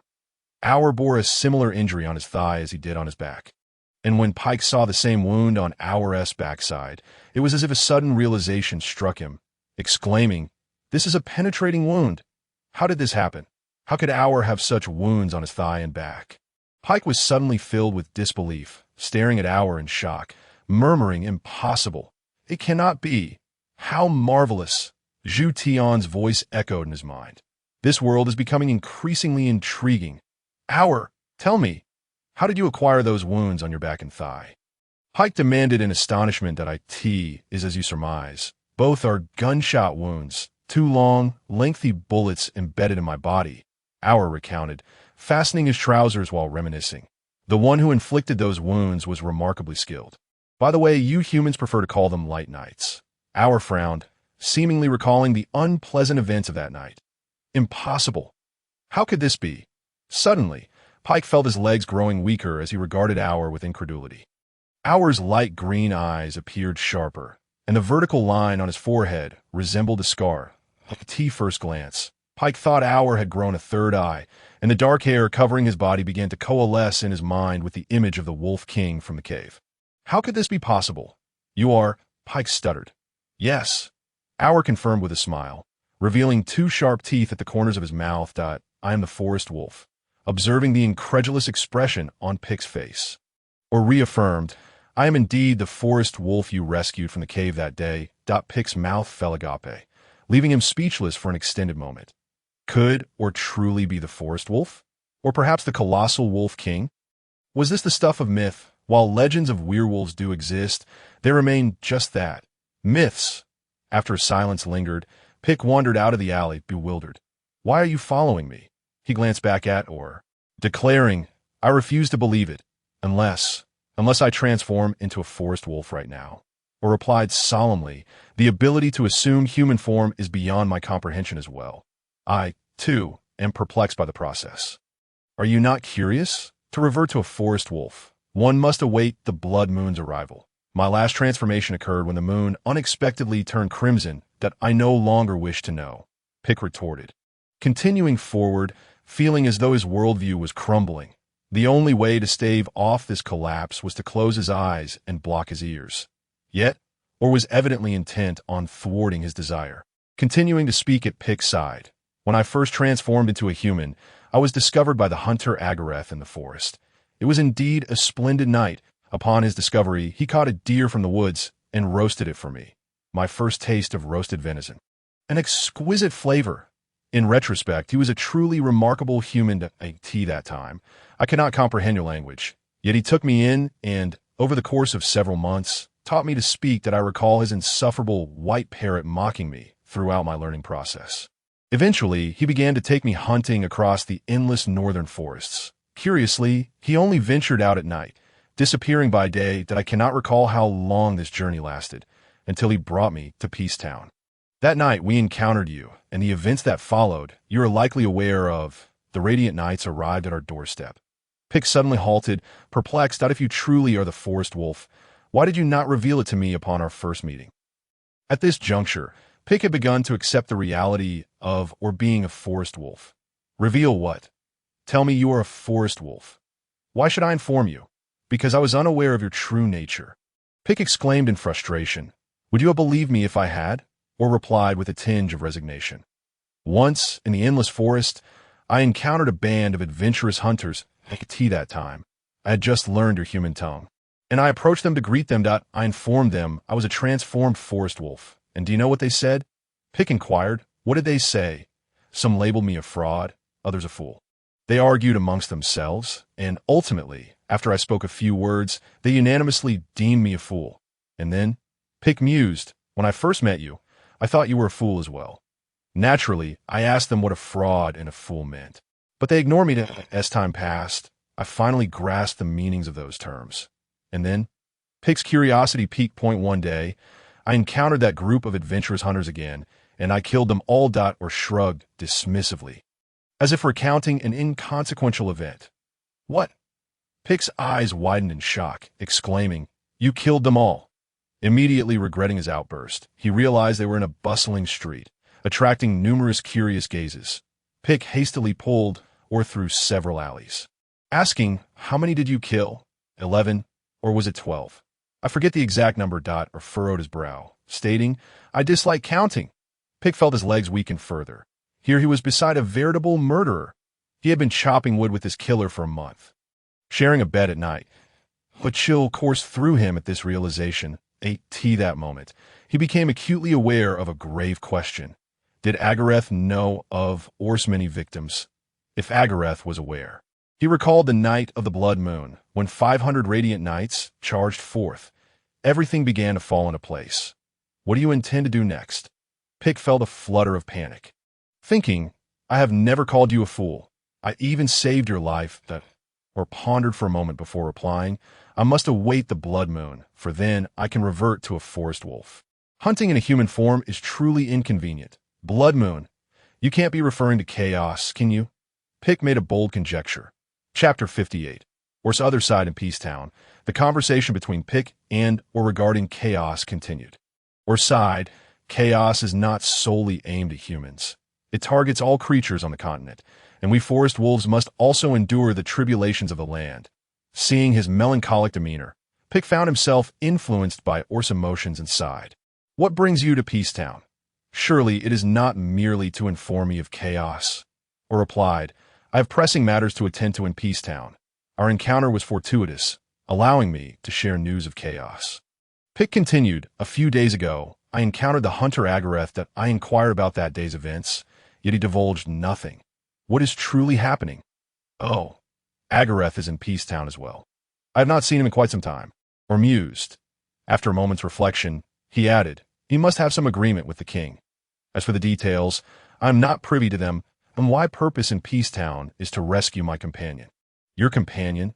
Shouldn't they be in the Endless Forest? Pick understood that, or was referring to a fellow Forest Wolf. Indeed, we have always lived in the forest, yet humans have disrupted our existence. Recently, several hunters captured one of my companions.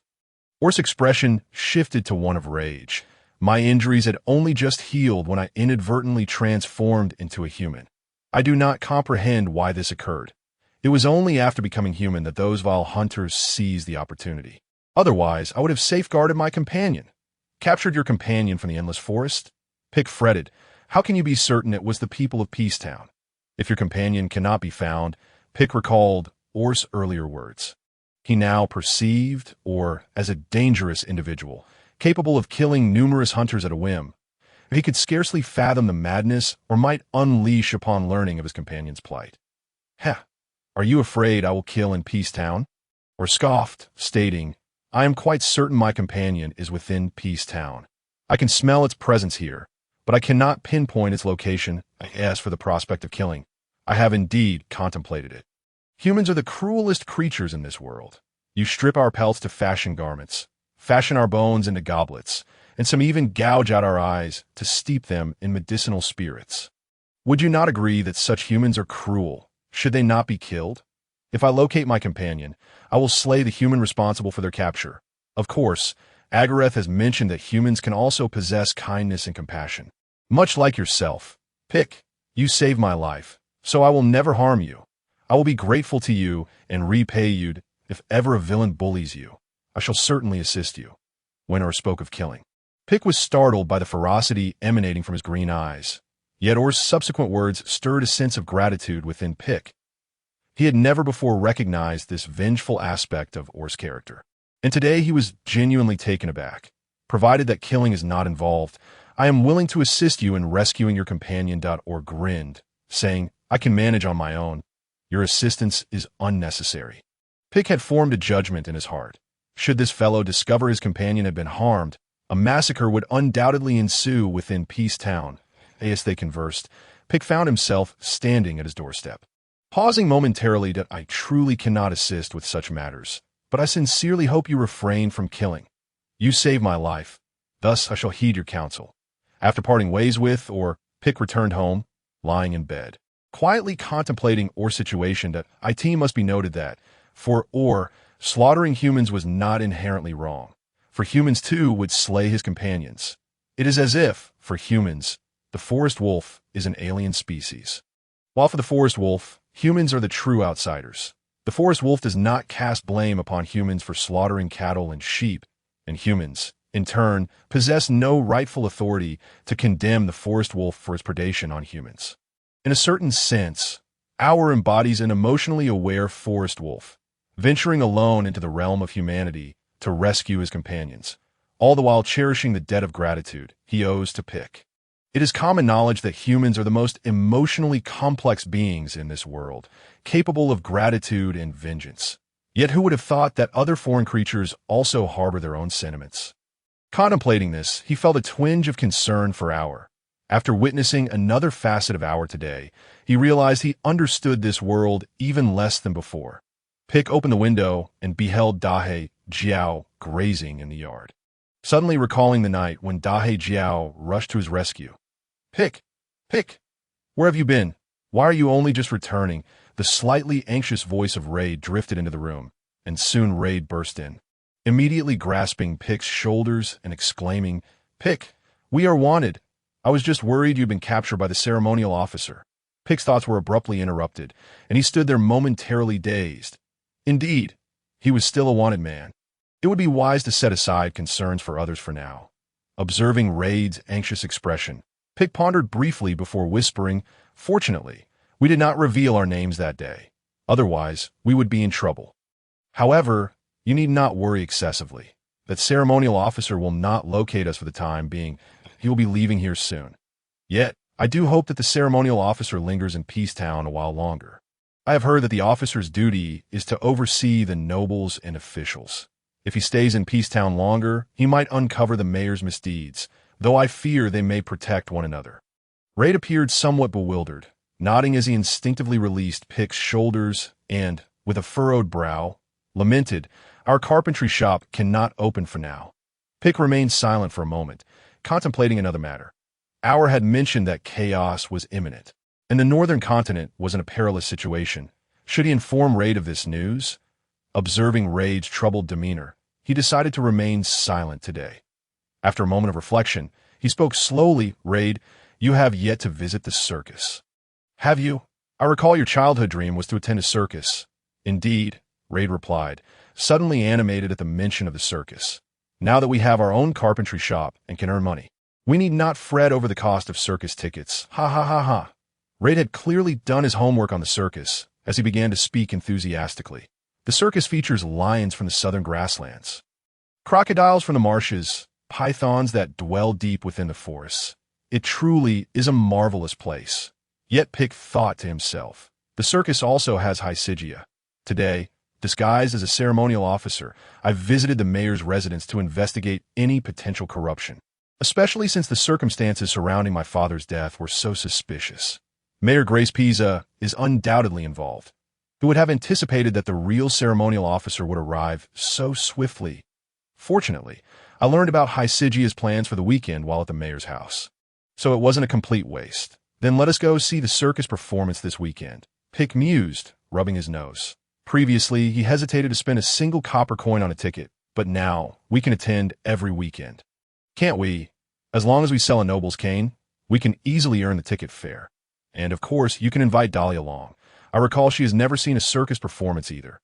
Circus, Dolly, Raid beamed. Counting down on his fingers, 1 day, 2 days, 3 days until the weekend. Raid had arrived despondent, but left brimming with excitement. Chapter 59. The circus in the quiet nights of Peacetown, there were hardly any entertainment options apart from sleep, with most activities being of a more intimate nature between couples. However, ever since a particularly unique group from the South arrived, their nightlife underwent a remarkable transformation. This extraordinary troupe brought with them exotic animals from the South and remarkable acrobatic performances, enlivening the evenings in Peacetown. They were known as the circus. Naturally, this circus only visited on weekends to draw in profits, as the townsfolk, primarily farmers, were not affluent enough to attend circus shows daily. Tickets cost a copper coin. In this land, a single copper coin could provide a family of 4 with sustenance for an entire day. The circus industry flourished, with numerous circuses existing across the continent. At the height of the season, Peacetown simultaneously hosted 3 circuses performing together. It is said that the circus originated from bonfire gatherings, where participants would perform to attract the attention of potential mates. However, the fate of the bonfire gatherings remains unclear, as they vanished, replaced by profit-driven circus performances. Today, Raid contributed 3 copper coins to the circus's success. 3 copper coins purchased 3 tickets. 1 for Pick, 1 for Dolly, and 1 tucked away in his pocket, awaiting the evening's festivities. Early on, Dolly arrived at Raid's home. Previously, she had felt too embarrassed to visit due to her grandfather's frequent teasing about her being too old. However, upon hearing that Raid had purchased circus tickets, she cast aside her reservations and began staying late at his house. Over the course of a few days, the 3 of them grew quite close. Pick had seemingly shed his role as a third wheel, becoming a good friend to Dolly, often sharing amusing tales about Raid's childhood. Their personalities meshed well, creating a harmonious atmosphere. Eventually, at the behest of her grandfather, Pick invited Dolly to stay overnight. Of course, Dolly shared a room with Raid, and what transpired that night remains a mystery to him. After all, they had already made a betrothal, and it would not be improper to engage in some intimate activities beforehand. 3 days passed, and finally, the much-anticipated weekend evening arrived. Pick, Raid, and Dolly stepped out of their home together. Unlike before, Raid donned a tall blue top hat, which complemented Pick's blue hat splendidly. It was not a whimsical decision, but rather a precaution against being recognized, especially since a wanted poster featuring his likeness hung prominently to be why wearing the hat. He reassured himself that he would go unnoticed. Raid was acutely aware that should anyone recognize him, he would undoubtedly be reported. Any commoner in Peacetown would eagerly accept a reward of 100 copper coins. Raid even suspected that if his grandfather learned of his wanted status and the reward, the old man might very well tie him up and turn him into the guards himself. Once outside, Pick suddenly slapped his forehead, making a decisive proclamation. From this day forth, we shall attend the circus every week. Others may go to see the performances, but he would be there to watch Hysigia. Arriving at the site with the towering tent, the throngs of people signaled that the circus was about to commence. The trio quickened their pace, but alas, the crowd was overwhelming, and they found themselves waiting in line to enter. Just as they were queuing, an overly obsequious voice rang out from ahead. "You must be young Master Pisa, the mayor's son. I recognize you. Next time you attend the circus, you need not purchase a ticket." This statement elicited no surprise from the waiting audience, as the mayor held an undeniable position of power in Peacetown, and his son could expect certain privileges, while everyone else's attention was fixed on Pisa. Pick's gaze remained steadfastly on Hysigia. She wore a sea blue blouse, her golden hair styled into a bun, her expression cool and aloof. Out of courtesy, she lightly linked her arm with Pisa's as they entered the grand tent together. Witnessing their side-by-side walk did not bother Pick. He knew that one day she would be linking arms with him. This confidence, its origin remains a mystery. Nonetheless, he possesses it with unwavering certainty at long last. The trio, having patiently endured the lengthy queue, stepped into the colossal tent of the circus. Upon entering, they discovered that this vast structure was, in fact, an open-air arrangement, merely encircled by fabric. It is worth noting that this grand tent could accommodate hundreds of spectators simultaneously. And once the performance concluded, they would dismantle the tent and head to the next town to reap profits. Settling into their seats, Ryder and his fiancée, Dolly, directed their gaze toward the central stage. While Pete continued to observe Haishia that moment, Haishia was seated on a raised platform at the back, akin to a second-floor balcony. Most of the esteemed guests opted for the elevated seating, as it provided a superior view for enjoying the spectacle. Notably, the platform was predominantly occupied by self-important Odin and Shia individuals. Of course, securing a spot on the platform required the expenditure of 2 copper coins. Ryder felt immensely satisfied merely to have entered the circus and witnessed the performance. He had no intention of frivolously spending an additional coin for a better seat. At this juncture, all eyes were fixed on the stage, save for Peek, who silently turned his head to gaze at the figure on the platform. Finally, the performance commenced. A bald man sprang forth from an unknown location, scaling a bamboo pole exceeding 10 meters in height within mere breaths. Below, a woman clad in animal skins, her eyes covered by a black cloth, began to draw a bow and knock an arrow, poised to shoot at the bald man perched atop the pole. At this sight, the surrounding crowd collectively held their breath, fearing the woman might falter. With a whoosh, the arrow was released. In a flash, the audience turned their eyes toward the bamboo pole, where the arrow was now clutched in the bald man's hand. Cheers erupted spontaneously, praising the performer's remarkable skills. Yet Peek did not glance at the spectacle. His gaze remained fixed upon the platform that a child, adorned with totemic tattoos, ascended the stage with a bell in hand. Accompanied by a black python of considerable girth, upon reaching the stage, the serpent began to sway and dance in rhythm with the sound of the boy's bell. Instantly, another wave of applause resonated through the crowd. Dolly, fearful that the python might escape its handler and venture into the audience, hid in Ryder's embrace, trembling in terror. Meanwhile, Pete continued to focus intently on the elevated platform. In his eyes, Haishia stared vacantly at the stage. Why did her eyes lack luster? Perhaps she had witnessed circus performances before and found no wonder in them. Pete mused to himself. If only she would gaze in his direction. Oh, great deity, I am your faithful follower. I beseech you to grant my wish. Let Haishia cast her gaze upon me. A single look would suffice to satisfy my longing. One performer after another graced the stage, and as the acts unfolded, each became increasingly spectacular, earning resounding applause. Yet Peek remained fixated on the platform. Oh, great deity, I am your devoted follower.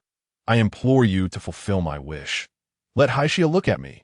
Time slipped away, and before long, over a dozen performances had concluded. Ryder and Dolly, like the other spectators, were riveted to the stage, deeply immersed in the marvels presented by the performers on the platform. Haishia appeared distinct from the other audience members. She sat there, her expression devoid of emotion. Though surrounded by some female companions, she emanated an aura of solitude. Peek sensed her boredom, fervently whispering, "Oh, great deity, I am your devoted follower. I implore you to grant my wish. Let Haishia look at me. Look at me! Look at me! If you see me, you shall no longer feel lonely. At long last, sincerity begets miracles." The god of light must have heard his prayer, for he had prayed through the night. After the conclusion of numerous performances, Haishia finally turned her gaze toward him. Peek's heart raced with fervor. She looked at him. Chapter 60. The grand finale. Dear audience, as you're well aware, our Moon Circus invariably concludes each performance with a spectacular grand finale. Today is no exception. We kindly ask for your patience for just a few more moments. Our grand finale shall commence shortly. As the host's words faded, a colossal curtain descended from above, followed by the creaking sound of something heavy being dragged across the floor. In contrast to other circuses, the Moon Circus excelled in this regard, allowing ample preparation time for its staff while igniting endless curiosity among the audience. What might lie behind the curtain? Whispers began to circulate. I wager it is a lion from the south. To this, the audience responded with derisive laughter. What is so remarkable about a lion? Clearly, you have never seen the world, Just wait and see. The Moon Circus will undoubtedly surprise you. Others speculated. Could it be a snake woman performing? I heard a batch of snake women recently arrived from the West. A snake woman? This is hardly the brothel district of Yuesan City. The audience's guesses echoed, yet Peak paid them little mind. Moments ago, Haixia had briefly turned her head, her gaze landing upon Peak's location. That was what truly occupied his thoughts. She must have seen him. What might she think upon realizing it? Today he had yet to surprise her. Peak turned his head, continuing his fervent prayer. Oh, great deity, let her glance at me once more, that I in the center of the stage. The crimson curtain suddenly fell, and as it did, the audience collectively held their breath. The answer would soon be revealed. Emerging from the center stage was a massive iron cage, and within that cage was a colossal shadow. What could it be? The front row spectators caught only a glimpse, unable to discern what the shadow was, while those seated further back were even less fortunate. However, as the figures in the front row finally recognized the creature, some gasped in astonishment and leapt from their seats, prompting the rear audience, cursing the front row patrons for their lack of decorum, to rise and see for themselves. Gradually, as the enormous shadow within the cage turned, they finally discerned what was contained therein. It was a wolf, a gigantic wolf. Wolves are not particularly rare, even less so than lions from the south. Yet for the Moon Circus to feature one as the grand finale, it must be an extraordinary specimen. This wolf was easily 2 or 3 times larger than an ordinary wolf. To emphasize its enormity, the Moon Circus had strategically placed a dwarf performer beside the cage. The size disparity was stark, leading many to believe that the wolf could swallow the dwarf whole. A forest wolf? Gradually, whispers of the endless forest legend spread among the audience, recounting tales of terrifying creatures that roamed, as large as houses. Reigning supreme in the woods, the wolf prowled slowly within its cage, its deep green eyes glinting ominously, a dark vertical stripe marking its forehead, resembling a third EYT must be a forest wolf. Someone concluded, and no one dared to contradict. They were all witnessing a wolf of unprecedented size for the first time. That a forest wolf? Peak had overheard the bustling discussions around him and finally directed his gaze toward the stage. This was his first look at the performance. By the heavens. It was indeed a forest wolf, and Peak recognized it as the lead wolf, second only to the Wolf King in size, the very same wolf with whom he had communicated. Peak's eyes widened in realization. Did Ale not enter Peacetown to rescue his companion? It turned out his companion was among the circus performers. But where was Ale now? He glanced around, his heart racing with speculation. Elle must be nearby.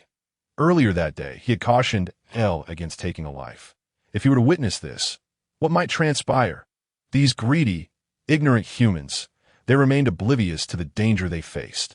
Peak began to worry about the unfolding situation, fervently hoping that the circus performers would not harm the forest wolf. They were entertainers, not butchers or executioners. Surely, they had no reason to inflict harm upon the wolf. Perhaps once their performance concluded, they would return the forest wolf to its home. One could only hope.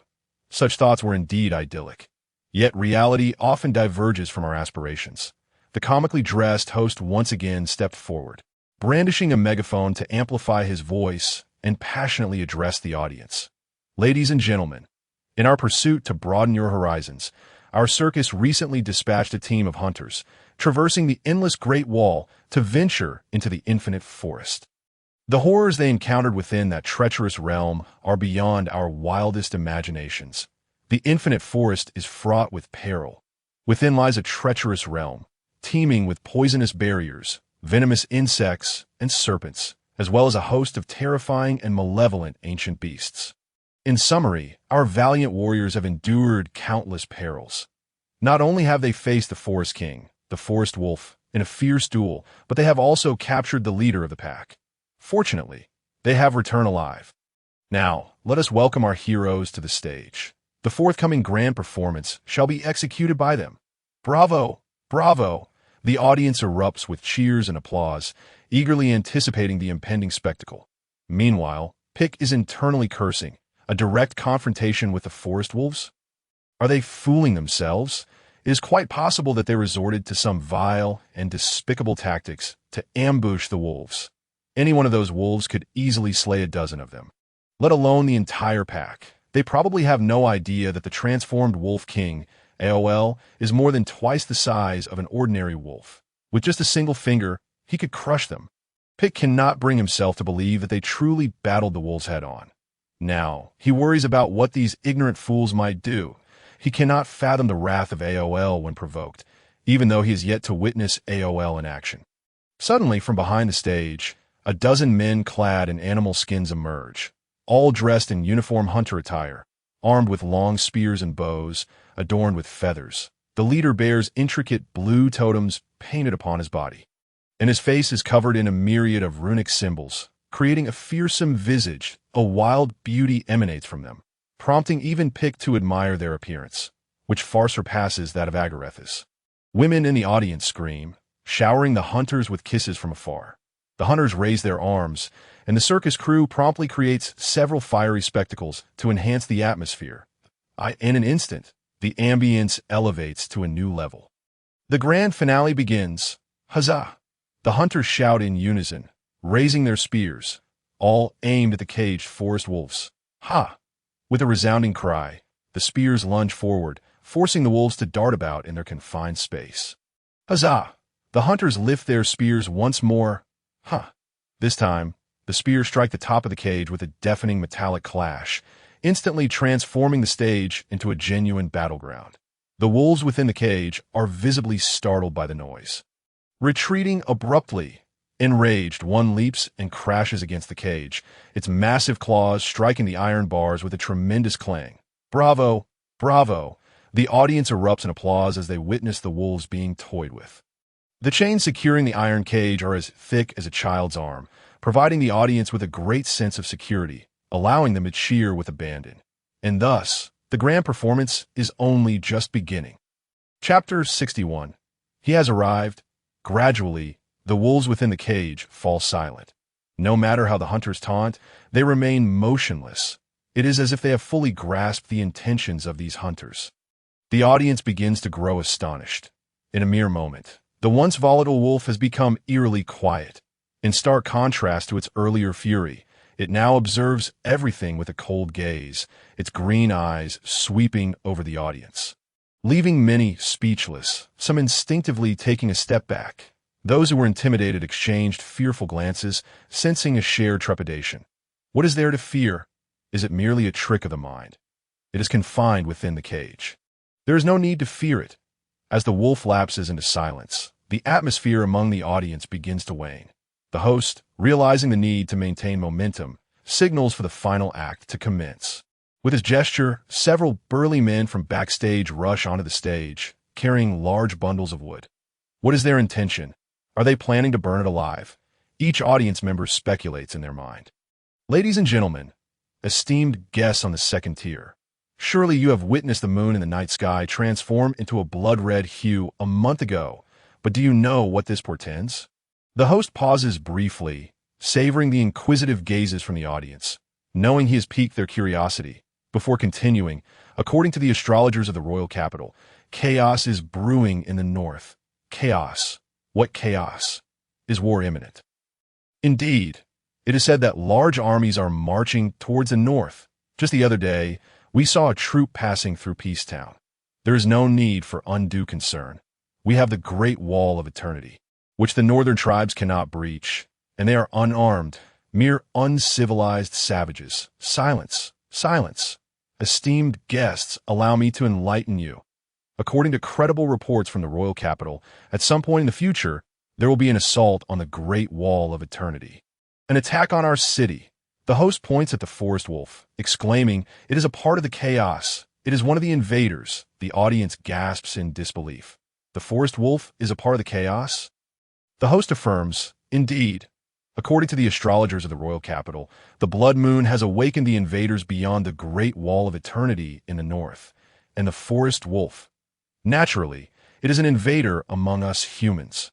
Our valiant warriors of the Moonlight Circus have traversed great distances to capture the forest wolf, serving the kingdom in this way.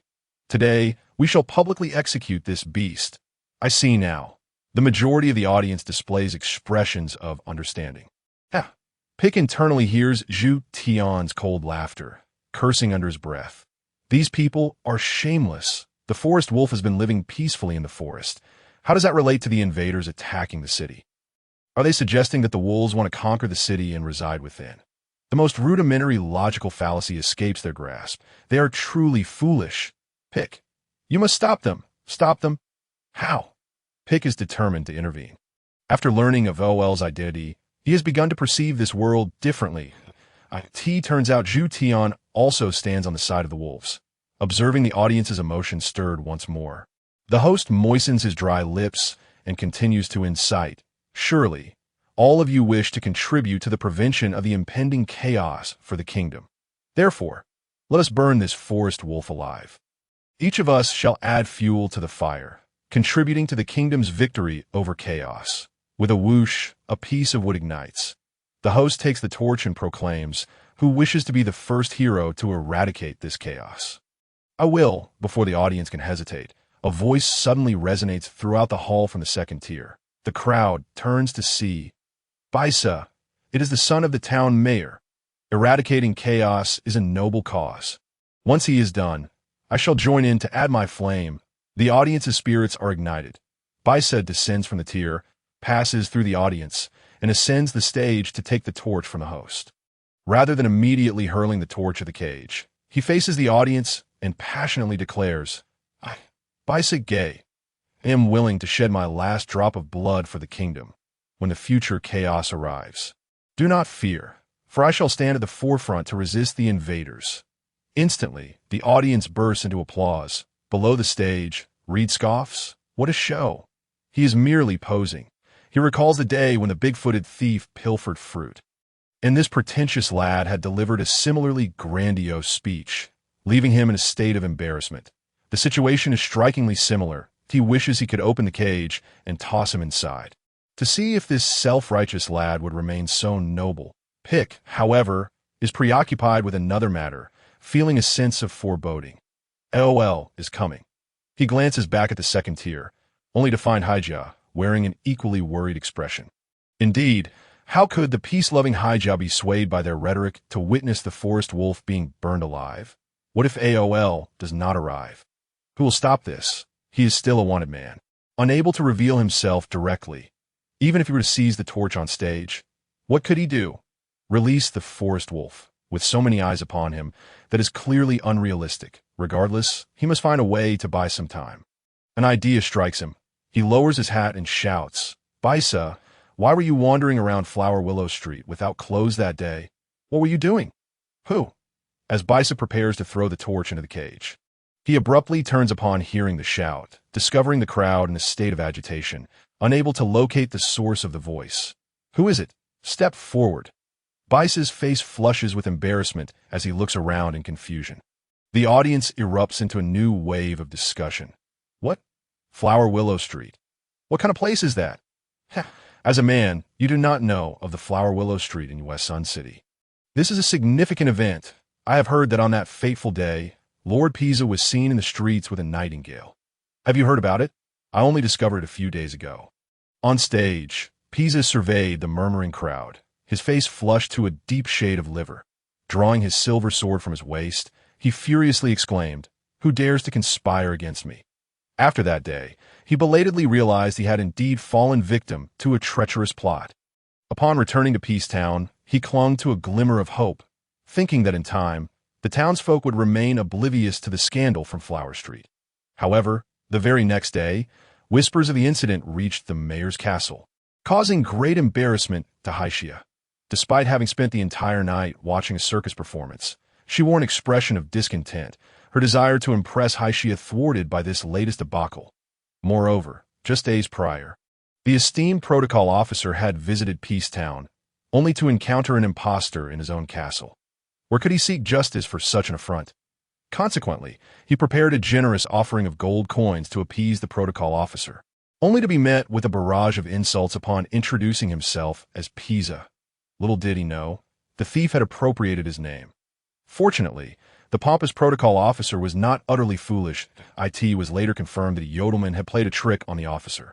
How shameless and contemptible that Yodelman was! Furthermore, In an even earlier incident, while purchasing holy water at the church, his carriage had been overturned by the gatekeeper, denying him the chance to defend himself and unceremoniously expelling him. All these occurrences left him in a state of melancholy, convinced that someone was plotting against him. But who could it be? Unable to suppress his seething rage any longer, he brandished his sword on stage, shouting, "Which despicable Yodelman has conspired against me? Step forward, despicable Yodelman." Though they may be increasingly impoverished, even a copper coin for a ticket is within their means. Half the audience comprised Yodelmen, who pondered why Lord Pisa would refer to them as contemptible. Did he truly believe them to be inferior? Was Lord Pisa, in fact, a disgraceful racist?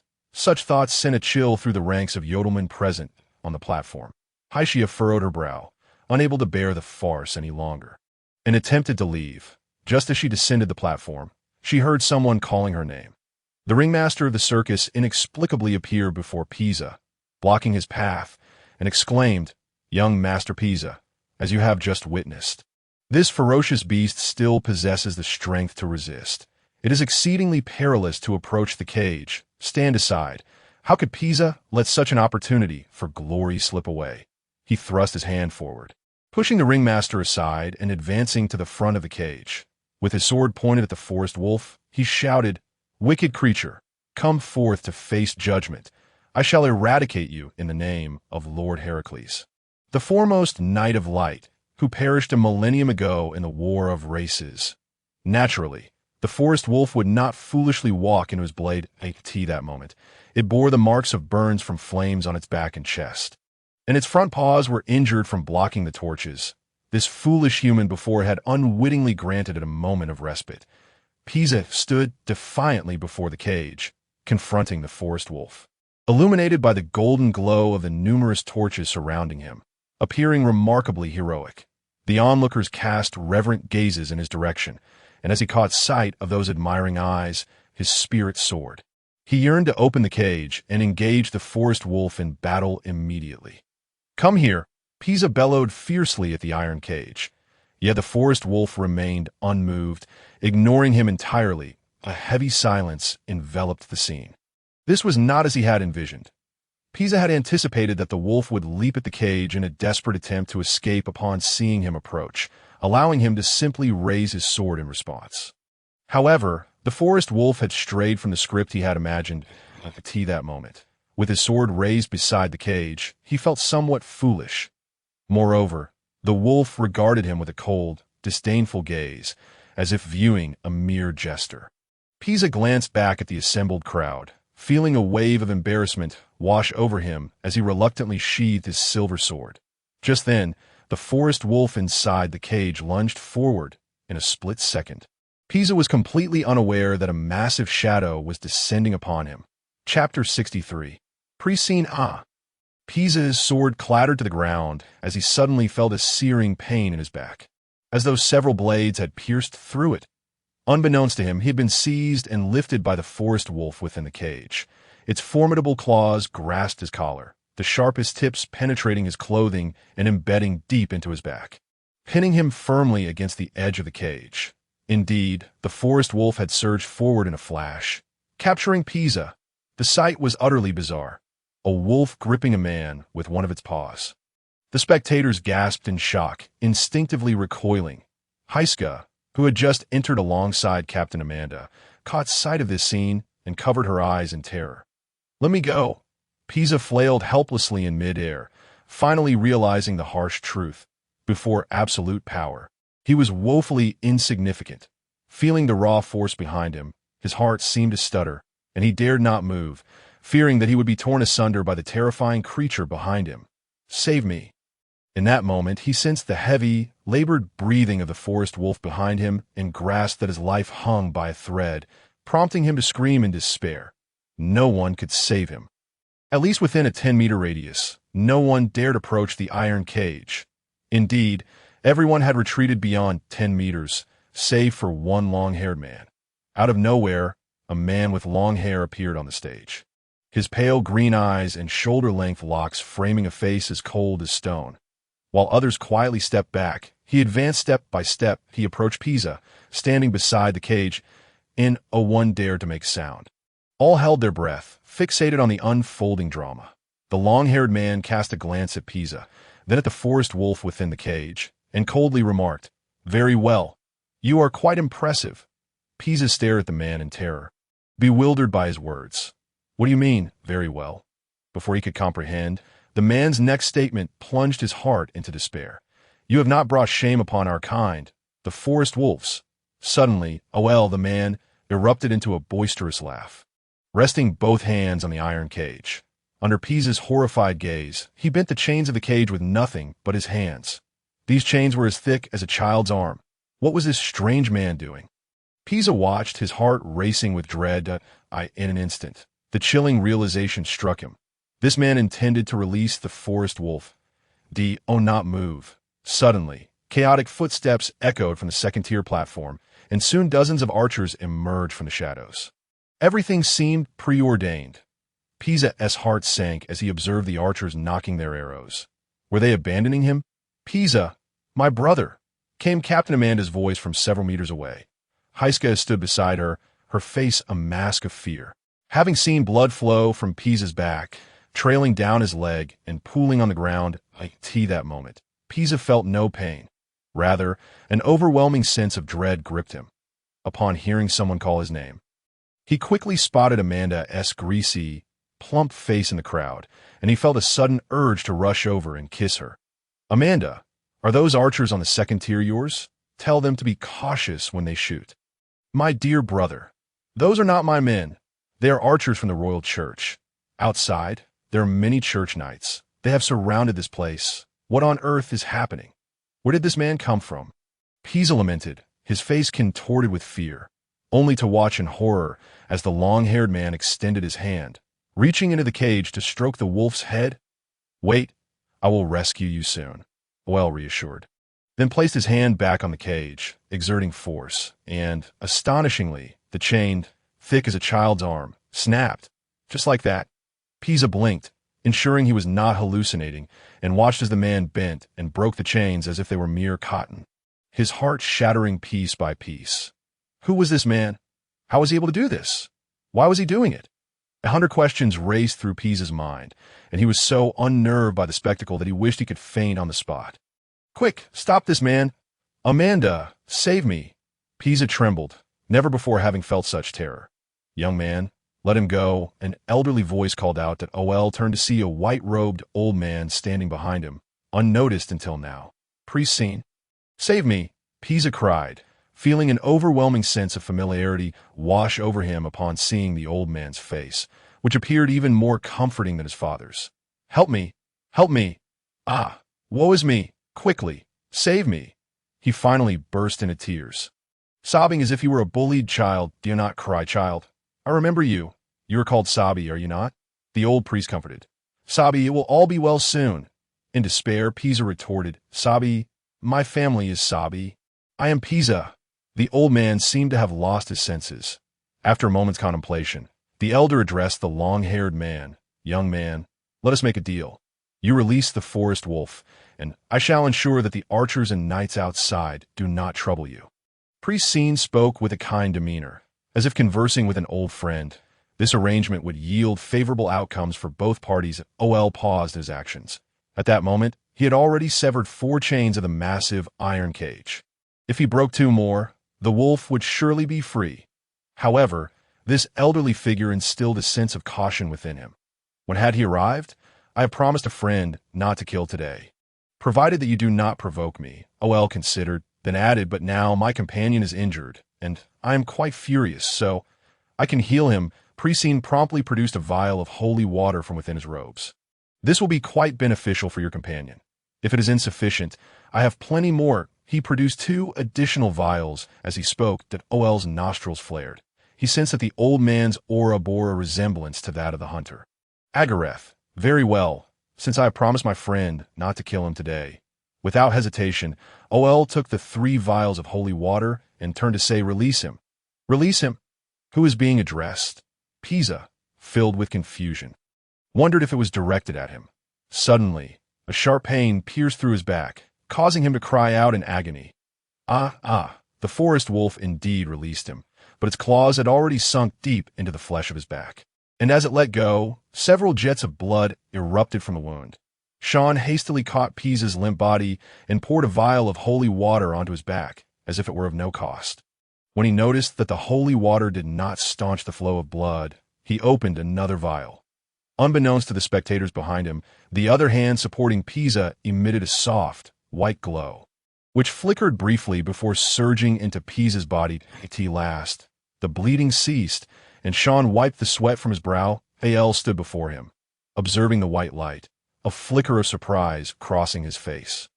The weariness became evident on Sean's aged visage as he slowly retreated while supporting Pisa. El cast a cold glance at Sean before turning away, stroking the charred fur atop the forest wolf's head, murmuring, "I will save you shortly." With a resounding crack, another iron bar snapped. Continuously breaking the chains was no easy task.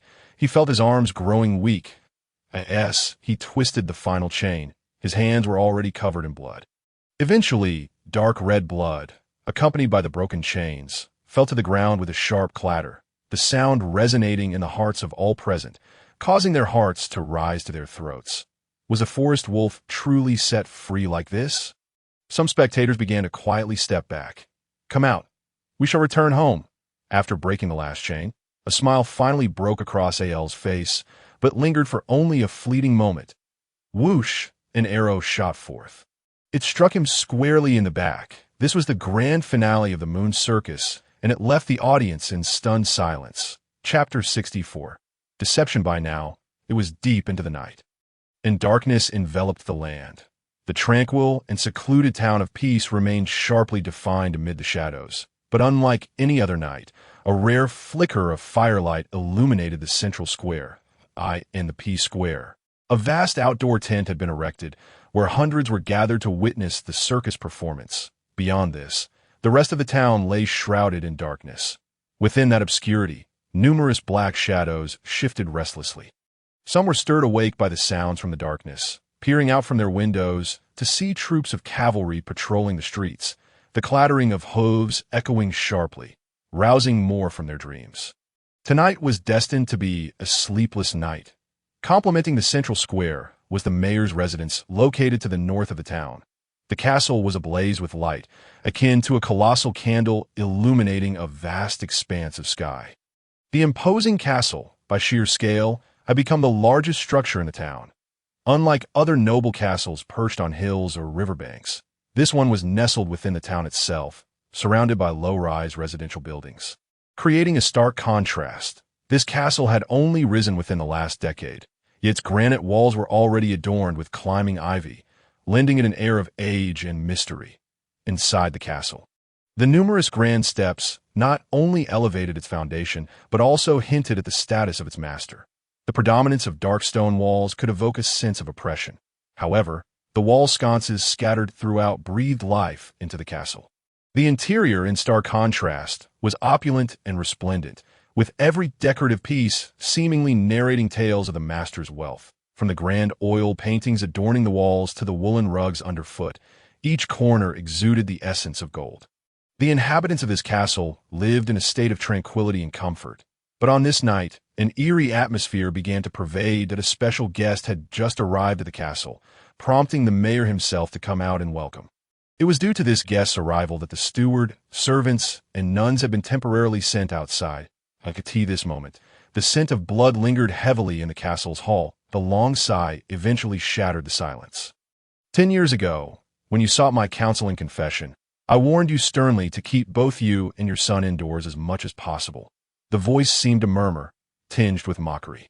As the speaker finished, a voice filled with regret emerged before him. "Father Sean, please save my son.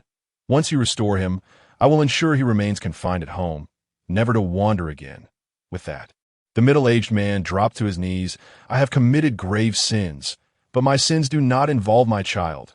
Gazing at the sorrowful man, Father Sean replied softly, "Mayor, think carefully. How could it be unrelated to your child?" He recalled the boy in the blue cap.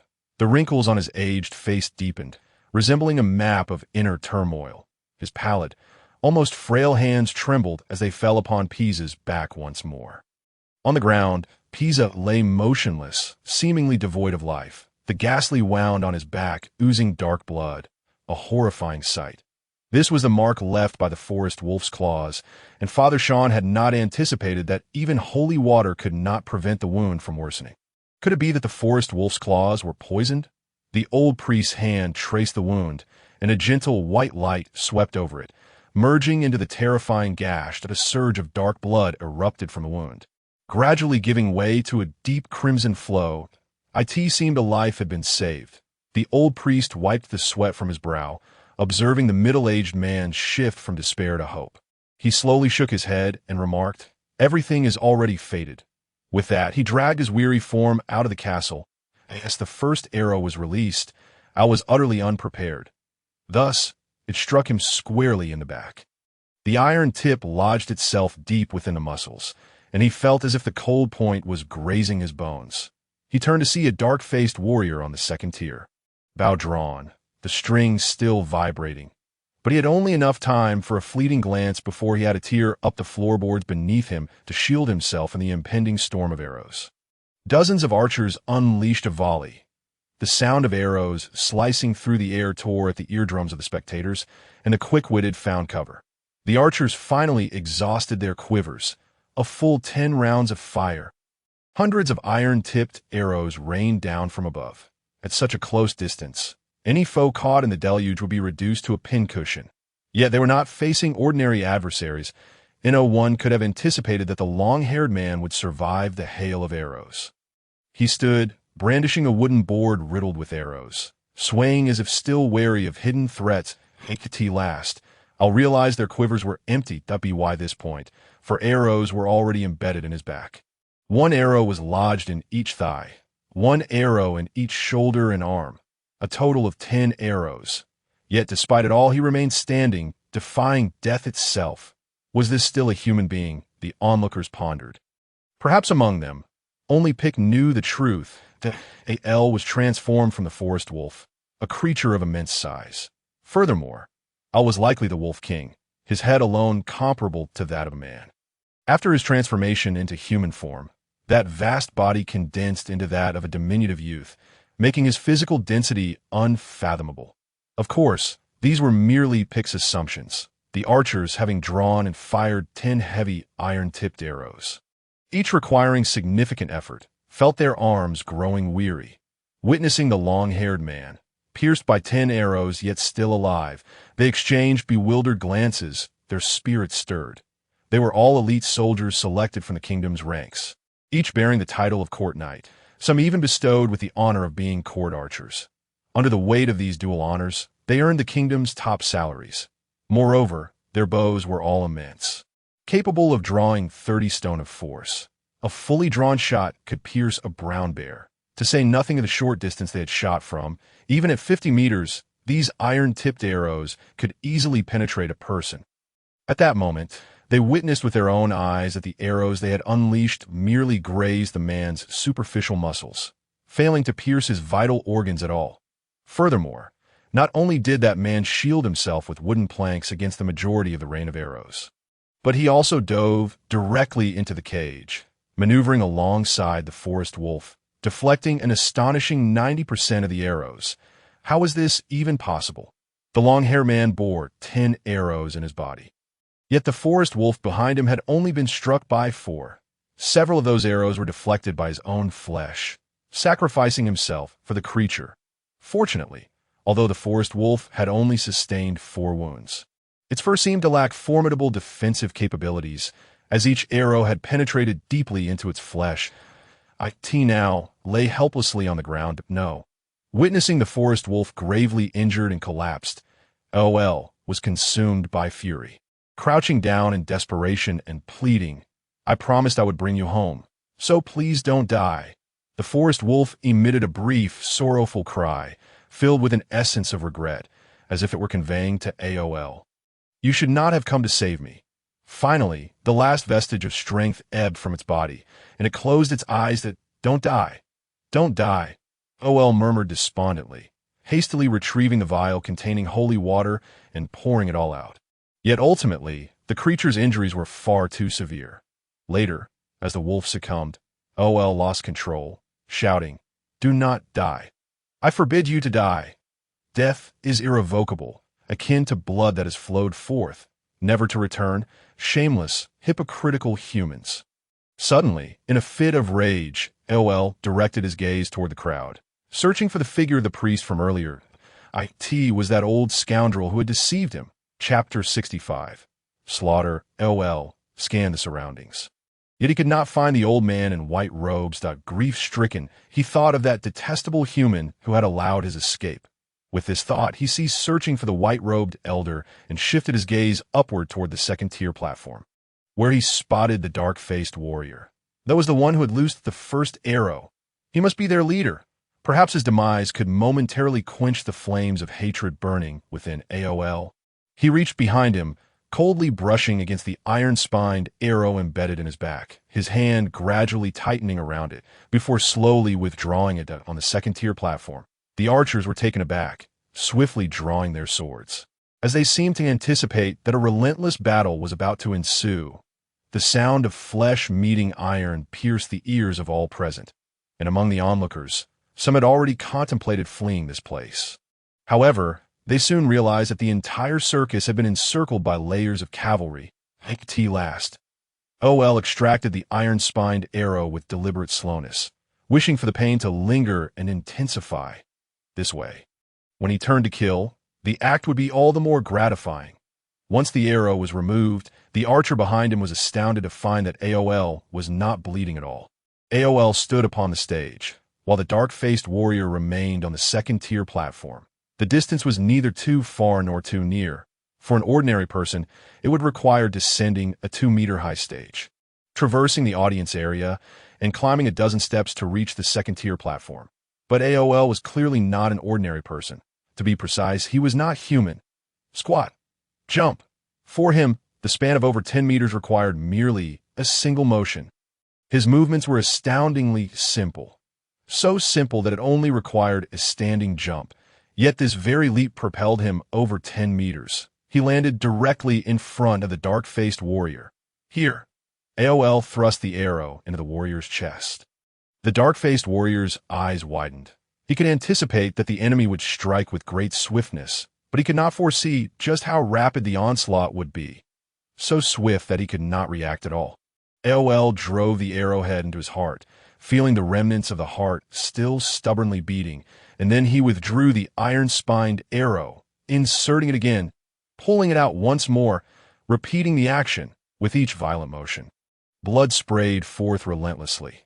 This simple yet swift action was repeated dozens of times, until AOL had mutilated the dark-faced warrior's chest, his innards grotesquely extricated by the now blood-drenched arrowheads. This horrific scene would undoubtedly haunt the minds of all present. The dark-faced warrior was long since dead. What followed could only be described as a post-mortem act of vengeance. From the leap to the slaughter, it all transpired in an instant, and in that fleeting moment, the audience had yet to react with cries of horror. The archers had barely taken a single step towards their commander when that very step transformed into the most regrettable one of their lives. After slaying the dark-faced warrior, OL turned his icy green gaze towards the archers. He reached for his thigh, preparing to extract the second arrow. The sound of flesh against iron resonated once more, seemingly heralding the grim approach of death. Squat. Jump. Once again, that exceedingly simple action. As AOL landed, he reappeared 10 meters away. An archer clutched his chest in terror, staring at the man who had suddenly materialized before him, and desperately opened his arms, as if to embrace him. He believed that this gesture would buy time for his comrades. Yet the reality was far from his expectations. He barely had time to extend his arms before AOL had already stabbed him 5 times in the chest. His heart was pierced, the source of his strength gushing forth from the wound, and he fell backward, arms outstretched. AOL began to reach for the third arrow embedded in his own body. At last, one archer could no longer bear the sight and leaped from the second-tier platform in an attempt to flee. However, he misjudged the height of the platform, and upon jumping down, he promptly shattered his ankle. His cries of agony echoing through the peaceful town. Now you know fear? AOL coldly regarded the howling clown, stating in a deep voice, "Do not worry. It is not your turn yet. Squat." Jump! He drove the third arrow into the chest of its owner. Then, OL began to extract the fourth arrow from his leg T this juncture. The remaining archers finally comprehended the long-haired man's intentions. Whoever had injured him, he would repay with death. One archer distinctly remembered that the arrow AOL was now extracting was his own. And at that moment, he had felt a surge of pride in his archery skills. But now, he could only muster feelings of regret as the terrifying man leaped towards him. Killing was as effortless as slicing through vegetables. Even more so, the remaining archers felt their resolve crumbling. After all, they were flesh and blood, afraid of death. Run. Escape this cursed tent. If they could just make it outside, where the kingdom's cavalry awaited, surely this man, no matter how fearsome, could not withstand the might of royal knights. But could they still flee now? In a single breath, AOL simultaneously withdrew all the arrows from his body, twisting, leaping, then twisting and leaping again. Blood sprayed everywhere. Cries of agony resonated endlessly. Finally, AOL approached the archer who had broken his ankle. I did not hit you. I did not strike the forest wolf. The archer, dragging his broken ankle, had crawled over 10 meters on the ground. As he turned back, he saw his comrades had all been slain. Watching the man approach him, he frantically waved his hands, screaming, I did not hit you. I did not. AOL stepped right before him without pausing, crushing his neck beneath his foot. With a sickening crack, the last archer's neck was broken like tea that moment. The circus fell silent. The audience stood stupefied. Some overwhelmed by fear had already fainted, and 2 elderly men suffered heart attacks, dying on the spot. The spectators huddled in the corners, not fleeing because outside stood a throng of royal cavalry, their weapons drawn, ready to strike. Just moments ago, an audience member who had panicked and rushed out was immediately impaled. Beneath the cloak of night, there were no allies or foes. To charge out now would undoubtedly result in being slaughtered like an enemy. So they remained where they were at least here. There were 200 or 300 people. Surely, that man wouldn't be deranged enough to slaughter everyone here, would he? Time trickled by, and with it, the blood from the second-tier platform flowed down, cascading along the steps until it reached the feet of Hysigia. Before Hysigia stood Pika, who had positioned himself to shield her, blocking her view. Trembling with fear, she could do nothing but close her eyes and cover her ears. At the moment, OL erupted into his bloody rampage. Pika also turned away, yet within him, Zhu Tian urged, give me control. I want to see. Pika replied internally, I need to protect Hysigia. Zhu Tian insisted, then look at how he does it. Just now I sensed several deaths in an instant. I need to see through your eyes. Well, however, when Pick turned back, all those archers had already fallen to the ground.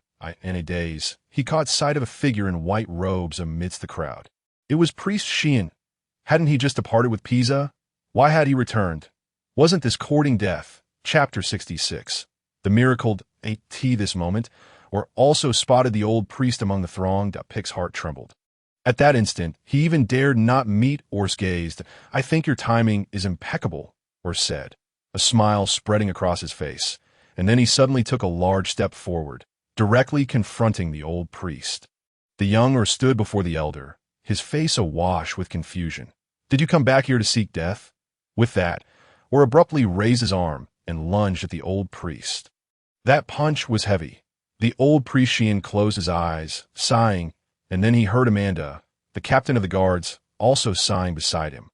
When he opened his eyes, Amanda stood before him, sword in hand. While the long-haired young man had already been forcefully pushed away, a cascade of crimson droplets spilling from his shoulder. That moment, a throng of soldiers and warriors surged in from outside. Standing protectively before the old priest, Or grimaced in pain, yet his smile remained. He gazed at the old priest, breathing heavily. Do you think they can protect you? And do you believe those cavalry outside can stop me? With that, he suddenly turned and walked away, striding into the iron cage at the center of the stage, that he hoisted the massive forest wolf, tore a piece of the stage's curtain, and tied the wolf to his back. Feeling the lifeless weight of his companion, he was overcome with sorrow. Then, Or suddenly let out a howl that echoed to the heavens. You. This cry was directed far at the old priest Xian. You.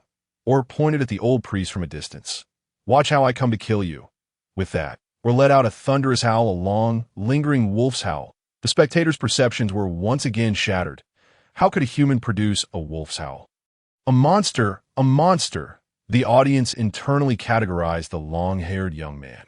The circus tent was open air, allowing everyone to gaze up at the moon. His howl continued to resonate. A dark cloud appeared in the sky, directly obscuring the moon. As the moonlight was shrouded, the wolf's howl ceased. The visibility within the open-air circus tent diminished several-fold. The only source of light became the scattered torches on the ground, illuminating the indistinct shadows of those around. Suddenly, cries of agony erupted from the darkness. They were the anguished wails of the human warriors who had just rushed in. At last, driven by terror, the unarmed spectators began to panic, retreating and shoving one another, disregarding the cavalry outside, as they fled from the circus tent. "This is bad. We cannot allow that monster to escape amidst the chaos," a voice rang out from the crowd. "Cavalry, form ranks, block the crowd." Pick whispered, "Hold on to me." "Is that you?" In the darkness, a large hand grasped Haishia's arm. She did not resist, for she had recognized the voice. There were so many spectators earlier. "I thought I'd seen wrong. It truly is you." She couldn't understand why she felt so joyous at that moment, and it was not merely joy. Upon hearing his voice, she felt a profound sense of security. "Don't be afraid. It's me." In the midst of the panicked crowd, Pick held her tightly. Several times, people carelessly collided with them, but he shielded her from behind. "I just remembered something in this extraordinary circumstance." Haishia cast aside any notions of noble etiquette. Feeling the warmth of his chest, she suddenly felt shy and began to search for conversation, saying, "I remember you mentioned that you once saved the Forest Wolf King.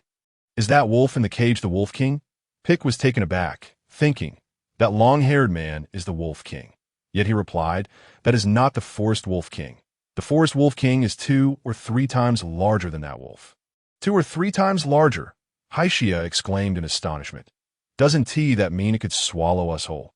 "It won't swallow you, for the Wolf King is my dear friend." Thinking of Pick felt a twinge of sadness. Tonight, it seemed, was destined to perish here. Haishia suddenly laughed at him. "I don't believe it. How could humans and wolves become good friends? God said, 'Let there be light.' And so, light came into this world."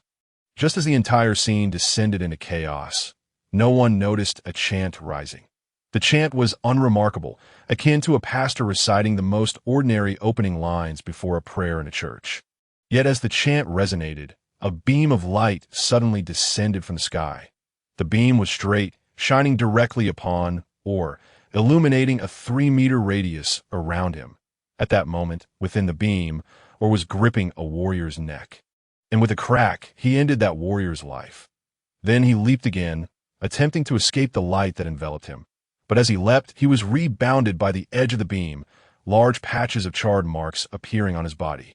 He gazed in bewilderment at the old priest, who looked as if he were on the verge of death. Then his eyes flared with rage, and he lunged forward once more, only to be rebuffed again as though he had collided with a wall. Wore a grim smile of defiance as he leaped again. The same scene repeating at this juncture. The audience finally fell silent, their gazes fixed upon the creature within the beam, and someone began to shout, "This is the miracle of the God of Light. This is a miracle." Hearing this, several followers of the Church of Light sank to their knees, fervently praying, "Old fool," or spat blood, fixing his gaze on the old priest Xian, his eyes brimming with hatred. The old priest completed the chant, his body becoming increasingly hunched. He sighed gently, then inhaled deeply, addressing with a resonant voice, "Young man, we had previously agreed upon something that I have released that fellow." Anger flickered in Or's eyes. "But why did those archers act in such a manner? You have broken the agreement." The old priest did not respond directly. He cast a glance at the corpses of the archers. A flicker of sorrow crossing his gaze, his tone slow. "I had indeed made a pact with the captain of those archers, allowing him to release you. But after I departed, he violated our agreement." As he spoke, the old priest locked eyes with and something in his gaze evoked a sense of trust within The old priest looked at him with compassion, silently thinking, "I truly wish to set you free. For you are not the source of the chaos. The true source of chaos does not stem from the endless forest of the north. Yet they remained unaware, for fear had clouded their judgment. Reflecting on this, old priest Xian felt a deep sorrow within. I know the chaos does not originate from the endless forest.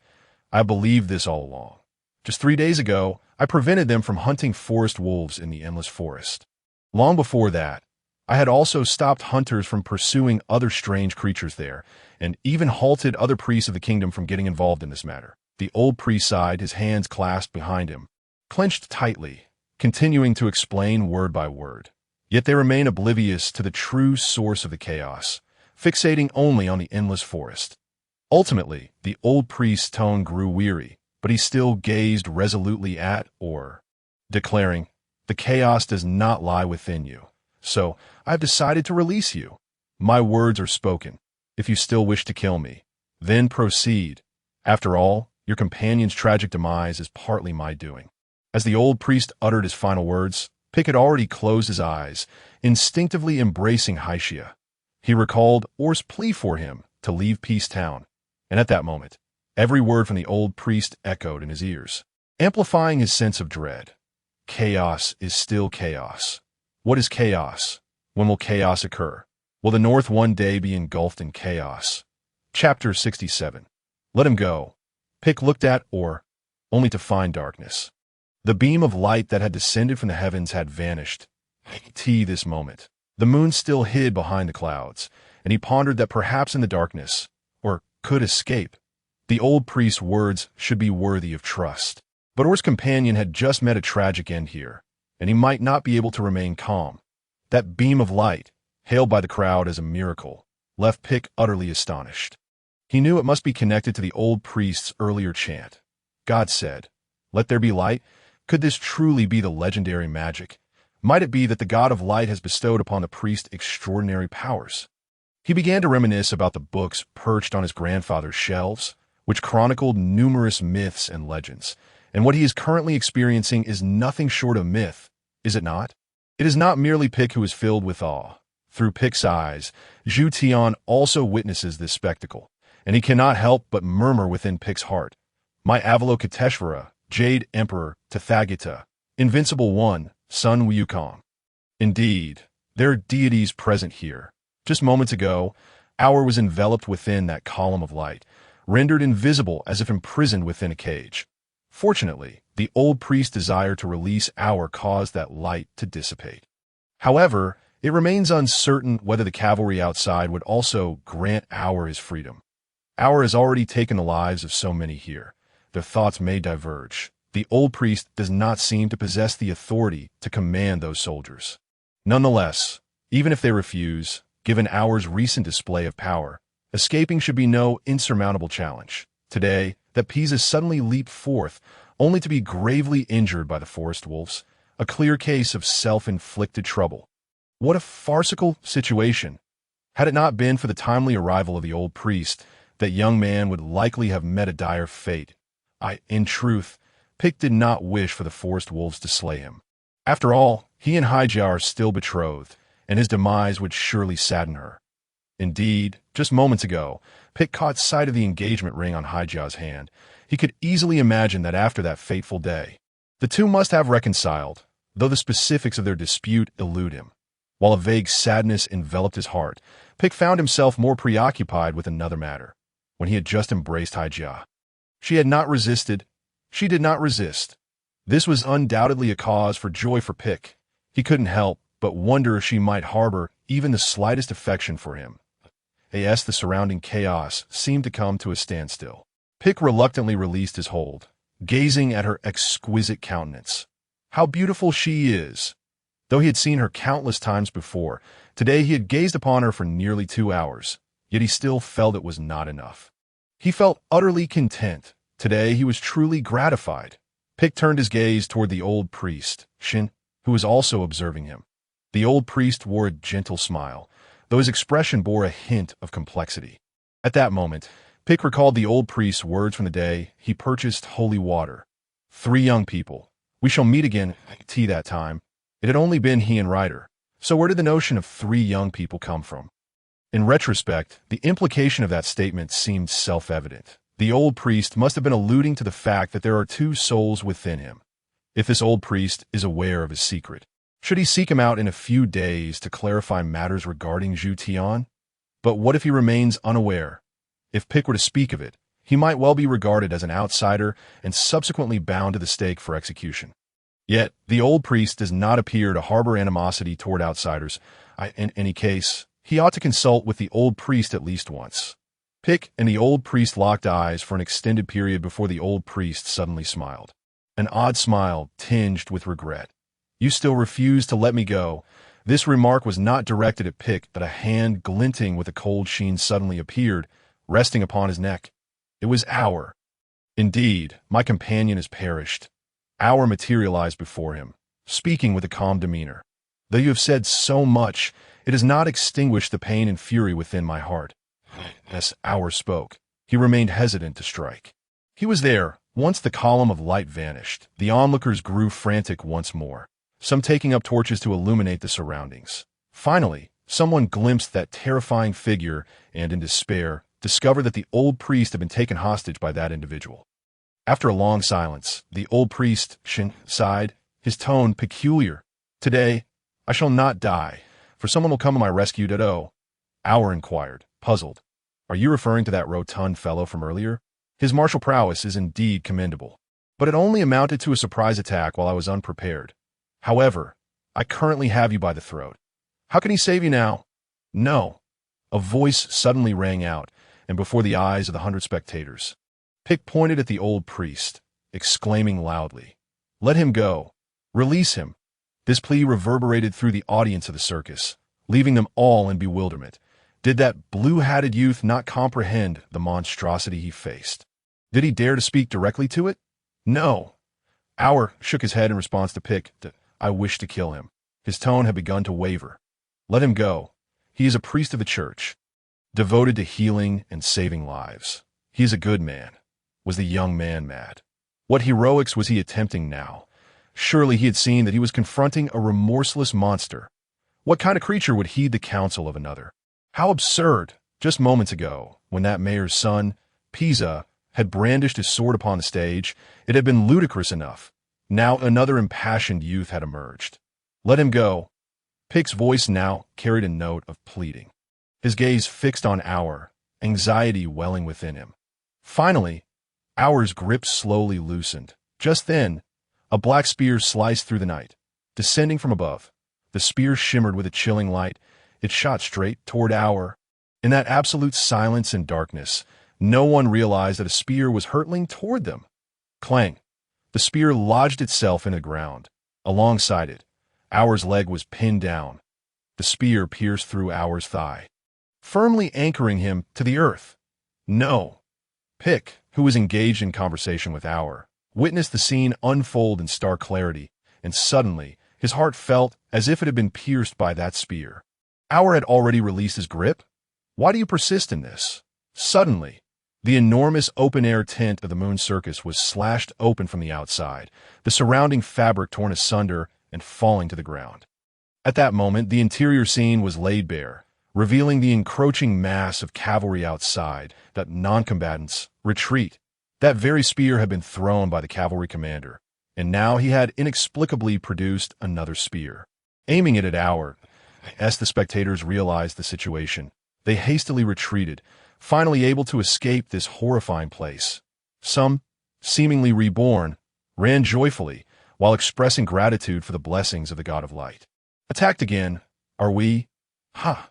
Of all humans, in that fleeting moment, Hour's pain had not yet been triggered. But when he grasped the reality of the situation, that familiar sensation of agony finally reached his mind. He regarded the old priest with a cold gaze.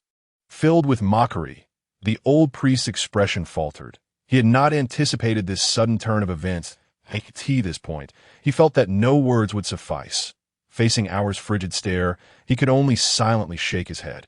"Priest Xian, please step aside," commanded the cavalry commander, brandishing his spear. "Allow me to slay this monster." Priest Xian, seeing that the old priest remained motionless, he repeated, word for word, "Please step aside." Yet Priest Xian seemed to have heard nothing. Standing there in silence, gazing at Hour's defiant stare, witnessing Hour's battered form, Priest Xian's body hunched further, a shadow of gloom enveloping his visage. Slowly, the frail old man turned to face the cavalry commander. The old priest stood resolutely before Auer, his eyes radiating a nearly devout light as he spread his arms wide and proclaimed loudly, "Let him go. If you must kill him, then first take my life." Chapter 68. We shall all die. Let him go. If you must kill him, then first take my life. This proclamation resonated throughout the central square. The formerly opposing sides suddenly found themselves aligned. What had transpired just now? Pick had already drawn back with Hygia, observing Auer's grievous state with a heart full of trepidation. Yet in the depths of his being, he believed Auer would find a way to break free.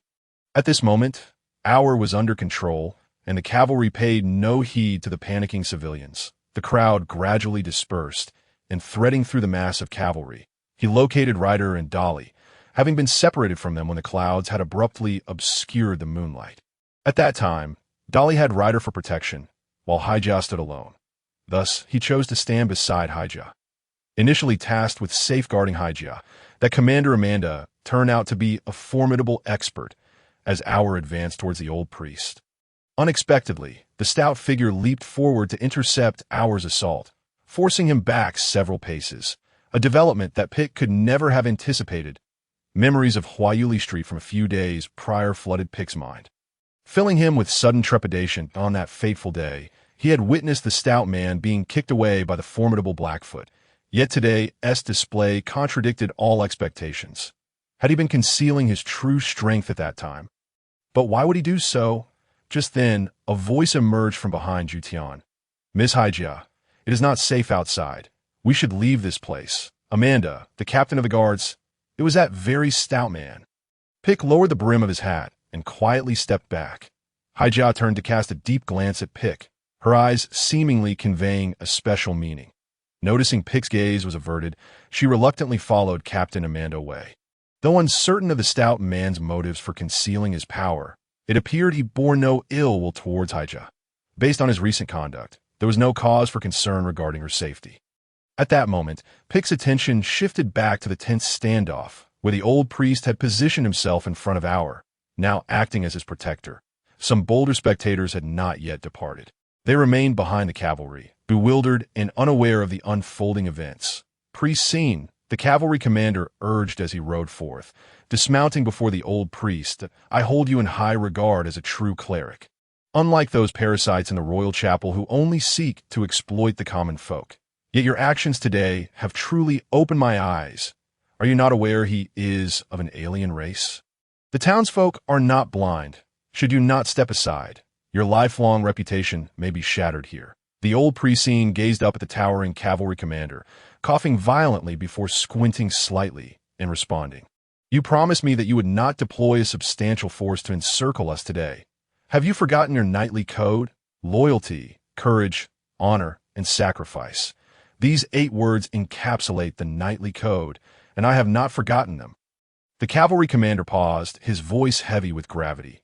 "Are you insinuating that I have not upheld my promise?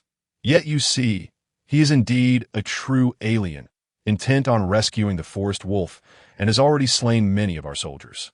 If I had not brought a large number of cavalry to encircle him, the consequences would be beyond my capacity to bear. Moreover, our prior agreement stipulated that you would handle this matter. However, I see no evidence of your earnestness in addressing D. Well, you mean to suggest that your resolution involves releasing this alien? I cannot accept that as a soldier of the kingdom who adheres to the knightly code." Listening to the impassioned tirade of the cavalry commander, the old priest sighed, as though resigned to his fate, yet he sought to protest slightly, speaking in a low voice. "Since you are aware that I am an old priest nearing a century in age, you should comprehend my capabilities that The knight commander positioned a spear across his chest, speaking harshly. "Are you claiming you can single-handedly confront over 100 knights of the kingdom?" He had ceased to use honorifics by this point. "No, I merely wish to inform you." The old priest's voice grew softer, as if speaking to himself. "If he dies here today, the entire populace of Peacetown will perish alongside him. Is this a prophecy?"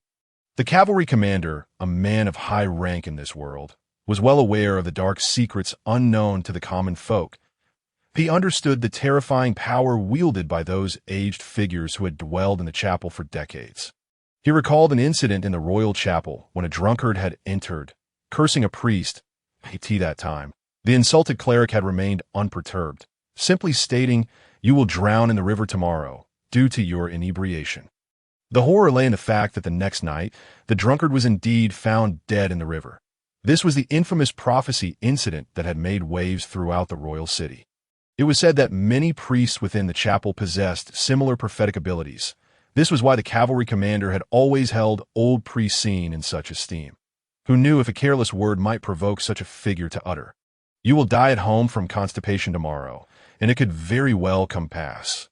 Indeed, having lived nearly a century, I have sometimes been able to foresee future events. I can unequivocally tell you that if you kill him now, calamity will befall Peacetown immediately. Upon hearing this, the cavalry commander hesitated. Initially, the forest wolf had merely been bait, intended to lure them into the day before the circus's performance. He had approached Priest Scene to inquire about the forest wolf. The old priest had recounted the entire situation regarding the forest wolf, prophesying that an alien would come to rescue it that very night. He had made it clear that the condition for this prophecy was that the authorities should not send troops to encircle them. It was to be handled solely by the old priest. Yet, the cavalry commander had seen this as an unprecedented opportunity. Should he successfully eliminate the alien, he could claim merit in the royal city. The topic of aliens had always been sensitive. Since the last blood moon appeared, the kingdom had issued numerous bounties related to this matter. If he could eradicate an alien, perhaps he could escape the burdensome title of cavalry commander and secure a higher position in the royal city. Who would have thought today a situation would become so complicated?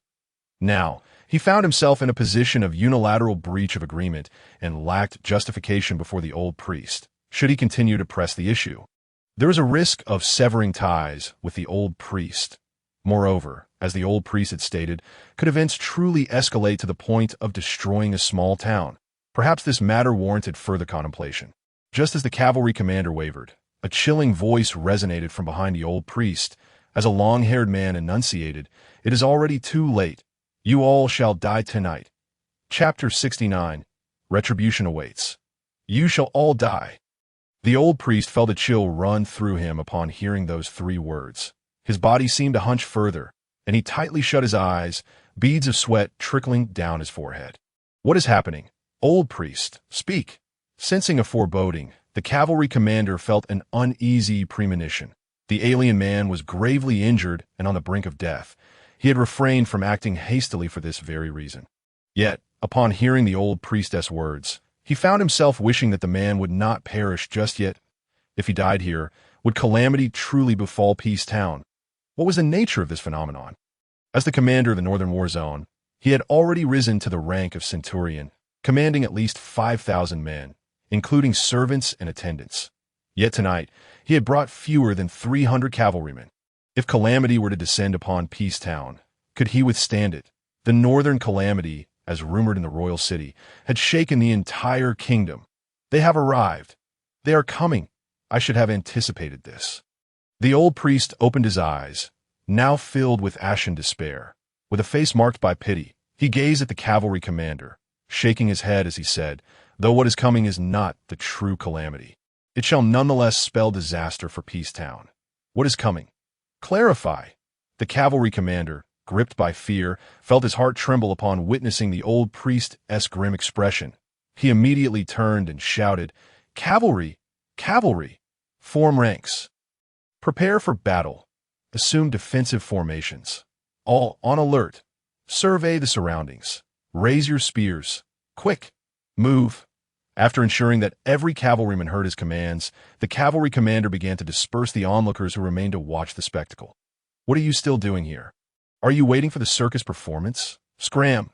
Get back to your homes." Having completed these orders, the cavalry commander approached his warhorse, retrieving his spear and swiftly returning to stand before the priest, since it is already too late. "I might as well kill him now. After all, there is no turning back." With that, he circled behind the old priest, raising his spear high. If he thrust it down, it would pierce our heart directly. Yet ultimately, it was too late. A shadow, dark as night, had been silently watching for far too long. T leaped across rooftops, capable of bounding over 10 meters in a single leap. It had already arrived above the central square. Just as the cavalry commander aimed to slay the shadow descended from the heavens, lunging towards the cavalry commander. Ah! A brief, anguished cry erupted, swiftly silenced in that instant. The cavalry commander met his end, and those obedient to him suffered the same fate. Dark clouds loomed ominously over the tranquil town, shrouded in the depths of night, devoid of stars and moonlight. The flickering torches of humanity illuminated only a minuscule area, neglecting the threat that descended from above. From the rooftops, a swarm of shadowy figures plummeted from the sky, hunting the cavalry mercilessly. The agonized cries and howls reverberated through every corner of the town. The horses, startled by the encroaching darkness, scattered in panic, careening through the narrow alleys of the peaceful town in their terror. Some failed to register the looming black stone wall ahead, colliding headlong into it, resulting in chaos and bloodshed. The shadows departed from the growingly cold corpses, advancing towards the old priest. With reluctance, the priest opened his eyes, beholding the visage of the shadow, a forest wolf towering over him, twice his height, a creature of such colossal proportions, akin to a house. The wolf's bloodied fangs dripped with the life essence of the cavalry leader. "You have arrived. Please take him away. He does not belong here," the old priest implored, clearing a path for Ol, exposing him to the forest wolf. Coughing, Ol expelled a mouthful of blood, burdened with the lifeless form of the forest wolf, in stark contrast to the massive wolf before him. The one he bore on his back seemed diminutive, akin to the difference between a king and a cub. "You have come, Father." If any circus audience had been present, they would have witnessed a human addressing a wolf as father. Yet, there were indeed witnesses. The old priest was fortunate to behold this extraordinary scene. From his pocket, he produced a vial of holy water, solemnly stating, "You may require this." Ol accepted the holy water without hesitation, pouring it over his thigh, where a spear remained embedded. "Fear not, Father. I am capable," he declared, gripping the spear and gradually exerting force. The spearhead began to rise from the ground, his hands pulling it forth inch by inch, akin to climbing a rope. With a metallic screech, the spear was finally liberated. The immense forest wolf observed silently. Merely blinking slowly, Ol tore a strip from his clothing to bind his wound. Gazing at the wolf, he called Father, blood staining his lips as he managed a grim smile. "Behold, I am capable." The forest wolf did not return his gaze, but lowered its head to lick the lifeless form on Ol's back. As if confirming something, the massive wolf began to turn away slowly. "Father, you seek vengeance for him, do you not?" "I've already avenged him," Ol called out, but the wolf did not halt, did not kill any further. "Father," he pleaded, yet the forest wolf continued its advance into the darkness. "Why did it not slay me?" The old priest felt the bloodlust dissipate, his body trembling involuntarily. When the forest wolf had approached moments ago, his heart had tightened with fear, rendering him breathless. Now, he finally exhaled. "Perhaps," he thought, "you stood before me to shield me." Ol whispered, "I heard your conversation with that individual. You have chosen not to kill me. You are indeed a human worthy of respect. We forest wolves adhere to a principle of reciprocity. Favor must be returned, and vengeance must be exacted. Your act of protection has earned my people's friendship." Startled by these words, Priest Scene bowed slightly, performing a gesture of respect, his visage sorrowful. "The chaos has no connection to the forest wolves. It all stems from human prejudice. Your plea for humanity's sake deserves respect in return. I hope you can persuade your kin to cease the slaughter in our town." "Feudal," Ol replied solemnly, "My kin will not initiate purposeless carnage. I have stated before, forest wolves repay favors and seek vengeance. Indeed, moments ago, my father sniffed the lifeless wolf on my back to ascertain whether it bore the scent of humanity. Now, he must be seeking those humans." The old priest's heart raced. He suddenly recalled the gravely injured Pisa Gue. The forest wolf had already wounded Pisa, and he surely retained the scent of the forest wolf. With this realization, the priest was compelled to move, heavy steps taking him toward the mayor's residence. Ol, from a distance, Pick tentatively called, Are you all right? While others fled, he had hidden in a refuse bin, fortunate that the forest wolf had overlooked him, perhaps masked by the stench of garbage. That wolf was even more formidable than the one OL had transformed into. Initially, Pick had assumed OL was the Wolf King, only to discover that he was merely the offspring. Conversely, if OL could transform into a human, would that not lead to reasonable suspicion that his father might question a group of humans encountered in the forest? Shivers coursed through Pick at this thought. Come out. My father has already sensed your presence. Pick gasped, having just felt relief at not being discovered. Then why is it that you bear no hostility toward the forest wolves? I can even sense goodwill emanating from you. Is that possible? Pick was astonished. He reluctantly crawled from the refuse bin. Approaching, why have those forest wolves ignored you? Perhaps you should come to my home. I still have some herbs left from our expedition in the endless forest. Let us not discuss that now. These wounds are not life-threatening. OL pondered for a moment before inquiring. You spent a month chopping wood in Agris yard, solely to uncover the name of that Hezekiah, did you not? Pick, slightly embarrassed, scratched his head. Yes, you saw her today. She is indeed quite beautiful. I assent she. Oh, I forgot. You are a wolf. You must prefer wolf maidens. OL's complexion paled, anxiety flickering his eyes as he interrupted Pick. What is the relationship between that Hezekiah and Pisa? She carries his scent. You know Pisa? When she arrived today, she was holding his arm. So naturally, she would carry his scent. Hezekiah is Pisa's fiancé, a tragic reality. Pick sighed. Fiancé, OL blinked in surprise. If you're already aware, why persist so? Perhaps you do not understand the nature of human love. Pick replied. She may be in danger tonight, OL declared. What? Pick's demeanor shifted to one of panic. Chapter 70. The friendship of the Gouet family as Pisa Gouet's fiancé, Hezekiah returned to the mayor's castle and immediately went to Pisa's room to check on him. Accompanied by Amanda, the chief guard, the room was crowded with people. Aside from Sister Dooms and Sister Tori, numerous butlers and servants stood vigil by the door. Some medical personnel had gathered their supplies and exited the room. Evidently having just attended to Pisa's wounds, Amanda was the first to navigate through the throng, approaching Mayor Grace with an expression of deep regret. My lord, the situation has spiraled out of control. By the time we received word from the Holy See and arrived, young Master Pisa was already. Mayor Grace, a man in his 50s with graying hair, displayed signs of his advancing age. Typically, his short hair would be meticulously styled. However, today was markedly different, as he had little inclination to attend to his appearance. His sole son lay on the bed, teetering on the brink of life. Upon hearing someone call for him from behind, he momentarily snapped out of his sorrow, replying gravely, Amanda, I do not place blame on you for this matter, especially since we are of equal standing. You need not address me as my lord. Amanda remained silent, casting a glance at Pisa on the bed, squinting her eyes.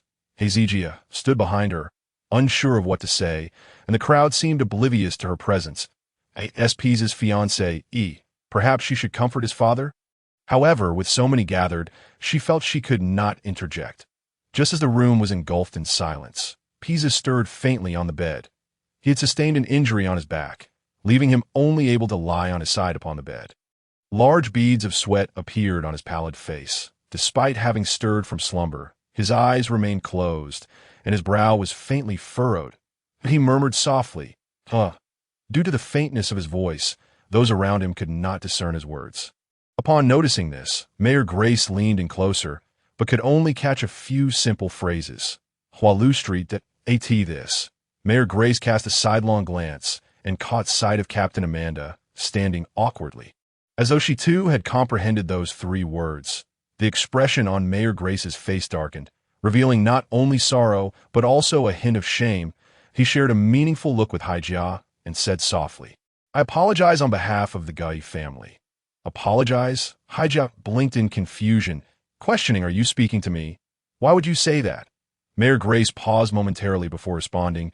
You must have been startled today, coming to visit Pisa at such a late hour. I am truly touched. You should return and rest. Very well, Haijia thought, though questions lingered in her mind, but it seemed inappropriate to voice them at that moment.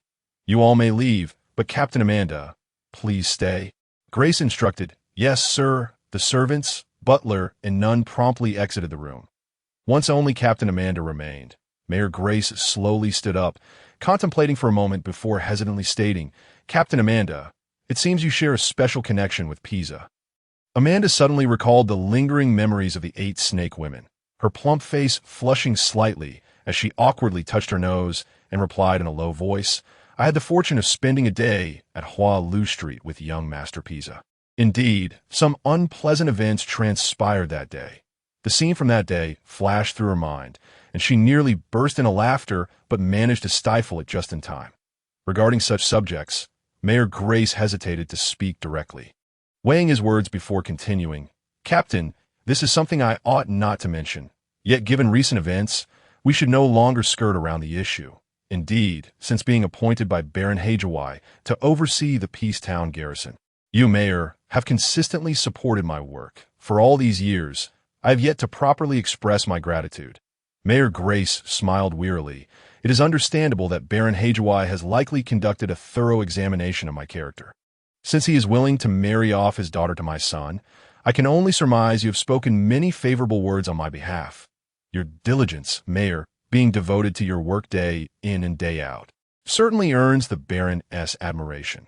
Not wishing to beat around the bush any longer, the mayor paused briefly before darkly stating, "Given the circumstances, should Lord Hajawai become aware of this matter, he would surely retract any intention of alliance with our family." Although Baron Hajawai's titles were modest, he was nonetheless a hereditary noble, capable of passing down his family's lineage, a fundamental distinction from life peers. They held traditional values, nobility, and propriety, and a hereditary noble would never associate with a place like Hua Lu Street, for they were not in want of women. Some even married multiple wives. Moreover, in traditional noble households, great emphasis was placed on decorum and hygiene, and their noble bloodline would never look favorably upon a woman hailing from Hua Lu Street. Thus, Pisa, that foolish lad, had surely offended Baron Hajawai by courting such a woman. Mayor Grace recognized this issue, which prompted his dialogue with Amanda that evening. "Are you referring to Hua Lu Street?" "Indeed. Aside from this, what else could there be? Life peers indeed harbor a distaste for places such as Hua Lu Street, as they possess a strong sense of familial honor, unlike life peers who bear no responsibility for passing down titles to future generations." Amanda pondered for a moment before saying, "However, Baron Hajawai is currently stationed in the Northern Theater and is unaware of these events." "Oh." Mayor Grace's eyes brightened as he exchanged glances with her. Gradually discerning an opportunity in the mirthful gaze of the portly captain, he cautiously inquired, "Would Captain Amanda be interested in fostering a friendship with the Gai family?" Captain Amanda smiled faintly. "That would indeed be an immense honor." Demaisi and Sister Tori, possessing some nursing experience, stood vigil at Pisa's door, awaiting any news. Thus Haijia had no choice but to return to her own quarters. Yes, she walked alone through the vast corridors of the castle. A sense of solitude enveloped her. Having endured the events of the evening, she found herself devoid of any inclination to sleep. From her position, she ought to feel sorrow over Pisa's grievous injury. Yet she discovered that her heart remained utterly unmoved. Even upon witnessing him weakly lying on the bed, she felt no tremor of emotion, as though he were an utter stranger. This was all due to familial ties. She had never anticipated that such matters of family alliances would touch her life. Who could have imagined that a hereditary noble family would lack a male heir? How she wished she had a brother, for then there would be no need for alliances with other families to preserve their hereditary title. Perhaps, if she were to have only a daughter in the future, her child would face a similar fate. By the way, what was that Hua Lu Street mentioned by the audience today? Why did they insinuate that Pisa was unclothed there? The name Hua Lu Street sounded like a place for leisure. Perhaps she could visit it someday as she reached an outdoor terrace of the castle. The refreshing breeze of late summer brushed against her, sending a chill through her very core in that moment. Haijia felt her racing thoughts scatter like leaves in the wind. She looked down from her vantage point and saw the castle enveloped in darkness. In that instant, she recalled that night filled with the fragrance of pure flowers and golden light, as well as that foolish boy standing below the castle professing his feelings. Then she thought of the events that transpired when he had masqueraded as an officiant. It was truly miraculous how he always seemed to appear out of nowhere. As she contemplated this, she peered down again, seemingly searching for that familiar figure that might suddenly materialize. But as she did, a chill of terror washed over her. Below the castle, a colossal shadow was swiftly approaching. As it drew nearer, Haijia finally discerned the form of the shadow. It was unmistakably a gigantic forest wolf. Chapter 71. The castle crisis. The scene was undeniably surreal. Just moments ago, in the central square of Peacetown, Haijia had witnessed the very forest wolf fall lifelessly to the ground. The creature had been scorched by torches thrown by the audience and pierced by multiple arrows, bleeding profusely until it lay still, devoid of breath. Could it be that the apparition before her was its spirit? Haijia recalled the legend she had read, tales of beings that, upon death, became formless spirits seeking vengeance upon their enemies. But that could not be right. This forest wolf was evidently larger than the one from the circus. Indeed, it was more than twice its size. As the wolf approached, Haijia's heart began to race. She felt an unsettling premonition, as if those glowing green eyes in the darkness were fixated upon her. No, it was indeed watching her. Those emerald pupils were locked in a gaze with her. How could this be? How had it detected her? Was it possible that merely casting a glance in its direction had alerted it? What a terrifying creature! Fortunately, she stood on the castle's outdoor terrace, a vertical distance of 5 to 6 zhang high, and it could not reach her, could it? But how could it possibly scale the walls? Haijia's heart plummeted as she realized it was using all 4 paws to claw at the wall. Swiftly climbing towards her, the speed was enough to send her into a panic. With the sound of crumbling plaster, the distance of over 10 meters diminished in an instant. There was no time left to flee. Moreover, she found herself utterly drained of strength. Ever since she had glimpsed those green eyes, her mind had been engulfed in chaos, rendered senseless by that cold, unyielding stare. Her legs trembled involuntarily, unable to muster even a hint of power. Was it coming for her? As she gazed upon the figure that had already ascended the wall, Haijia fell silent, gripped by a chilling fear. Now, both were positioned on the same plane, and just as she summoned a flicker of strength to flee, it had already positioned itself before her. The wave of terror engulfed her. Her body faltered as she hastily retreated 2 steps, unable to maintain her balance, and she found herself seated upon the ground. The forest wolf, having climbed up, approached her with an unhurried gait, slowly advancing until it stood directly in front of her. Never had Haijia felt so insignificantly small. In that moment, she no longer perceived it as the spectral embodiment of the circus's forest wolf. This was an entirely different creature. The wolf before her was larger, unimaginably so, towering over her to the extent that even if she stood, she would scarcely reach the height of one of its forelegs. Its enormous, deep green eyes glimmered with an eerie light, reminiscent of ghostly flames. As it drew nearer, Haijia was enveloped by a heavy scent of blood, a presence that plunged her further into despair. This was a wolf that had tasted human blood. Soon, she heard its slightly labored breaths. Hecate last. The distance between them had dwindled to a mere step, as Haijia detected the iron scent of blood. The wolf, too, caught the scent of her presence, confirming one undeniable truth. This woman had also been at the scene. It slowly raised its forepaw, yet Haijia dared not move an inch. "What?" Pike exclaimed, staring at OL with astonishment. His voice laced with urgency. "Are you saying that the forest wolf went to the mayor's castle?" "Indeed," OL affirmed with certainty.